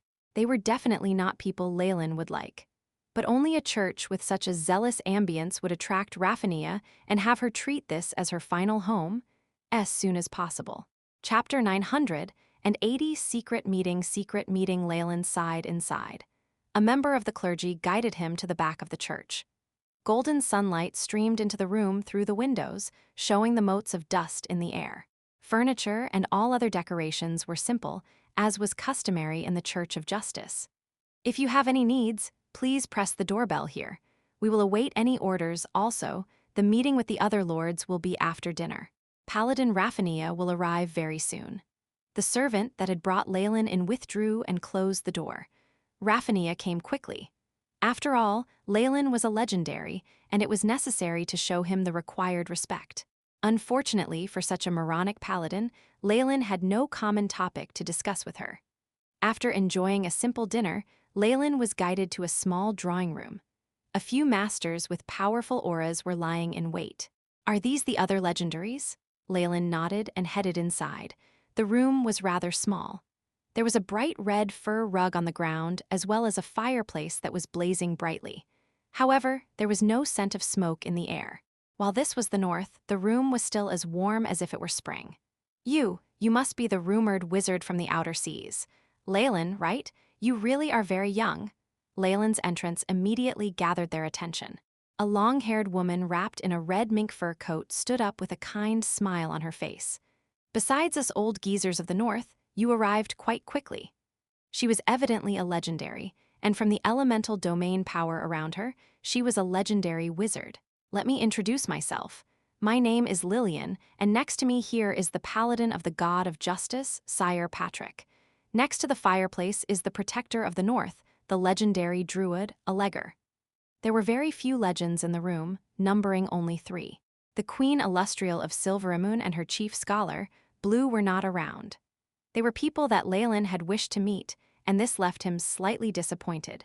Greetings, Of course, Leylin presented himself humbly on the surface and greeted the three of them politely while judging them. Lillian was a traditional wizard. Undulations from magic items and scrolls were emitted from her body, and there even seemed to be some hidden aura there, likely some legendary item SH had with her. Her battle might was not to be underestimated.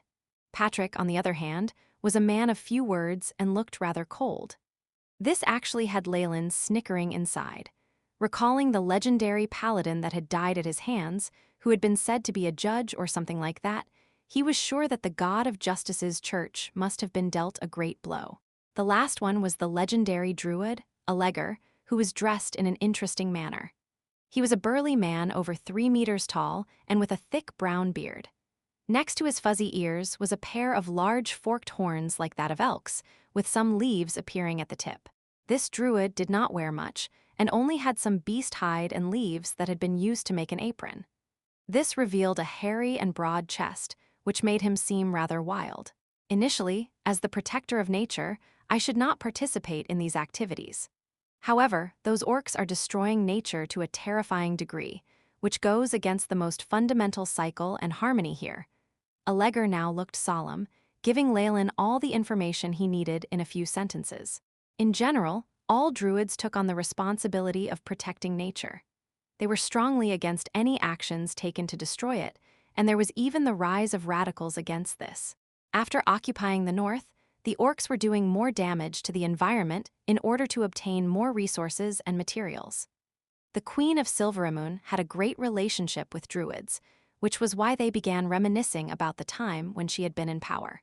It was understandable why they were hard at work here.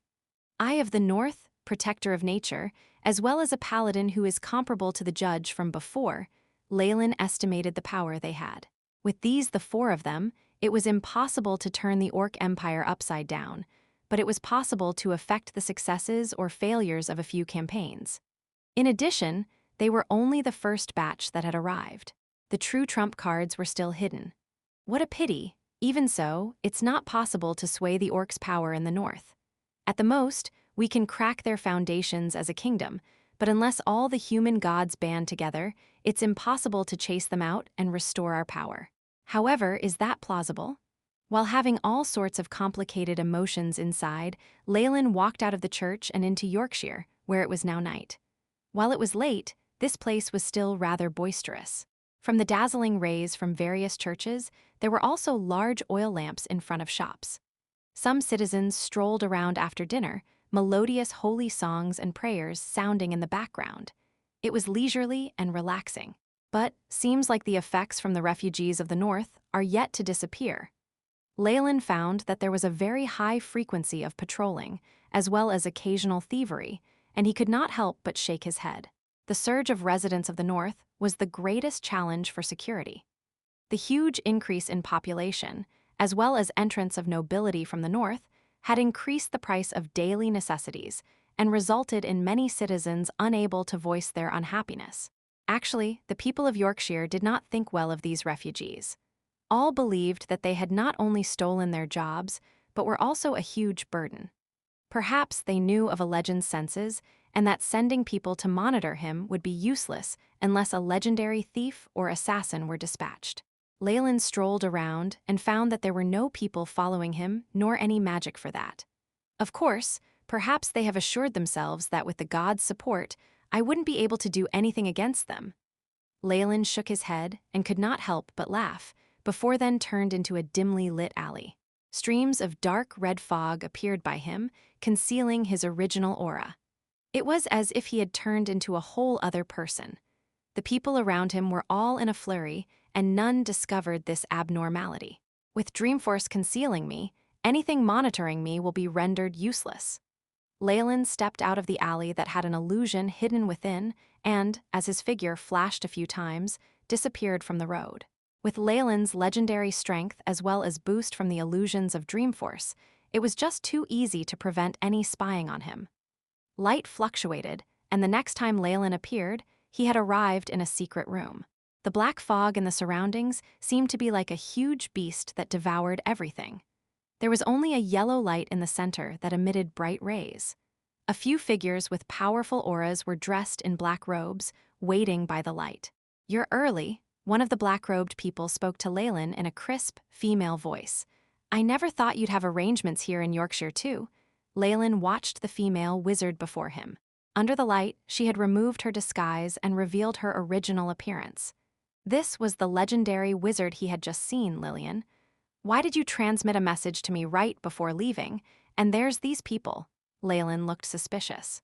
While this legendary wizard had looked normal during the meeting before, she had suddenly sent him an address at the end, wanting him to come here alone. There were also other powerful beings, and every one of them was a legend. A gathering like this was definitely not for some sort of banquet. "I've already set up multiple isolating spell formations. Even if it's a god, none can discover our conversation unless their true body were to descend." Lillian spoke with a smile, eyes seeming to burn. "Do you still not know the reason why we legends have gathered? What great plans could there be when a group of legends had sneakily gathered? If profits were the largest priority, then what could attract these exemplary beings would be ascension to godhood." Leylin knew this full well and smiled. "Well then, you haven't introduced me to them yet. Kike is a little brat who just entered our domain capable of plotting with us." At this moment, a black-robed person standing next to Lillian snickered, sounding like a ghostly owl in the night, causing hair to stand on end. Boom! A tremendous and cold deathly aura with great pressure attacked Leylin in the next instant, like raging waves. There were even cries from maligned souls as well as powerful negative energy, corrosive auras. The rest of the black-robed beings did not move as they watched on with smiles. "Is this a probe? As expected, in circles like this in the dark, power is everything." With a thought, Leylin's body did not move and allowed the deathly aura to go past him. Many undulations rippled on the wall behind him, but he was completely unharmed. "What a dense deathly aura, and you are?" Leylin then smiled at the stunned black-robed person and asked. "You're capable," he declared, but did not make any more movements. Evidently, he found Leylin worthy. As soon as possible. Chapter 981 Mailer. This is the necromancer, Malister. He is a powerful death wizard who gained fame 1,200 years ago and has already entered the ranks of a high-ranked legend. It's even said that he's on equal grounds with the Lick, Ilio. Lillian introduced him to Leylin, looking astonished. While that was a slight probe, Wizard Leylin being able to take on the attack so easily means he must have quite a number of secrets. "All right, since everyone's here, let's begin," Malister urged, sounding enthusiastic. The great desire in his tone shocked Leylin slightly. As Leylin was right now, he had become more sensitive to emotional force. From the excitement of this old wizard coupled with the situation in the north, it was evident that they had huge plans. "The reason we're gathered here is obviously for the eternity that gods have," Lillian spoke softly, sounding just as eager. Even if they were necromancers, legends like them, who did not turn into liches or spirits, could only live for at most a few thousand years. This was a stark difference from the mighty gods in the skies. As legends, they felt that they did not have any less talent or invest less effort than the gods did. The only thing they lost out in was that they were born too late, which meant they had no opportunities by then. In this situation, which legend would feel content with staring at the gods up high and in eternal glory? Basically, every single one of them had the ambition to ascend and become a god. While there were agreements between the legends on the continent, as well as rules of churches or organizations, private gatherings like these still happened. After all, godly roles and positions were all accounted for. To successfully become a god, one or perhaps even a few had to be pulled down. Even if many legends were to gather, they could at most only beat up an avatar. The true forms of gods in their godly realms were practically invincible. Hence, it was necessary to wait for a battle between gods. Only when they began attacking each other did the legends have a single chance at obtaining divinity, god spark, or even a godly role. The legends all knew of this possibility, which was why they had gathered. I'm sure all of you know the situation with the North.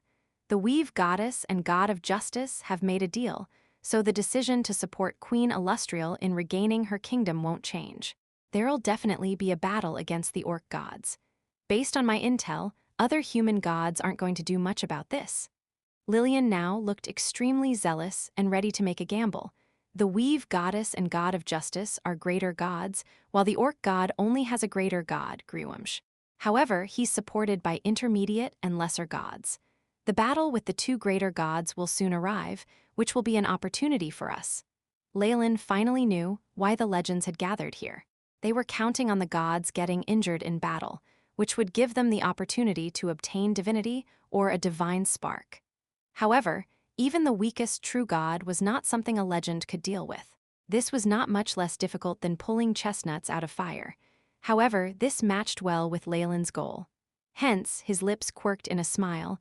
A good choice. Well then, may I know what your targets are? We obviously won't put any hope on the three greater gods. Wizard Malister is only interested in divinity and divine roles that have to do with death. He's only requesting the divine force amassed from the avatars, as well as any divine weapons that might appear. Lillian did a brief explanation and then looked at him. How about Sire Leylin? Do you have any goals? Me, Leylin rubbed his nose. As I am now, I don't think I can ask for much. I'll go along with what you do. All I want is a trace of the divine force from a true god. For ordinary legends, that is a very good choice. Malister gave Leylin a long look. For most legends that wanted to become gods, they first needed to amass followers and faith, and then attempt at comprehending a law. By combining that with faith, divine force would be formed. It was a pity that this was the most difficult part. Even in the Magus World, Morning Star Magi could not get past the hurdle of laws. Only after becoming a rank 6 Breaking Dawn Magus, and after a soul became completely positive, could one start to comprehend laws. In the world of gods, while there was the power of faith as a cheat, actually getting past the hurdle was very difficult.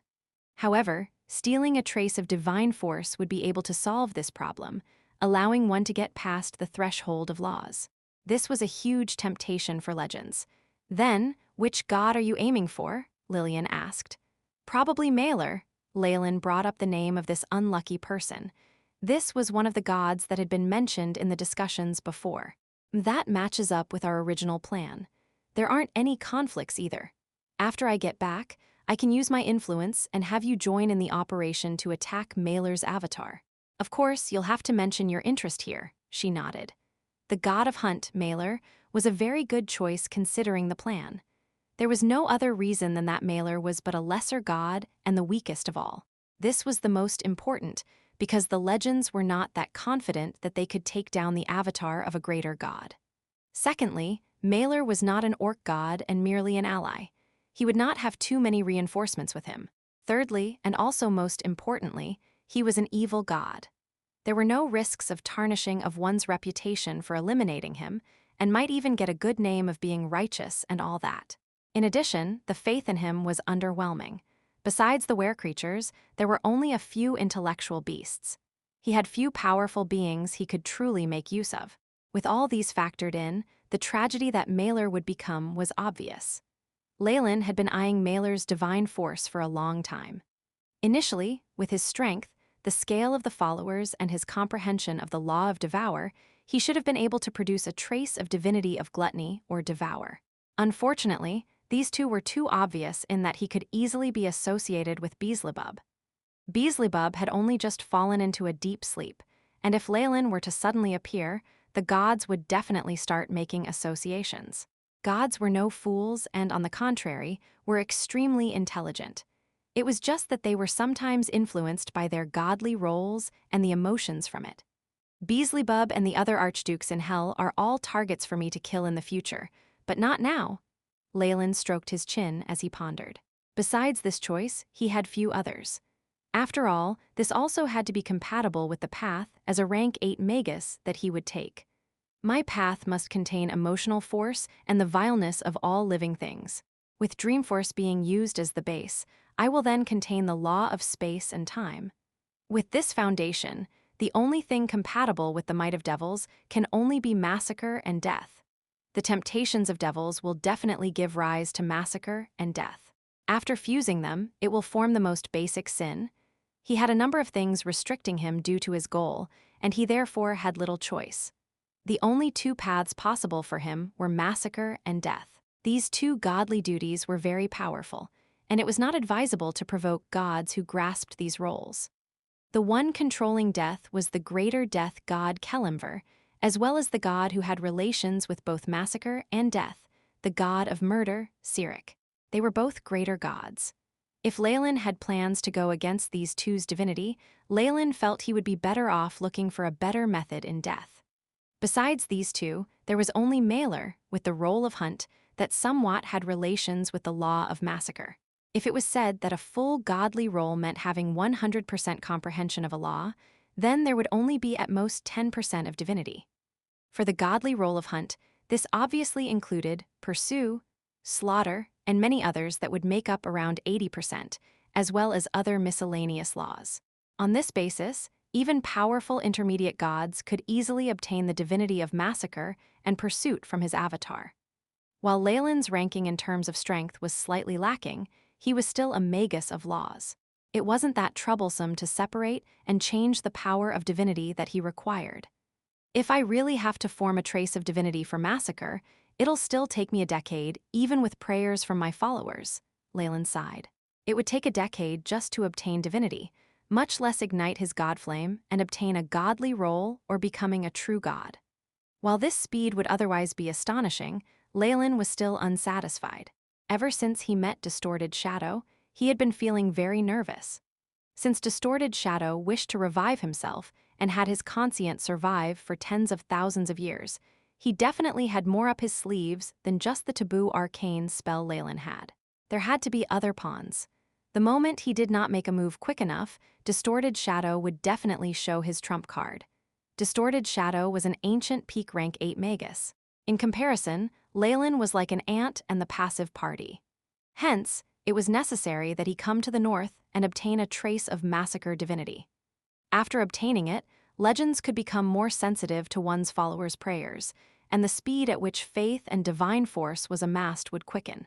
From divinity, and then igniting god flames to become a demigod, and lastly getting a divine role to ascend and become a true god. The system of advancement in the world of gods was clear. As soon as possible. Chapter 982, Trap dark forests block the sky, hindering all light.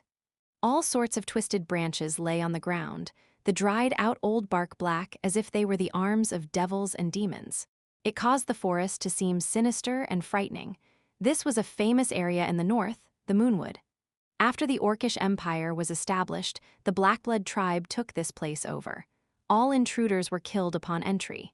However, a black-robed wizard was now walking indifferently through the forest, and the were-creatures and mutated beasts didn't even seem to see him as they walked straight past him. Moonwood, Blackblood tribe, it's been a long time. Leylin observed the familiar terrain as scenes of his time at Silveramoon appeared vividly in his mind. Still, it was but a tiny section of his long life, and he regained his indifference once more. Making his way to a cave, Leylin seemed to walk through some barrier to disappear inside. He then heard an impatient voice ringing by his ear. "You're late." Two figures showed themselves from within the darkness. These were legendaries he'd seen before, the druid Alleger and Lillian. The paladin Patrick was around as well. Surprisingly, the four of them had taken on a mission together since they'd met, as if something like fate was pulling the strings. "My apologies, I needed some time to make preparations," Leylin answered apologetically. "We're dealing with a true god. While this is only an avatar, we need to be ready." The others did not retort, evidently accepting his explanation. "If your side is done, what's next is Patrick's side," Lillian continued, as if implying something. Indeed, this group of legendaries had planned to kill the god of the hunt, Maelor. After their secret meeting, a few of the other legendaries who wished for justice had been called in. They had joined in on this project, which included many faces Leylin had seen in the secret meeting. Although they knew these legendaries weren't pure of mind, the Church of Justice and Queen of Silveramoon still accepted them. After all, Illustrial lacked the power to rebuild her kingdom and was in urgent need of help from these powerful beings. As for their motives, Mystra and Tri may have known what was going on, but they did not pay much attention. After all, even gods had to reward legendaries if they ordered them around. Most of them kept one eye closed to legendaries coveting divinity or divine spark. After all, these gods were using their power for their own gain as well. It wasn't as if there were no legendaries with divine force on the continent, but it was only a minor boost to their strength. They wouldn't ascend to godhood even in hundreds or thousands of years. Divinity was just the first step on the path to becoming a true god. They had to ignite their godfare, obtain a divine domain. All this was even more difficult. Besides, the avatars of gods were not so easily dealt with. Leylin and the rest would have to be amazingly lucky to get even a thread of Maelor's divinity. In general, the two greater gods were more at ease even with Leylin and the other legendaries plotting against them. However, they had no clue about the kind of terrifying thing that had entered this group, definitely becoming a huge variable in their plans. Good. Once we set up the greater isolation array, even a god's avatar will lose a part of its strength. The trap has been set. What's next is to wait for the prey to walk in, Lillian spoke softly. The gods were very powerful. Even mere demigods were immune to spells, and even Leylin's time-stop spell would be useless against them. The same could be said for lower-ranked spells.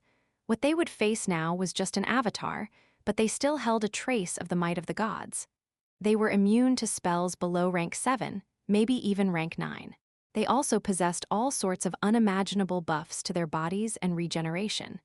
Even with all their traps and plans, Leylin and the rest would be facing a terrifying peak legendary monster. Is it all right at Patrick's side? Are you sure Maelor would be so enraged as to send his avatar down? Leylin frowned. A god's avatar was basically their most powerful body in the prime material plane.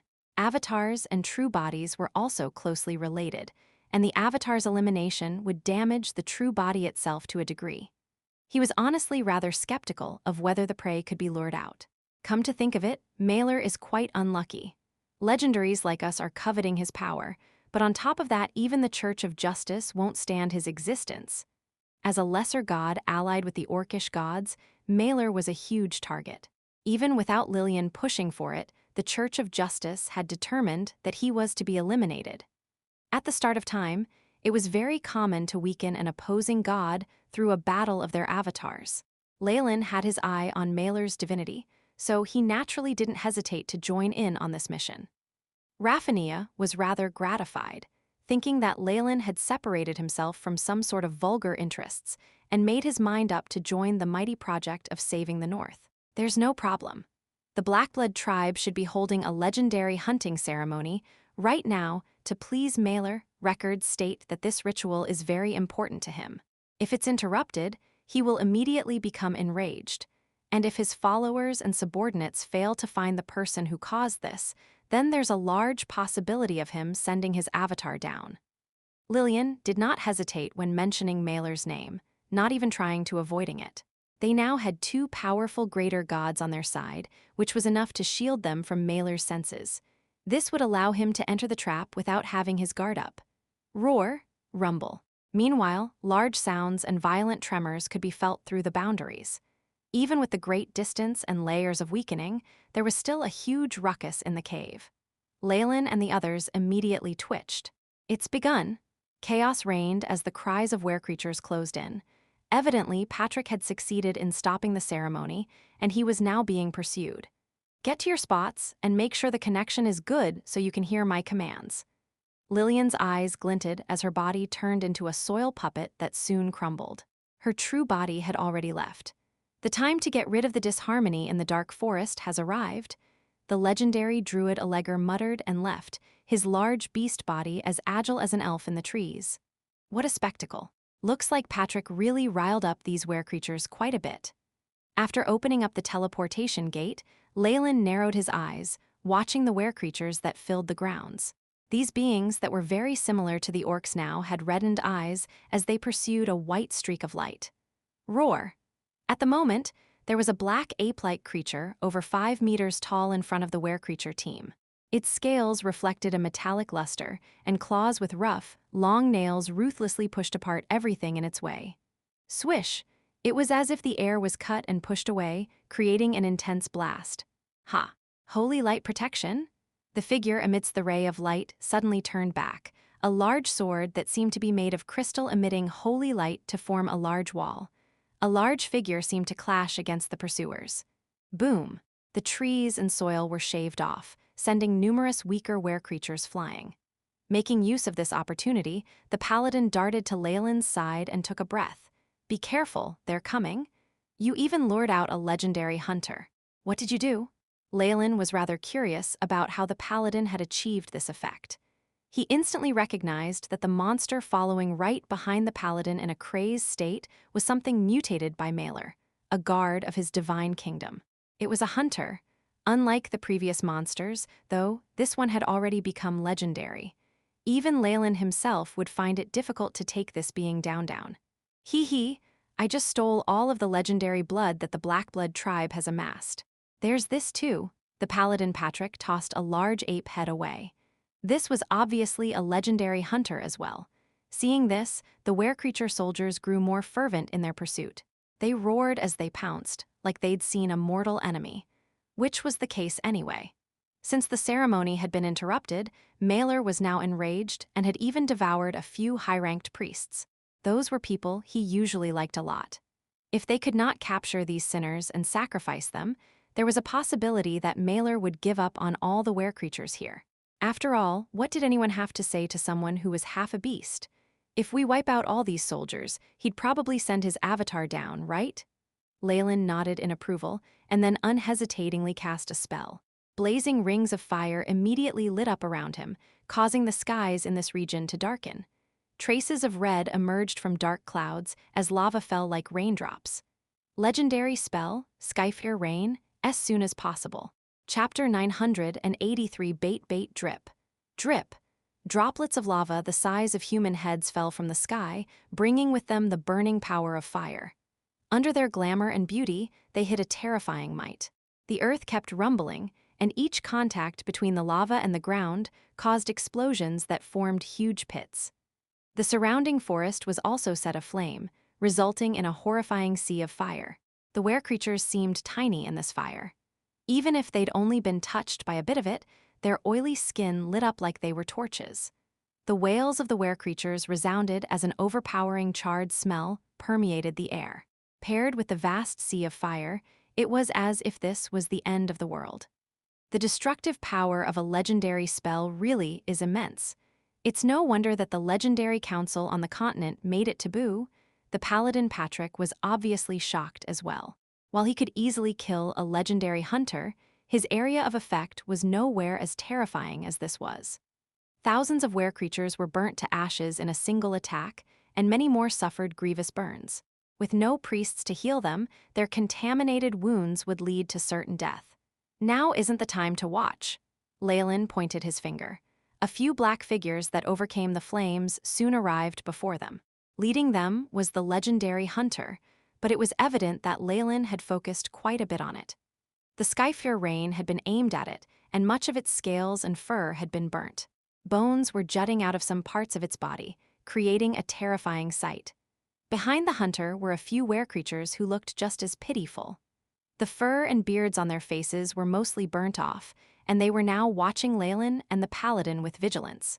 One of them, evidently an older priest, stood out and stared straight at Leylin. Its gaze contained a hatred that was etched into the bones. "Legendary wizard of the outer world, we of the Blackblood tribe don't seem to have dealt with you. Why do you suddenly hinder our holy sacrifice and even harm our people?" Patrick had been ignored. With the difference in their factions, the two groups were natural enemies anyway, so what more was there to be said? "I used to work for Silveramoon," Leylin answered. He was smiling slightly, but felt a twinge of pity inside him. Even with the bonus of being an arcanist and his other skills, large-scale legendary magic still didn't cause much damage to the truly powerful. Blue light shone in Leylin's eyes. "This is just a ranged attack after all. A single target spell would have taken one of them down forever. So you're one of Illustrial's people?" the old were-creature exclaimed. The Blackblood tribe had stood on the side of the Orcish Empire, so they were now the arch-nemeses with Silveramoon. The were-creatures had all heard that the Queen of Silveramoon was preparing to reclaim her lands, so there was no need for discussion anymore. "So that's why you're against us. Indeed, that conflict can't be settled," the old priest muttered, his eyes turning bloodthirsty. "But while you did interrupt our holy ritual, you've provided us with even better sacrifices. The lives of two legendaries should be enough to appease our master. Get them, the priest roared, and the legendary hunter finally had an outlet for its impatience. It leapt out, leaving a large pit on the ground. Cracks spread like spider webs in all directions as the creature barreled towards Patrick like a cannonball, its terrifying poisonous claws striking down on the paladin's head. We need to show overpowering might. If not, it'll just be more powerful were-creatures. At this moment, Lillian's voice sounded by Leylin's ear. It seemed like she and the druid were still concealed, as if the most patient of predators waiting for their prey. That's what I like. Lowering his eyes, Leylin exuded a murderous aura. Banshee's wail, a piercing shriek that seemed to emerge from the very soul, burst forth, the sound spreading in all directions to freeze everyone's thoughts for a moment. Now's the time. Greater binding? Leylin's hands moved like he was a professional bard, constantly pulling at the strings that were the elements in the weave. Dazzling spell rays emanated from his body. Roar. The legendary hunter seemed to be bound by some invisible force in midair, and it was left stuck in that position. All evil shall be persecuted, divine trial? The paladin had finally gotten his chance. He'd arrived in front of the hunter with his crystal sword enveloped in holy white light. His eyes burned with platinum flames. Clean break. The legendary hunter's scales and energy defenses were split apart by the paladin's sword like it was a hot knife slicing through butter. Blood spurted in all directions as a giant head fell to the ground. Their proficient techniques and teamwork allowed Leylin and Patrick to instantly take care of the legendary creature. This amount of strength evidently surpassed the imaginations of the higher-ups amongst the were-creatures, and the legendary priest resolutely placed his hands in his bosom, as if about to pick out something. Beep.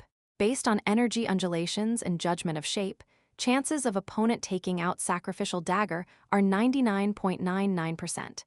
Divine force sacrifice will begin in 0.27s. The AI. Chip's robotic voice sounded, and the prediction caused Leylin to move quickly.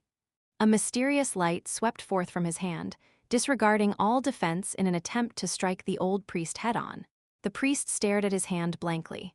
The gorgeous dagger that had once been there had cracked apart, to the point that there wasn't even a handle left. Legendary arcane spell, Great Disjunction. Even a divine weapon would suffer the wrath of this arcane spell, much less normal items of the mortal world. That was not all.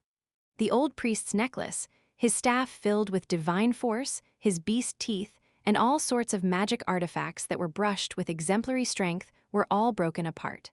As expected of an arcanist legacy, even just Great Disjunction and Time Stop can allow me to do whatever I wish amongst legendaries. Although Leylin had a few standard legendary spells, they couldn't compare to the arcanist legacy he held. He had even gotten himself a floating city. He had all the arcanist secrets and spell models he wanted. This strength, it wasn't just the were-creatures that were surprised by Leylin's strength. Even his allies in Patrick, Lillian, and Alleger were shocked in secret. How can he have so many high-ranked and legendary spell slots? Could he be a lover of the goddess of the weave? No, that's not it. There's another possibility: arcane spells. Lillian's eyes burnt with fervor. His attainments in arcane spells far exceeds my expectations. It's already at an inconceivable level. As a legendary wizard, she too had performed research on arcane spells and obtained a few low-ranked arcane spell models. She definitely knew that this would allow her to cast more spells. It was a pity that there were few she had seen who had obtained and could use legendary arcane spells easily. They were all old freaks who had lived for thousands of years, none as young as Leylin. No wonder he advanced so quickly. So he's already grasped some secrets of the ancient arcanists? Lillian pondered inside, thinking she'd unraveled Leylin's secrets. Leylin had expected this, though. He paid little mind to it, for the leak of information was intentional. After all, it wasn't taboo for legendary wizards to perform research on arcane arts, and he was just skirting the line slightly. The more strength he revealed, the more he could do. Why are you still standing there? Go! Like now, for instance. The dazed paladin listened to Leylin's commands subconsciously, charging towards the few remaining powerful were-creatures who were at a loss. Meteor explosion. Bigby's crushing hand. With the paladin attacking, Leylin used his terrifying control over spells and took care of the situation in an instant. By the end, Patrick's mind seemed to crash as he saw Leylin rendering the last of the were-creatures to dust. Such a violent yet refined method of battle, as well as that last fight, is even more crazy than a berserker. Is he really a wizard? Be prepared. Now's the true test, Leylin reminded him with a serious expression. The paladin turned grim as he glanced at the Blackblood tribe. A terrifying roar resounded in the area, containing great amounts of fury. Seeing so many of his subordinates dead, Maelor could no longer take it. He sent his avatar to take the stage, as soon as possible. Chapter 984. Maelor's avatar howls and roars echoed in the area. Many high-ranked were-creatures had gathered around a central altar in the Blackblood tribe's lands, chanting hymns of praise to Maelor. Group after group of high-ranked captives were slaughtered before the altar, their fresh blood dripping into the pool of blood at the center. Prior experience told these priests that a large-scale blood sacrifice would soothe the god of the hunt. He would even bestow great divine grace on them. Now, however, Maelor's fury did not cease.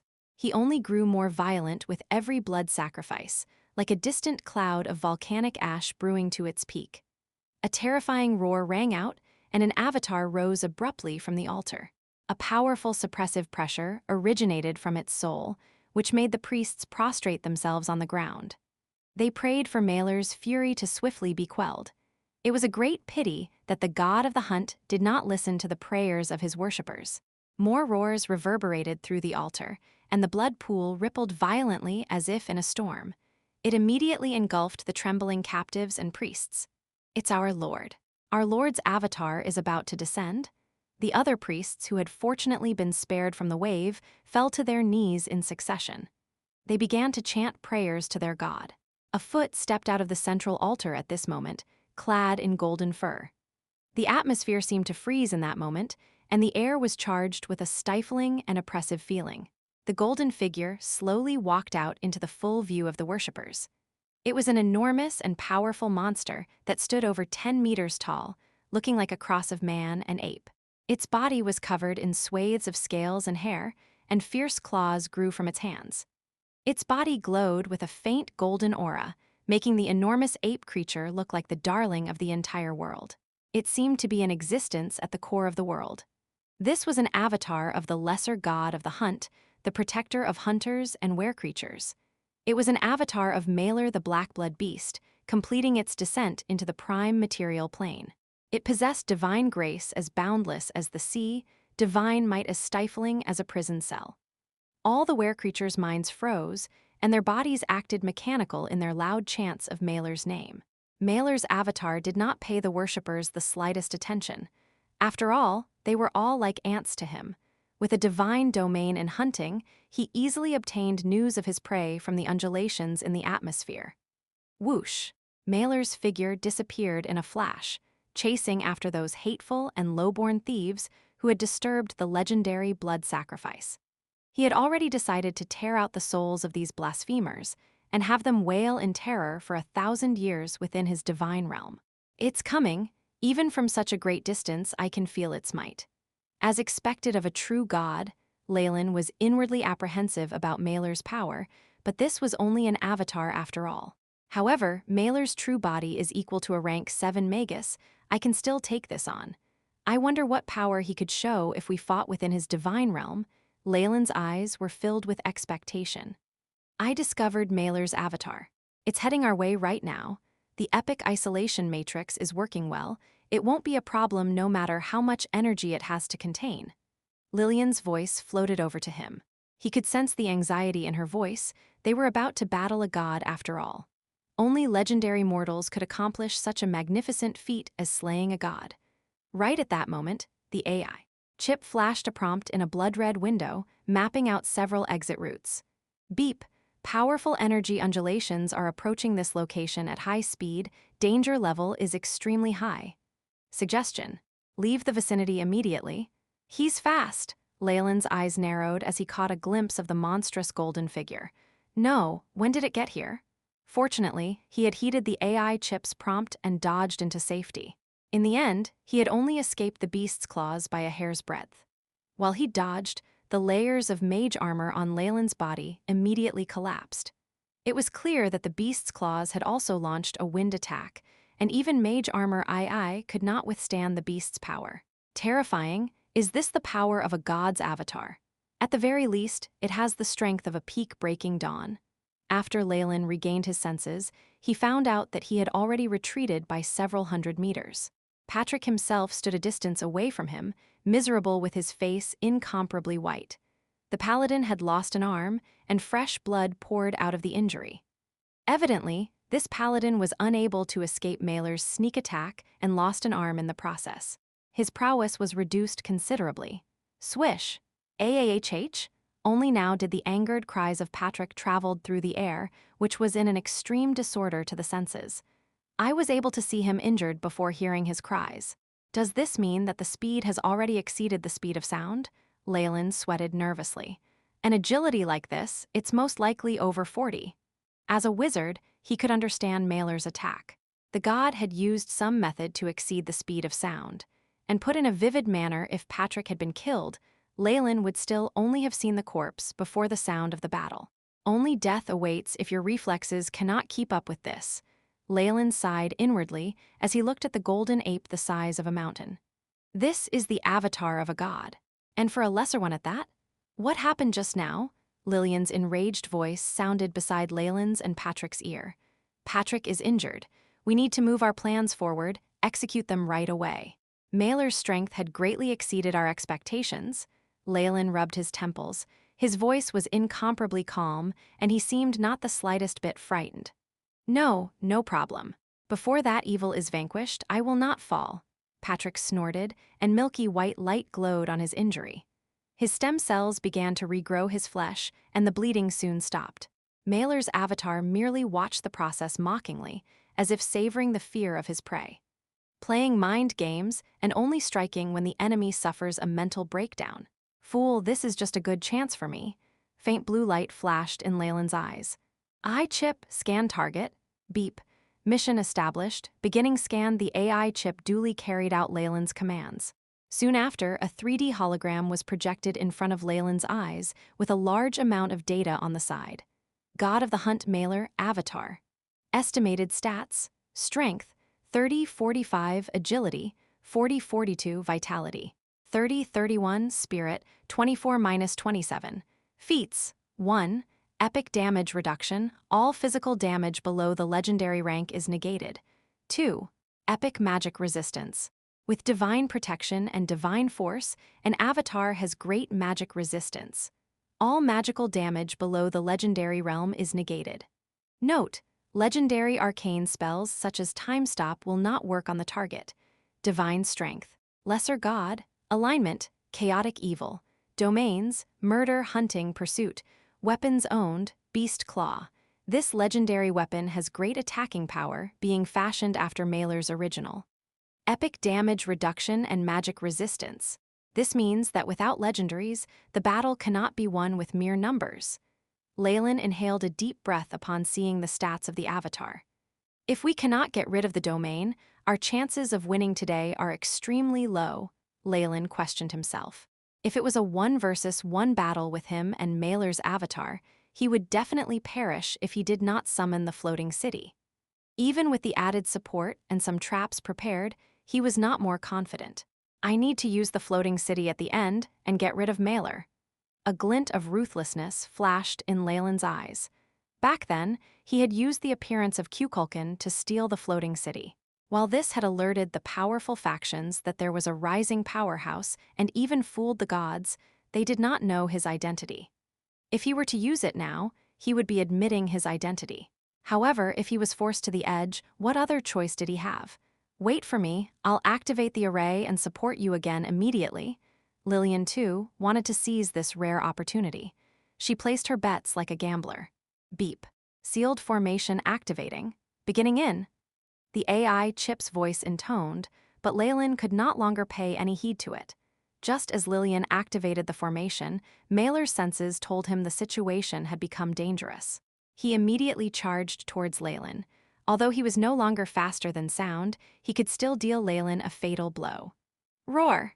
At this moment, Leylin was forced to reveal one of his smallest trump cards. The dazzling wizard robes were shredded into pieces, revealing a legendary dragon armor. A draconic staff found its way into his hands. Legendary dragon breath, soulburn, as soon as possible. Chapter 985, Ice Age. Ice Age, a phantom dragon appeared, roaring out with legendary might. Leylin had ignited the red dragon's soul without a single thought to the consequences, conferring unimaginable power to the dragon.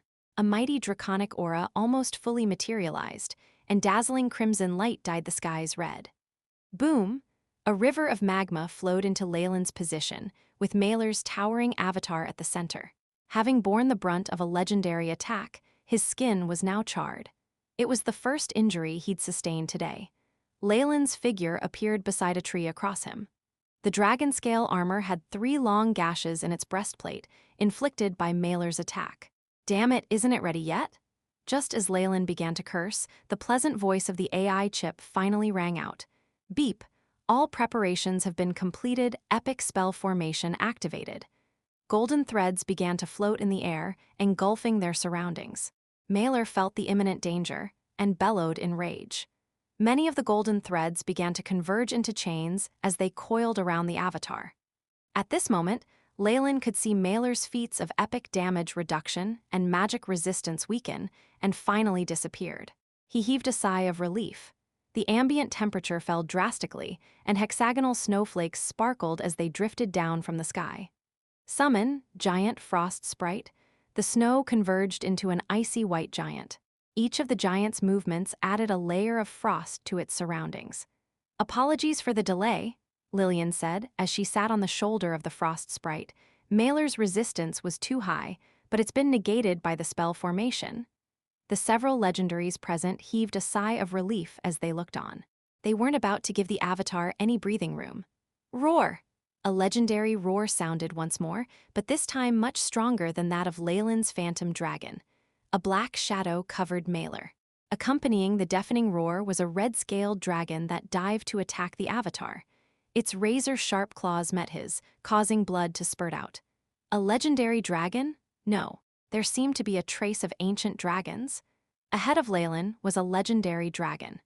An ancient aura radiated from its body, and its dazzling crimson scales glowed like mesmerizing rubies.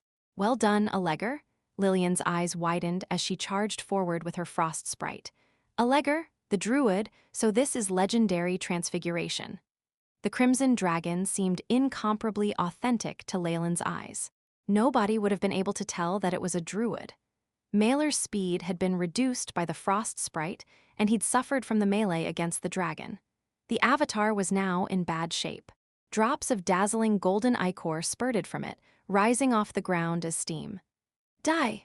Patrick seized the opportunity, and radiant light shone from behind his body. A holy figure appeared, restoring him to full strength immediately and wreathing his crystal sword in flames. Schlick! The holy sword stabbed into the avatar's thigh, almost breaking the bone. Maelor, who had suffered some injuries, howled loudly. Ah, Tyr, you deformed thing, I'll never let you get away with this. Tyr struck as well. Leylin turned to the holy figure behind Patrick with some apprehension. It was obvious that a hand was missing from his body, and legend had it that the god of justice had been injured while trying to seal Cerberus. Avatars are indeed the best counter to their kind. I should be more cautious of them in the future. Leylin lowered his head slightly as he gripped tightly onto an ancient purple-gold coin. Arg, the injury to the thigh caused a lasting effect on Maelor's body. His damage resistance had dropped, and even his hair charred. It made him look miserable. Having been pushed to the edge, Maelor finally decided to use his other powers. All this while he'd only engaged in melee, but how could a god not have any spells at hand? After one last roar, the avatar disappeared into the void. Neither the dragon, the frost sprite, or the paladin could detect any traces of him. Is this absolute stealth? It's rumored to be the most powerful stealth technique for rogues. Leylin turned serious. This skill allowed his opponent to completely conceal himself and rendered him immune to all attacks. However, the body was still in the prime material plane, and he could launch a sneak attack at any time. It was worthy of being called the ultimate rogue skill. Be careful, he's still inside the array. These legendaries weren't less experienced than Leylin himself. After all, they'd reached this peak from a mountain of bloody corpses. Once Mailer's avatar disappeared, the other legendaries immediately began to attack as a defensive measure. It was a pity, though. It was all a child's game against the god of the hunt. Just as Patrick had sheathed his sword, the enormous figure of Mailer's avatar appeared before him. A shadow sprung forth from his terrifyingly omnipotent body, engulfing the paladin completely. "Help, save me!" The other three legendaries all understood the importance of working together, and even Leylin began to act. It was a shame that Leylin suddenly perceived a tremendous evil intent in the atmosphere at this moment. He immediately activated all the defenses of his dragon-scale armor, and the red dragon staff thundered as it launched a dragon breath in the danger's direction. "Ah!" A momentary hiss sounded, and an illusory shadow seemed to disappear in a blazing tower of flames. This must be, when did they prepare a phantasmal killer? Leylin began to think at lightning speed. This was the advantage of being a god. Even such a high-ranked skill could be used as long as one had sufficient divine force. "Get lost, you abomination!"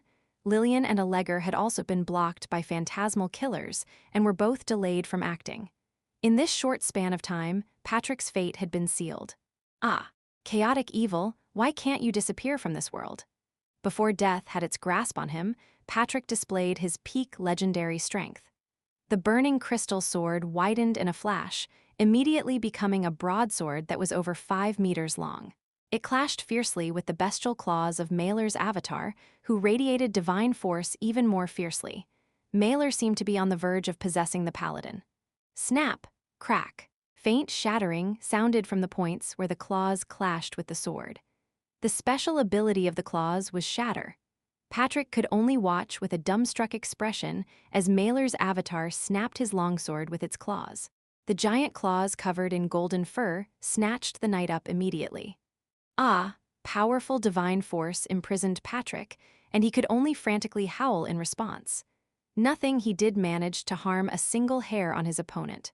His surging chi began to wane. In the end, all Patrick saw was an enormous smelly mouth clustered with sharp teeth that stood straight like pikes. Leylin and the others saw Mailer's avatar toss the legendary paladin directly into his maw and chew him up.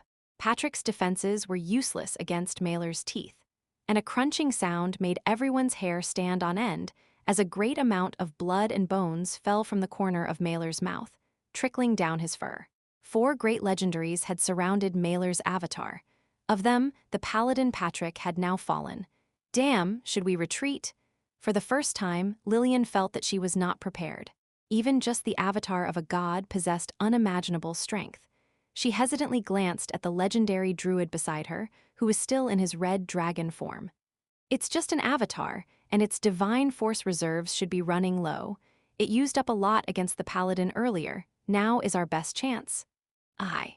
Chip, calculate the avatar's trajectory. Beep. Mission established. Avatar's coordinates have been input, simulation established. The AI chip loyally executed Leylin's task.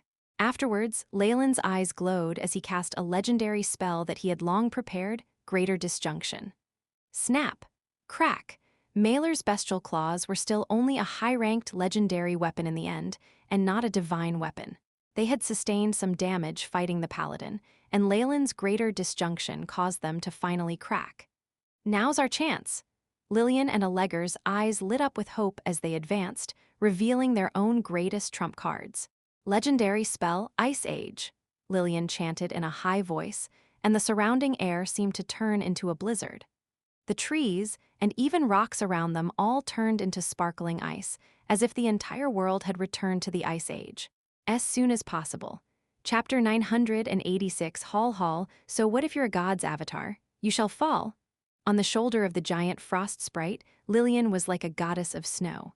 A layer of ice covered Mailer's feet, planting him firmly on the ground as an icy meteorite hundreds of tons in weight broke through the skies to land on the avatar.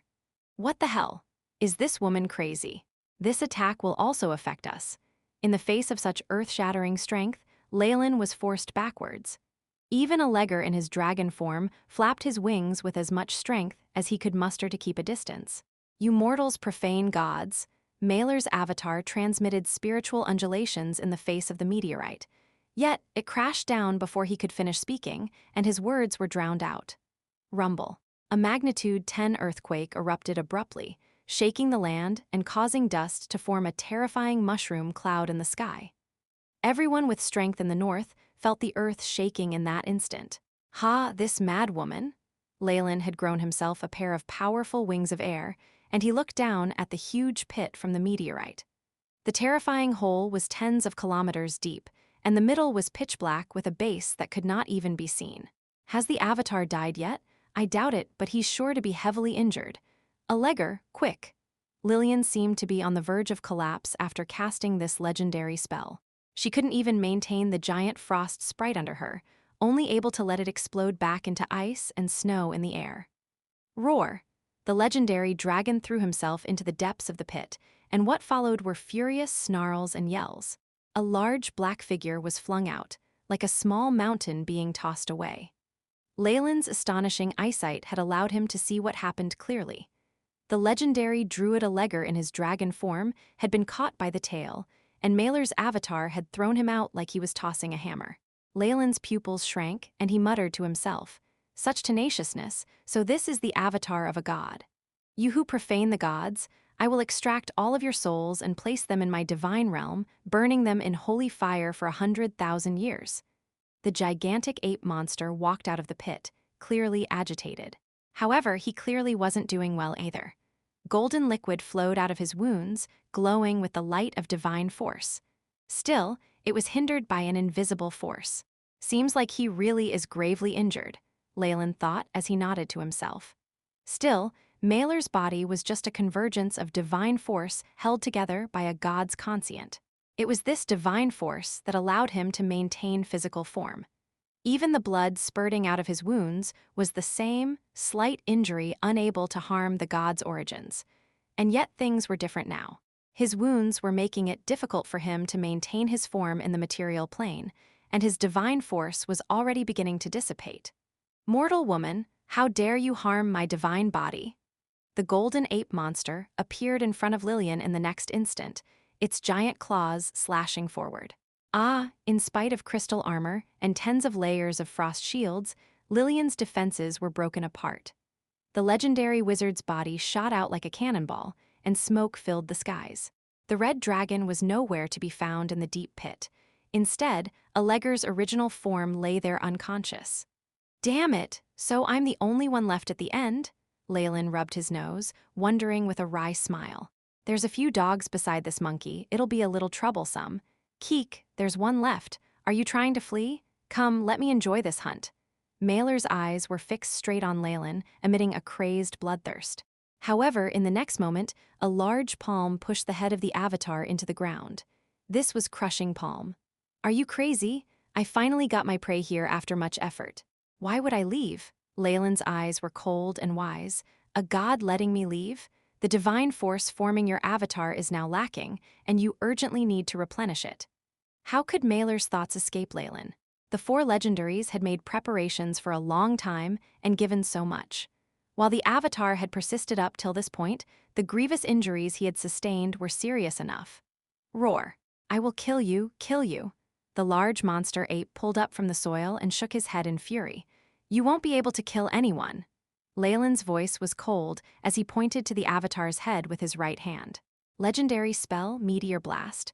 4 large fireballs fell from the sky, exploding on top of Maelor's head. The exemplary flames immediately caused Maelor to snarl in anger. "Legendary spells again? Why? How do you have so many spell slots? You can ask again in death." Leylin looked apathetic as legendary spell was cast after legendary spell. Legendary absorption. Legendary detonation. "Impossible," the avatar blustered. Much of his negative energy and defenses had been neutralized by the absorption spell, leaving him open to the detonation that struck his neck. Maelor's large head disintegrated.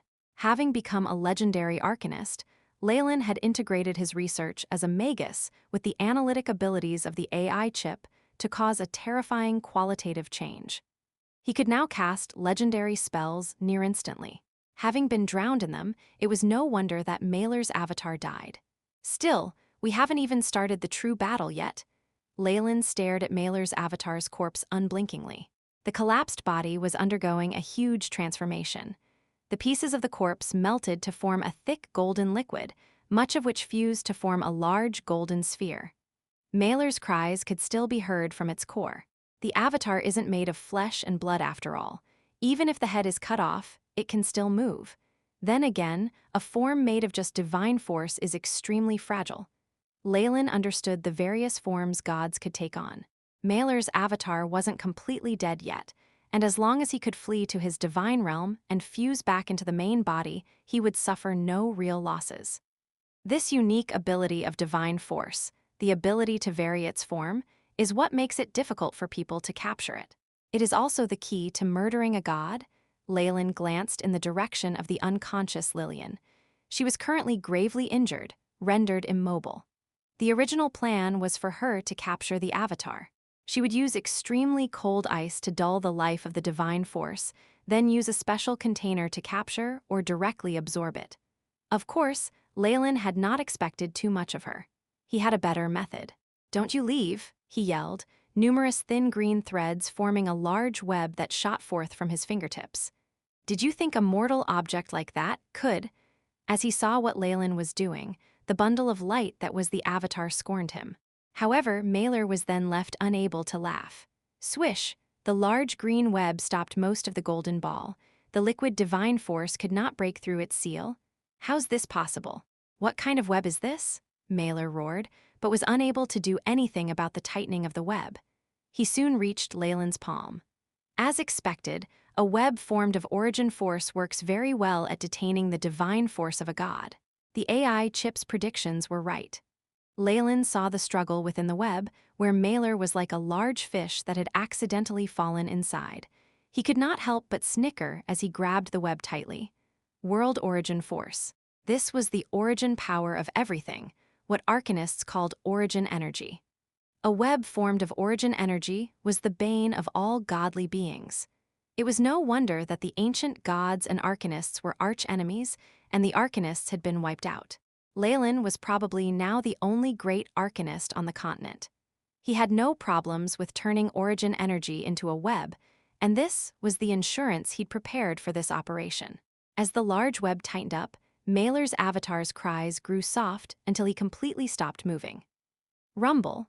Tremendous undulations filled the skies in the direction that the other small part of Mailer's avatar had escaped, and his worshippers' prayers formed a golden light, so we weren't the only ones coveting the avatar after all. I managed to lure them out by letting that small part go. Leylin had no plans of stopping. While the smaller avatar still had most of the firepower focused on it, he opened a teleportation gate next to him. "Please wait, Lord Leylin." Numerous figures shot over at this moment, all with powerful divine force on their bodies. This was a group of legendary priests. They were led by Benedict, the Bishop of the Church of Justice. As soon as possible. Chapter 987, Retreat, Retreat, that belonging to mortals shall go to mortals. That belonging to gods shall go to them. Please do not delude yourself. Benedict's tone was almost pitiful of the fate of mankind. "Tusk, I hate mediums like you. You've even brainwashed yourself." Leylin looked behind him, unsurprised to see the legendary priest of Mistra as well. "Isn't this all for this avatar I have? Even the goddess of the weave is joining forces with you. You should know not to slight the wills of two greater gods. As long as you hand over the source of evil in your hands, our church will definitely compensate you satisfyingly." Benedict now had a merciful look in his eyes, as if he was saving the world. What a joke that was. Would Mistra or Tyr hand over a portion of divinity in exchange for the avatar? Even if they were willing to, Leylin himself wouldn't want it. Leylin was used to getting what he wanted and did not accept charity. This situation caused anger to rise from the depths of his eyes. "Sorry, not interested." The clear rejection immediately stunned Benedict. He then grew indignant. "You're so stubborn? Go!" 5 high-ranked legendary priests moved forward at his command, forming into a pentagram as they circled Leylin. It exhibited great prohibitive strength. "So, now that we've shed all pretense of cordiality, it's time to do it by force." A dangerous smile rose by Leylin's lips. "Luckily, I'm not entirely unprepared." Watching Leylin surrounded by the pentagram, a kind smile arose on Benedict's face. This spell formation is boosted by our gods, and it is impossible to destroy it from within. Do you still not repent? Leylin took at the sparkling array, seemingly deep in thought. These are pretty good sealing runes. I'll need some effort to break out from within. After hearing the man speak, however, he snickered. It wouldn't do good for you to dispose of the legendaries you invited yourselves. You think too highly of yourself. Our church can bear the consequences of losing a mere legendary, Benedict sighed. Looks like Leylin has been corroded by greed. Go. Exactly what I was thinking. Do it. Leylin nodded. We're already at this point, and you still? The fury in Benedict's heart grew, and in that moment he made up his mind. He would suffer the loss of reputation in exchange for Leylin's death. However, his expression quickly changed. Woo, woo. A deathly aura, as dark as ink, had filled their surroundings. Numerous bony hands dug their way out of the ground, some with rotting flesh remaining on them as they roared with ire. This profaning of souls, it's a necromancer. The priests' bodies immediately flashed with divine spells. Keek! The bones started to laugh with a strange sound as they formed a gigantic horned skull. The skull struck the pentagram. Rumble. Although divine spells were the bane of necromancy, the opposite was true as well. The pentagram trembled under the deathly aura, reacting like hot oil would to cold water. Ka-cha, ka-cha. Many black cracks crawled along the spell formation, seeming like human veins. The formation then shattered loudly. This strength, it's a high-ranked legendary necromancer. Benedict exclaimed in his shock as a mouthful of fresh blood dyed his snow-white collar red. You got it in one. I'm sorry you don't get a prize. Leylin's figure flashed, and in an instant he disappeared from the formation. By the time the black light flashed again, he was already outside the encirclement. Chase him, Benedict yelled, no time left to care for his injuries.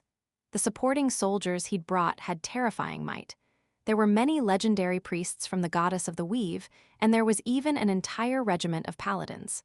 Crack, crack, however, all these people were drowned out by the army of the undead.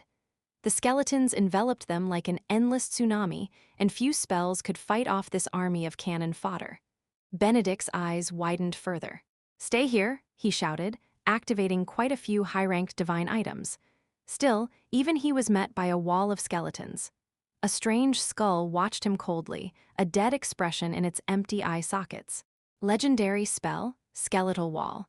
It's said to be so powerful even legendary paladins need to hack at it hundreds of times to deal with it. Benedict recognized the origins of this wall. Unable to suppress his injuries any longer, he spat out a few large mouthfuls of blood. He rejected attempts to help him along, now looking like a ravenous wolf in winter. A high-ranked legendary necromancer. Use this to identify and trace him? Although he said that, Benedict knew full well that powerful necromancer had very long lives. Some even just turned into liches, and it was unclear how many of them were hiding in the corners of the world. It would be a mere fantasy if one wanted to determine the identity of this one. Besides, with how things were, what was the point even if they did find out? Damn it, damn it.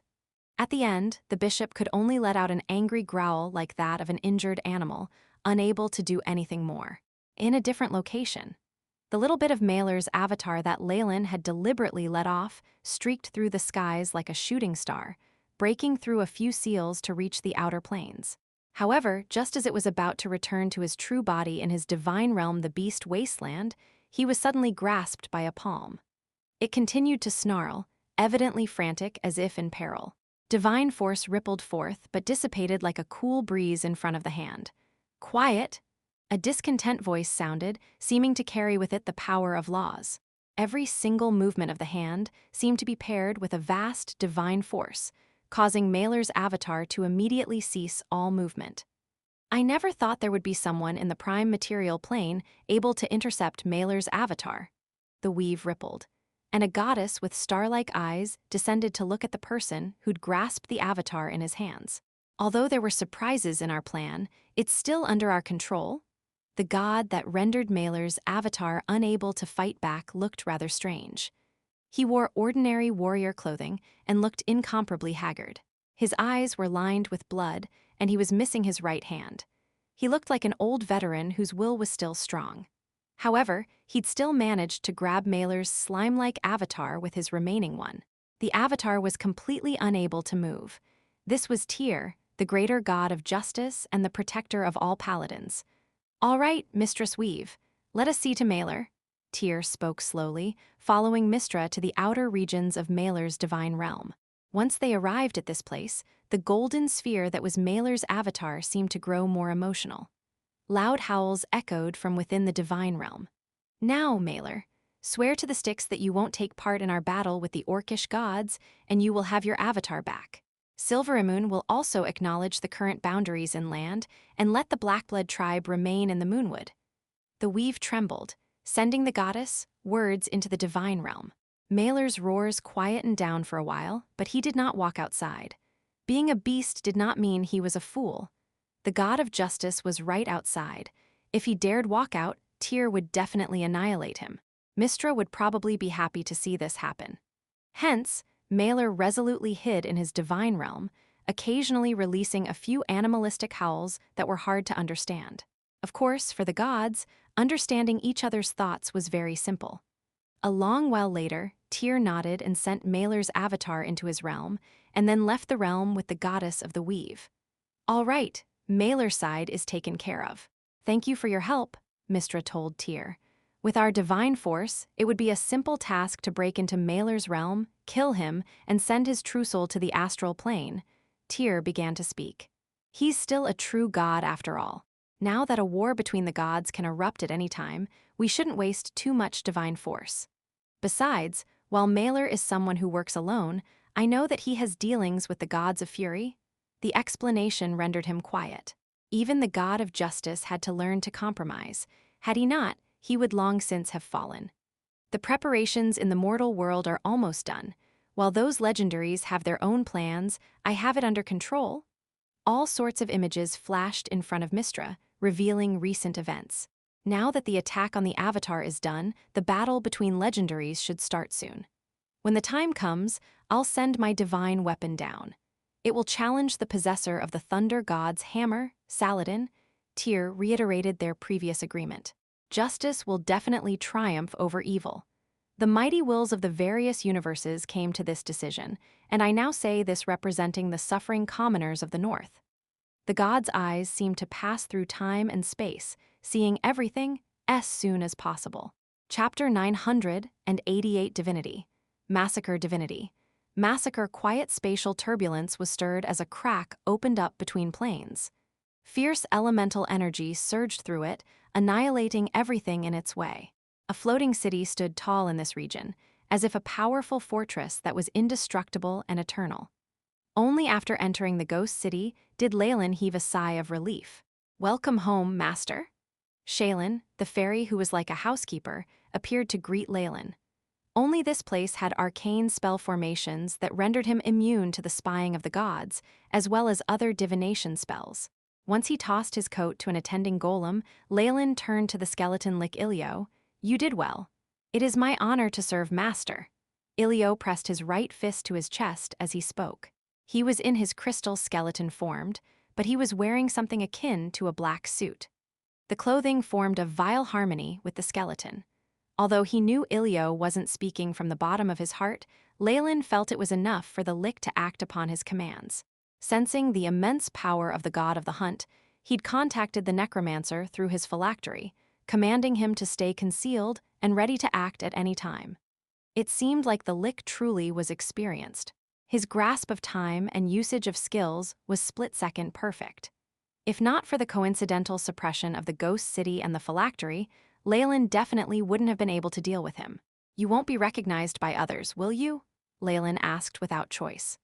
Skeleton Lick Ilio was a name synonymous with trouble and death in the prime material plane, and in recent times his name had even been connected with the ghost city. "Please don't worry, master. What I used were common death-type spells, and I even left behind little details that might point to other liches." Ilio's skeleton snickered. "If they really did try to pursue me using the clues I left behind, I'm sure it would make for an extremely interesting situation." Seeing his expression, Leylin could not help but mourn for the paladins. He sent him away and turned to the fairy. Leylin immediately flew to his shoulder, beginning an incessant report. "I've been working hard to help manage the ghost city ever since you left, Master. That lick has been diligent as well, and the city is now restored." Leylin was once the intellectual core of the ghost city. Once its owner had died, she'd managed it independently for tens of thousands of years, and she was obviously very practiced in matters like this. Leylin nodded along as she spoke. Time was now on his side. With the restoration of the ghost city complete, it finally began resuming its usual operations. The Missy energy core was stockpiling energy, and soon enough it would regain the powerful ability to match up to the gods. "Good, bring me to the core restriction room and prepare 20% of the Missy energy core reserves for use. Additionally, get me the arcane energy powder and golem rainbow crystal from the storehouse." Leylin looked at the large green web in his hands. It was now time to deal with Mailer's avatar. Still, this was the avatar of a god and could have some hidden abilities. It was best to be on the safe side and absorb him in the floating city. Even if I let some of it get away, the divine force and divine will hear, as well as the information on domains, should be enough for me to refine a trace of divinity in massacres. He brought Mailer's avatar to the core restriction room, and once all defenses were operated, he revealed the avatar's true form within the web. It was currently a large pool of golden gelatinous matter, an unmoving huge slime that seemed dead. "While I did give him some rough treatment, it shouldn't be to this extent." Leylin shook his head. "Perhaps the most fundamental divine will and conscient is still waiting in there, ready to devour me." Compared to the god's inconceivable strength, even a high-ranked legendary's soul seemed fragile. Many people had been deluded into thinking they could absorb divinity in the prime material plane, but they were instead absorbed by the gods and turned into avatars. Some were indeed lucky enough to succeed, but they experienced a great change in their temperaments and turned into lunatics. "What a pity your plans will not come to fruition." Leylin touched the semi-solid divine force on the ground with his finger. "Is the origin conscient of a mere beast trying to swallow me?"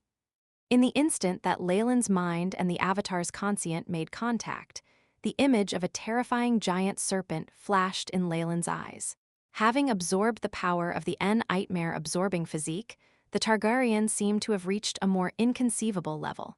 It even seemed to echo within the world of gods, and its strength continued to grow. Sensing this conscient, the pile of slime quickly shrunk back. Yet, Leylin was prepared and restrained it, leaving it with nowhere to go. Leylin took hold of it, and powerful devouring strength exploded forth from his body. "It has begun." Leylin closed his eyes, beginning the contest between their conscience and the transformation of divinity. There was little to say about the battle between conscients. Mailer's avatar couldn't even begin to resist the Targaryen before it was devoured, and he even leaked some information about divine domains. When Leylin opened his eyes again, a trace of dark gold divine force twined around his arm. "Is this the power of the divinity of massacres?" Leylin looked at the divinity of massacres, which seemed as thin as a hair on one's head. Sounds of slaughter filled his senses the moment his thoughts made contact with it, causing his eyes to redden slightly. This thread of the divinity of massacres contains about 10% of the law of massacres. There's a great amount of divinity, as well as the power of faith from Mailer's followers. Leylin identified the components of the thread. Divinity was very important to gods, and even true gods would take some time to recover after a portion of their divinity was cut off.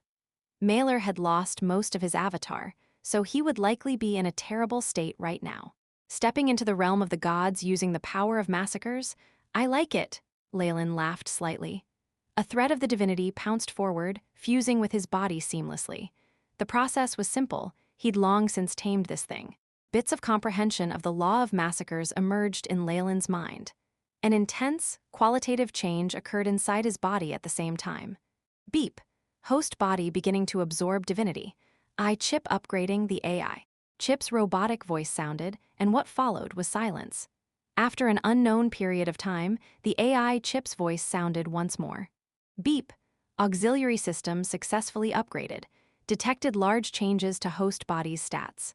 Recalculating. Afterwards, numerous prompts shot out. Beep. Host has successfully absorbed the divinity of massacres, has been changed as a life form, transitioning into a divine being. Beep, host has absorbed divinity. All stats +1. Beep, host spirit has advanced, arcanist ranking increased, currently rank 22. Beep, analysis of level 7 weave at 100%. Host has unlocked all rank 7 spell models and will no longer forget spells. No materials needed to cast rank 7 spells. Beep, host has obtained divine body feat, epic adaptability. Epic adaptability. Divine beings have a great tolerance for various extreme environments. All divine beings can survive in lava and frost, be suffocated, or starve. Note, this feat overlaps with intermediate perfect body and is now encompassed under it. Leylin also found that his stats were refreshed again. Leylin Fallen, race, human divine being, rank 22 arcanist, legendary. Strength, 16, agility, 16, vitality, 16, spirit, 22. Arcane energy, 220 status, healthy. Feats. Legendary sturdiness, scholarly, intermediate perfect body, dreamscape vision. Specialties, origin force detection, origin force amplification, illusions. Analysis of weave. Level 0 100%, level 1 100%, level 2 100%, level 3 100%, level 4 100%, level 5 100%, level 6 100%, level 7 100%, level 8 87.56%, level 9 57.72%. Spell slots. Rank 9 4, rank 8 6, rank 7, rank 6, rank 5, rank 4, rank 3, rank 2, rank 1, rank 0. Divine being, a change to my state. Leylin looked at his hands. Golden veins appeared under them, and then died down. The progress of analysis has increased as well. With the analysis of level 7 complete, I've met the minimum requirements to cast the legendary rank 12 arcane spell, Kalka's Avatar. Leylin recalled the powerful model that Distorted Shadow had given to him. It was a terrifying arcane spell that would release all the conscience of the ancient Magi, and could steal all of Mystra's strength in an instant and cause her to fall. If this was in the past, Distorted Shadow would definitely have appeared and used all sorts of methods to distort my senses, forcing me to become arch-enemies with the goddess of the weave and then make his move. A smirk rose about Leylin's lips. He was now no longer a pawn to be used as others pleased. While the weave goddess church was slightly hostile to him, they weren't mortal enemies, and their differences weren't irreconcilable. Naturally, there was also no need to make any moves yet, as soon as possible.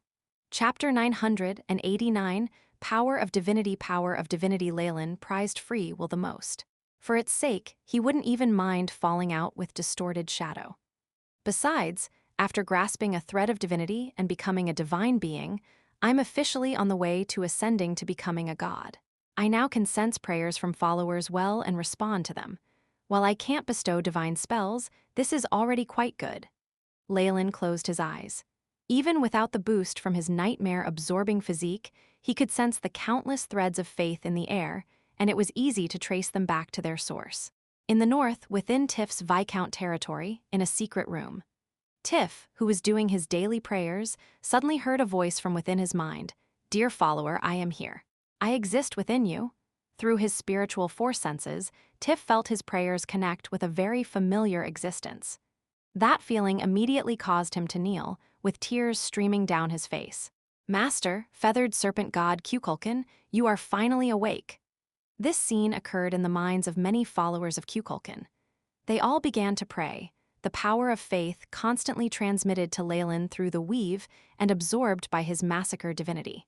Next is to spread faith and nurture my divinity before attempting to ignite my godfire. A fire seemed to blaze in Leylin's eyes. The feeling of accepting faith is similar to the power of domains. Is this the massacre domain? Leylin commanded. A. Chip, beep, mission established. Host has obtained partial information on the massacre domain, beginning simulations. After obtaining the massacre divinity, the respective domain ability has awakened, but this would require large amounts of the power of faith and my own comprehension to coordinate. Leylin stroked his chin, eyes flashing as he pondered. Domains were God's true assets. Only through them could gods connect with the faith of their followers, and then transform that strength for their use. Leylin now had only made contact with the surface layer of the massacre domain, and even the AI. Chip was still unable to digitize it. After all, the massacre divinity was not his own. Only after he had a better understanding of the law of massacre could he truly grasp this domain. When that time came, the AI. Chip should be able to digitize information regarding the domain. Leylin stood up slowly, and with his breaths, a powerful gust of wind blew in the secret room and struck a steel plate. It began to buzz. How strong have I become after absorbing the divinity? Leylin raised his arm, and a water screen appeared, showing a reflection of his figure on the bright layer of water. He was still tall and had a good posture, his golden curls matching with deep blue eyes like the sea to create the most standard image of a noble youth. However, Leylin now noticed a very hazy golden luster from his body from the corner of his eye. This layer was very weak, and without paying much attention to it, it could be overlooked. Also, Leylin stared at his eyes. In the depths of the deep blue eyes, traces of gold flickered. Is this what happens after taking in divinity? Leylin stroked his chin. In a few years, I'll be able to conceal this entirely after I've adapted to the power of divinity. However, I don't have that much time. Shaylin moved the floating city towards the outer sea regions of Dambrath. Putting on a purplish-gold wizard robe with star patterns on it, Leylin issued the order. With his will, the entire ghost city began to rumble. Amidst the elemental turbulence on the outer planes, it began to charge towards the surrounding space of Dambrath. On the way, all obstructions to the floating city were crushed into powder. The gods, the North, HMPH. No matter what plots you have, what can you do to me if I leave? Sitting at the control area, Leylin sneered. The reason he had come to the North was to obtain Maelor's divinity. Since his goal was met and he sensed the situation in the North, when was a better time to leave than now? Making a decision when it was time to was one of the reasons that Leylin could survive to this day. While there were immense benefits to be taken in the North, Leylin had offended 2 greater gods' churches. How would he dare stay on? But the god of justice and weave goddess churches are preoccupied with helping Illustrial regain her kingdom, which is why most of their power will be concentrated in the North.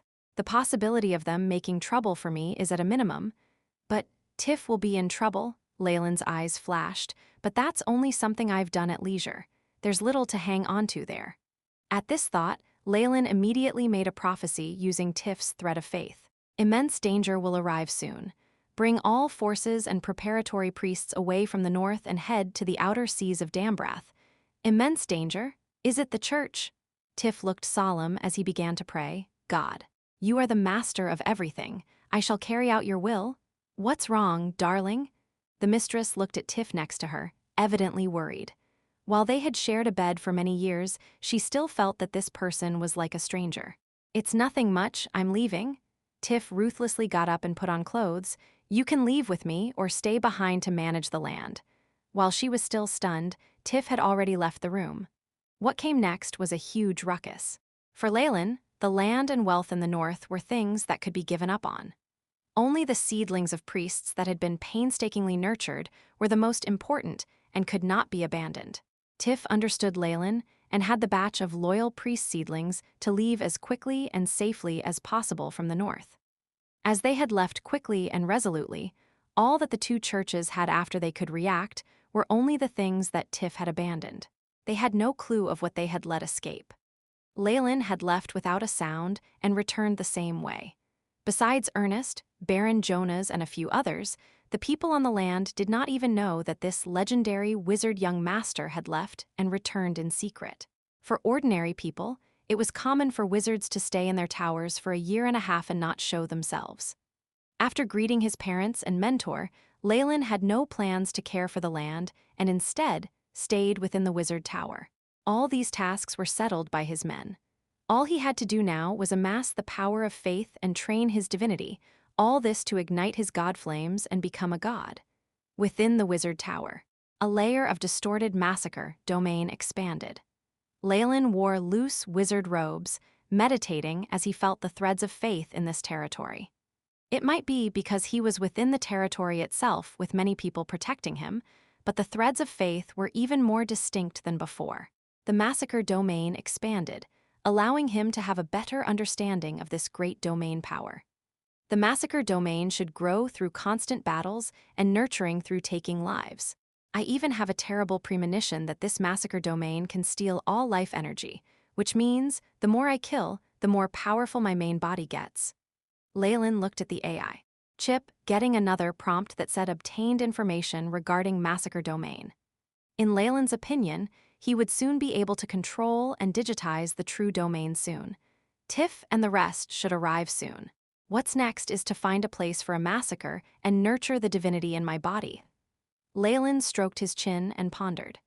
Based on his senses, if his divinity value was at 1 now, it had reached 1.1 after absorbing much the power of faith. I obtained the massacre divinity before, but that's only an introduction and medium. After passing through this threshold, I can transform the power of faith and boost my own divine force. Leylin seemed to understand something. Whether his divinity had power was another matter altogether. Before he had become a divine being, it would have been impossible to communicate with his followers and absorb their faith without help from the nightmare-absorbing physique. With divinity, he could do this as well as transform faith, thus making preparations to ignite God flames. It's best to comprehend the domain of massacre while spreading the source of faith. Is this conquering? Leylin sank into deep thought. Where do I find a large, unconquered land and not attract the attention of the gods?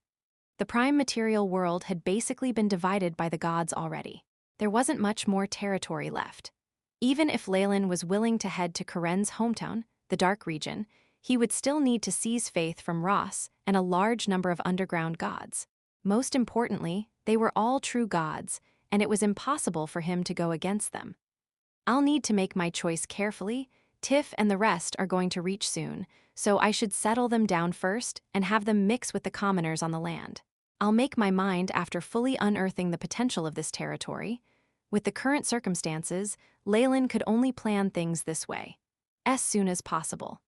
Chapter 990, Empire waves splashed into the side of a majestic warship, yet it didn't falter at all.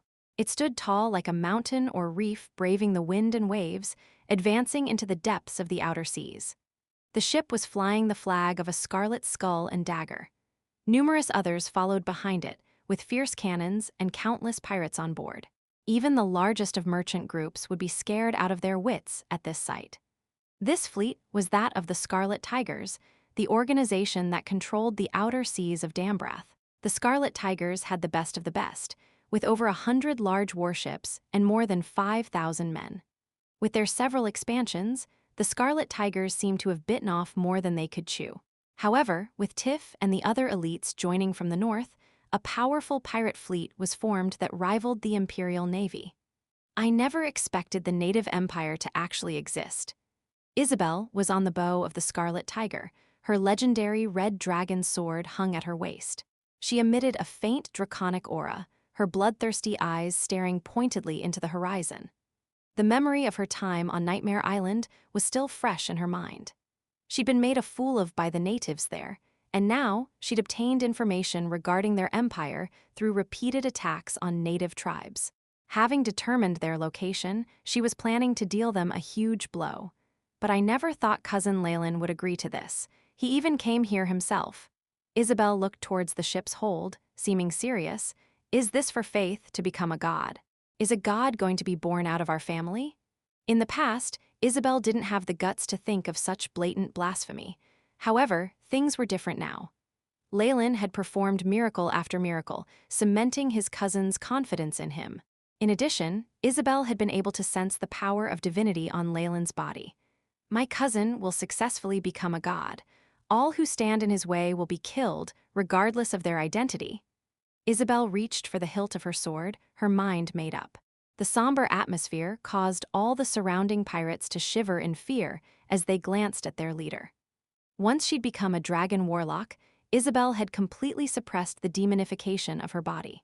Dragon King's mystic might have even allowed her to cross the threshold of the legendary realm. Her title in the outer seas had changed.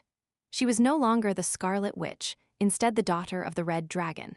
Along with Leylin, she was one of the two main forces in charge of the outer seas, on one the surface and the other in the shadows. All the other organizations knew of their backgrounds and were obviously fearful. Leylin could sense Isabel's conviction. Sitting quietly in the captain's room, he couldn't help but chuckle. A conviction formed out of love, Leylin nodded as he sensed an extremely thick string of fate. Learning of his ambitions for godhood and that he'd already obtained a thread of divinity, Isabel had become one of Leylin's worshippers. She even began to spread the faith of the winged serpent god Cuculcan amongst the pirates, and even if Leylin wasn't a match for the gods of the storms or the like, her methods caused a portion of the pirates to change their faith. What surprised Leylin more was that Isabel's faith for him was extremely firm and zealous. Albeit slightly, it was even more sturdy than Tiff's. Leylin knew, for sure, that if he'd become a god already, she would be a devout follower of his. Leylin sensed the faith of the other pirates, and could only smile wryly. I'd be lucky to have even one with such a firm conviction as her. Although Isabel was doing all she could to assist him, Leylin was still only a divine being. He could only answer the prayers of his followers, not grant them divine spells. He wasn't competitive at all with the true gods, or even false gods, demigods, or devils. Worshippers were bright, after all. Why would they invest effort into someone who couldn't give them anything? If not for Isabel using her position and doing everything in her power to promote this faith, the religion of the winged serpent god would have failed terribly.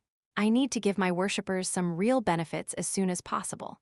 I should become a demigod and bestow divine spells to them, but I'll also need to give them material compensation. This is the principle of equal exchange. Leylin suddenly had a revelation. The path of faith in the world of gods still followed the Magi's principles of equal exchange. Worshippers provided their faith, and in return the god promised to receive their souls after death, taking them into their divine kingdom. They would also provide shelter, divine spells, and other things.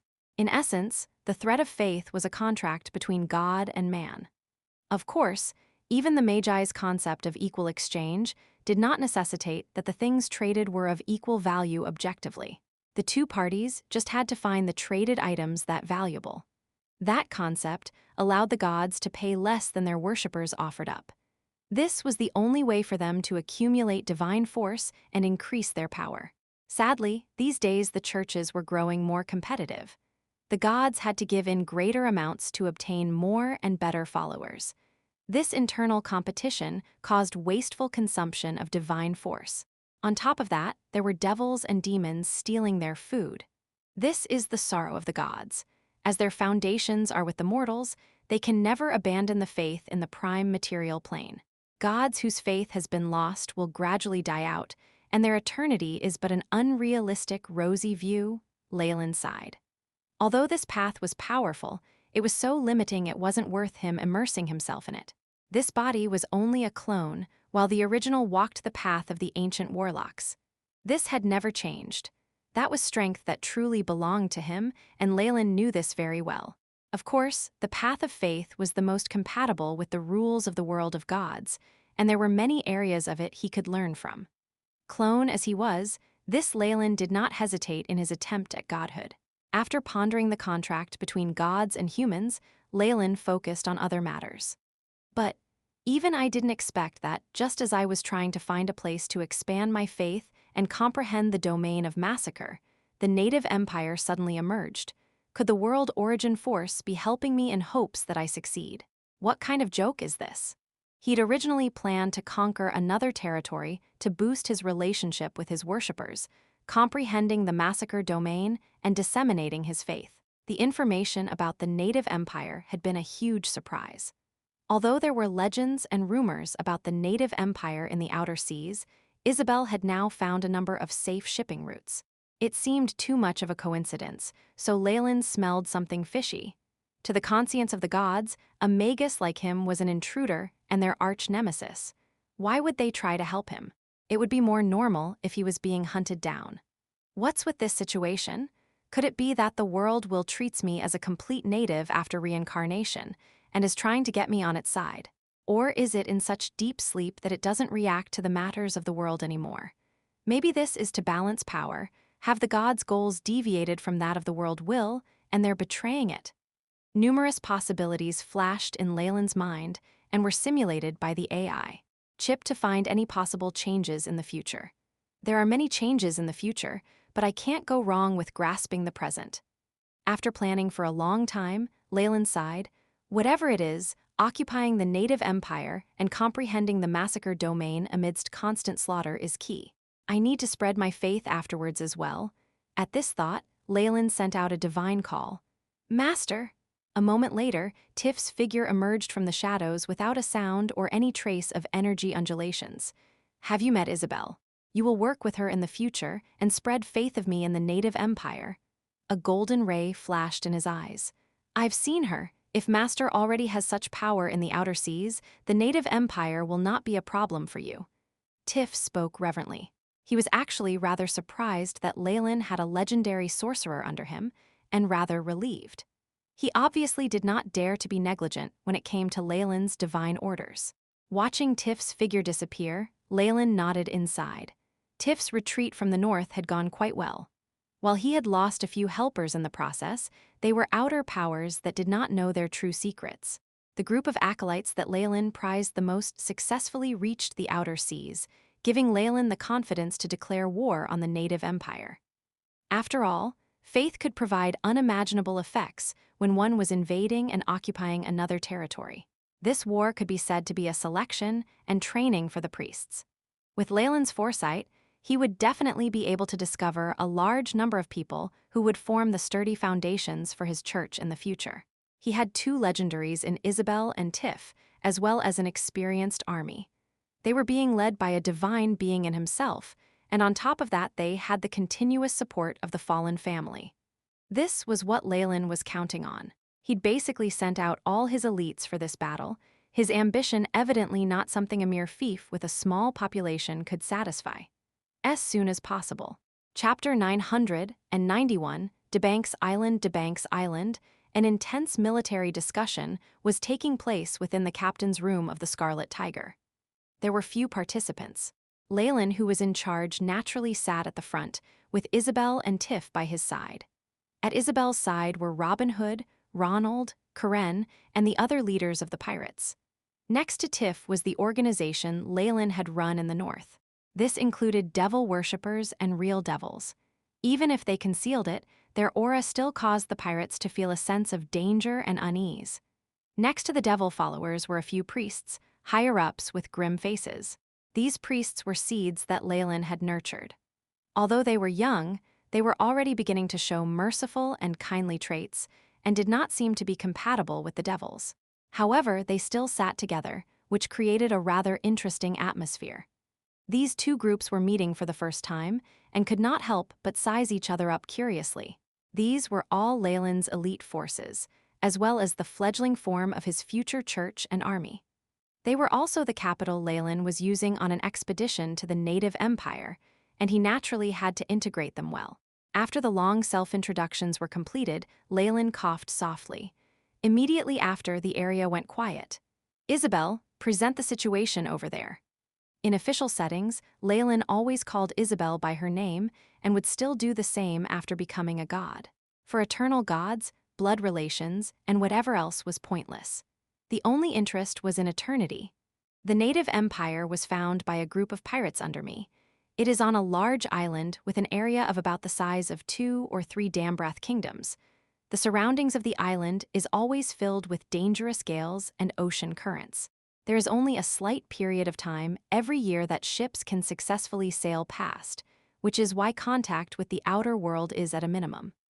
My underlings now have a clear idea of the patterns of the currents and have created an accurate shipping route.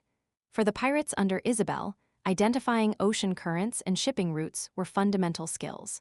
For the pirates whose lives depended on the skies, their abilities in navigation and techniques in determining their location, based on the stars, far exceeded that of ordinary merchant ship navigators and sailors. As the greatest captain in the outer seas, Isabel naturally had many talented people at her disposal. After determining the location, determining the shipping route was simple with some time and many tests at the cost of lives. HSS, Isabel's speech immediately had gasps sounding from Tiff's side. The size of 2 or 3 Dambrath kingdoms, that area is akin to like a small continent already. The Dambrath kingdom has a population roughly made up of 1 million people. At the most conservative estimate, The native population that we have to face is over 2 million? How frightening. Such a simple ratio immediately resulted in uneasy looks on some pirates' faces.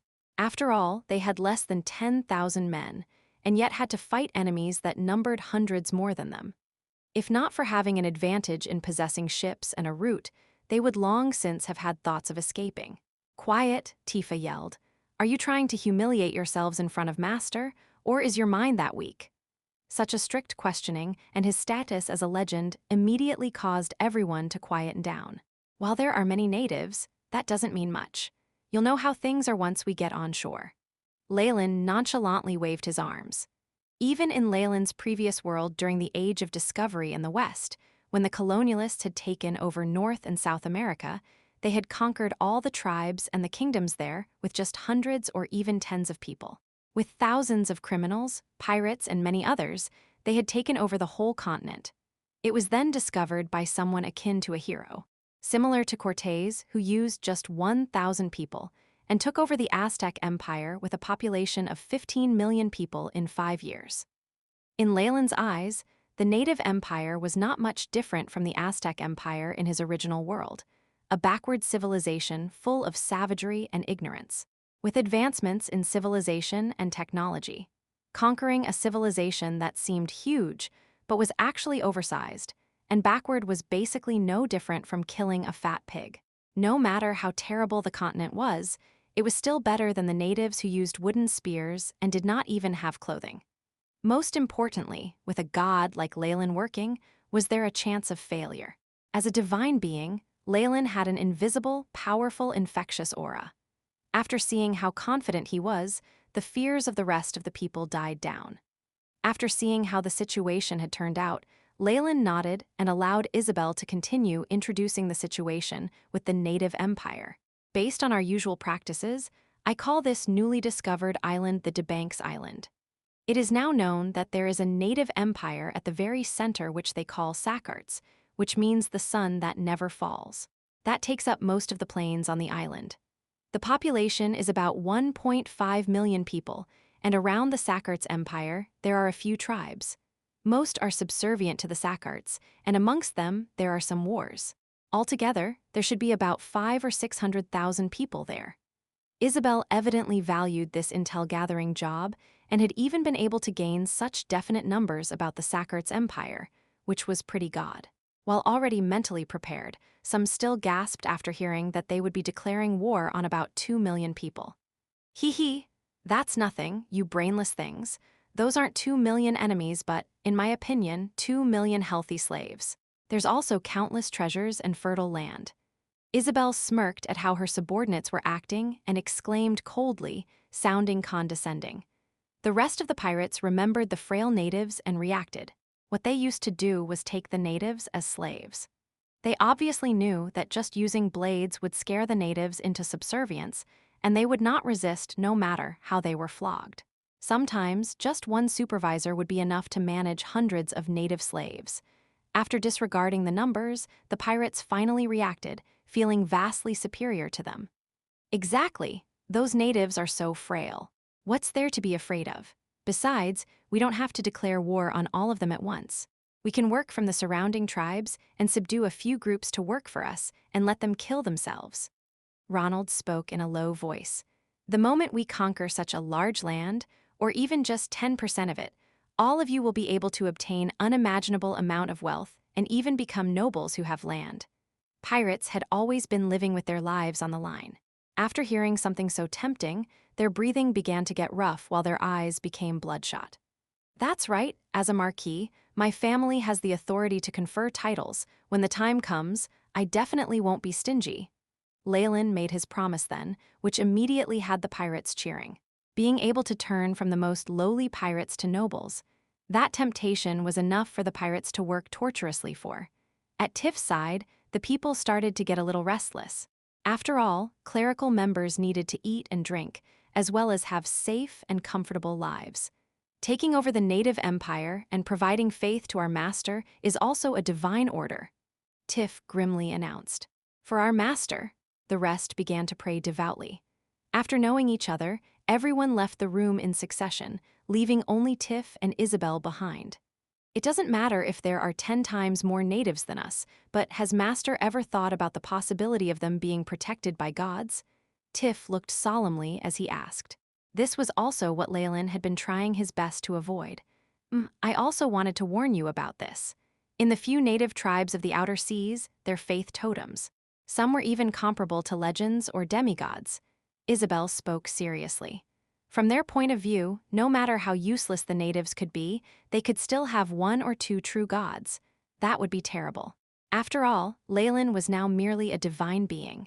The cruelty of divine battles could be experienced from many historical poems and poetic sagas. You don't have to worry about this. The Debanks Island does have a few native religions and divine beings, but at most, there's only a half-god and not a true one on top of that.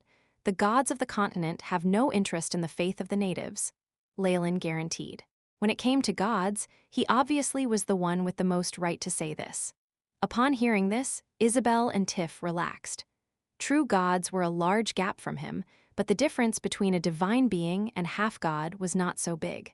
If the difference was not so large, they would still have courage to risk their lives. As for how Leylin knew about this, Isabel and Tiff sensibly did not ask more questions, since gods always had their own secrets.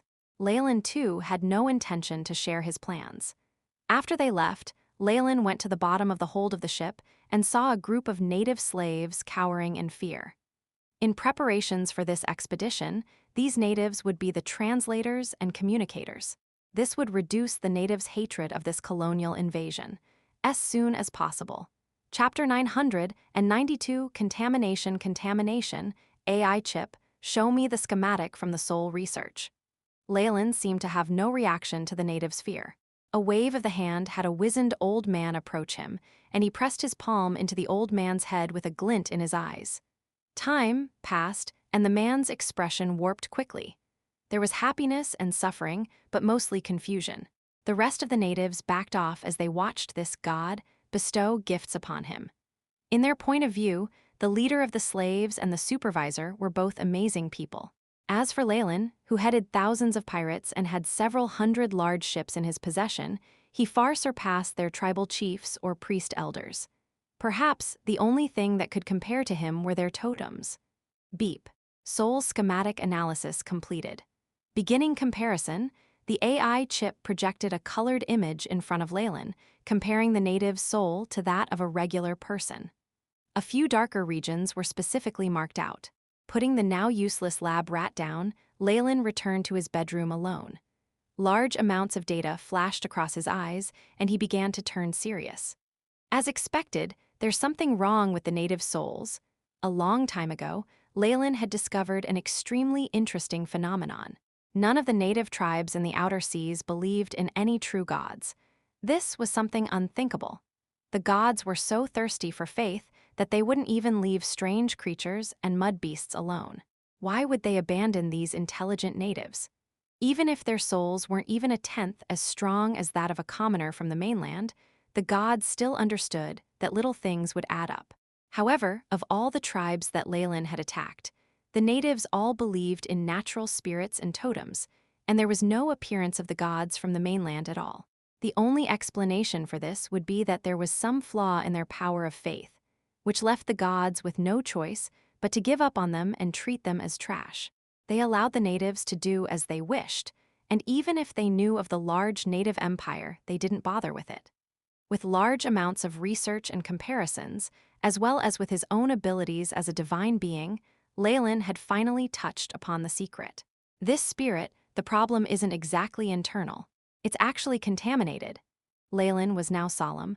On top of that, this mutation is familiar. With the mark of arcane and magus spells, it reaches the depths of their genes and has been passed on generation after generation. In essence, the power of faith was just soul energy that was dispersed when worshippers reached an emotional peak during their prayers or ceremonies, full of fervor. Using their domains and divine sparks, the gods absorbed this specific soul energy and turned it into divine force. There was no essential difference between lesser and greater gods either. It was the same process. What happens if we absorb this mutated soul force?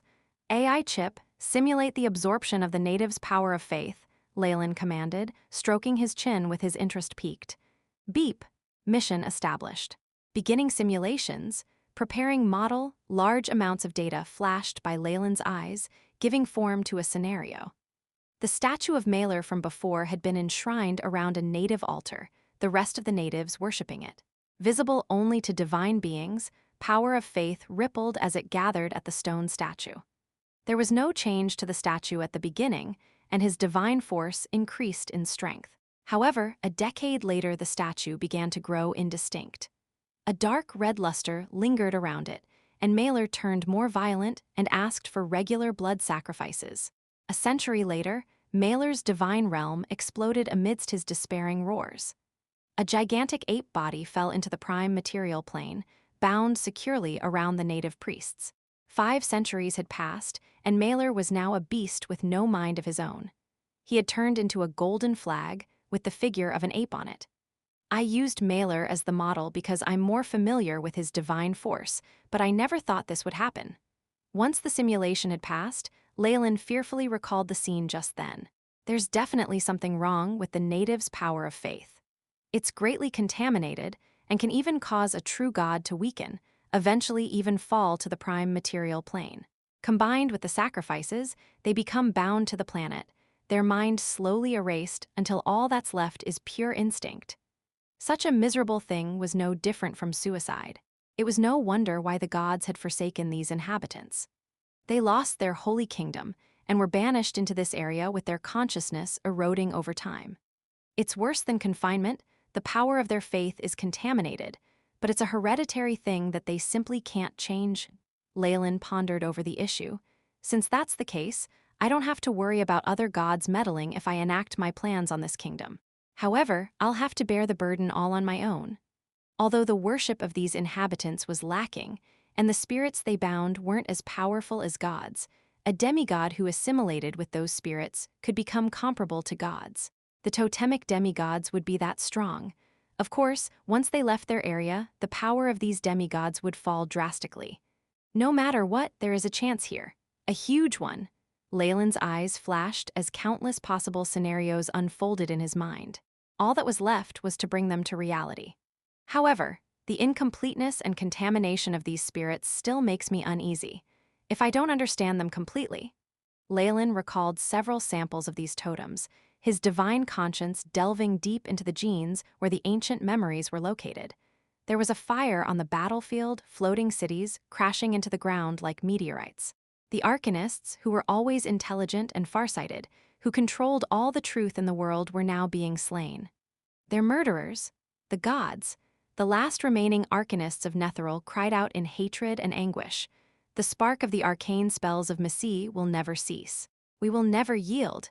Multiple memory fragments were revealed to Leylin, and even with his power, he could only process a small portion of them.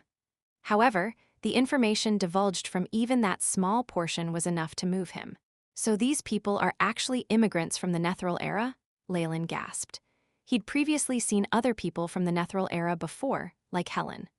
Although it was a rather miserable thing to see them run and hide for their lives, they were living in heaven compared to these people. Who'd have guessed that the progressive and cultured Netherese have been reduced to such a state over tens of thousands of years? They're called barbarians and fools, some even captured and turned into slaves. Leylin sighed inwardly. He could now understand what had happened before. The gods had been displeased with the fearless research of the Netherese Arcanists, and it had eventually led to war. They began to kill what looked like all living Arcanists, and most of the floating cities crashed into oblivion. The Netherese civilization had crumbled in a day. It was at this moment that a group of Netherese had gathered. They likely wished to resist the enslavement of the gods and were resolute in their decision. They swallowed a medicine that caused them to reject the power of faith, the rest unlucky enough to be swept into the high-ranking battle and ending up as collateral damage.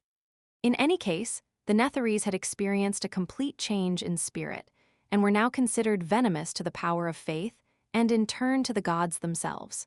They definitely wouldn't be taken in by the gods, so they escaped across the seas and started reproducing here.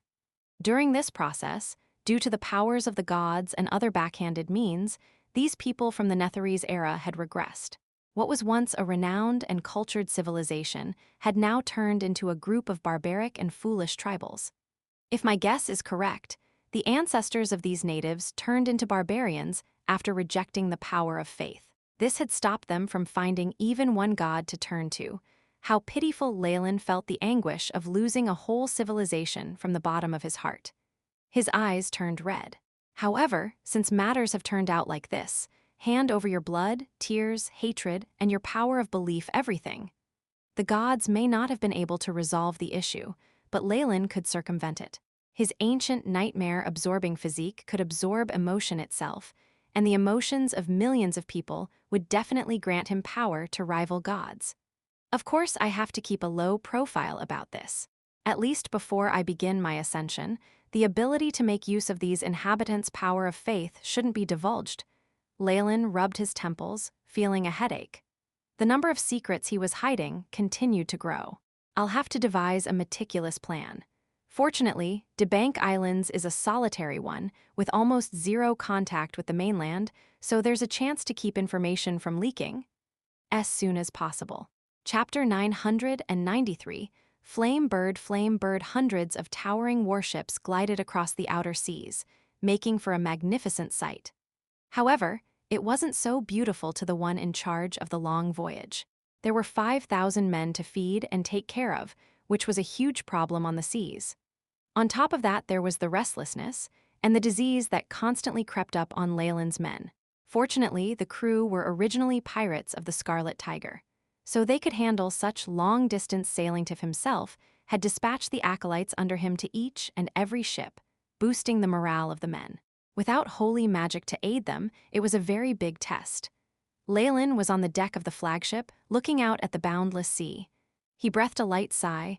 Our food and water supplies are depleting quickly. This long-distance war is really a huge gamble. Fortunately, we are able to reach Debank's Islands before our stock runs out. A flush of red appeared on Isabel's face, a rare sight. Being the captain of the Scarlet Tigers for so many years had killed that elegant young lady. She was now a pirate, filled with savagery and deceit. Only when she was with Leylin like now would she reveal a part of her girly side. Are we depending to seize supplies upon reaching the shores? That might not be the safest method. Hearing Isabel's surprised words, Leylin shook his head. We have a limited number of men. Each of them is extremely precious, so we can't make senseless sacrifices. Even in Leylin's previous world, it was difficult to win wars after a period of travel. What are you thinking of? Isabel looked at him. He'd already drawn out a navigation map with Debank's Island at the center. The drawing scale was somewhat absurd, but it had sufficed. We will first make a detour and circle to this area. Leylin pointed at a group of islands beside Debank's Island. They were large enough to each have a ruling kingdom, with many smaller islands beside them. You mean to say, so we take down the Chihuahua Islands first and use them as a supply point? Isabel surmised. Although she had thought of this strategy as well, it required too much time to prepare. Leylin had maintained an unhurried pace in front of the pressing situation. Yes, there seems to be a tribe with over 10,000 members here. We could use them as practice to polish the skills of our men. Although both Leylin and Isabel were confident in their army's strength, it wasn't possible to establish coordination in a day or two. Leylin wanted them to undergo some training. I got it. This sort of slow and steady advance told Isabel how determined Leylin was, so she immediately passed down the orders. The Chihuahua Islands were close to Debank's Island. The tribe that resided here were vassals of the Sakart's kingdom, but because of the ocean supporting them, they were quite independent. After all, with the unskilled boat crafting abilities that these inhabitants have, chopping up all the trees in the area to make wooden rafts would still not be enough to stage a rebellion. The ruler of this tribe might have had such thoughts, but his elders and priest would have advised him otherwise. Under such a situation, this tribe was still doing fairly all right, compared to the others which had to offer much more tributes to the kingdom. The chief of this tribe, Abasa, was now sheltered and served by his maids who lazily fanned a giant banana leaf, at the same time enjoying the taste of the tropical fruits. Abasa was extremely dark-skinned, and he was extremely obese. Layers of fat could be seen on his body, just like a giant hog. However, his neck was extremely slender. This was the sign of nobility, and several metal piercings were found on his lips. On his face were many oiled markings, which hid his original features. Something has happened. As Abasa enjoyed the service of his maids, an extremely skinny old man dashed in. "Oh, my wise priest, what has made you come in such a flurry?" The high priest had a heavy smell of incense mixed with lamp oil around him, and he wore a 5-colored feathered crown, which the plumes reached the height of 3 meters, the feathers angling in a very dangerous angle.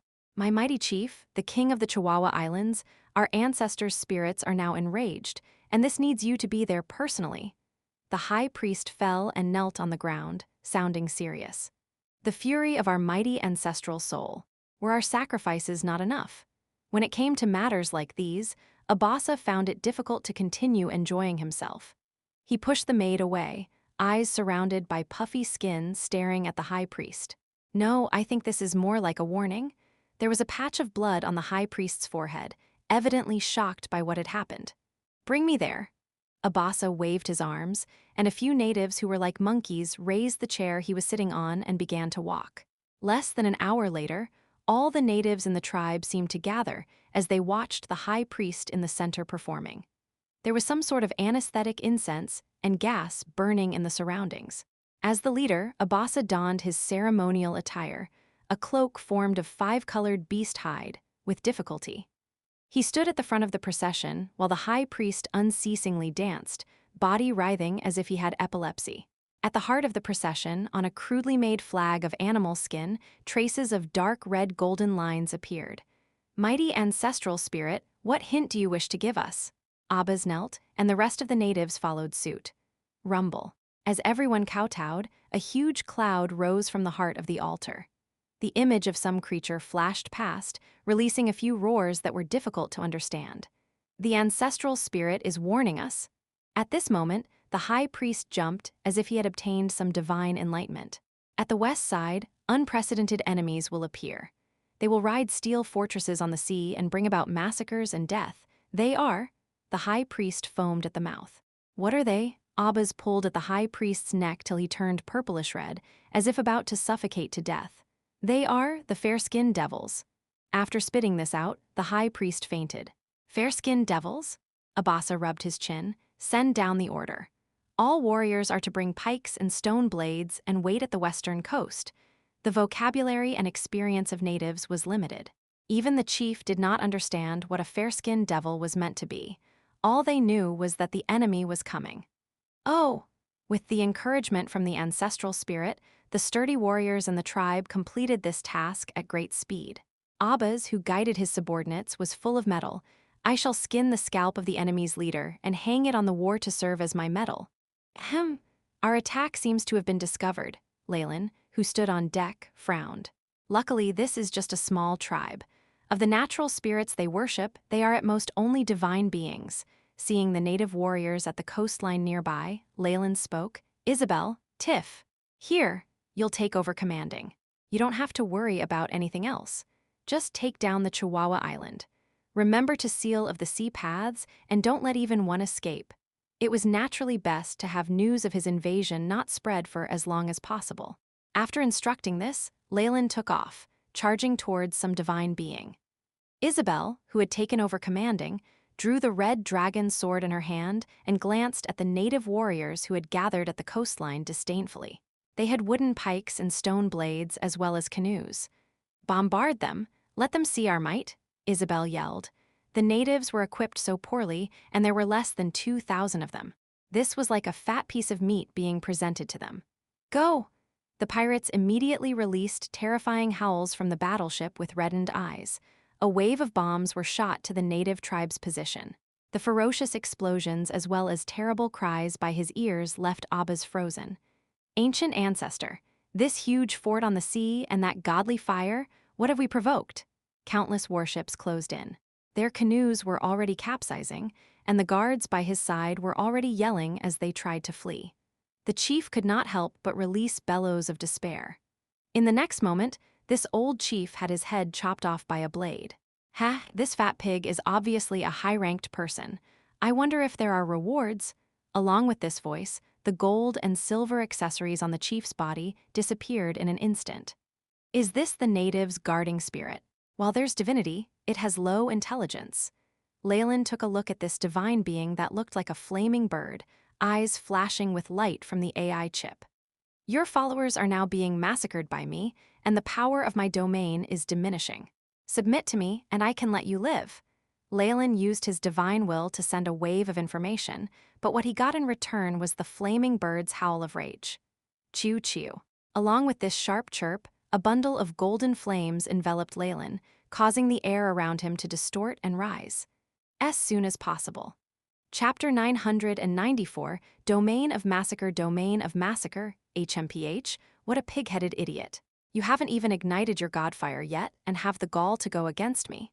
Leylin snorted, and the flames immediately went out. After obtaining divinity, he no longer saw anything in regular divine beings. This divine creature in front of him was merely seeking death. At this thought, Leylin looked through the results of the AI chip scan. Totem spirit, flaming bird, divine being. Strength, 15 plus 5 agility. 17 plus 5 vitality. 19 plus 5 spirit. 20 plus 5 possessed feats. 1. Domain, in the range of the follower's prayers, the totem spirit will obtain a boost to properties. All stats will increase by 5. 2. Affinity with flames. 3. Holy form, immune to all spells below rank 5. 4. Unknown, while in the range of the follower's prayers, all stats increase by 5. This really is a god similar to earthbound spirits. Leylin snickered. Is this what you're depending on? Unfortunately, this isn't your time anymore. With the loss of followers, the boost you get from your domain will decrease, which means the optimum opportunity to have you serve under me is now. The boost from the domain would obviously come along with the existence of followers. Now, however, with the pirate army closing in and the young men of the native tribe being massacred, faith was quickly diminishing. The effects from the massacre was trivial. What was worse was that without the totem spirit's protection, the faith of the natives collapsed. In a short period of time, Leylin saw the +5, at the end of the stats slowly dim and turn into +4. As the areas they occupied expanded, the numbers went down. Is this faith? So powerful and so pitiful, Leylin sighed, noticing the fraud that was totem spirits. If he really could become a true god and bestow divine spells, the followers' faith would not crumble so quickly. Chew chew. Leylin actually had plans to subdue this flaming bird totem, since this would be his first guide on the Debanks Island. Unfortunately, the bird had no plans to make use of Leylin's kind intentions and used a huge bundle of fire to end the conversation. Flames filled with golden luster struck the region where Leylin had been standing. The boiling hot temperatures taking in all the oxygen in the surroundings and created an area like a vacuum. It only has an ability similar to magic and can't make use of the divinity and power of faith in its body well. It's like the instinct of beasts. Leylin sighed, the roaring red dragon stuff appearing in his hands then. As he had used dragon soul burn a few times already, the red dragon soul inside had already diminished in size and looked rather dispirited. Dragon aura domain, conical flames. Now, however, in the face of a legend that was merely a divine creature, Leylin did not even need to burn the dragon soul. With a wave of his staff, a powerful dragon aura domain expanded with the dragon aura rippling within. Roar, a red dragon figure appeared above Leylin, spewing out unique conical flames at the flaming bird. Such might immediately had the giant flaming bird snarling unceasingly. Rumble. 2 huge bundles of flames strived for victory in the air, turning the horizon red. How can such brutish strength contend against me? Leylin yelled, conical flames piercing through the flaming bird's golden fire and enveloping it. Chew chew, the enraged howls of the bird could be heard in the flames, but there was something peculiar about the situation. Rumble. All of a sudden, the red dragon's flames exploded into what looked like a red lotus. At the heart of it, the flaming bird did not seem to be injured and instead, even larger. It chirped in its excitement, swallowing the red dragon's flames with large gulps, its golden flames turning crimson. Chew chew. The flaming bird that had assimilated with the red dragon's flames became larger in size, eyes looking human and filled with pride as it flew towards the red dragon figure in the air. Being able to take in the flames? The AI. Chip should have found out. Is this a unique divine ability? Leylin's eyes flashed with wit. Are you trying to swallow a legendary dragon soul? In that case, I'll give it to you. Dragon soul burning. The dragon's soul at the tip of the staff completely withered, body enveloped by translucent flames. With the burning of the dragon soul, the red dragon figure in the air became more solid. Each scale seemed to be more corporeal, and sharp claws held a sharp glint. Roar, the red dragon's large eyes showed intelligence as it collided with the flaming bird all of a sudden.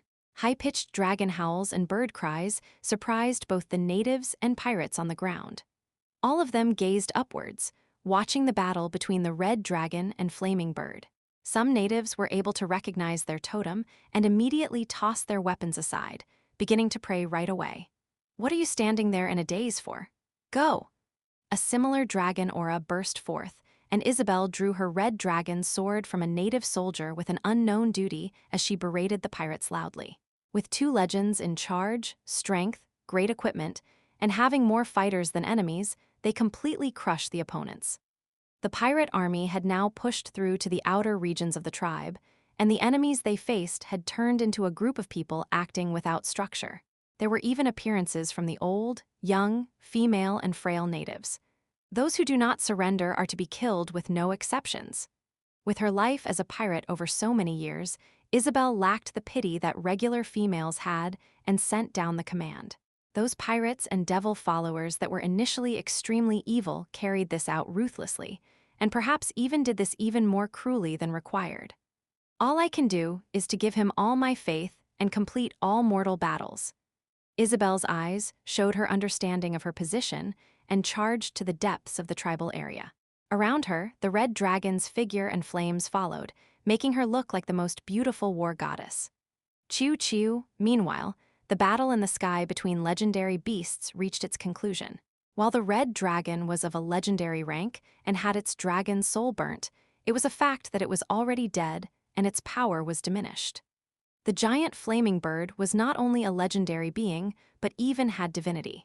Through several rounds, it had torn of large chunks of soul force from the red dragon's body and even swallowed its flames, causing its golden fire to turn red. Ka-cha, ka-cha. At the end, as the flaming giant gnawed at the head of the red dragon figure, the crystal with the dragon soul at the tip of Leylin's staff shattered. Tusk! After so many uses, the red dragon's soul force is completely consumed. Seeing the dragon soul vanishing in front of him, Leylin did not look the least bit surprised. The flaming bird, on the other hand, released an elated chirp and gulped down the red dragon figure while absorbing the flames it possessed. Then again, it's time I changed the core. Leylin's figure ascended till he stood before the flaming bird. After absorbing the dragon soul, its body had become more enormous. A sense of a dragon aura was also being emanated by it as it met Leylin's gaze without fear. There was even desire in its eyes. Oh, trying to eat me too? Leylin could not help but begin to chuckle after understanding what the bird wanted. It really is a beast. It can only do everything on instinct and doesn't even care if it can digest me. Go crazy, Leylin snapped his fingers, and the flaming bird immediately began to writhe, layers of flames rising as half of the red dragon's head appeared from its body. While being able to assimilate the flames is advantageous for you, you might want to be careful, since eating too much could mean you might be assimilated instead. A sinister smile rose by Leylin's lips. As you are now, you are prey truly worthy of being slaughtered after being fattened up. Return! Leylin tossed the roaring red dragon staff in his hands, and it began to soar into the air till it reached the head of the flaming bird. The sharp end of it quickly pierced downwards. Chiu, the large flaming bird, could have easily dodged the attack, but it seemed to have gone stupid as it stayed where it was, golden and red flames twining around and eating at it. Ziu. The red dragon staff was like a sharp arrow that disappeared through the head of the bird, causing flames and golden blood to spurt everywhere. Chiu, with the large flaming bird's last miserable cries, a huge explosion sounded. The sound first came from its stomach, which then formed a storm that swept the bird within. Leylin stood at the side, watching the large body being torn and devoured by the storm. If all earthbound spirits on the Debanks Island have this level of strength, I have nothing to worry about. However, With the support of the native empire, those earthbound spirits have strength probably similar to demigods. Leylin sighed inside. The pirate allied armies had now killed their way into the inner parts of the native tribes. They began their ruthless massacre of the old, weak, and ill, as well as all sorts of atrocious activities. Is this what conquering means? Increasing my strength by massacring continuously? Leylin's eyes showed his bewilderment for a moment before the AI chip sounded. Beep. Host has killed a divine creature. Obtained partial information on the domain of massacre. Massacre domain model establishing. Beginning digitizing. Beep. Host has grasped domain massacre. Massacre domain. Obtaining strength by constant massacres. In this environment, host's stats increased by 1% current effect. With a certain probability, host can obtain opponent's soul energy. Host's followers can also obtain boost from massacre domain, as soon as possible. Chapter 995 Conquer Massacre Domain. Truly powerful. Leylin muttered to himself. You can strip the enemy of their life and soul energy during massacres and quickly recover yourself. Gods also have specific bonuses, and it might increase in power if I kill more powerful existences. The AI chip's prompts continued. Beep. Host has killed a divine being. Massacre domain has been boosted, absorbing the opponent's divinity. In that instant, Leylin had sensed that he'd absorbed the trace of divinity from the flaming bird, something formed by over a century of worship from the natives. A golden light spread across his body, and with the massacre domain in effect, its power was transformed into a part of his own. The prophets this time alone have allowed my massacre divinity to grow greatly. It's worth at least 2 to 3 years of worship. Leylin looked excited. This trip to the outer seas definitely is worth it. Truth be told, the fastest way for a god to advance was to seize divinity, divine force, or even divine spark from battle. However, the native empire as it was now was not valued. The power of faith in these earthbound spirits, as well as their divine force, had huge flaws, which was why the gods did not set their sights on them. However, Leylin did not fear contamination from the Magi. On top of that, his nightmare-absorbing physique allowed him to naturally absorb the might of these native earthbound spirits without issue. After absorbing the divine force, I'll be able to make use of this large bird's divinity and soul to a great degree. Leylin tapped the crystal on top of the red dragon staff. Chew, chew. Dazzling light figured as the red dragon imprisoned within disappeared. In its place was a terrifying large bird, burning with golden red flames. Using a divine being's soul to substitute a legendary dragon soul, that's a pretty good deal. Leylin observed the soul of the flaming bird. It was now firmly chained within the crystal, and it cried out in refusal. Although I've taken the soul already, I still need to forge it into something usable. Until I do that, the red dragon staff needs to be sealed. Leylin estimated that once he reforged it, the new red dragon staff, although the name would have to be changed, would be more powerful than a legendary item. As Leylin was killing the flaming bird, the flag above the tribe's altar tore. Ferocious flames devoured the totem. The gathered natives cried out in alarm, and their high priest's face warped and twitched before he fell into a dead faint while frothing at the mouth. The other priests and acolytes reacted in the same way. The followers of gods possessed some totemic power, which was what allowed them to communicate with the god and do all sorts of otherwise unimaginable things. However, now that their totem spirit was dead, they would meet a similar fate. The extraction of power that had fused with the body was like the removal of organs from a human. It was no surprise for a few of them to just die. Had they been worshippers of a true god, things would have been even more serious. While it could be worse, this situation left the natives horrified and panicked. Ah, the ancestral spirit. It's dead. The evil god of the enemies, the fair-skinned devils killed our ancestral spirit. Boo-hoo, our chief, high priest, and ancestral spirit have died. The situation instantly caused the old, young, and ill to fall apart. They'd originally persisted with the belief that their ancestral spirit would protect them from the attack. The death of that guardian was a huge blow to them. The fighting continued, and the spirit of the natives was swayed immediately. All who resist us will be killed, whether they are elderly or children. The pirates and many devil worshippers that Leylin had subdued walked towards the tribe's altar. My followers! At this moment, All the pirates who followed the winged serpent god Kukulkan heard a low and solemn voice in their ears. I give you my blessing. You shall obtain power through slaughter. The fresh blood of your enemies shall give you courage, and the moans of terrified souls will restore your vitality.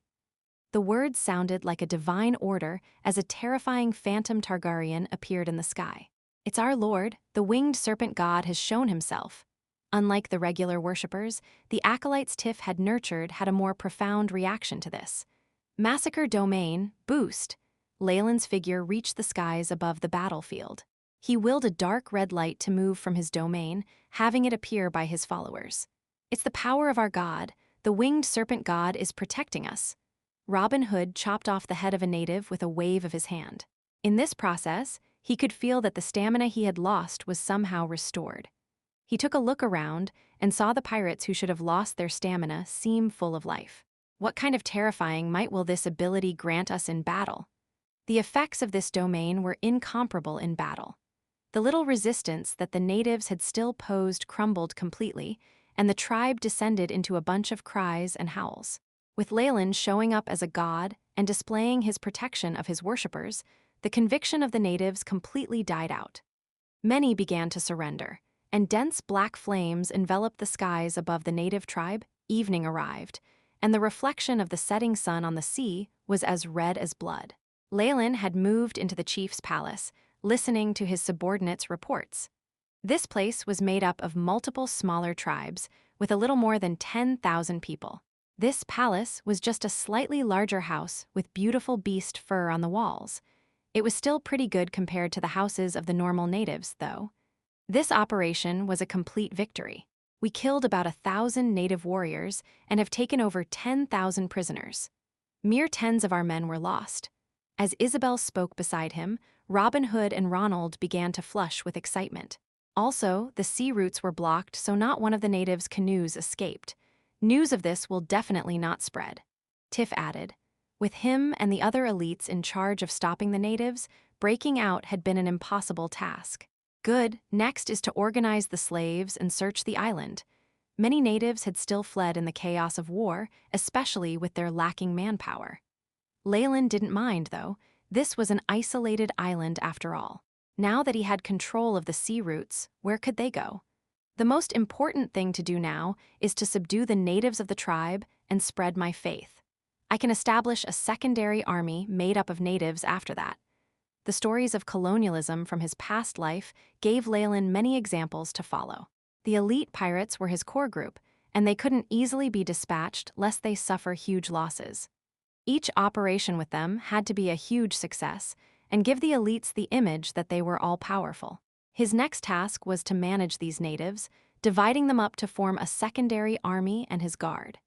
It would be necessary to assist the native nobles, provoking the tribes to attack each other and causing strife. It would be even better if he was helped by disease. Due to differences in their worlds, the battles between gods were extremely important. If Leylin could eliminate the totems that the natives had faith in, everything would be much easier. DeBank's Island was just a fat pig waiting to be slaughtered, but that was all in the future.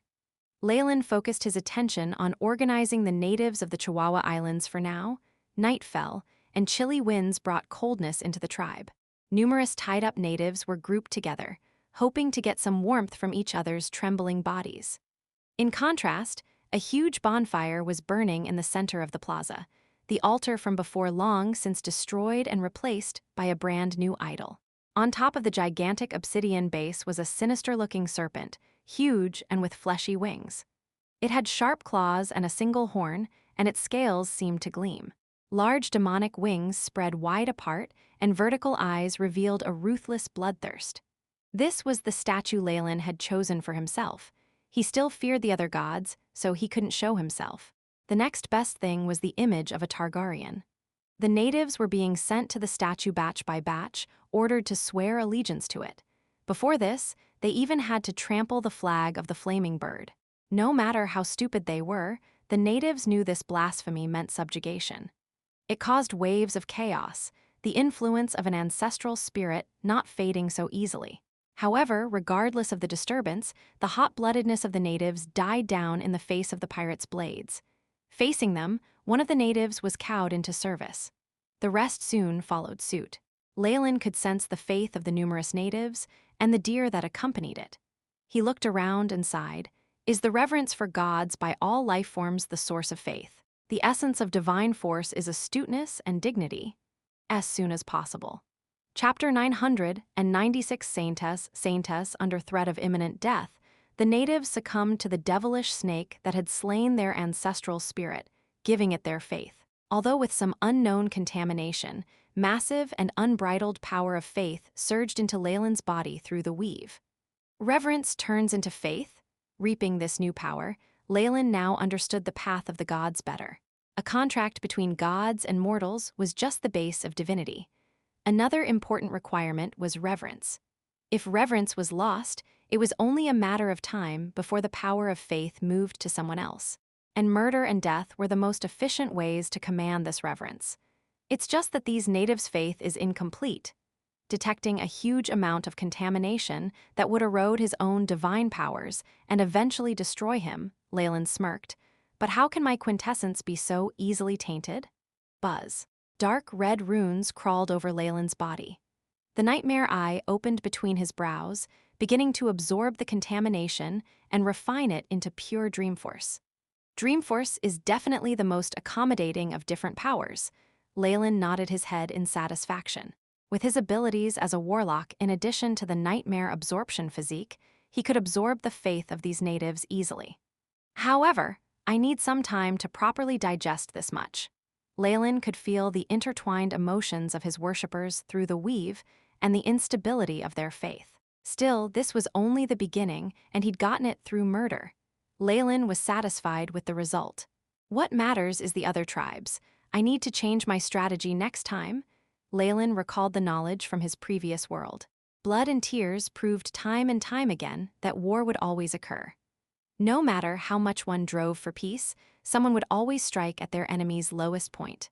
The only way to conquer them was a display of force, constantly killing off their forces until they finally assimilated.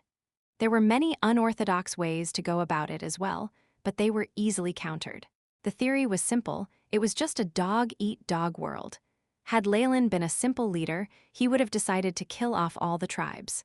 After all, he already had a disadvantage in numbers.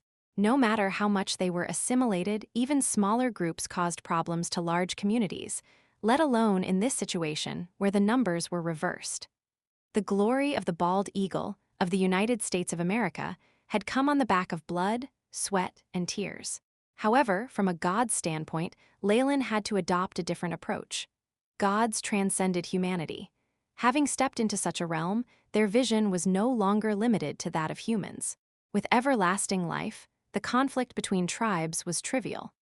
To put it bluntly, even if he had to use all of the incomplete power of faith that came from these natives to match the power of gods, Leylin would be willing to do it. He thus absolved himself of all conflicts between tribes, only focusing on the power of faith. The more a person worshipped him and provided power of faith, the more glory they would get. Even a native would be able to become a cleric or even a bishop, as long as they were devout and prayed piously, of course. Leylin recalled a famous proverb from his previous life: everything between heaven and earth is but a stray dog. Although there were many interpretations of it, Leylin himself knew that everyone was treated equally by the divine, with no bias. That was the approach the gods of this world had adopted, at least. However, the truest lack of bias could only be attributed to the various world wills. Realistically speaking, as long as a majority of his faith came from the pirates and devil worshippers, Leylin would favor them. However, in the future he would have to rely on the power of faith from DeBank's Island once he conquered it. The scales would be adjusted then. It was only pragmatic and necessary to pick up natives and make them priests or saintesses, showing that everyone was equal and giving them hope. Leylin turned his attention to the field using his divine sense. The battle continued, with not every native being cowed by the fear in their hearts. When a change of faith was forced, heroes were wont to step up time and time again. Be it man or woman, youth or elderly, the only similarity was the unwavering resolution in their eyes and the spirit of martyrdom. The pirates simply beheaded them, the fresh blood pouring into the battlefield, striking more fear into the natives' hearts. Beautiful women who did not comply were a way for them to flaunt their manhood as they slayed the old and young. Isabel did not stop these acts. A change of faith had to be ignited by fresh blood, and those who wouldn't comply even superficially would only have death awaiting them. If their faith could not be forced from their soul, they would disappear in the flesh. Before humans grew civilized, killing eliminated problems without solving them. As culture progressed, this method was abandoned. However, the laws of the jungle still prevailed in the world of gods, even on the mainland. There won't be thorns sticking out anymore, but there should be some who have only complied on the surface. They'll be scheming something else in the background. Leylin mocked this train of thought in his mind. Like the proverbs went, one would grow accustomed to kneeling. Once they swore loyalty to him, he could acquire their faith and strengthen it in the future. The hidden problems were easy to solve. As a divine being, Leylin could tell deceit and true reverence apart. Those fellows would never climb up the hierarchy, and once they exhibited any signs of rebellion, they would be executed immediately. Using the method of the carrot and the stick, Leylin would convert them completely, making them unwavering in their devotion. "It's just that I don't have enough time," Leylin shook his head. At this moment, many black-robed clerics flooded the battlefield, soothing the natives like they were lambs. "Forget the false gods you believed in and put your faith in our Lord. Even your family will experience salvation for your choice." A threat to one's life left them vulnerable in many ways. Tiff understood this himself, having sent the acolytes out to soothe the natives without instruction to. With the gentle words of these acolytes, even more of the natives pledged their faith to Leylin, which strengthened his connection over the weave even more than before. A native girl looked up at Tiff, her eyes betraying her apprehension. If I choose to believe in your God, will father be saved?" Tiff smiled gently, kneeling down. "Who is your father and where is he?" he asked the girl who had pale yellow skin and dark hair. There were traces of mud and coal on her face. He was a brave warrior of the tribe. He died today on the shore," the little girl said timidly. "He will be," Tiff stroked her hair, "our Lord has mastered the massacre domain. All souls that perished under him can definitely be salvaged. If you pledge your faith, then I choose to believe." The girl knelt before the statue and kowtowed with utmost sincerity. It was so much so that her forehead began to bruise and blood appeared.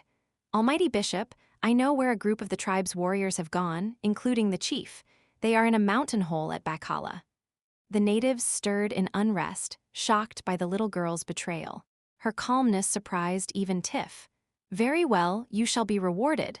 Tiff eyed an acolyte at the side, who relayed this important information to the other leaders. He looked at the little native girl fondly, trying to think of a reward. Before he could do that, though, a golden light shone out of the Targaryen statue. The power caused everyone to kneel unconsciously. "Almighty Lord," a divine aura seemed to come to life under the holy light, and a beam of it entered the native girl's body. "You are kind yet resolute, you shall be blessed." The golden light circled the girl's body, leaving a mark on her forehead. Once the light dimmed, Tiff looked solemnly at the girl. "Your name?" "I am Barbara." "Barbara Moroi," the girl repeated her name. "You have received the blessings of the winged serpent god. From now, you are the saintess of our church." Tiff hoisted the girl onto his shoulders. "May the winged serpent always be with you." "Cuculcan." "Cuculcan?" The numerous acolytes cheered Leylin's divine name in zealotry. At the same time, this atmosphere, with Barbara hoisted up high, renewed the hope of the natives. Leylin felt the power from their faith surge again, and the web of their faith grew sturdier. As soon as possible. Chapter 997. Blackmail congregations are indeed a good way to embellish the atmosphere. No wonder the churches of my past preferred to hold worship on selected days each week. Leylin, who had withdrawn his vision, shook his head. It was just a matter of time before the tribes of the Chihuahua Islands would come to his side. He believed that Tiff understood his intentions and could exploit the worth of a saintess. After all these matters were settled, Leylin's gaze turned to DeBank's Island. He did not have time to conquer all the tribes of the Chihuahua Islands. He had to conquer the few largest ones first, producing his own divinity and ascending to become a demigod before he could challenge the Sakart's kingdom. Once the internal affairs were taken care of, a new round of battle preparations was underway. It isn't just subjugating the tribes and killing them. The quest to conquer the natives has to be filled with death and plagues. To truly win with his small numbers, he had to regard those last two aspects as well. If he wasn't limited by secrecy from the outside world, Leylin would even have sent people to ask for help from the goddess of plagues. With her belonging to the evil alignment, she would definitely be glad to do it. Forget it, they'd find out I can absorb the natives' faith. Might as well do it myself. Pride welled within Leylin. As a magus, he wouldn't find it difficult to create a new plague if he spent some time. Moreover, being a bloodline warlock, he could even come up with one that was very infectious and fatal, capable of eliminating entire tribes. While he did not have to resort to such extremes, it was still necessary to give them a good scare. Any tribes going against him would contact the plague. With people dying all the time, the only way to save themselves would be to pledge their faith to him. How much power would that produce? While some clerics could use magic to resist the plague, how sparse were they amongst the commoners? With their limited spell slots, it would be great even if they could just save the nobility. Furthermore, their gods were just earthbound spirits or demigods at best. Their divine spells were rank 5 at most, and the number of casts paled in comparison to those of a real god. This was one major limitation. Having conquered the Chihuahua Islands, Leylin's army could finally plant their feet down firmly close to DeBank's Islands. With the support of their warships, DeBank's Islands' counterattacks would not amount to much. Even if they discovered Leylin now and took the most efficient course of action, they wouldn't be able to chase Leylin away. In addition, Chihuahua Islands was now a constant source of war supplies, warriors, and most importantly, power of faith. The natives Leylin had brought on board were now released, acting as translators and mediators that aided his governance. While high-ranking cleric spells like language proficiency did exist, the acolytes on the ground couldn't use so many spell scrolls. The likes of translators were of paramount importance. Of course, this was only the first wave. Very soon a new civilization would be introduced with the common language spoken on the continent. This was in fact how colonialism worked. Leylin had merely borrowed a page from its books. However, instead of harvesting resources, he was harvesting power of faith. Another month passed with this set in stone. 2/5 of the pirates Leylin had brought were now either injured or running operations on the ground. He brought the remaining 3,000 on deck and headed for DeBank's Island and the true native empire. This was 3,000 against 1,000,000. It sounded extremely absurd, but after past events, the crew had placed their utmost trust in Leylin. This fervent worship was the necessity for zealotry. Leylin believed that once he took these pirates through the unimaginable war, the survivors would definitely turn into fanatics. Getting close to DeBank's Island, Leylin passed down the orders for all ships to stop sailing. It was as if he was waiting for something. To him, each and every one of his troops was extremely precious, so venturing in the dark would be too dangerous. According to his plan, what came next would be an effortless victory. Zoom. 5 hourglasses trickled by, and a red figure approached from the horizon and landed on Leylin's deck. Here he is, just as planned. Isabel was now in her draconic form. Crimson scales littered her body, and a pair of giant red wings protruded from her back. Her pupils had become vertical slits, as typical of dragons. However, Isabel seemed to be in a miserable state. The scales on her back were somewhat twisted. What happened? Is something wrong? Leylin raised his hand, and an arcane healing spell covered her body. Large amounts of the shattered scales quickly regrew. While we were plundering others, we were discovered by the totem's spirit and pursued. But it was like you said. It automatically backed off a certain distance from the tribe. Isabel now looked much better as she tossed an unconscious native to the deck. The captured native was dressed in bright robes. His rosy cheeks and exquisite skin showed that he'd been brought up in a great environment and had at least as much power as the chief of the Chihuahua Islands. Good. Lock him up at the bottom of the ship and ensure that he doesn't die. We can then happily blackmail the tribe and ask for a ransom. Leylin waved his arms, and 2 pirates immediately went forward to carry the unconscious native chief down. This is such a crude plan. Will they fall for it? Isabel asked. Tiff had no intentions of questioning him, as if Leylin's word was gospel, but in spite of Leylin's imposing divine aura, Isabel was still his cousin. Who knows? We can't go wrong with trying it. Leylin rolled his shoulders back, feeling like there was a large possibility of this working out. The natives were foolish, ignorant, and naive, just like in the Americas of his previous world. The Western colonialists had used extortion to gain countless riches.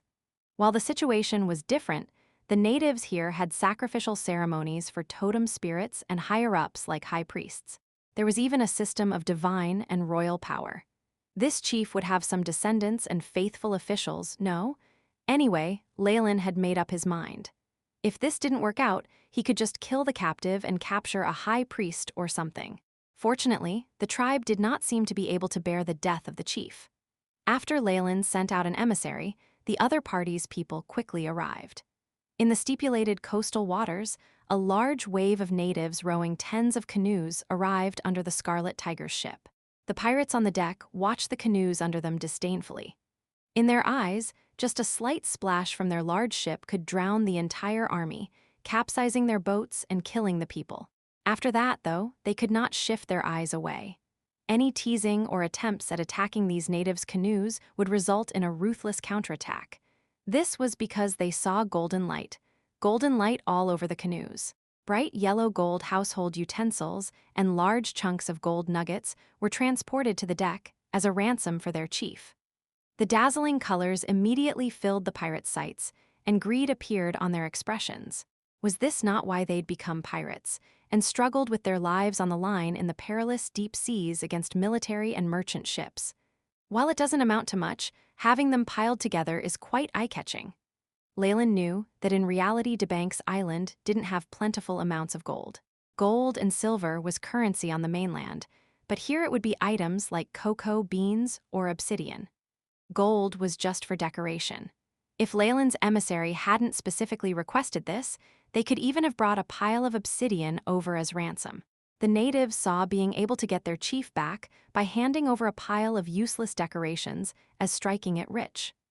Leylin stroked his chin, watching the emissaries from the natives' side crawling before him. From their point of view, this large ship was like a lofty mountain, no different from a miracle. Mighty beings with fair skin who traverse through the seas and possess tall and large ships, I have brought the items you wanted. Please let our chief go. From here on, you will also have the friendship of our tribe. A priest with status said while cowering, and Leylin had no trouble understanding him. Regular divine beings couldn't compare to him in comprehension ability. The moment he became a demigod, he would be able to understand all languages by instinct. The priest was now showing cowardice before Leylin. I see the ransom, but that isn't enough.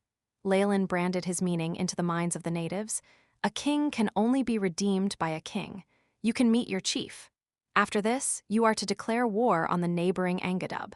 Bring their chief captive in exchange for your own, as soon as possible.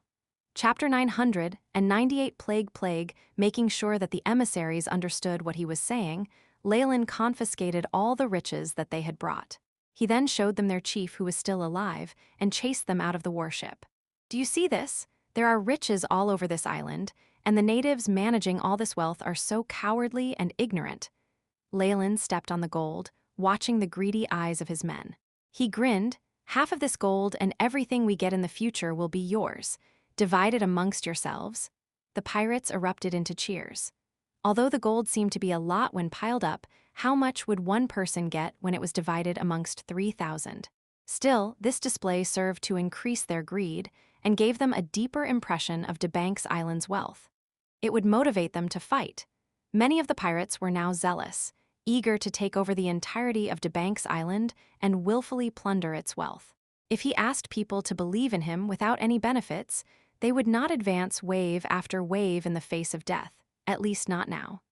Leylin needed to show them profits, and the sparkle of gold was the best of them all. Will they really do it? Isabel ignored the clamoring crowd behind her, standing on deck to watch the canoes leave. Angadub is related to them by marriage, no? Their great relationship is what lets them govern this region together. That depends. We aren't natives and don't know how they think. Besides, how is it possible for two tribes to live so close to each other without friction? Tiff brought up an opposing opinion. Besides, even if they don't do it, we can help. For example, we can spread news of them preparing to attack Angadub, or just pretend to be natives and attack a nearby village. Leylin's eyes glinted with intelligence. Once seeds of doubt are planted, they're not so easily removed. There will definitely be a war. Isabel now understood Leylin's plan and had to admit its feasibility. Once both tribes are tired out, we can wipe them out with minimal cost, bridging our way into DeBank's island. Still, she frowned soon. She continued asking, what happens if the Sackert's empire finds out? This is a large operation after all. Considering our current strength, we'll be chased away once they step in. DeBank's island was the size of several kingdoms, with the Sackert's empire at its heart. A few tribes surrounded it. Although Leylin enacted his schemes in an isolated area, this was still a single island. There was no ocean to blockade it off, so news would spread quickly. Don't worry. They'll be too busy to bother with us soon. Leylin smiled and shook his head, the hidden meaning causing Isabel and Tiff to shiver in fear. Time passed quickly. Soon enough, the two tribes Leylin had chosen were immersed in war, without Leylin even needing to step in. After all, they were both occupying the same lands. How could there be true friendships between rivals for resources? On top of that, the totem spirits of the tribes wanted to devour each other to strengthen themselves. With all sorts of factors favoring it, it was natural for war to break out. To show his sincerity, Leylin's fleet did not stop by the continent and instead sent away many of the ships. Some of those that were left kept away from the war zone, as if this had nothing to do with them. Leylin even bought slaves from both tribes. They were sturdy, courageous natives, great for regular slave work at the Chihuahua Islands or as soldiers. He wasn't stupid enough to pay in precious materials like gold or silver, instead providing weapons and ammunition. These arms caused the natives to grow more powerful, and the selling of slaves continued. To avoid falling behind, the opponents had no choice but to do business with Leylin, which created a vicious cycle that caused both tribes to shed blood. Leylin's side had a great harvest. Amidst the flurry of activity, Leylin stayed holed up inside his lab. The trade was taken care of by his men, who had prior experience in capturing slaves from piracy. His own task now was extremely important, and that was to prevent the Sackert's empire from meddling in his affairs. He looked at a petri dish under dim light, at a half-rotten piece of meat. His eyes flashed with light as the AI. Chip performed a scan. Has it been nurtured to this state already? The piece of flesh in the petri dish was from a native's body. Continuous experiments allowed Leylin to roughly understand the structure of their DNA and create a toxin that would be extremely lethal to them. Beep, number 2's infection is stable. Beginning extraction of data. The AI chip sent a large amount of information to Leylin, which left him nodding his head. Very well. Using a pair of tiny tweezers, Leylin clipped the piece of flesh and placed it in a test tube with clear liquid. Beginning experiment 17,642, recording data the AI. Chip's voice intoned.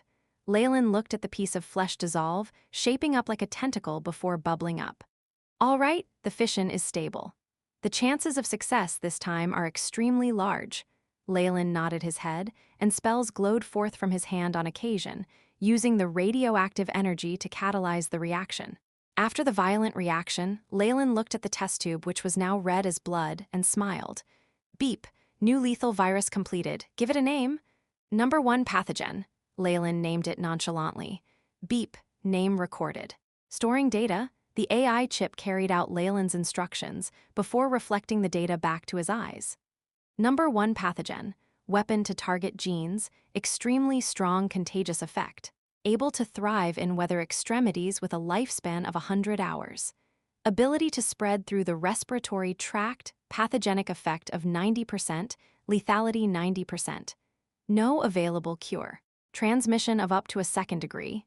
Note, the pathogen is extremely effective against the specimen used, the first wave of natives as per stored in the data. Only effective against the natives with a high contagious, pathogenic, and lethal effect. This was like smallpox combined with influenza. Leylin did not doubt for a moment there that once it was released, it will strike fear more than the devils or demons would. Furthermore, giving the 10% chance of not being effect was not due to Leylin being kind. If all of the natives were to die, there would be no one left to provide him with the power of belief. Although I can't let all of them die, but I don't need a large population. the remaining survivors will be enough to provide me with power for me to ascend into a god. Leylin stroked his chin and pondered. If this pathogen was released on his previous world, it would be a total wipeout for the natives on Debank's Island. However, the rules in this world was different. Taking into consideration the existences of gods and extraordinary abilities, and the 10% chance that Leylin had given, there would still be a small number of survivors. Once the plague is released, what will follow next are special medicines and vaccines. Although there is no immunity to this plague, but immunity granted from external powers are still effective. This was a backdoor that Leylin left for himself.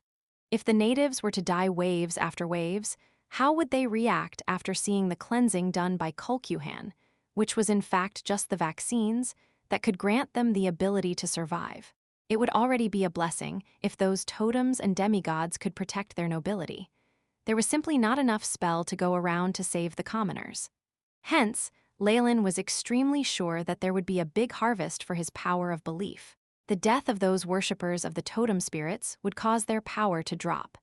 Even as demigod, they would not be able to do a thing about it, much less these spirits, who are unable to leave their grounds, as they would suffer a huge decline in their strength. This is checkmate to them. Brilliance flashed in Leylin's eyes. With a simple wave of his hands, he would now determine the life and death of several million natives. Evil would not begin to describe the state of his actions right now. If he were to sieve the power of belief, he could turn into a god of plague or god of biolife, immediately usurping the throne of the goddess of plagues. But he was not interested the slightest. While I must not congregate the belief of plague and diseases, there is one that I cannot miss: death. Leylin's plans were always layers atop layers. On one hand, he could conquer the whole Debank's Island in the most time and energy-efficient way through the plague and vaccine strategy, while on the other, he would comprehend the domain of death through the sheer amount of people dying. Massacre and death. These two domains were exceptionally powerful and suited Leylin's needs, which left him coveting for it. As the millions of lives were obliterated, the power of death will definitely reach a frightening degree. By then, comprehending the domain of death will not be an impossible thing to do. Compared to this, the other trivial matters could be neglected. How Leylin saw it was, only after chaos would peace come. After a period of suffering, the people of Debank's Island would only choose to be under his rule, welcoming the revolution he had created, as soon as possible. Chapter 999, Dissemination. In Leylin's opinion, the famed big shots, whether in his past life or the current one, all had something in common. Once they determined their target, they would advance with fortitude, possessing absolute faith in their path. Since they'd long since marked their path, they feared nothing and would be unscrupulous. In his pursuit of eternity and freedom, Leylin cared not for the lives of the natives. All I pursue in this life is eternity. Even if I collapse halfway through and face the backlash from my actions, I'll have no regrets. A tough glint flashed in Leylin's eyes, proof of his staunch resolution. With such motivation, killing humans, burning cities, and wiping out hundreds of people was a mere sacrifice on his higher path. The battle between the tribes grew increasingly intense. It had been a long time since anyone came to care for the chief that Leylin had captive. The two sides were blinded by battle, their primary goal to take out their opponent.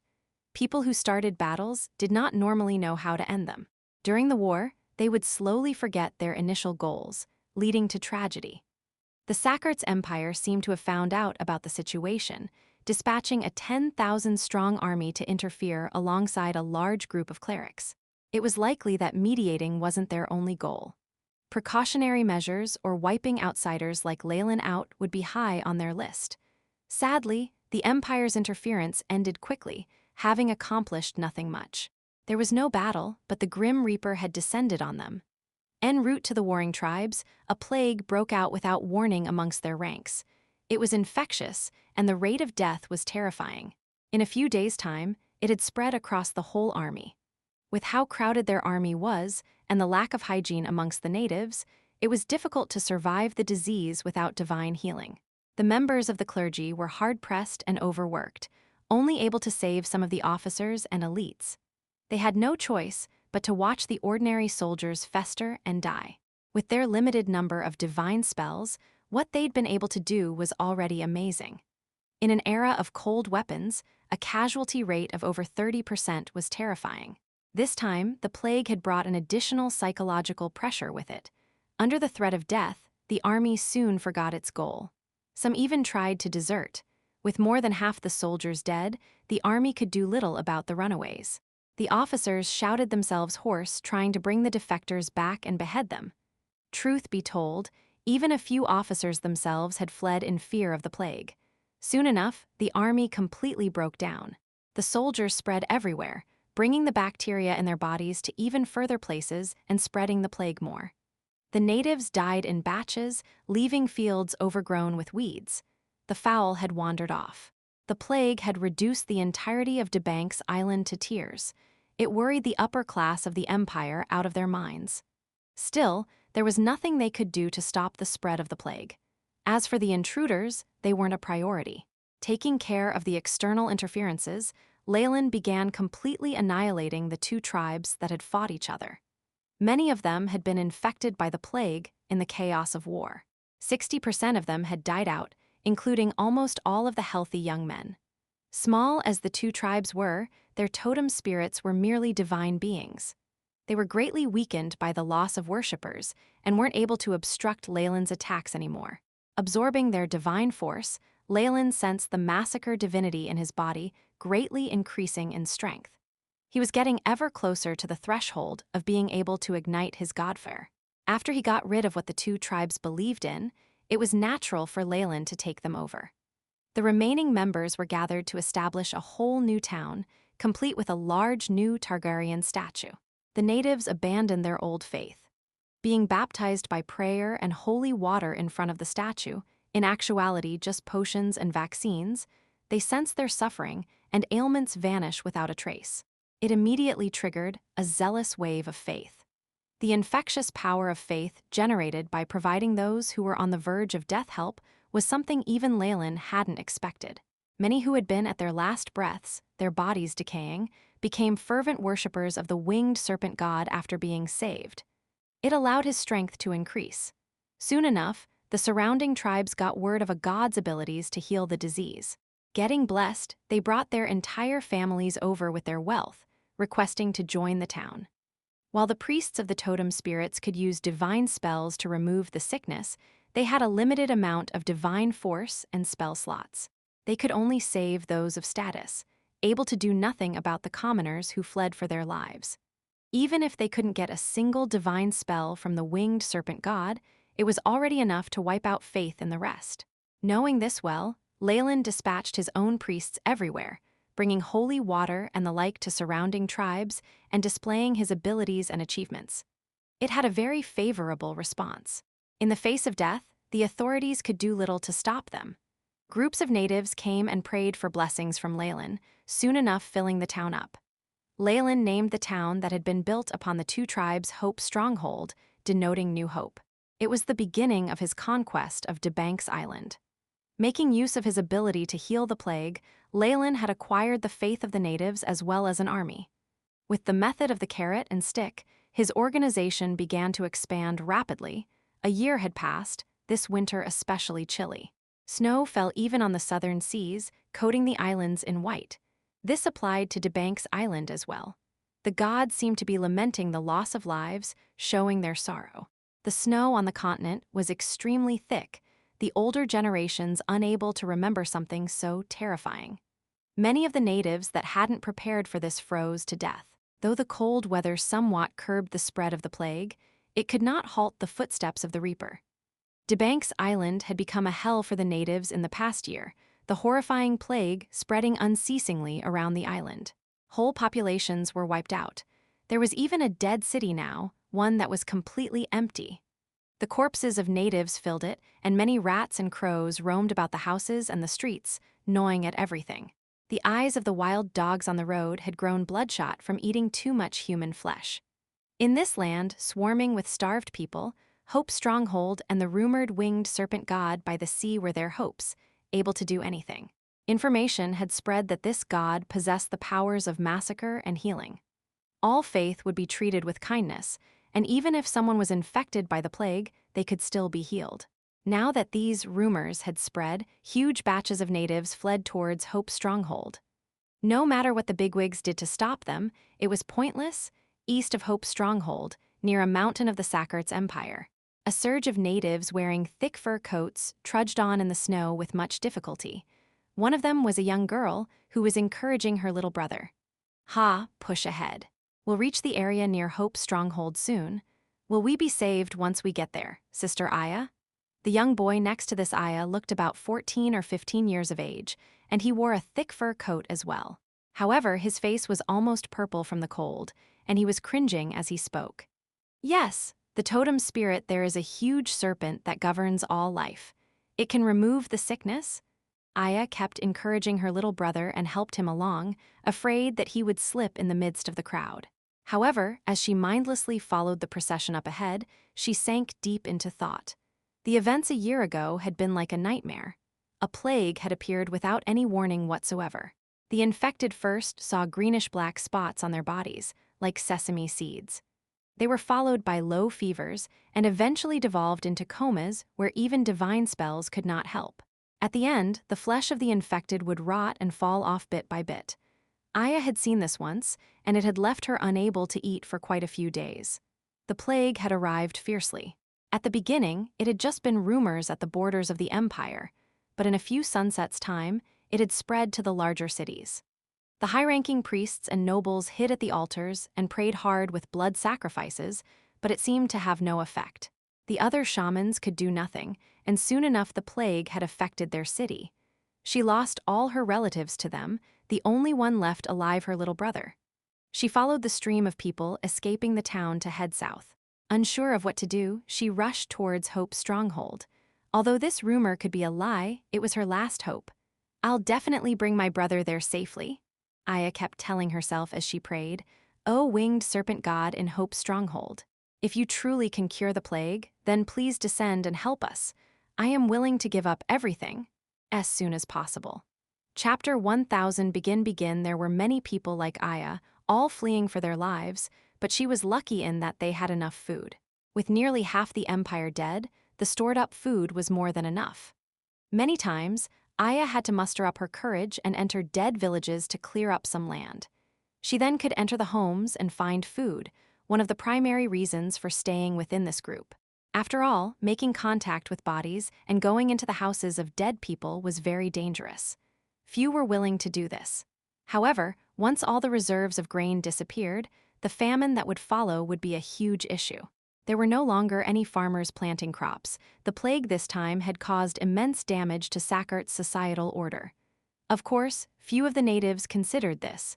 They only hoped to live past the day. Alossacener is here. At this moment, there was an uproar at the front of the group. Aya could not help but grab her little brother's arm, the two of them freezing upon hearing the word. These people did not worry about the pursuit of the imperial army or dangers from outside the city. What truly worried them were attacks of the plague. In the natives' language, Alossacener meant the devil unable to be fathomed and found everywhere. It also implied a bout of serious illness. Is there someone in front who's gotten the plague? Aya had seen quite a number of healthy people who'd just been walking suddenly cough out black blood and collapse by the road. It was the arrival of death. The siblings passed the watching crowd and only vaguely saw a little figure falling into the snow. People avoided the figure like it was booby-trapped. "It's a doddle. I was just playing with him a few days ago," Aya's brother exclaimed with shock and then lowered his head. When sickness occurred, life seemed so very fragile. Aya could only hug her brother's head and console him tenderly. These people were already numbed to death, and after moving away from the corpse, the large group began to move along more slowly. Aya recalled the figure that had fallen and sighed inside. "I hope we reach Hope's stronghold soon. It's too much of a waste to fall here. I definitely won't let that happen to my brother. Once we're past this mountain, we'll have reached the territory of Hope's stronghold," she tried to encourage herself.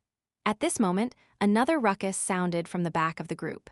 Voices began to spread, resulting in even more confusion. Did someone collapse? No, it's... Aya's pupils shrank. "The Imperial Army, those darn things, turn around and run." A burly native stood out, brandishing a fish fork as other strong natives grasped their weapons. While the men were hard at work, the old and weak quickly dispersed and fled. Aya took her brother and ran with all her might as well, getting away from the army's pursuit. None of the bigwigs could tolerate losing citizens, even with the plague. They ordered the troops of each military base to stop these refugees. Of course, they couldn't be bothered to worry about how to save these people who were stuck. Originally, even the troops of the native empire weren't willing to carry out such orders. They too were afraid of the spread of the plague. However, a divine order sounded, and all the guardian and totem spirits joined hands to stop the refugees from entering the region of Hope's stronghold.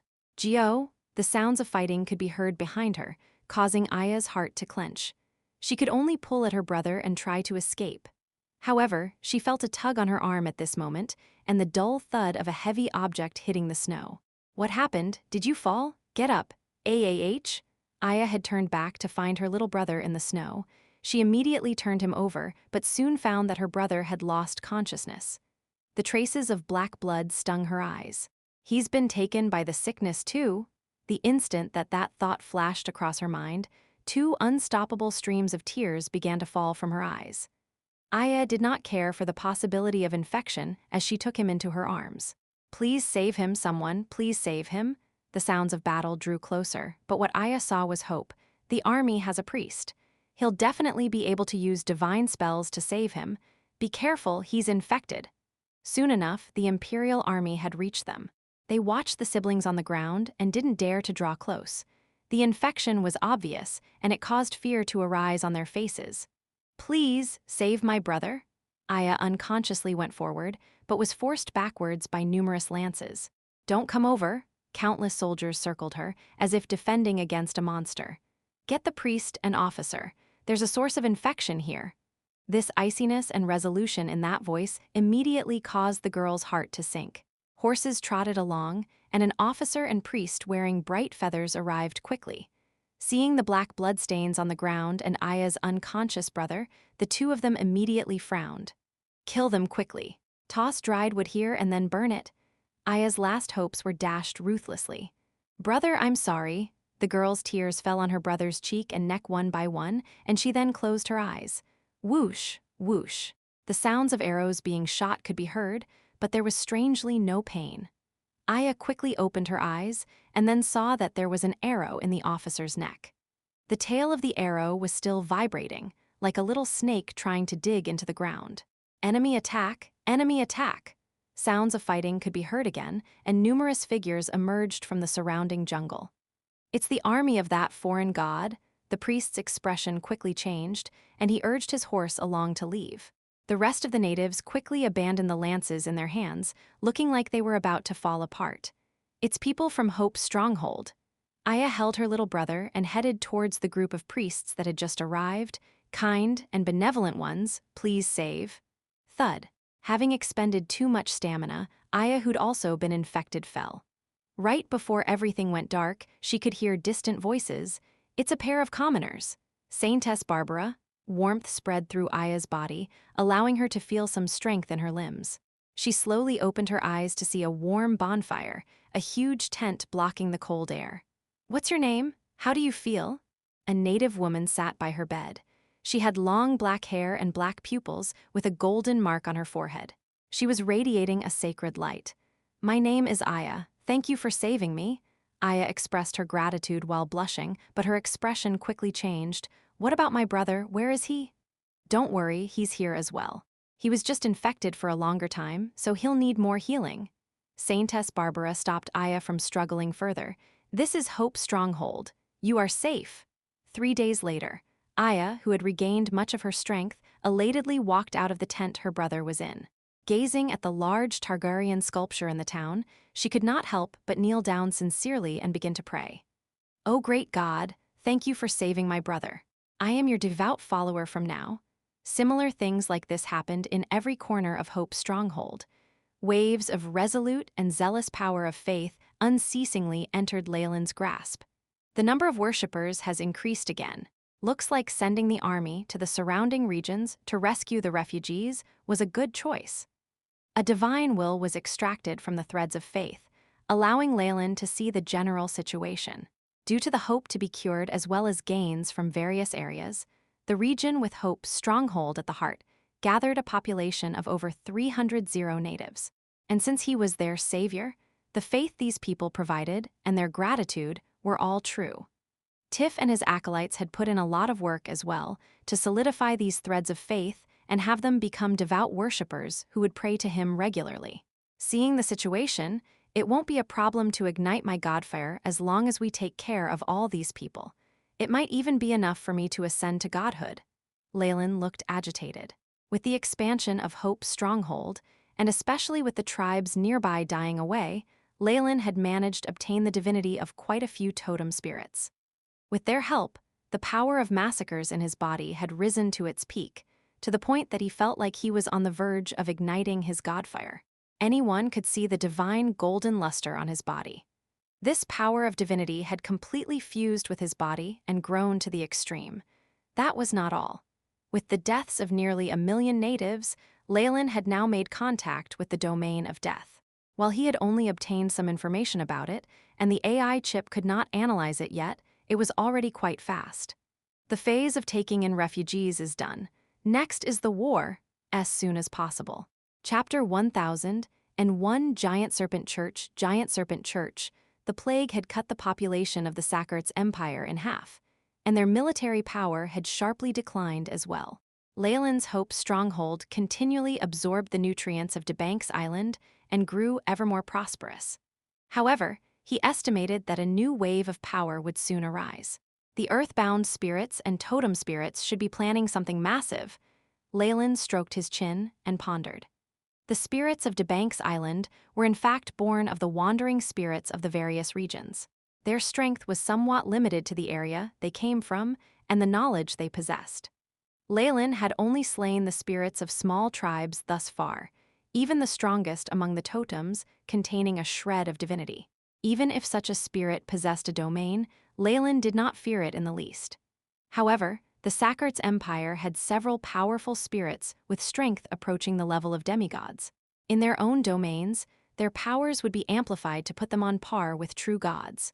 Put bluntly, if Leylin stepped into the boundaries of the Sakarts Empire, he would be mobbed to death by godlike spirits.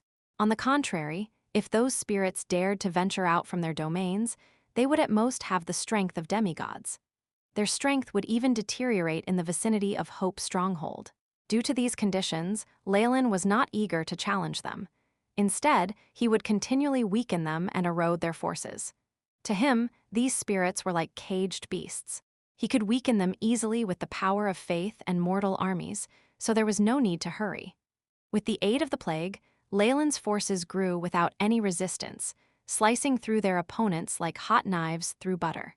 There were even occasional natives who had thrown off their faith in their totem spirits and requested entry into the stronghold. One tribe's nobles themselves had abandoned their beliefs to come seek shelter. After all, Hope's stronghold represented life to the mere mortals. Outside of it, one could only wait for death. Under such immense pressure, only the most zealous worshippers of the totems would be unwilling to convert. The spirits did not have any solution to Leylin's plan at all. Given their powers, the priests and clerics they had nurtured would at most be able to save a small part of the nobility. The commoners would be left to die. What was even more shameless was that Leylin's pathogen could infect a person even after they had been healed previously. Debanks Island had now turned into an island of plague. The natives who didn't comply with Leylin could only hide in their city corners or altars, waiting for the inevitable plague to strike. Once most of them had abandoned their faith, the totem spirits and earthbound spirits would be a bunch of sitting ducks. A demigod couldn't sustain their divine force on the backs of zealots, priests, and nobles. Their holy magic would decrease, causing more people to die. It was a vicious cycle. As their control over their worshippers dwindled, so did the domain of their powers. Right now, Leylin's influence had spread to almost a quarter of the island. Although it started at the corner of a region, the totem spirits of the empire were unable to do anything about it. Meanwhile, Leylin's influence only grew more as each day passed. Leylin felt like he didn't even need to personally attack them. The regional spirits would go extinct purely due to a lack of worshippers. On the other hand, it wasn't as if these spirits lacked countermeasures against him. Although large-scale battles were impossible since the inception of the plague, they had passed down oracles with a strategy to stop the natives from moving over to Leylin. They were spreading rumors that it was Leylin himself who had spread the plague, which ironically was the truth. The giant serpent from the west cruelly dug out the hearts of our people, using their fresh blood to make a sacrifice to evil. That is how this devil of a plague was born. The fair-skinned devils never came with good intentions. They covet our wealth and fertile lands, and are even prepared to use our lives in doing the bidding of their gods. Such rumors were very prevalent on DeBank's Island, some even making their rounds within Hope's stronghold. However, it was precisely from these actions that Leylin detected something abnormal. Life and reproduction are the most primordial desires of living beings. The strength of this desire leaves even gods in awe. He looked at the bustling Hope's stronghold and grinned widely. And the desire to live is far greater than the desire to reproduce. Even if I proclaim that I am indeed killing the natives and using their flesh and blood for sacrificial rites, they still have a strong will to live. As long as they are able to undergo my baptism and get rid of the plague, there will still be many natives who come over. Before the gods find an antidote to this plague, this situation will be irreversible. As for the rumors, they can at most increase the workload of Tiff and the church. The pathogen Leylin had devised was backed by his ability as a magus and the power of bloodlines from another world. In addition, it was only effective on the natives. It was almost impossible for those gods to find a cure for it. Almighty Lord, you are the colossal snake which will devour the world, the torchbearer of massacre. One day, you will turn into the stars in the sky. Tiff entered from a large door behind Leylin, dressed in pristine white robes. In this vast and boundless world, Leylin had finally established a church with a proper schedule. Constant battle and conquest had given him a great number of worshippers, and the acolytes had undergone a baptism as well. They were now equipped to carry out his bidding. He had given Tiff a group of clerics and placed a member of his own family in charge of administration, leading to immense gratitude from both parties. Apart from that, he had a foundation of zealots in huge numbers and a church. Everything else would just fall into place. Leylin had named it the Colossal Serpent Church, with an image of a Targaryen as the insignia. Tiff was taking care of the holy scriptures and the like. Given that he'd been infused with Leylin's soul force and was the second legendary of the church, he had naturally been appointed as the pope. With Tiff's contributions in nurturing the acolytes, the position was his anyway. This was in line with Leylin's plans, and Isabel would never fight over this position. What is it? Leylin turned around, the occasional imposing aura radiating from his body. We have already captured a few suspects spreading rumors to taint your reputation. While Tiff had an inkling of the greater ploy at play, neither him nor Leylin would openly admit to it. In cases like this, unless they caught the perpetrator himself in the act of spreading the pathogen, what evidence would suffice? As for the cure and holy water, they could justify it by saying that Leylin's divine force countered the pathogen. He had not cultivated the domains and godhoods of plague and disease anyway, so he wasn't afraid of an investigation. Truth be told, if the gods did try to get to the bottom of this, the goddess of plagues would become a scapegoat for Leylin, who asked her to enjoy doing malicious things like spreading plagues and diseases in the first place. An epidemic not backed by divine powers was unheard of in the world of gods, where such a thing entailed ascending to godhood in that very domain. After all, what Leylin had done came from another world. Almighty Lord, should we punish them? Tiff asked in a low voice. The punishment would naturally be their life. After all, Tiff had originally been from the dark world and had done countless things like this. Even the purest of good gods had people in the church carry out their dirty deeds. Tiff! Leylin's voice was extremely gentle, but it carried a dignity that could not be opposed. Tiff stiffened and listened earnestly. The church is open and above board. We will grant a fair trial even to those vile rats from the darkness, especially in such matters. I understand. Tiff put on his best thinking face and left respectfully. Leylin's meaning was for him to convict them of their crimes immediately, only publicly. He could not fool the sages and intelligent people, but so what? In every era, the commoners made up the largest part of the population. Making the arrest official and substantiating it with some proof, Leylin could use his rulership to convict them. He and the church needed a white cloth to cover themselves in, and if they disposed of people on the sly, it would only lead to more rumors. However, if his prestige and reputation were to pick up, those people who could see past his ploys could no longer overcome this surging wave. Sometimes, superficiality was extremely important.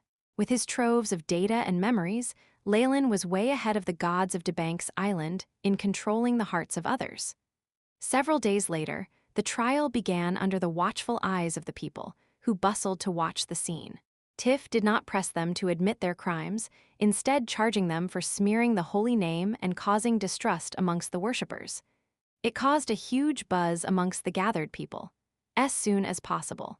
Chapter 1002, Invasion Hope Stronghold, and the baptism of its god, was the only salvation of the natives of Debanks Island. Only where the light of the winged serpent god shone could they avoid the plague. They could even continue living healthily, unafraid of suddenly vomiting blood and ending up dead by the roadside. Once Tiff exposed these suspects of their crimes, it immediately drew public outrage. The masses jeered and shouted, and if not for the peacekeeping troops on standby, these convicts would long since have been ripped into shreds. These unlucky suspects were adjudged guilty. Not only did they spread rumors and dig for information on Leylin's background, they were even looking for the origins of the holy water, an extremely important mission. Each and every one of these acts was an attempt to smear the reputation of the church. As expected of the holy protectors, these suspects whom the natives had seen on a daily basis were quickly captured. All evidence pointed towards their guilt. Although they wanted to deny these alleged crimes and confess to their other wrongdoings, they discovered that nobody would believe them. The stereotype that bad people committed more misdeeds was a prevalent one, and the truths they spoke were dismissed. Very soon, Tiff righteously announced the crimes of these spies and sent them to burn at the stake. This was accompanied by jubilant cheers from the public. The rumors floating around were very soon suppressed by this event. Leylin had less and less interest in the dealings of mortals these days. The natives only had two choices anyway. They could either convert to his faith or die from the plague. With the only options offered death and salvation, it was extremely easy to conquer Debanks Island. Having lost their worshippers, the totem spirits had turned into a thing of the past. They had no more chances to turn the tide. However, these spirits were no fools. With their existences threatened, they would choose to gamble with their lives, the very night Tiff ordered the execution of the criminals. The sky was bright and clear, with not a single cloud blocking the vast river of stars and the silver moon. Moonlight and starlight dimly shone upon Hope's stronghold, giving everything they touched a silver glow. Tiff and Isabel had just ended their daily duties. Suddenly, they felt their hearts constrict and palpitate, as if some prehistoric beast was drawing towards them from the distance. A nervousness made their hair stand on end as they made their way to the windows. "This is," they gaped. A trail of fire lit up the sky, its dazzling rays lighting up the horizon and basking Hope's stronghold in its radiance. At the end of this golden light were several figures with monstrous auras that left the two of them somewhat suffocated. "The tribal gods, they came here directly?" Tiff cried hoarsely. These totem spirits weren't foolish enough to let Leylin chop them apart. With the immense pressure he put on them, they decided to band together in a ferocious counterattack. Their sources had confirmed that Leylin was the one behind all this. If Leylin's main body was killed in a holy war, then everything would be over. God, Tiff clenched his crest subconsciously, with apprehension in his eyes. Even if those spirits had left their strongholds, they were still demigods. Although their powers had waned, they planned to overcome Leylin with sheer numbers. Although Tiff knew he couldn't lose his grip in such times, his heart still skipped a beat. "It's the Flaming Guardian? Almighty Akhaban, the sun god." The phenomenon in the skies had alerted the natives, and when many of them looked up into the skies, they saw the demigods they had forsaken. They cried out in fear, calling the names of the gods they used to worship. "There is no need to fear, children," a voice sounded from the Targaryen statue, traveling to the depths of each worshipper's soul. It seemed to come to life, the voice carrying a soothing energy which calmed them down immediately. HSS, a phantom Targaryen appeared in midair, facing the enemies. "Leave this to me. Focus on the natives' fight on the other side." Leylin transmitted into Tiff's and Isabel's minds. Done with that, he raised his head and sized up what would be the most powerful opponents he'd faced since his arrival in the world of gods. Once I eliminate them, the entire Debank's empire will fall into my hands. Leylin's eyes reddened as the nightmare eye appeared on his forehead. Splendid golden rays lit up his body, seemingly on the verge of burning up. The powerful aura caused a few opposing totem spirits to change their expressions. Ooh, few totem spirits had come in the first place. They likely knew that divine beings could do little to him. The ones here were all demigods, blazing with their unique godfares. At the middle was a gigantic flaming chariot with a half-naked native on top. He wielded a golden lance and had a grave face, emitting the distinct aura of a king as his eyes glinted with wisdom. What was more surprising to Leylin was that the blazing horse that pulled his chariot was also a demigod, yet it stayed under the native and allowed itself to be used as a mount. On the sides of the flaming chariot were a double-headed lion with golden fur standing on end, as well as a scorpion that seemed to be made of pure gold. 4 demigods, is this all the hidden divine power of Debank's island? Leylin met their gazes without weakness nor fear. Intruder, undo this sickness. I, the founding emperor of the Sakart's empire, the sun god and king of all kings, controller of all flames, mountains and rivers, Akhabin, can grant you a dignified death if you comply. The demigod on the war chariot exclaimed in his tongue, holding onto the reins of the blazing horse. Since demigods could comprehend all languages and writings, there wasn't an issue with communication. His mind isn't corroded by the faith of the natives. Leylin was slightly surprised. Is it because he was a native soul who merged with the faith of the empire, becoming a valiant soul after death? As Leylin pondered over Akhabin's threats, the demigod lion and scorpion snarled terrifyingly. Scanning him more closely, Leylin could not help but feel great pity. What a pity, while you're doing all you can to comprehend godhood, you're too ambitious. That won't help you break through the restraints of the natives and become a true god. Akhabin was obviously very wise in strengthening his domain, but he was still unable to become a true god. It showed how tedious this path was. Leylin conjectured that there were 2 plausible reasons for the failure. Firstly, there were the flaws with the native souls. On the other hand, Akhabin himself might be too ambitious. The domains of the sun and moon could actually contend against greater gods, but Akhabin still wasn't satisfied with them. He wanted to spread over into other roles, becoming an overlord. Pitifully, the meager bit of faith the natives could provide wasn't enough to do so. It left him stuck as a demigod. Had Akhabin chosen domains related to the natives or savagery, he might long since have become a true god. If that were the case, Leylin would have had nothing to do with Debank's island. Akhabin, your misfortune is my greatest fortune. Having thought this through, Leylin seemed to hold the pearl of wisdom. The look of absolute confidence he had evidently stabbed at Akhabin's ego. What can a mere divine being of another race, someone who isn't even a demigod, do to resist attacks from all sides? Given that he was a founding emperor, there were no such words as modesty or consideration in Akhabin's vocabulary. He looked at convenience and benefits. With a wave of his hands, the double-headed lion and golden scorpion surrounded Leylin. Akhabin himself rode the chariot to roam the battlefield, bundles of golden flames splashing everywhere and forming a resplendent scene in the night. The blazing horse, itself a demigod, whinnied, and a shadow of a sun rose up behind Akhabin. The imposing aura curbed much of Leylin's energy, and Akhabin prepared to deal Leylin the final blow. Chick, chick, the golden scorpion cried out without end. Its tail shot forth, containing toxins within that were much more potent than the wizard's finger of death. The double-headed lion roared as well, using its innate skills. One head spat out flames, while the other spat out blue lightning. Most importantly, their domains rippled out, beginning the process of crushing Leylin as soon as possible. Chapter 1003, Advancement, Surrender. You will lose in a mere contest between domains. Akhabin's voice echoed throughout the battlefield. He was circling Leylin leisurely, aside from the 2 demigods in combat. He had the valiant spirit of an emperor, and before becoming a demigod, he had clearly been a tactician. His words were designed to affect Leylin's mind. Sadly, Leylin's own hardships had given him a will that was harder than diamond. Such challenges were pointless. only revealing Akhabin's lack of confidence to him. Are you worried about any trump cards that I have, or is it my background on the mainland? The gears in Leylin's mind whirred, and he soon understood what the other party was thinking. Akhabin seemed to know a little about the gods on the mainland, which was why he was guessing at Leylin's identity. Unfortunately, Leylin was now completely alone.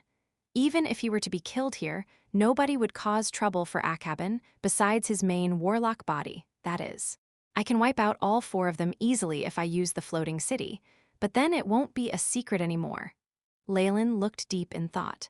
He had amassed a tremendous number of cards up his sleeves, and the jaws of the other gods would probably drop if they found out about it. The floating city had shifted to the area outside DeBank's Island, awaiting his next commands. At its peak performance, the floating city could contest against true gods. Taking care of a few demigods was like playing around. Unfortunately, such power would be sensed by the other gods, making things difficult for him in the future. Massacre Domain? Leylin chose to fight it out with his own strength. The dark red domain burst forth from him, allowing him to get a huge boost in strength. He was now on home ground, after all. The dark red domain that held the power of tyrannical bloodlust abruptly expanded and even pushed the domains of the 2 demigods away. They were now on equal ground.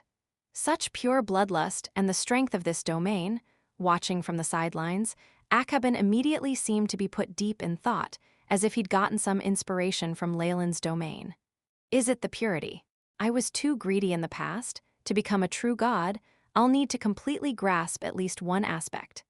This inspiration seemed to change Akhabin's body, making his divine form more solid. This was the most terrifying part about him. He could learn and improve even in battle.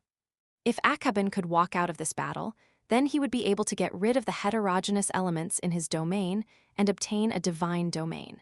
That would make him a true god. Unfortunately, you won't get that chance. Leylin laughed wildly, the legendary spell in his hands seemingly cast instantaneously. Meteor explosion, crushing palm. A dazzling explosion and a large palm drowned out the 2 demigods fighting him. Enraged howls sounded out amongst the bright spell lights as Leylin used Dimensional Leap to arrive in front of Akhabin. A golden staff appeared in his hands. Chew, chew, lights flickered, and a flaming golden bird came into existence. Its gigantic wings flapped out flames like they were petals as its large beak began to peck at Akhabin. A divine being's soul? Is that what you're counting on? How naive. Facing such an attack, Akhabin merely frowned slightly. The horse in front of the chariot abruptly snorted, absorbing all the scattered flames. Seeing that you gave me pointers on my path, let me send your true soul to the astral plane. The golden lance in Akhabin's hand pierced forward, striking the beak of the large flaming bird. A crisp shattering sound rang out, and the flaming bird's beak began to fragment like glass, revealing the golden staff underneath. The beak of the bird had actually been the staff's tip. Be it the strength of your domain or your accumulation of divine force, you cannot match up to me. Akhabin seemed to sigh, his golden lance mercilessly striking the crystal at the top of the staff. Chew, chew. The large flaming bird soul in the crystal emitted a miserable cry, and the core that held a slight hint of gold shattered. However, Akhabin felt that something was off. Haha, thank you very much. You helped me take care of the last bit of resistance. I would have found it rather difficult to tame it. Light flickered, and Leylin's figure quickly left. The flaming bird at the tip of the staff exploded and reformed. However, unlike before, it seemed to lack intelligence, looking rather stiff. Bundles of flames enveloped the staff, and energy undulations with more than legendary might rippled out. All this happened in what seemed to be the blink of an eye. Leylin had made use of Akhabin's strength and completely subdued the flaming bird, even refining the red dragon staff once more. The name Red Dragon Staff now no longer suits you. Let's call you the Blazing Scepter. Leylin sized up his work in satisfaction. As he had used the soul of a divine being and had help from a demigod, even if it wasn't a divine weapon, yet the Blazing Scepter was much stronger than other legendary items. A divine weapon needs the flesh and divine force of a god to be completed, Leylin sighed in thought. Meanwhile, Akhabin was thoroughly enraged in front of him. Wretched sinner, how dare you make a fool of me? His fury was like that of a regent, and a large hole opened up in the night skies. Blue lightning, each bolt as thick as a human arm, fell continuously. Akhaban felt the ultimate humiliation in being made use of to refine a weapon, and teased by a mere divine being. The wrath from such disrespect could only be eased with the fresh blood and soul of the sinner. "I will show you the sin you have committed," the warhorse snarled, and the flaming chariot charged forth. Akhaban's lance danced as the lightning in the skies gathered at its tip. Roar, chick, chick. Meanwhile, the two demigods Leylin had occupied for a while pounced over as well. Although they looked a little pitiful, there weren't any injuries. The joint attack of the four demigods pushed the air out of the region, forming a strange vacuum. The pressure on Leylin rose rapidly, and the force that surged towards him from all directions seemed to want to tear him apart. As expected, a divine being trying to fight a demigod will lose. Leylin could only smile wryly, and then began to look resolute. "Did you only just notice? It's too late. Your body shall be placed under my golden throne to be used as an eternal decoration," Akhaban roared. Along with the other three demigods, his attacks soon drowned Leylin out. Lightning, flames, poison, all sorts of forces mixed in with the power of divine force. The domains formed a colorful, spotted, and chaotic region of energy. Leylin's aura quickly weakened within, to the point that it completely disappeared. "Even I won't be able to deal with the attacks from four demigods." Akhaban withdrew the golden lance in his hands. "It's a pity that I didn't get the method to undo the plague, but I now know that becoming a true god is possible." Wait, Akhaban's expression quickly changed, as he sensed the descent of powerful world origin force. Whoosh! The skies quickly darkened, and the stars and silver moon quickly hid their luster. It was as if a berserk dragon was traveling through the dark clouds, and compared to it, Akhaban's lightning was like that of a kid playing house. The descent of world origin force, this is the appointment of a demigod. Akhaban had experienced this once before, and naturally would not get this wrong. Just as he was about to do all he could to interrupt the process, an absolute and powerful strength burst forth. Traces of the conscient of the world will sent him and the three other demigods flying. The gods truly were the darlings of the world, and when they advanced, they naturally caught the attention of the world origin force. The isolating energy that came was not something four demigods could deal with. The world origin force that had come roaring in immediately attracted the attention of a few powerful gods. While the advancement of a demigod was nothing much, there were a few existences who still noticed him. This, it feels like a demigod, and the location is at the south of the South Seas, the natives' territories. Has a totem spirit or natural spirit advanced? To the gods, the totems of the natives were like a group of useless things. They were weak and could not leave their respective areas, which was why they were not worthy of attention. Several streaks of godly conscience gathered in the skies, and then dissipated like this had nothing to do with them.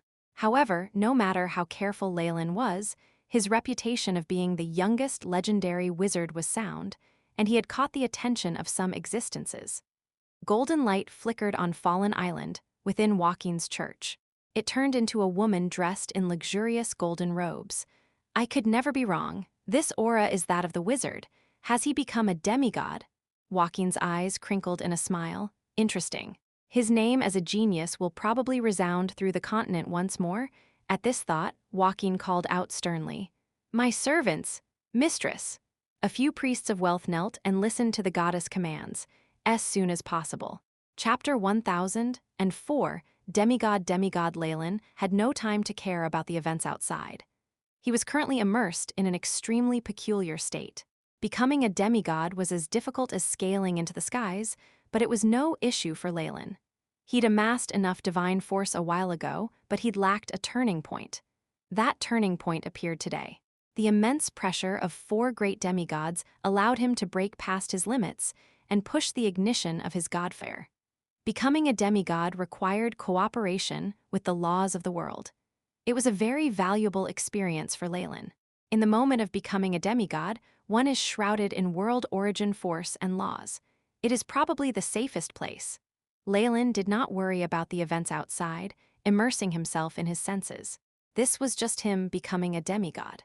When he attempted to become a true god with a divine realm, even a greater god would not dare attempt anything on him that moment. The gods usually waited for the process to complete, attacking the new god at their weakest. Compared to their eternal life, a period of patience was minuscule. Just the same, Akhaban's group chose to watch on, keeping some distance so as not to infuriate the world origin force. The sea of origin force has descended.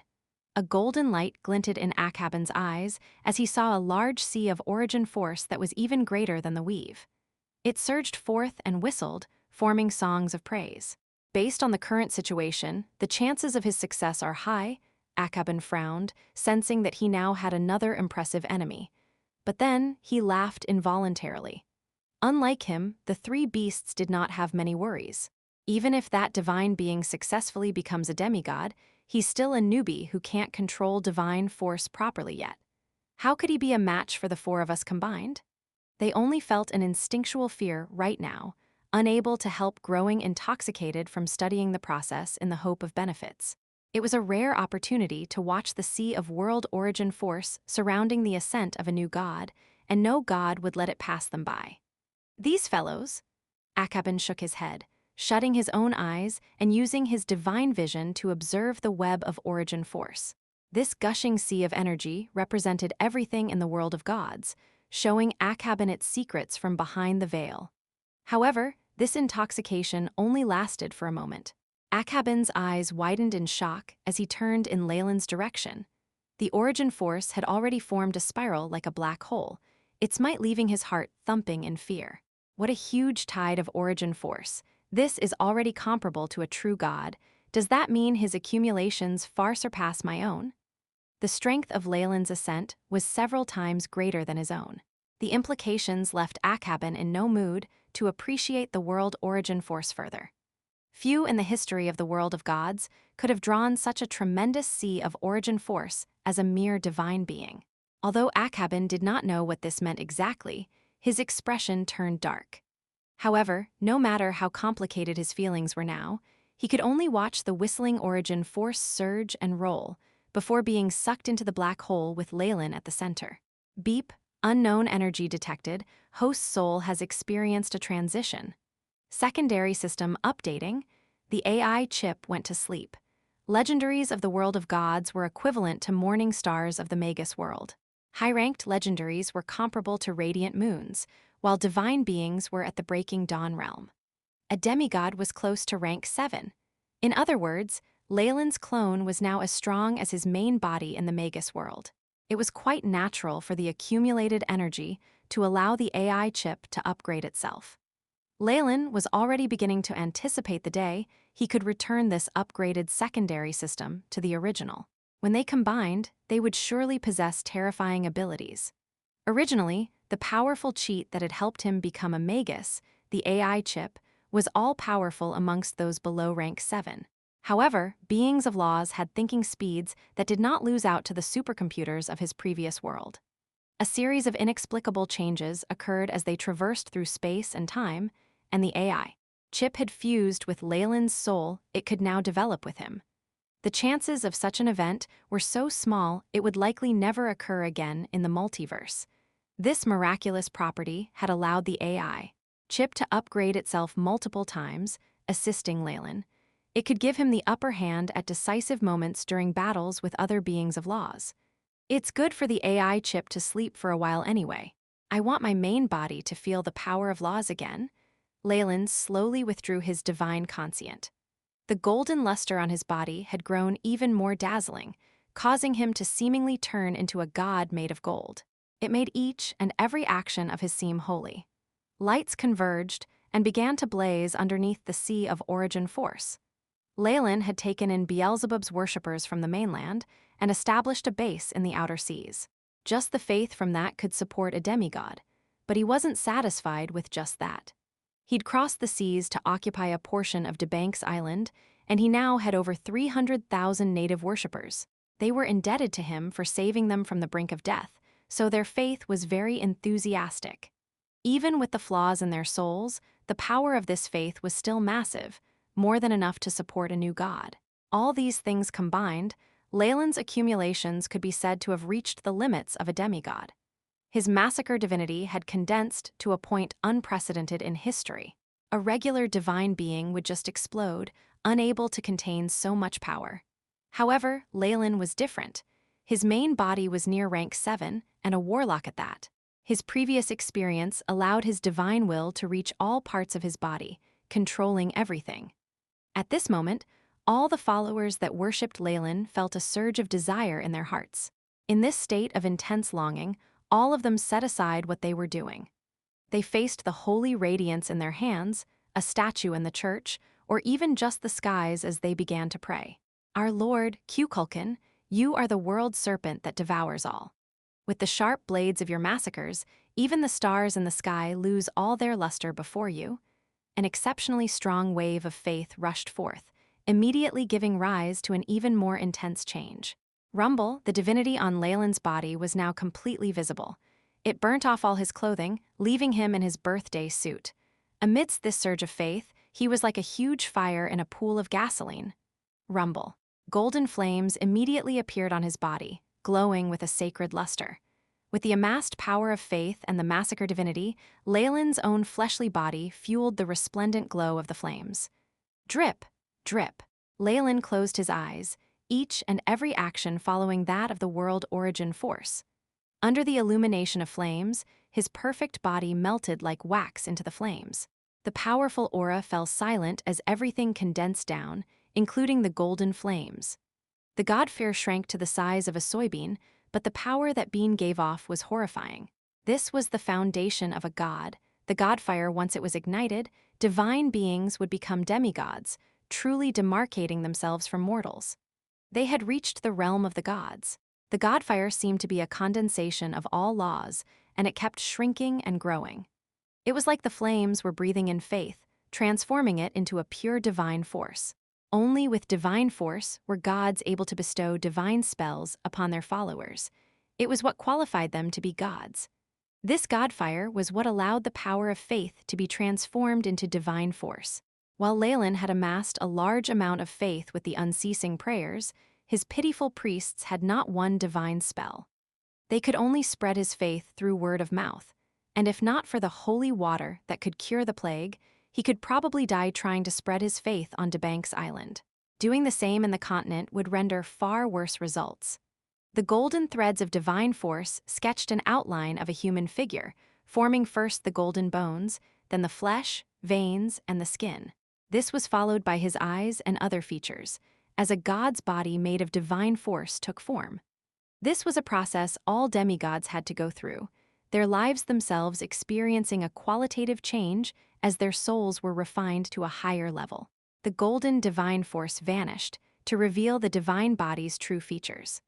Muscles bulged to form elegant and beautiful lines, holding a trace of laws as if the body itself represented the origin force of some will. His facial features were distinct and filled with a masculine beauty. Although Leylin's appearance had not changed, he now had a tremendously imposing aura to him. As soon as possible. Chapter 1005, Divine Spells, Divine Spells. Is this the feeling of being a demigod? Leylin muttered under his breath, sensing the ever more sturdy threads of faith as well as the terrifying origin force in his body coming from the godfare. He extended his right hand, and a trace of golden power appeared in the veins on his palm. This power was something unique to him. His will could transform it into all sorts of energy, be it chi, magic, or something else. Divine force, the tremendous power of faith, had been transformed by the godfare, becoming a large amount of divine force that filled up Leylin's body. He felt like he could tear the very world apart. Beep, upgrade complete. The AI. Chip's voice sounded at this moment. With Leylin's own soul advancing into the divine, the AI chip had also reaped unknown rewards. Having resumed operation, it began the tedious work of updating Leylin's hugely changed stats. Beep, host has ignited his godfare, becoming a demigod, all stats +5. Host's arcanist rank has risen, now rank 27. Beep, host's stats have all reached 20 points. Intermediate perfect body has advanced with the bonus of becoming a demigod, and is now divine body. Beep, secondary system has been upgraded, computational power increased. Analysis of levels 8 and 9 of the weave are at 100%/. Host has obtained all spell models and will no longer forget any spells. no materials required to cast spells. This was evidently the boost the Godfair had given to his stats. However, even Leylin himself found the extent of the increase terrifying. Because of the restrictive laws of the world of gods, it was very difficult to increase one's stats. Once they reached a threshold, each point would grow more and more difficult to attain, and at the same time increased one's might greatly. This stat increase of 5 points each wasn't small at all. It was a huge increase in his power, over tenfold. Beep, host's stats and data have changed greatly. Recalculating, almost at the instant this prompt showed, the AI chip showed his stats on a screen. Leylin Fallen. Race. Human demigod, rank 27 Arcanist legendary. Strength, 21. Agility, 21. Vitality, 21. Spirit, 27. Arcane energy, 270. Divine force. Status, healthy. Feats. Legendary sturdiness, well-versed, dreamscape vision, extreme adaptability, divine body. Specialties, origin force detection, arcane amplification, illusions. The outer weave has been analyzed completely. Beginning analysis of the inner weave. With the outer weave done, I need to begin on the divine spells and web of faith in the inner weave. I'm already a demigod, so I have the right to use a part of the inner weave anyway. Leylin muttered to himself before looking at the description of divine body. Divine body. A god's true form is made entirely out of divine force and can change in any way. Grants peak tolerance to all environments as well as the ability to travel to the outer planes. Grants the permanent ability to understand all languages, as well as epic damage reduction and epic magic resistance. Grants immunity to all spells below rank 9, as well as other spells like Time Stop. Divine body. So that's where the true strength of a demigod lies. Leylin sighed in awe as he read through the information relating to the feat. The defense the divine body provided him ensured that few beings in the mortal world could harm him. Regular and arcane spells imbued with divine force would now become his best weapons. But I can't see my divine force statistic yet. I'll need to determine units for it, and then find the patterns and rules behind it myself. Most importantly, I can finally bestow divine spells on my priests. But that's only up to rank 5. As was instinctual to a god, Leylin immediately knew what divine spells he could bestow. In general, they're all blessings and cures. There's also devil detection and massacre blessing. A large number of divine spells appeared before him, along with general descriptions. There were rank 1 spells like Blessing, Cure Light Wounds, and Command. Then there were rank 2 spells like Bear's Endurance and Bull's Strength. It went up to the rank 5 Cure Light Wounds, Mass, Spell, and Summon Monster. There was huge variety.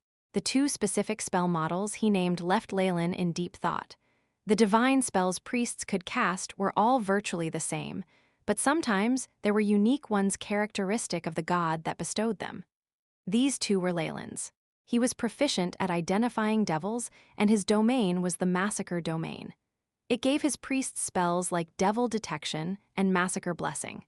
Having acquired divine force, demigods can establish churches. It gives them a chance to eventually compete in the mainland.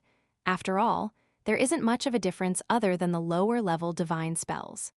In fact, the time of a church's establishment is the best time to join. The first worshippers will be offered the greatest perks. Most demigods only establish their churches after igniting their godfires. Leylin, however, seemed to be ahead of the pack.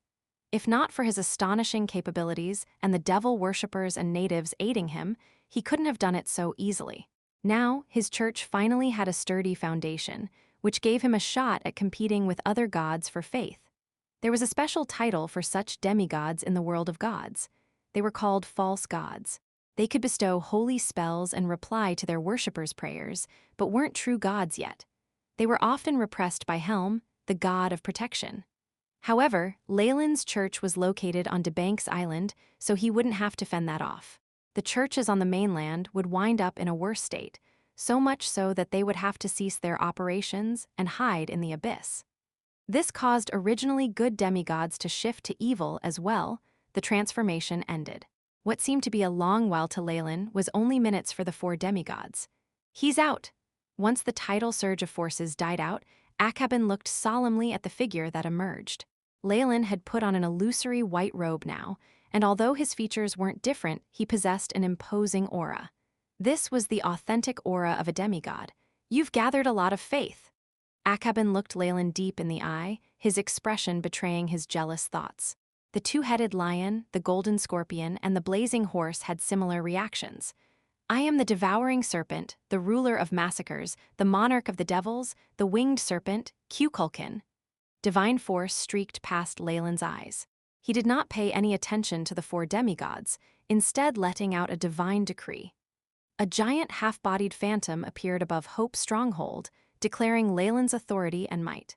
Having advanced to become a demigod, he could finally get rid of the constraints that held him back when he was weak. He could now connect with his worshippers in his true form. "Almighty Lord, you are the savior of my soul, the salvation of the mortal world." Many clerics found after a prayer now that multiple divine spells were inside their bodies. They were like normal magic spells and could be cast if they were willed. Even the most foolish would realize that the winged serpent god had advanced and grown stronger. They immediately cheered. The large group of priests felt like they'd gotten power, which could suppress everything. Although holy spells were not as efficient as regular spells, clerics trained much faster than wizards, not to mention the number of people who would be training at the same time. The holy spells were extremely effective at shocking the natives.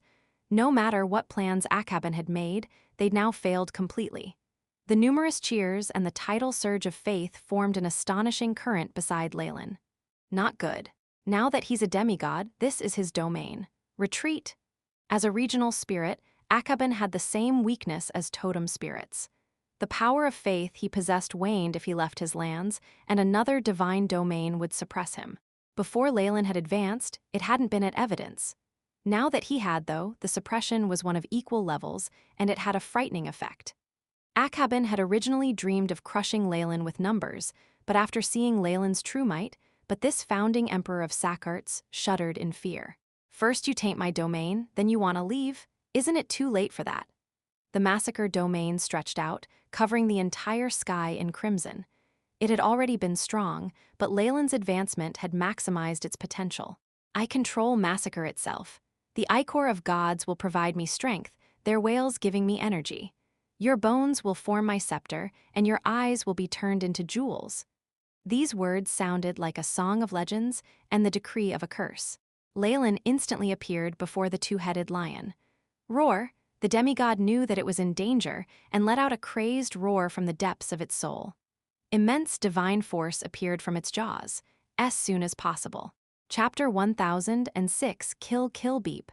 Host is under attack, activating divine force field. A formless, contorted force field appeared after the AI chip's notification, having the two-headed lion's might.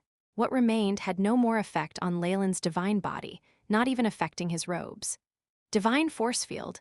So in a battle between gods, the focus is now on divine force, divinity, and their domains. Leylin's eyes flashed as he ignored the lion's attack. He had a way to negate it, but now that he had the powers of the divine force field, he could do even less. The lion roared with rage, and Akhaban and the other two demigods saw an unforgettable scene. "Let it out." Ignoring the lion's attack, Leylin jumped on its back and ripped through his skin and flesh. Ichor splattered across the sky. Sheeing, even as cries of anguish sounded, he pulled out the lion's spine.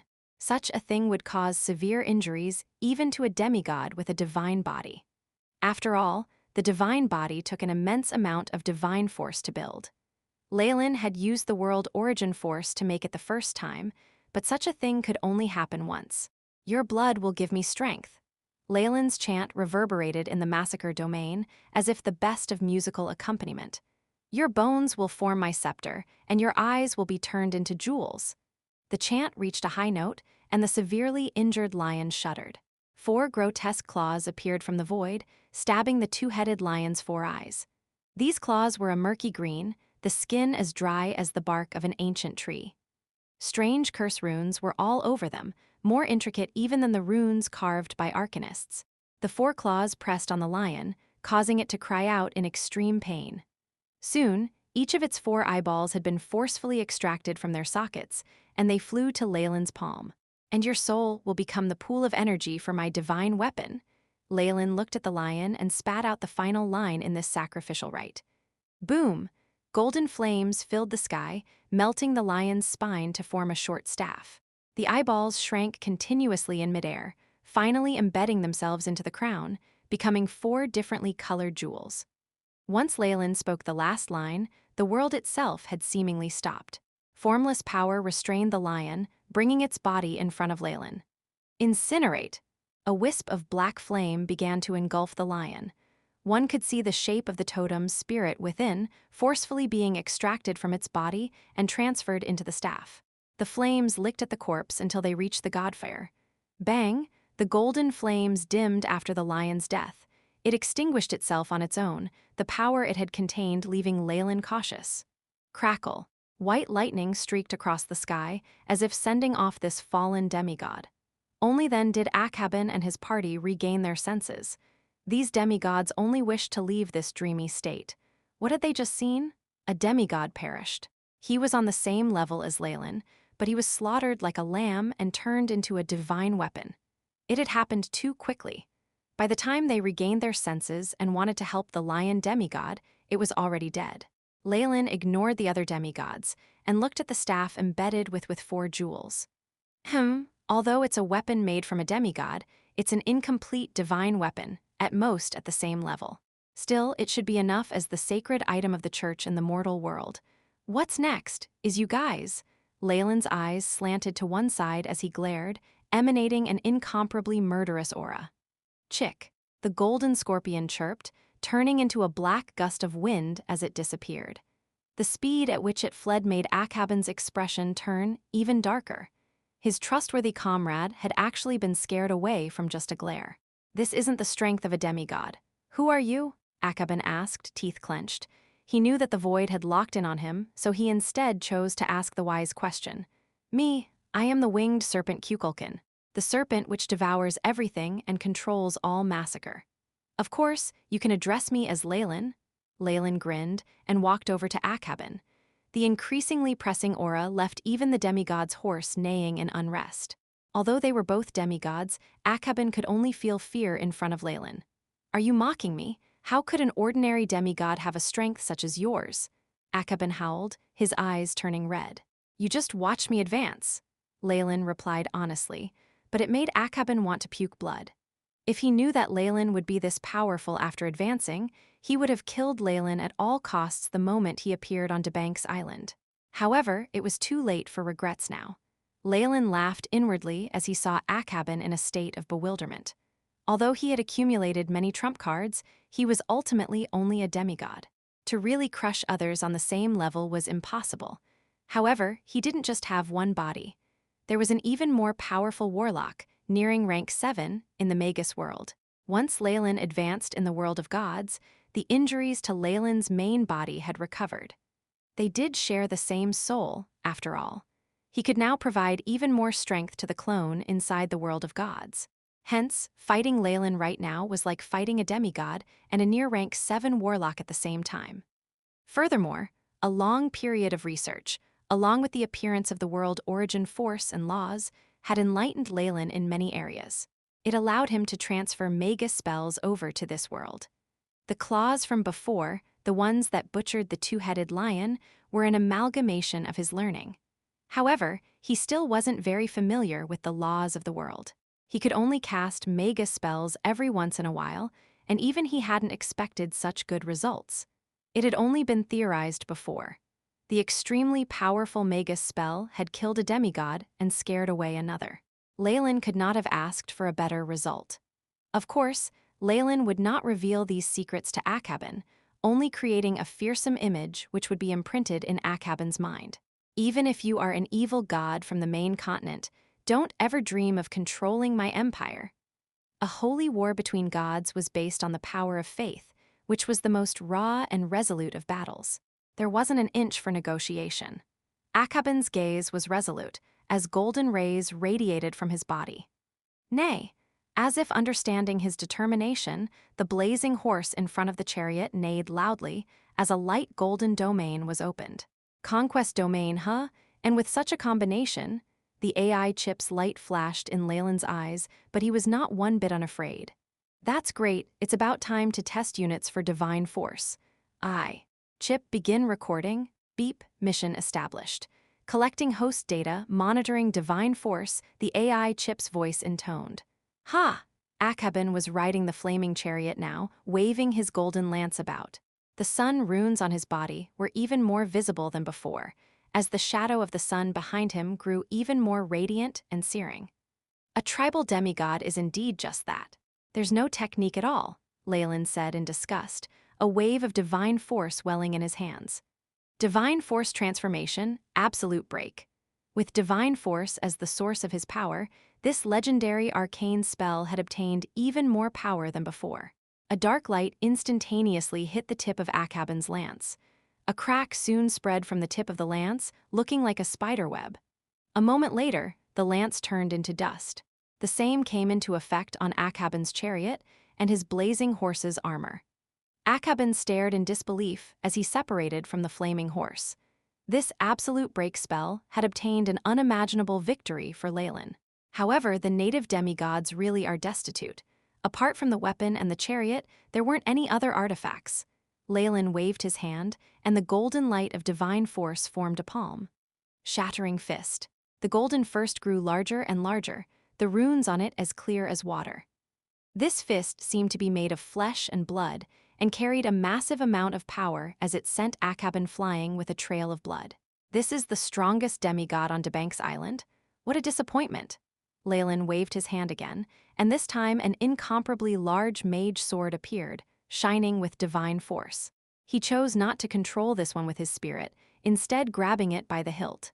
Die! The mage sword slashed downwards, and golden light filled the spot where Akhaben was struck. The immense power even split a mountain behind the demigod into two, as soon as possible. Chapter 1007, Running after defeat woo. As the mage sword was about to strike him, an enormous figure appeared before Akhaben's eyes in a flash of red flames. No! Akhaben watched his beloved mount get torn apart before his eyes, pitiful moans spilling from its gaping jaw. The flaming horse had moved in front of him, laying down its life to take the killing blow. Was that flame teleportation? I wouldn't have been able to stop you if you fled. What a pity. Although he was uttering such words, Leylin still moved to the flaming horse's side. The demigod seemed to sense its imminent death, and it turned towards Akhaben. Its eyes were full of admiration and helplessness, regret that it had to leave its partner behind. The horse then summoned up the remaining trickles of its divine force, and an enormous sphere of flames enveloped Akhaben. He disappeared from sight. No! The only thing that remained was Akhaben's pained roar, his regret reverberating in the plains. This noble steed had been his partner in all his fights. He loved and trusted it more than he did his imperial concubines and offspring. Even in death, he wanted his horse to accompany him. Were it not for such passion, how would a demigod allow him to ride it? Now, everything would be destroyed. So you had such affection for your steed? What a shame! Leylin praised Akhaben's loyalty, but the mage sword in his hands was unhesitatingly put to use. Whether he was a hero or a villain was all a matter of perspective. He clearly knew that with the horse's loyalty, the chance that it could be soothed into submission was practically zero.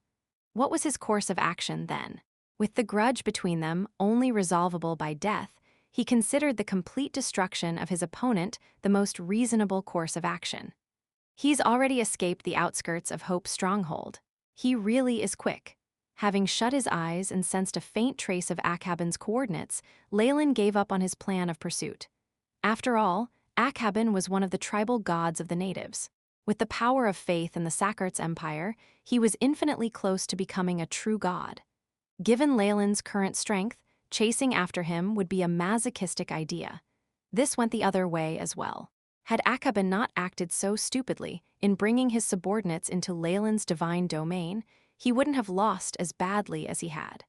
The battle of the divine has come to an end. Now it's time for the battle of the mortal world. Although he did not intend to continue his pursuit, Leylin did not plan to let Akhaben off. Since the demigod was so reliant on the natives' faith, it was time to dig his foundation out. Once he conquered the entire Sakart's empire, Akhaben would be a stray dog with no home. Anyone could slaughter him. Tiff! After returning to the cathedral, Leylin immediately expressed his intentions. "My lord, you are the stars in the heavens, and the ruler of all there is to devour. Slaughter is the sharp sword that you hold in your hand." Tiff answered Leylin's summons before long, appearing at the center of the cathedral. His eyes were filled with emotion. His body still had trace bloodstains on it. It was clear that the mortals had acted in tandem with the gods that had united to attack Leylin. It was a shame, though. All their schemes had disintegrated the moment Leylin ascended and bestowed his divine spells. How's the current situation? Although he could mostly divine what had happened, he still needed Tiff's personal report to obtain the concrete specifics. Tiff knelt on the ground as he respectfully reported the situation. The Sackart's Empire conducted a surprise raid. "Luckily, my lord, we had your blessings and managed to force them into retreat. We didn't even sustain heavy losses. Those who were injured healed extremely quickly with your divine spells, returning to their troops." The difference of morale between troops who had priests and those who didn't was like night and day. The power of the healing arts was too formidable. Healing resources were rare in the prime material plane, so the divine spells of the priests were the only clutch that injured soldiers could depend on to survive the battle. The priests were also indispensable when boosting morale directly. The native troops hardly equaled Hope Stronghold's legions. The only upper hand they had was the surprise attack, but once the clerics came into play, they were utterly defeated. After all, their shamans and other divine professionals could only wield their divine spells within their god's domain. In Leylin's territory, the opposing troops didn't have the home ground advantage. It was pointless to discuss victory and defeat. Leylin nodded. "It looks like you didn't face many enemies this time. They seem to have pinned all their hopes on the divine battle, and these troops were only used to sow chaos and serve as a distraction." His eyes flashed with understanding as he bestowed this divine edict. "Those despicable natives, they will inevitably pay for their actions today in blood." Having become a demigod, Leylin's aura had grown even more powerful. It even held a trace of the power of laws. "As you command, my lord. Hope Stronghold will start a war. This time, we must teach them a painful lesson." Tiff respectfully bowed his head. "No, not a lesson. This will be extermination. I wish to never see the word Sackarts marked on a map ever again." Leylin's cold reply caused Tiff's heart to constrict in fear. Tiff gritted his teeth, but he still replied with determination, "Your will shall be done." After all, Leylin was the absolute authority in this place. "Very well," Leylin nodded, and with a wave a golden staff flew into Tiff's hand. Its handle was decorated in the motif of a lion, and the 4 differently colored jewels on its crown shone radiantly. The entire staff seemed to be encircled by a formidable power. "Is this a divine weapon?" Tiff asked as he looked on in bewilderment. "Yes, it's a weapon I refined using the enemy's false god. The jewels on top contain the power of lightning and fire. It's only a demigod-ranked weapon for now, but it should serve as the authority of a pope." "My lord," Tiff's voice was choked with emotion. "Go, I will watch you from the skies." Leylin waved him away. "Yes, my lord. I will defeat the entire Sackart's Empire for you and conquer all of DeBank's Island." Tiff solemnly swore to Leylin.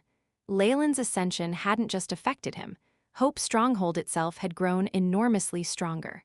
With the support of the priest's divine spells, the troops could now show a military power that was several times greater than before.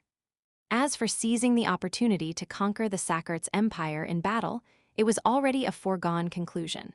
With the boost from Leylin's divine aura and divine weapons, Hope Stronghold's main army effortlessly invaded the heart of the Sackart's Empire with irresistible force. The decadent native troops were unable to withstand a single blow. Well, this was all really just the propaganda spread by the church. Although the outcome did not differ much from what was in the official reports, the course of events was something entirely different. Away from their home ground, Leylin's armies were facing enemies that had the support of a demigod and similar numbers of clerics and other divine professionals. Their opponents possessed several hundreds of years more of accumulated resources. However, spring had arrived. Sadly, the plague that had been curbed by the bitter cold broke out vehemently once more. In Leylin's previous life, spring had always been the season where epidemics spread widely. The situation here was comparable, so it was hardly surprising. The plague was even more ferocious than before as it swept across the entirety of Debank's Island, creating more and more ghost towns. With its ability to infect even those who were once cured, even the divine professionals were left up to their ears in work. Leylin had previously killed 2 demigods, and it was the same as cutting the number of available clerics in half. With the balance at such a crucial point, even a single feather's weight was of paramount importance. What then about losing half of your clerics? Sakarts was now met with another wave of death. There were so few clerics available that even nobles were dying out, forget the commoners. The troops from Hope's stronghold, who had forced their way into Sakarts, numbly took over ghost town after ghost town. A high number of enemy troops had surrendered to them as well. There was nothing else to be done. If they continued to stay, all that waited them was death. Defecting would give them the holy water that could save their lives. At the same time, those natives who had surrendered used themselves as an example to show that none of them had been turned into sacrifices or demoted to slaves after their surrender. Naturally, this situation was not without pressure. Furthermore, for the sake of preserving their lives, those native commoners had fallen over each other in their eagerness to riot and erupt in chaos before the troops from Hope's stronghold arrived. They had even sent people to request the stronghold to rescue them. Generally speaking, the current situation was going great. It would only be a matter of time before they conquered Debank's Island. In these circumstances, Leylin chose not to personally get involved. At this point, his personal perspective and status had already changed. He only needed to respond to the daily prayers requesting divine spells, and Tiff and Isabel would take care of everything else. Leylin had now entered seclusion. After becoming a demigod, there were far too many differences between him and an ordinary mortal. Without much experience being won, he needed to slowly feel out his new role. With his special senses as a god, his followers were presented before him in successive screens. They were even clearer than when he'd been a mere divine being. His connection with his priests was incomparably more convenient and a lot quicker than before. Within the limits of the weave, he could gather faith and bestow divine skills with ease. Mistra probably only has complete control of the outer weave. She can only interfere slightly with the deeper levels. Leylin understood the innate character of the goddess of the weave in that moment. She was essentially a jailer in charge of looking after the many magi at the core. The numerous gods would never entrust their own worshippers to Mistra's control, so there were considerable limits to her influence. As soon as possible. Chapter 1008, Beginning of Battle, Beginning of Battle. The inner weave is a convenient way for a god to channel faith towards them. It didn't reject me using it, so it seems to be open. The basic requirement is that one is a demigod. Leylin looked lost in thought. The innermost core of the weave, as well as Karsus, Avatar, the rank 12 spell. The thought of how difficult it was to release the conscience of the numerous magi, even Leylin frowned. He had to get rid of the entire weave to do so, which included the outer weave that numerous wizards counted on and the inner weave that the gods used as a channel for faith. Would the gods willingly abandon such a convenient channel as the weave? Regardless of their intellectual abilities and their ability to count the number of worshippers in their divine realms in an instant, the weave was more than just an upgrade to their calculative abilities. It greatly reduced the cost of bestowing divine spells and increased the convenience. Having become used to such a great advantage, could they still accept and tolerate more traditional methods? Once I shatter the weave, I'll be going up against the entire world of gods. Leylin looked grim. It won't just be true gods. All demigods, and even nature spirits or divine beings who can use the weave will probably become my enemies as well. Only Leylin, who was from a foreign world, would have the guts to take on an entire world. However, even he had to consider his options carefully. While Distorted Shadow still had incomplete conscience in the outer world, he had not done much in tens of thousands of years. That was only to be expected. I'm afraid I'll have to push my agreement with Distorted Shadow back. Leylin stroked his chin, having made up his mind. Now that he was a demigod, the injuries to his main body should have completely healed. Having taken over Debank's Island, the faith in him had greatly increased. It could even support his ascent to godhood. Time was definitely on his side. If this dragged on and both his bodies reached a higher realm, The terror that would be brought forth when they fused would be enough for him to take the plunge and challenge the world. The spread of faith is one thing in ascending to godhood.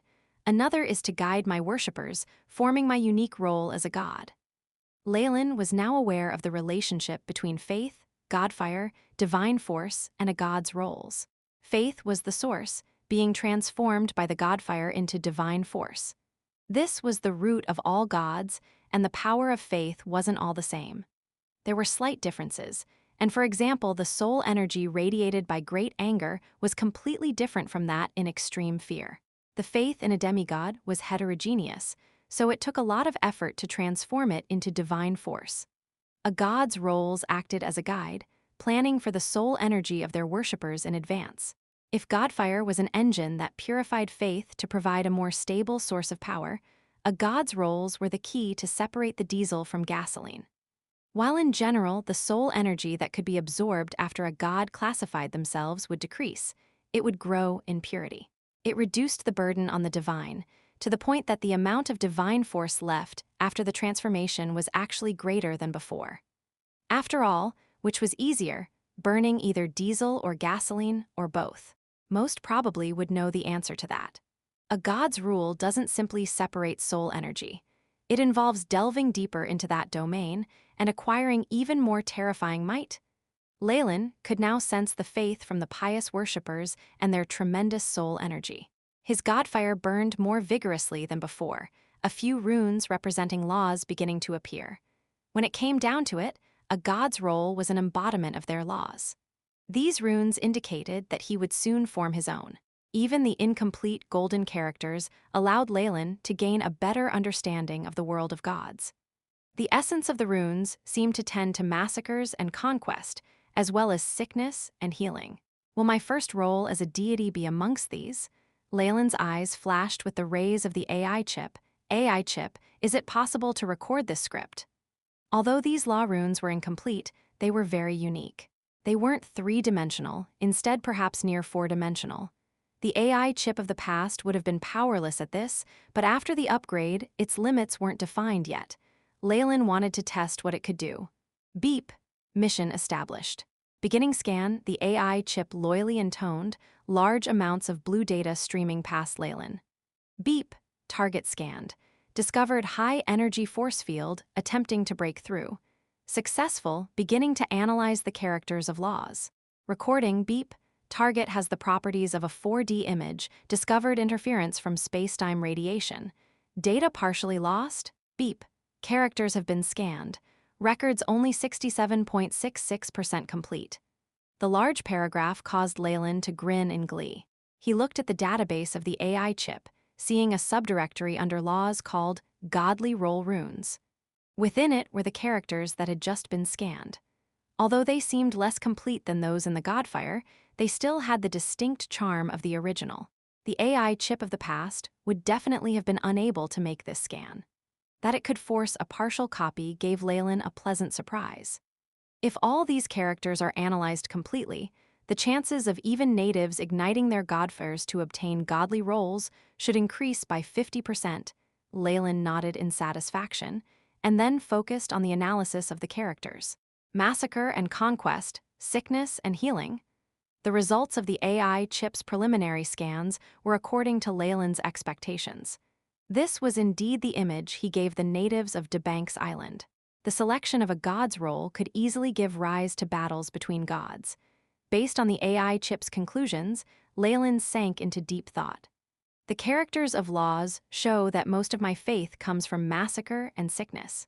They're the most likely way for me to become a god. There's less in terms of conquest. The natives don't really have a concept of races and culture, and there are many battles even between their tribes. Faith in healing is the least, Pure faith would not lie, and Leylin could only laugh wryly. From the looks of it, even if his church bestowed holy water and helped with the sickness, the natives still treated him as a personification of massacres, sickness, and death. Well, faith arising from reverence is always more stable than that from love and respect. The grin on Leylin's face widened. Looks like I'm not fated to be in the good faction. Leylin had already decided to walk the path of massacres. With the power he held, he definitely wouldn't side with the good gods anyway. From the power of faith alone, massacre and sickness seem more stable. Leylin had made his choice. He valued a domain in massacres more than one in sickness. Besides, few gods had grasped it, some of them being Cyric and Malar. Although Cyric was a greater god, he was half crazy, paying no mind to the administration of his mortal church. It had caused the priests of murder great distress. Things were different with sicknesses and plague. Leylin would rather fight against lunatics and beasts than the goddess of plagues who was clear-headed.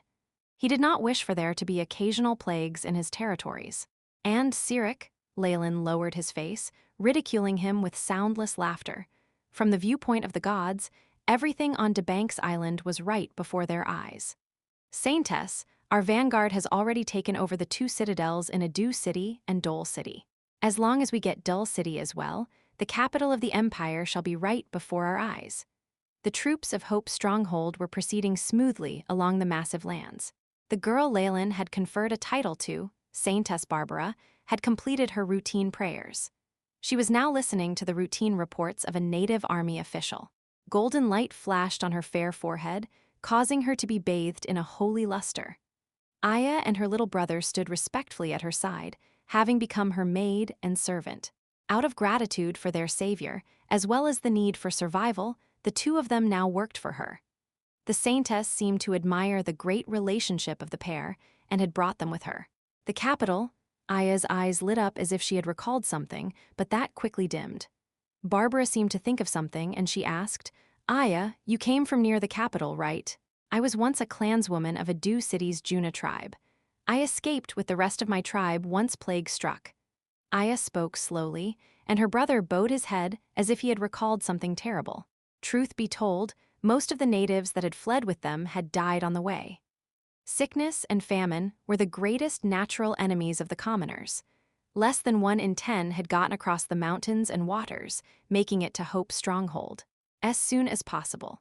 Chapter 1009, Devil Hunter, recalling the hardship along the way, and how they'd made it safely. Aya felt like she was in a dream. This is all due to Master Kukulkan? At this thought, she couldn't help but grab the sacred crest in her hands, beginning to pray silently. Me, the imperial capital of the Sakarts Empire. If I can take that down and offer it to the master. An idea arose in Barbara's mind, filling her thoughts. She wasn't being greedy, everything was just happening too smoothly. Although she'd brought less than 10,000 troops from Hope's stronghold, many natives suffering from sickness had requested to enter. Even those from the Imperial Army changed sides. On top of that, having obtained the news about the divine battle through some secret channels, even the nobles of the Sakarts Empire began to waver. The consequences of this was that Barbara's army kept expanding without needing to expend effort. They had even reached near the capital with effortless victories. Along the way, in order to obtain the holy water and blessings from the feathered serpent god, many native refugees took on arduous jobs. The secondary army also suppressed rebellions to express their loyalty. Knowing that Hope's stronghold lacked people, Barbara accepted all offers from refugees and armies. In a short period of time, the army had expanded by 5 times. There was now a native army made of 50 Zero troops, as well as other refugees. Tiff had initially been worried there might be spies who snuck in, but it seemed that the natives had no intentions in this regard. Rather, due to the huge numbers, making commands and logistics created a headache for them. There had been a few times where things were extremely chaotic.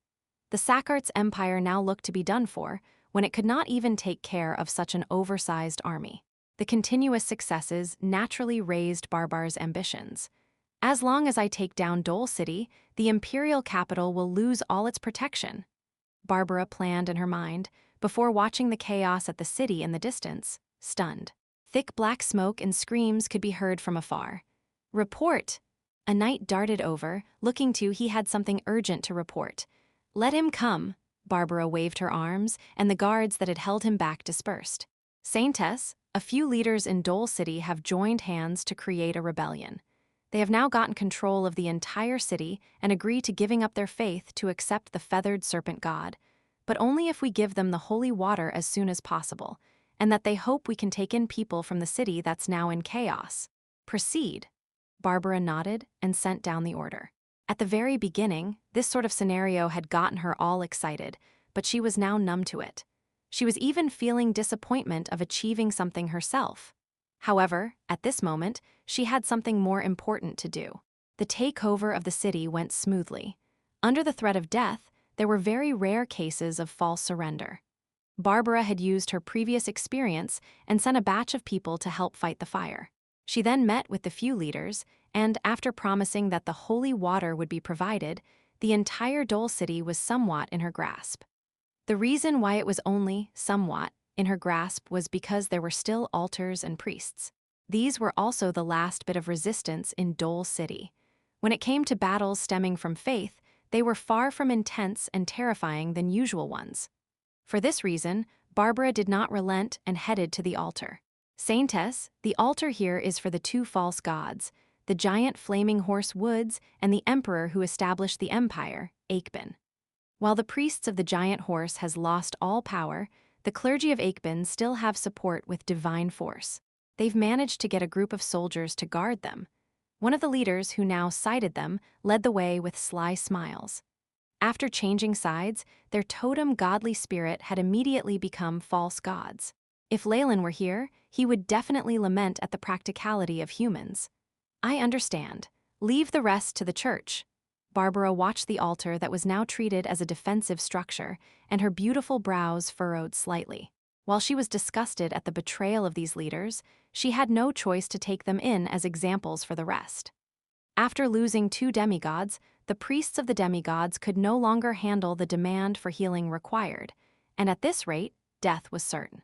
In Barbara's eyes, betraying for the sake of survival was extremely understandable. However, there was a batch of forces that would resist, which made things slightly troublesome. Get the warriors from the church over. After walking through the defensive structure, Barbara finally acknowledged that the enemy's elite forces were truly powerful, and similarly sent her own elite men. Amongst the natives, there were also exemplary professionals. The classics included forest hunters and Amazon warriors who had caused Isabel some trouble. Now, many of those guarding the altar were these sort of professionals. However, after building the giant serpent church, Leylin too began to build a church that was militarized, now that he had a huge number of natives under him. Now, a batch of half-naked and highly capable native warriors with devil tattoos arrived in front of Barbara. Saintess, the warriors of God shall heed your commands. Good, warriors of our master, use your fury to expel the last bits of filth of the false gods. Barbara stood in front and sent forth a command for them all to attack. Almost at the very instant that the order for mobilization was made, there was a huge change to these natives. They all began to row, muscles bulging bit by bit as they quickly became mini-giants. The luster of divine spells lighted up on their bodies, bringing with it the unique radiance from the feathered serpent god. Under the illumination of such radiance, the devil tattoos on their bodies became more vivid, and their eyes shone with a devilish glare. The abilities that only devils had were given to these warriors. For our god, go! These native warriors with devil tattoos unhesitatingly charged forward, resulting in an attack similar to a tsunami around the altar. The number of warriors of our master has increased by a huge degree. Barbara now looked reassured, boosting these warriors with divine spells alongside other priests. As a church, priests and military strength was extremely important. Tyr, for instance, had a distinct professional pathway of paladins. While combining what he knew of the Debanks Island with his own strength, with help with the AI, chip simulation calculations, he had also created a whole new strength pathway for his church. Devil Hunters. As the name implied, all professionals that had ranked up in this area could obtain sensitivity to devils and the unique tracking ability of hunters. By activating the devil runes, they could even obtain an ability similar to bloodline abilities of devils. This profession that was a fusion between warriors and bloodline holders was very powerful, but there were also flaws. The professionals had to meet extremely tough requirements when it came to their willpower. In addition, the pain from branding devil runes was horrifying. Thankfully, Leylin now had many subordinates. He had slowly selected beings from 300 people, and getting a few thousand devil hunters was not difficult. Leylin had especially created something special for this strength system. If a being could capture a real devil and seal them in their own body, the hunter would obtain much of the strength of the devil. Their ranking might even increase. Only hunters with devils sealed within them were truly devil hunters. For a certain reason, Leylin might not have a blood feud with the devils, but they were clearly mortal enemies. The reason he created this profession was in preparation for the devils on the continent. Besides followers of gluttony, all who had anything to do with devils would be struck with fatal attacks from devil hunters. This would begin to weaken the strength of the 9 hells of Badr. In addition, devoting efforts to attacking the devils was politically correct for the faction of gods on the continent. Nobody would complain. Barbara naturally knew nothing of Leylin's intentions. Meanwhile, she was sighing in shock at the astounding abilities of the devil hunters. Those who had retreated into the church and guarded the altar were obviously diehard followers of the false gods. There was no need to differentiate between them, and it was enough to kill the whole lot. Once the altar was purged, Barbara grimly stepped inside the hall. The green flooring was now dyed in bloody red, but she did not find anything wrong with this. For the natives, stealing everything from the opponent, including their lives, was something natural. At the heart of the altar, there was an obsidian statue with a warrior riding a war chariot. However, the horse in front of the chariot had long since shattered days ago. Wang, as if sensing that he was being disrespected, a terrifying pressure rose from the empire establishing Emperor Akben's statue. HMPH. False god, Barbara merely glanced at the emperor disdainfully and gripped the holy crest in her hands. Our master, feathered serpent Kukulkan, please bestow upon me strength. Holy luster characteristic of Leylin emanated from the holy crest. White rays flashed, and the immense pressure from before disappeared, and there were even some cracks on the statue. Destroy the statue and purify everything that has to do with it, Barbara ordered solemnly. Soon enough, statues, holy crests, books, and even drawings hung on the wall were torn down, turning into ashes from the flames. As soon as possible.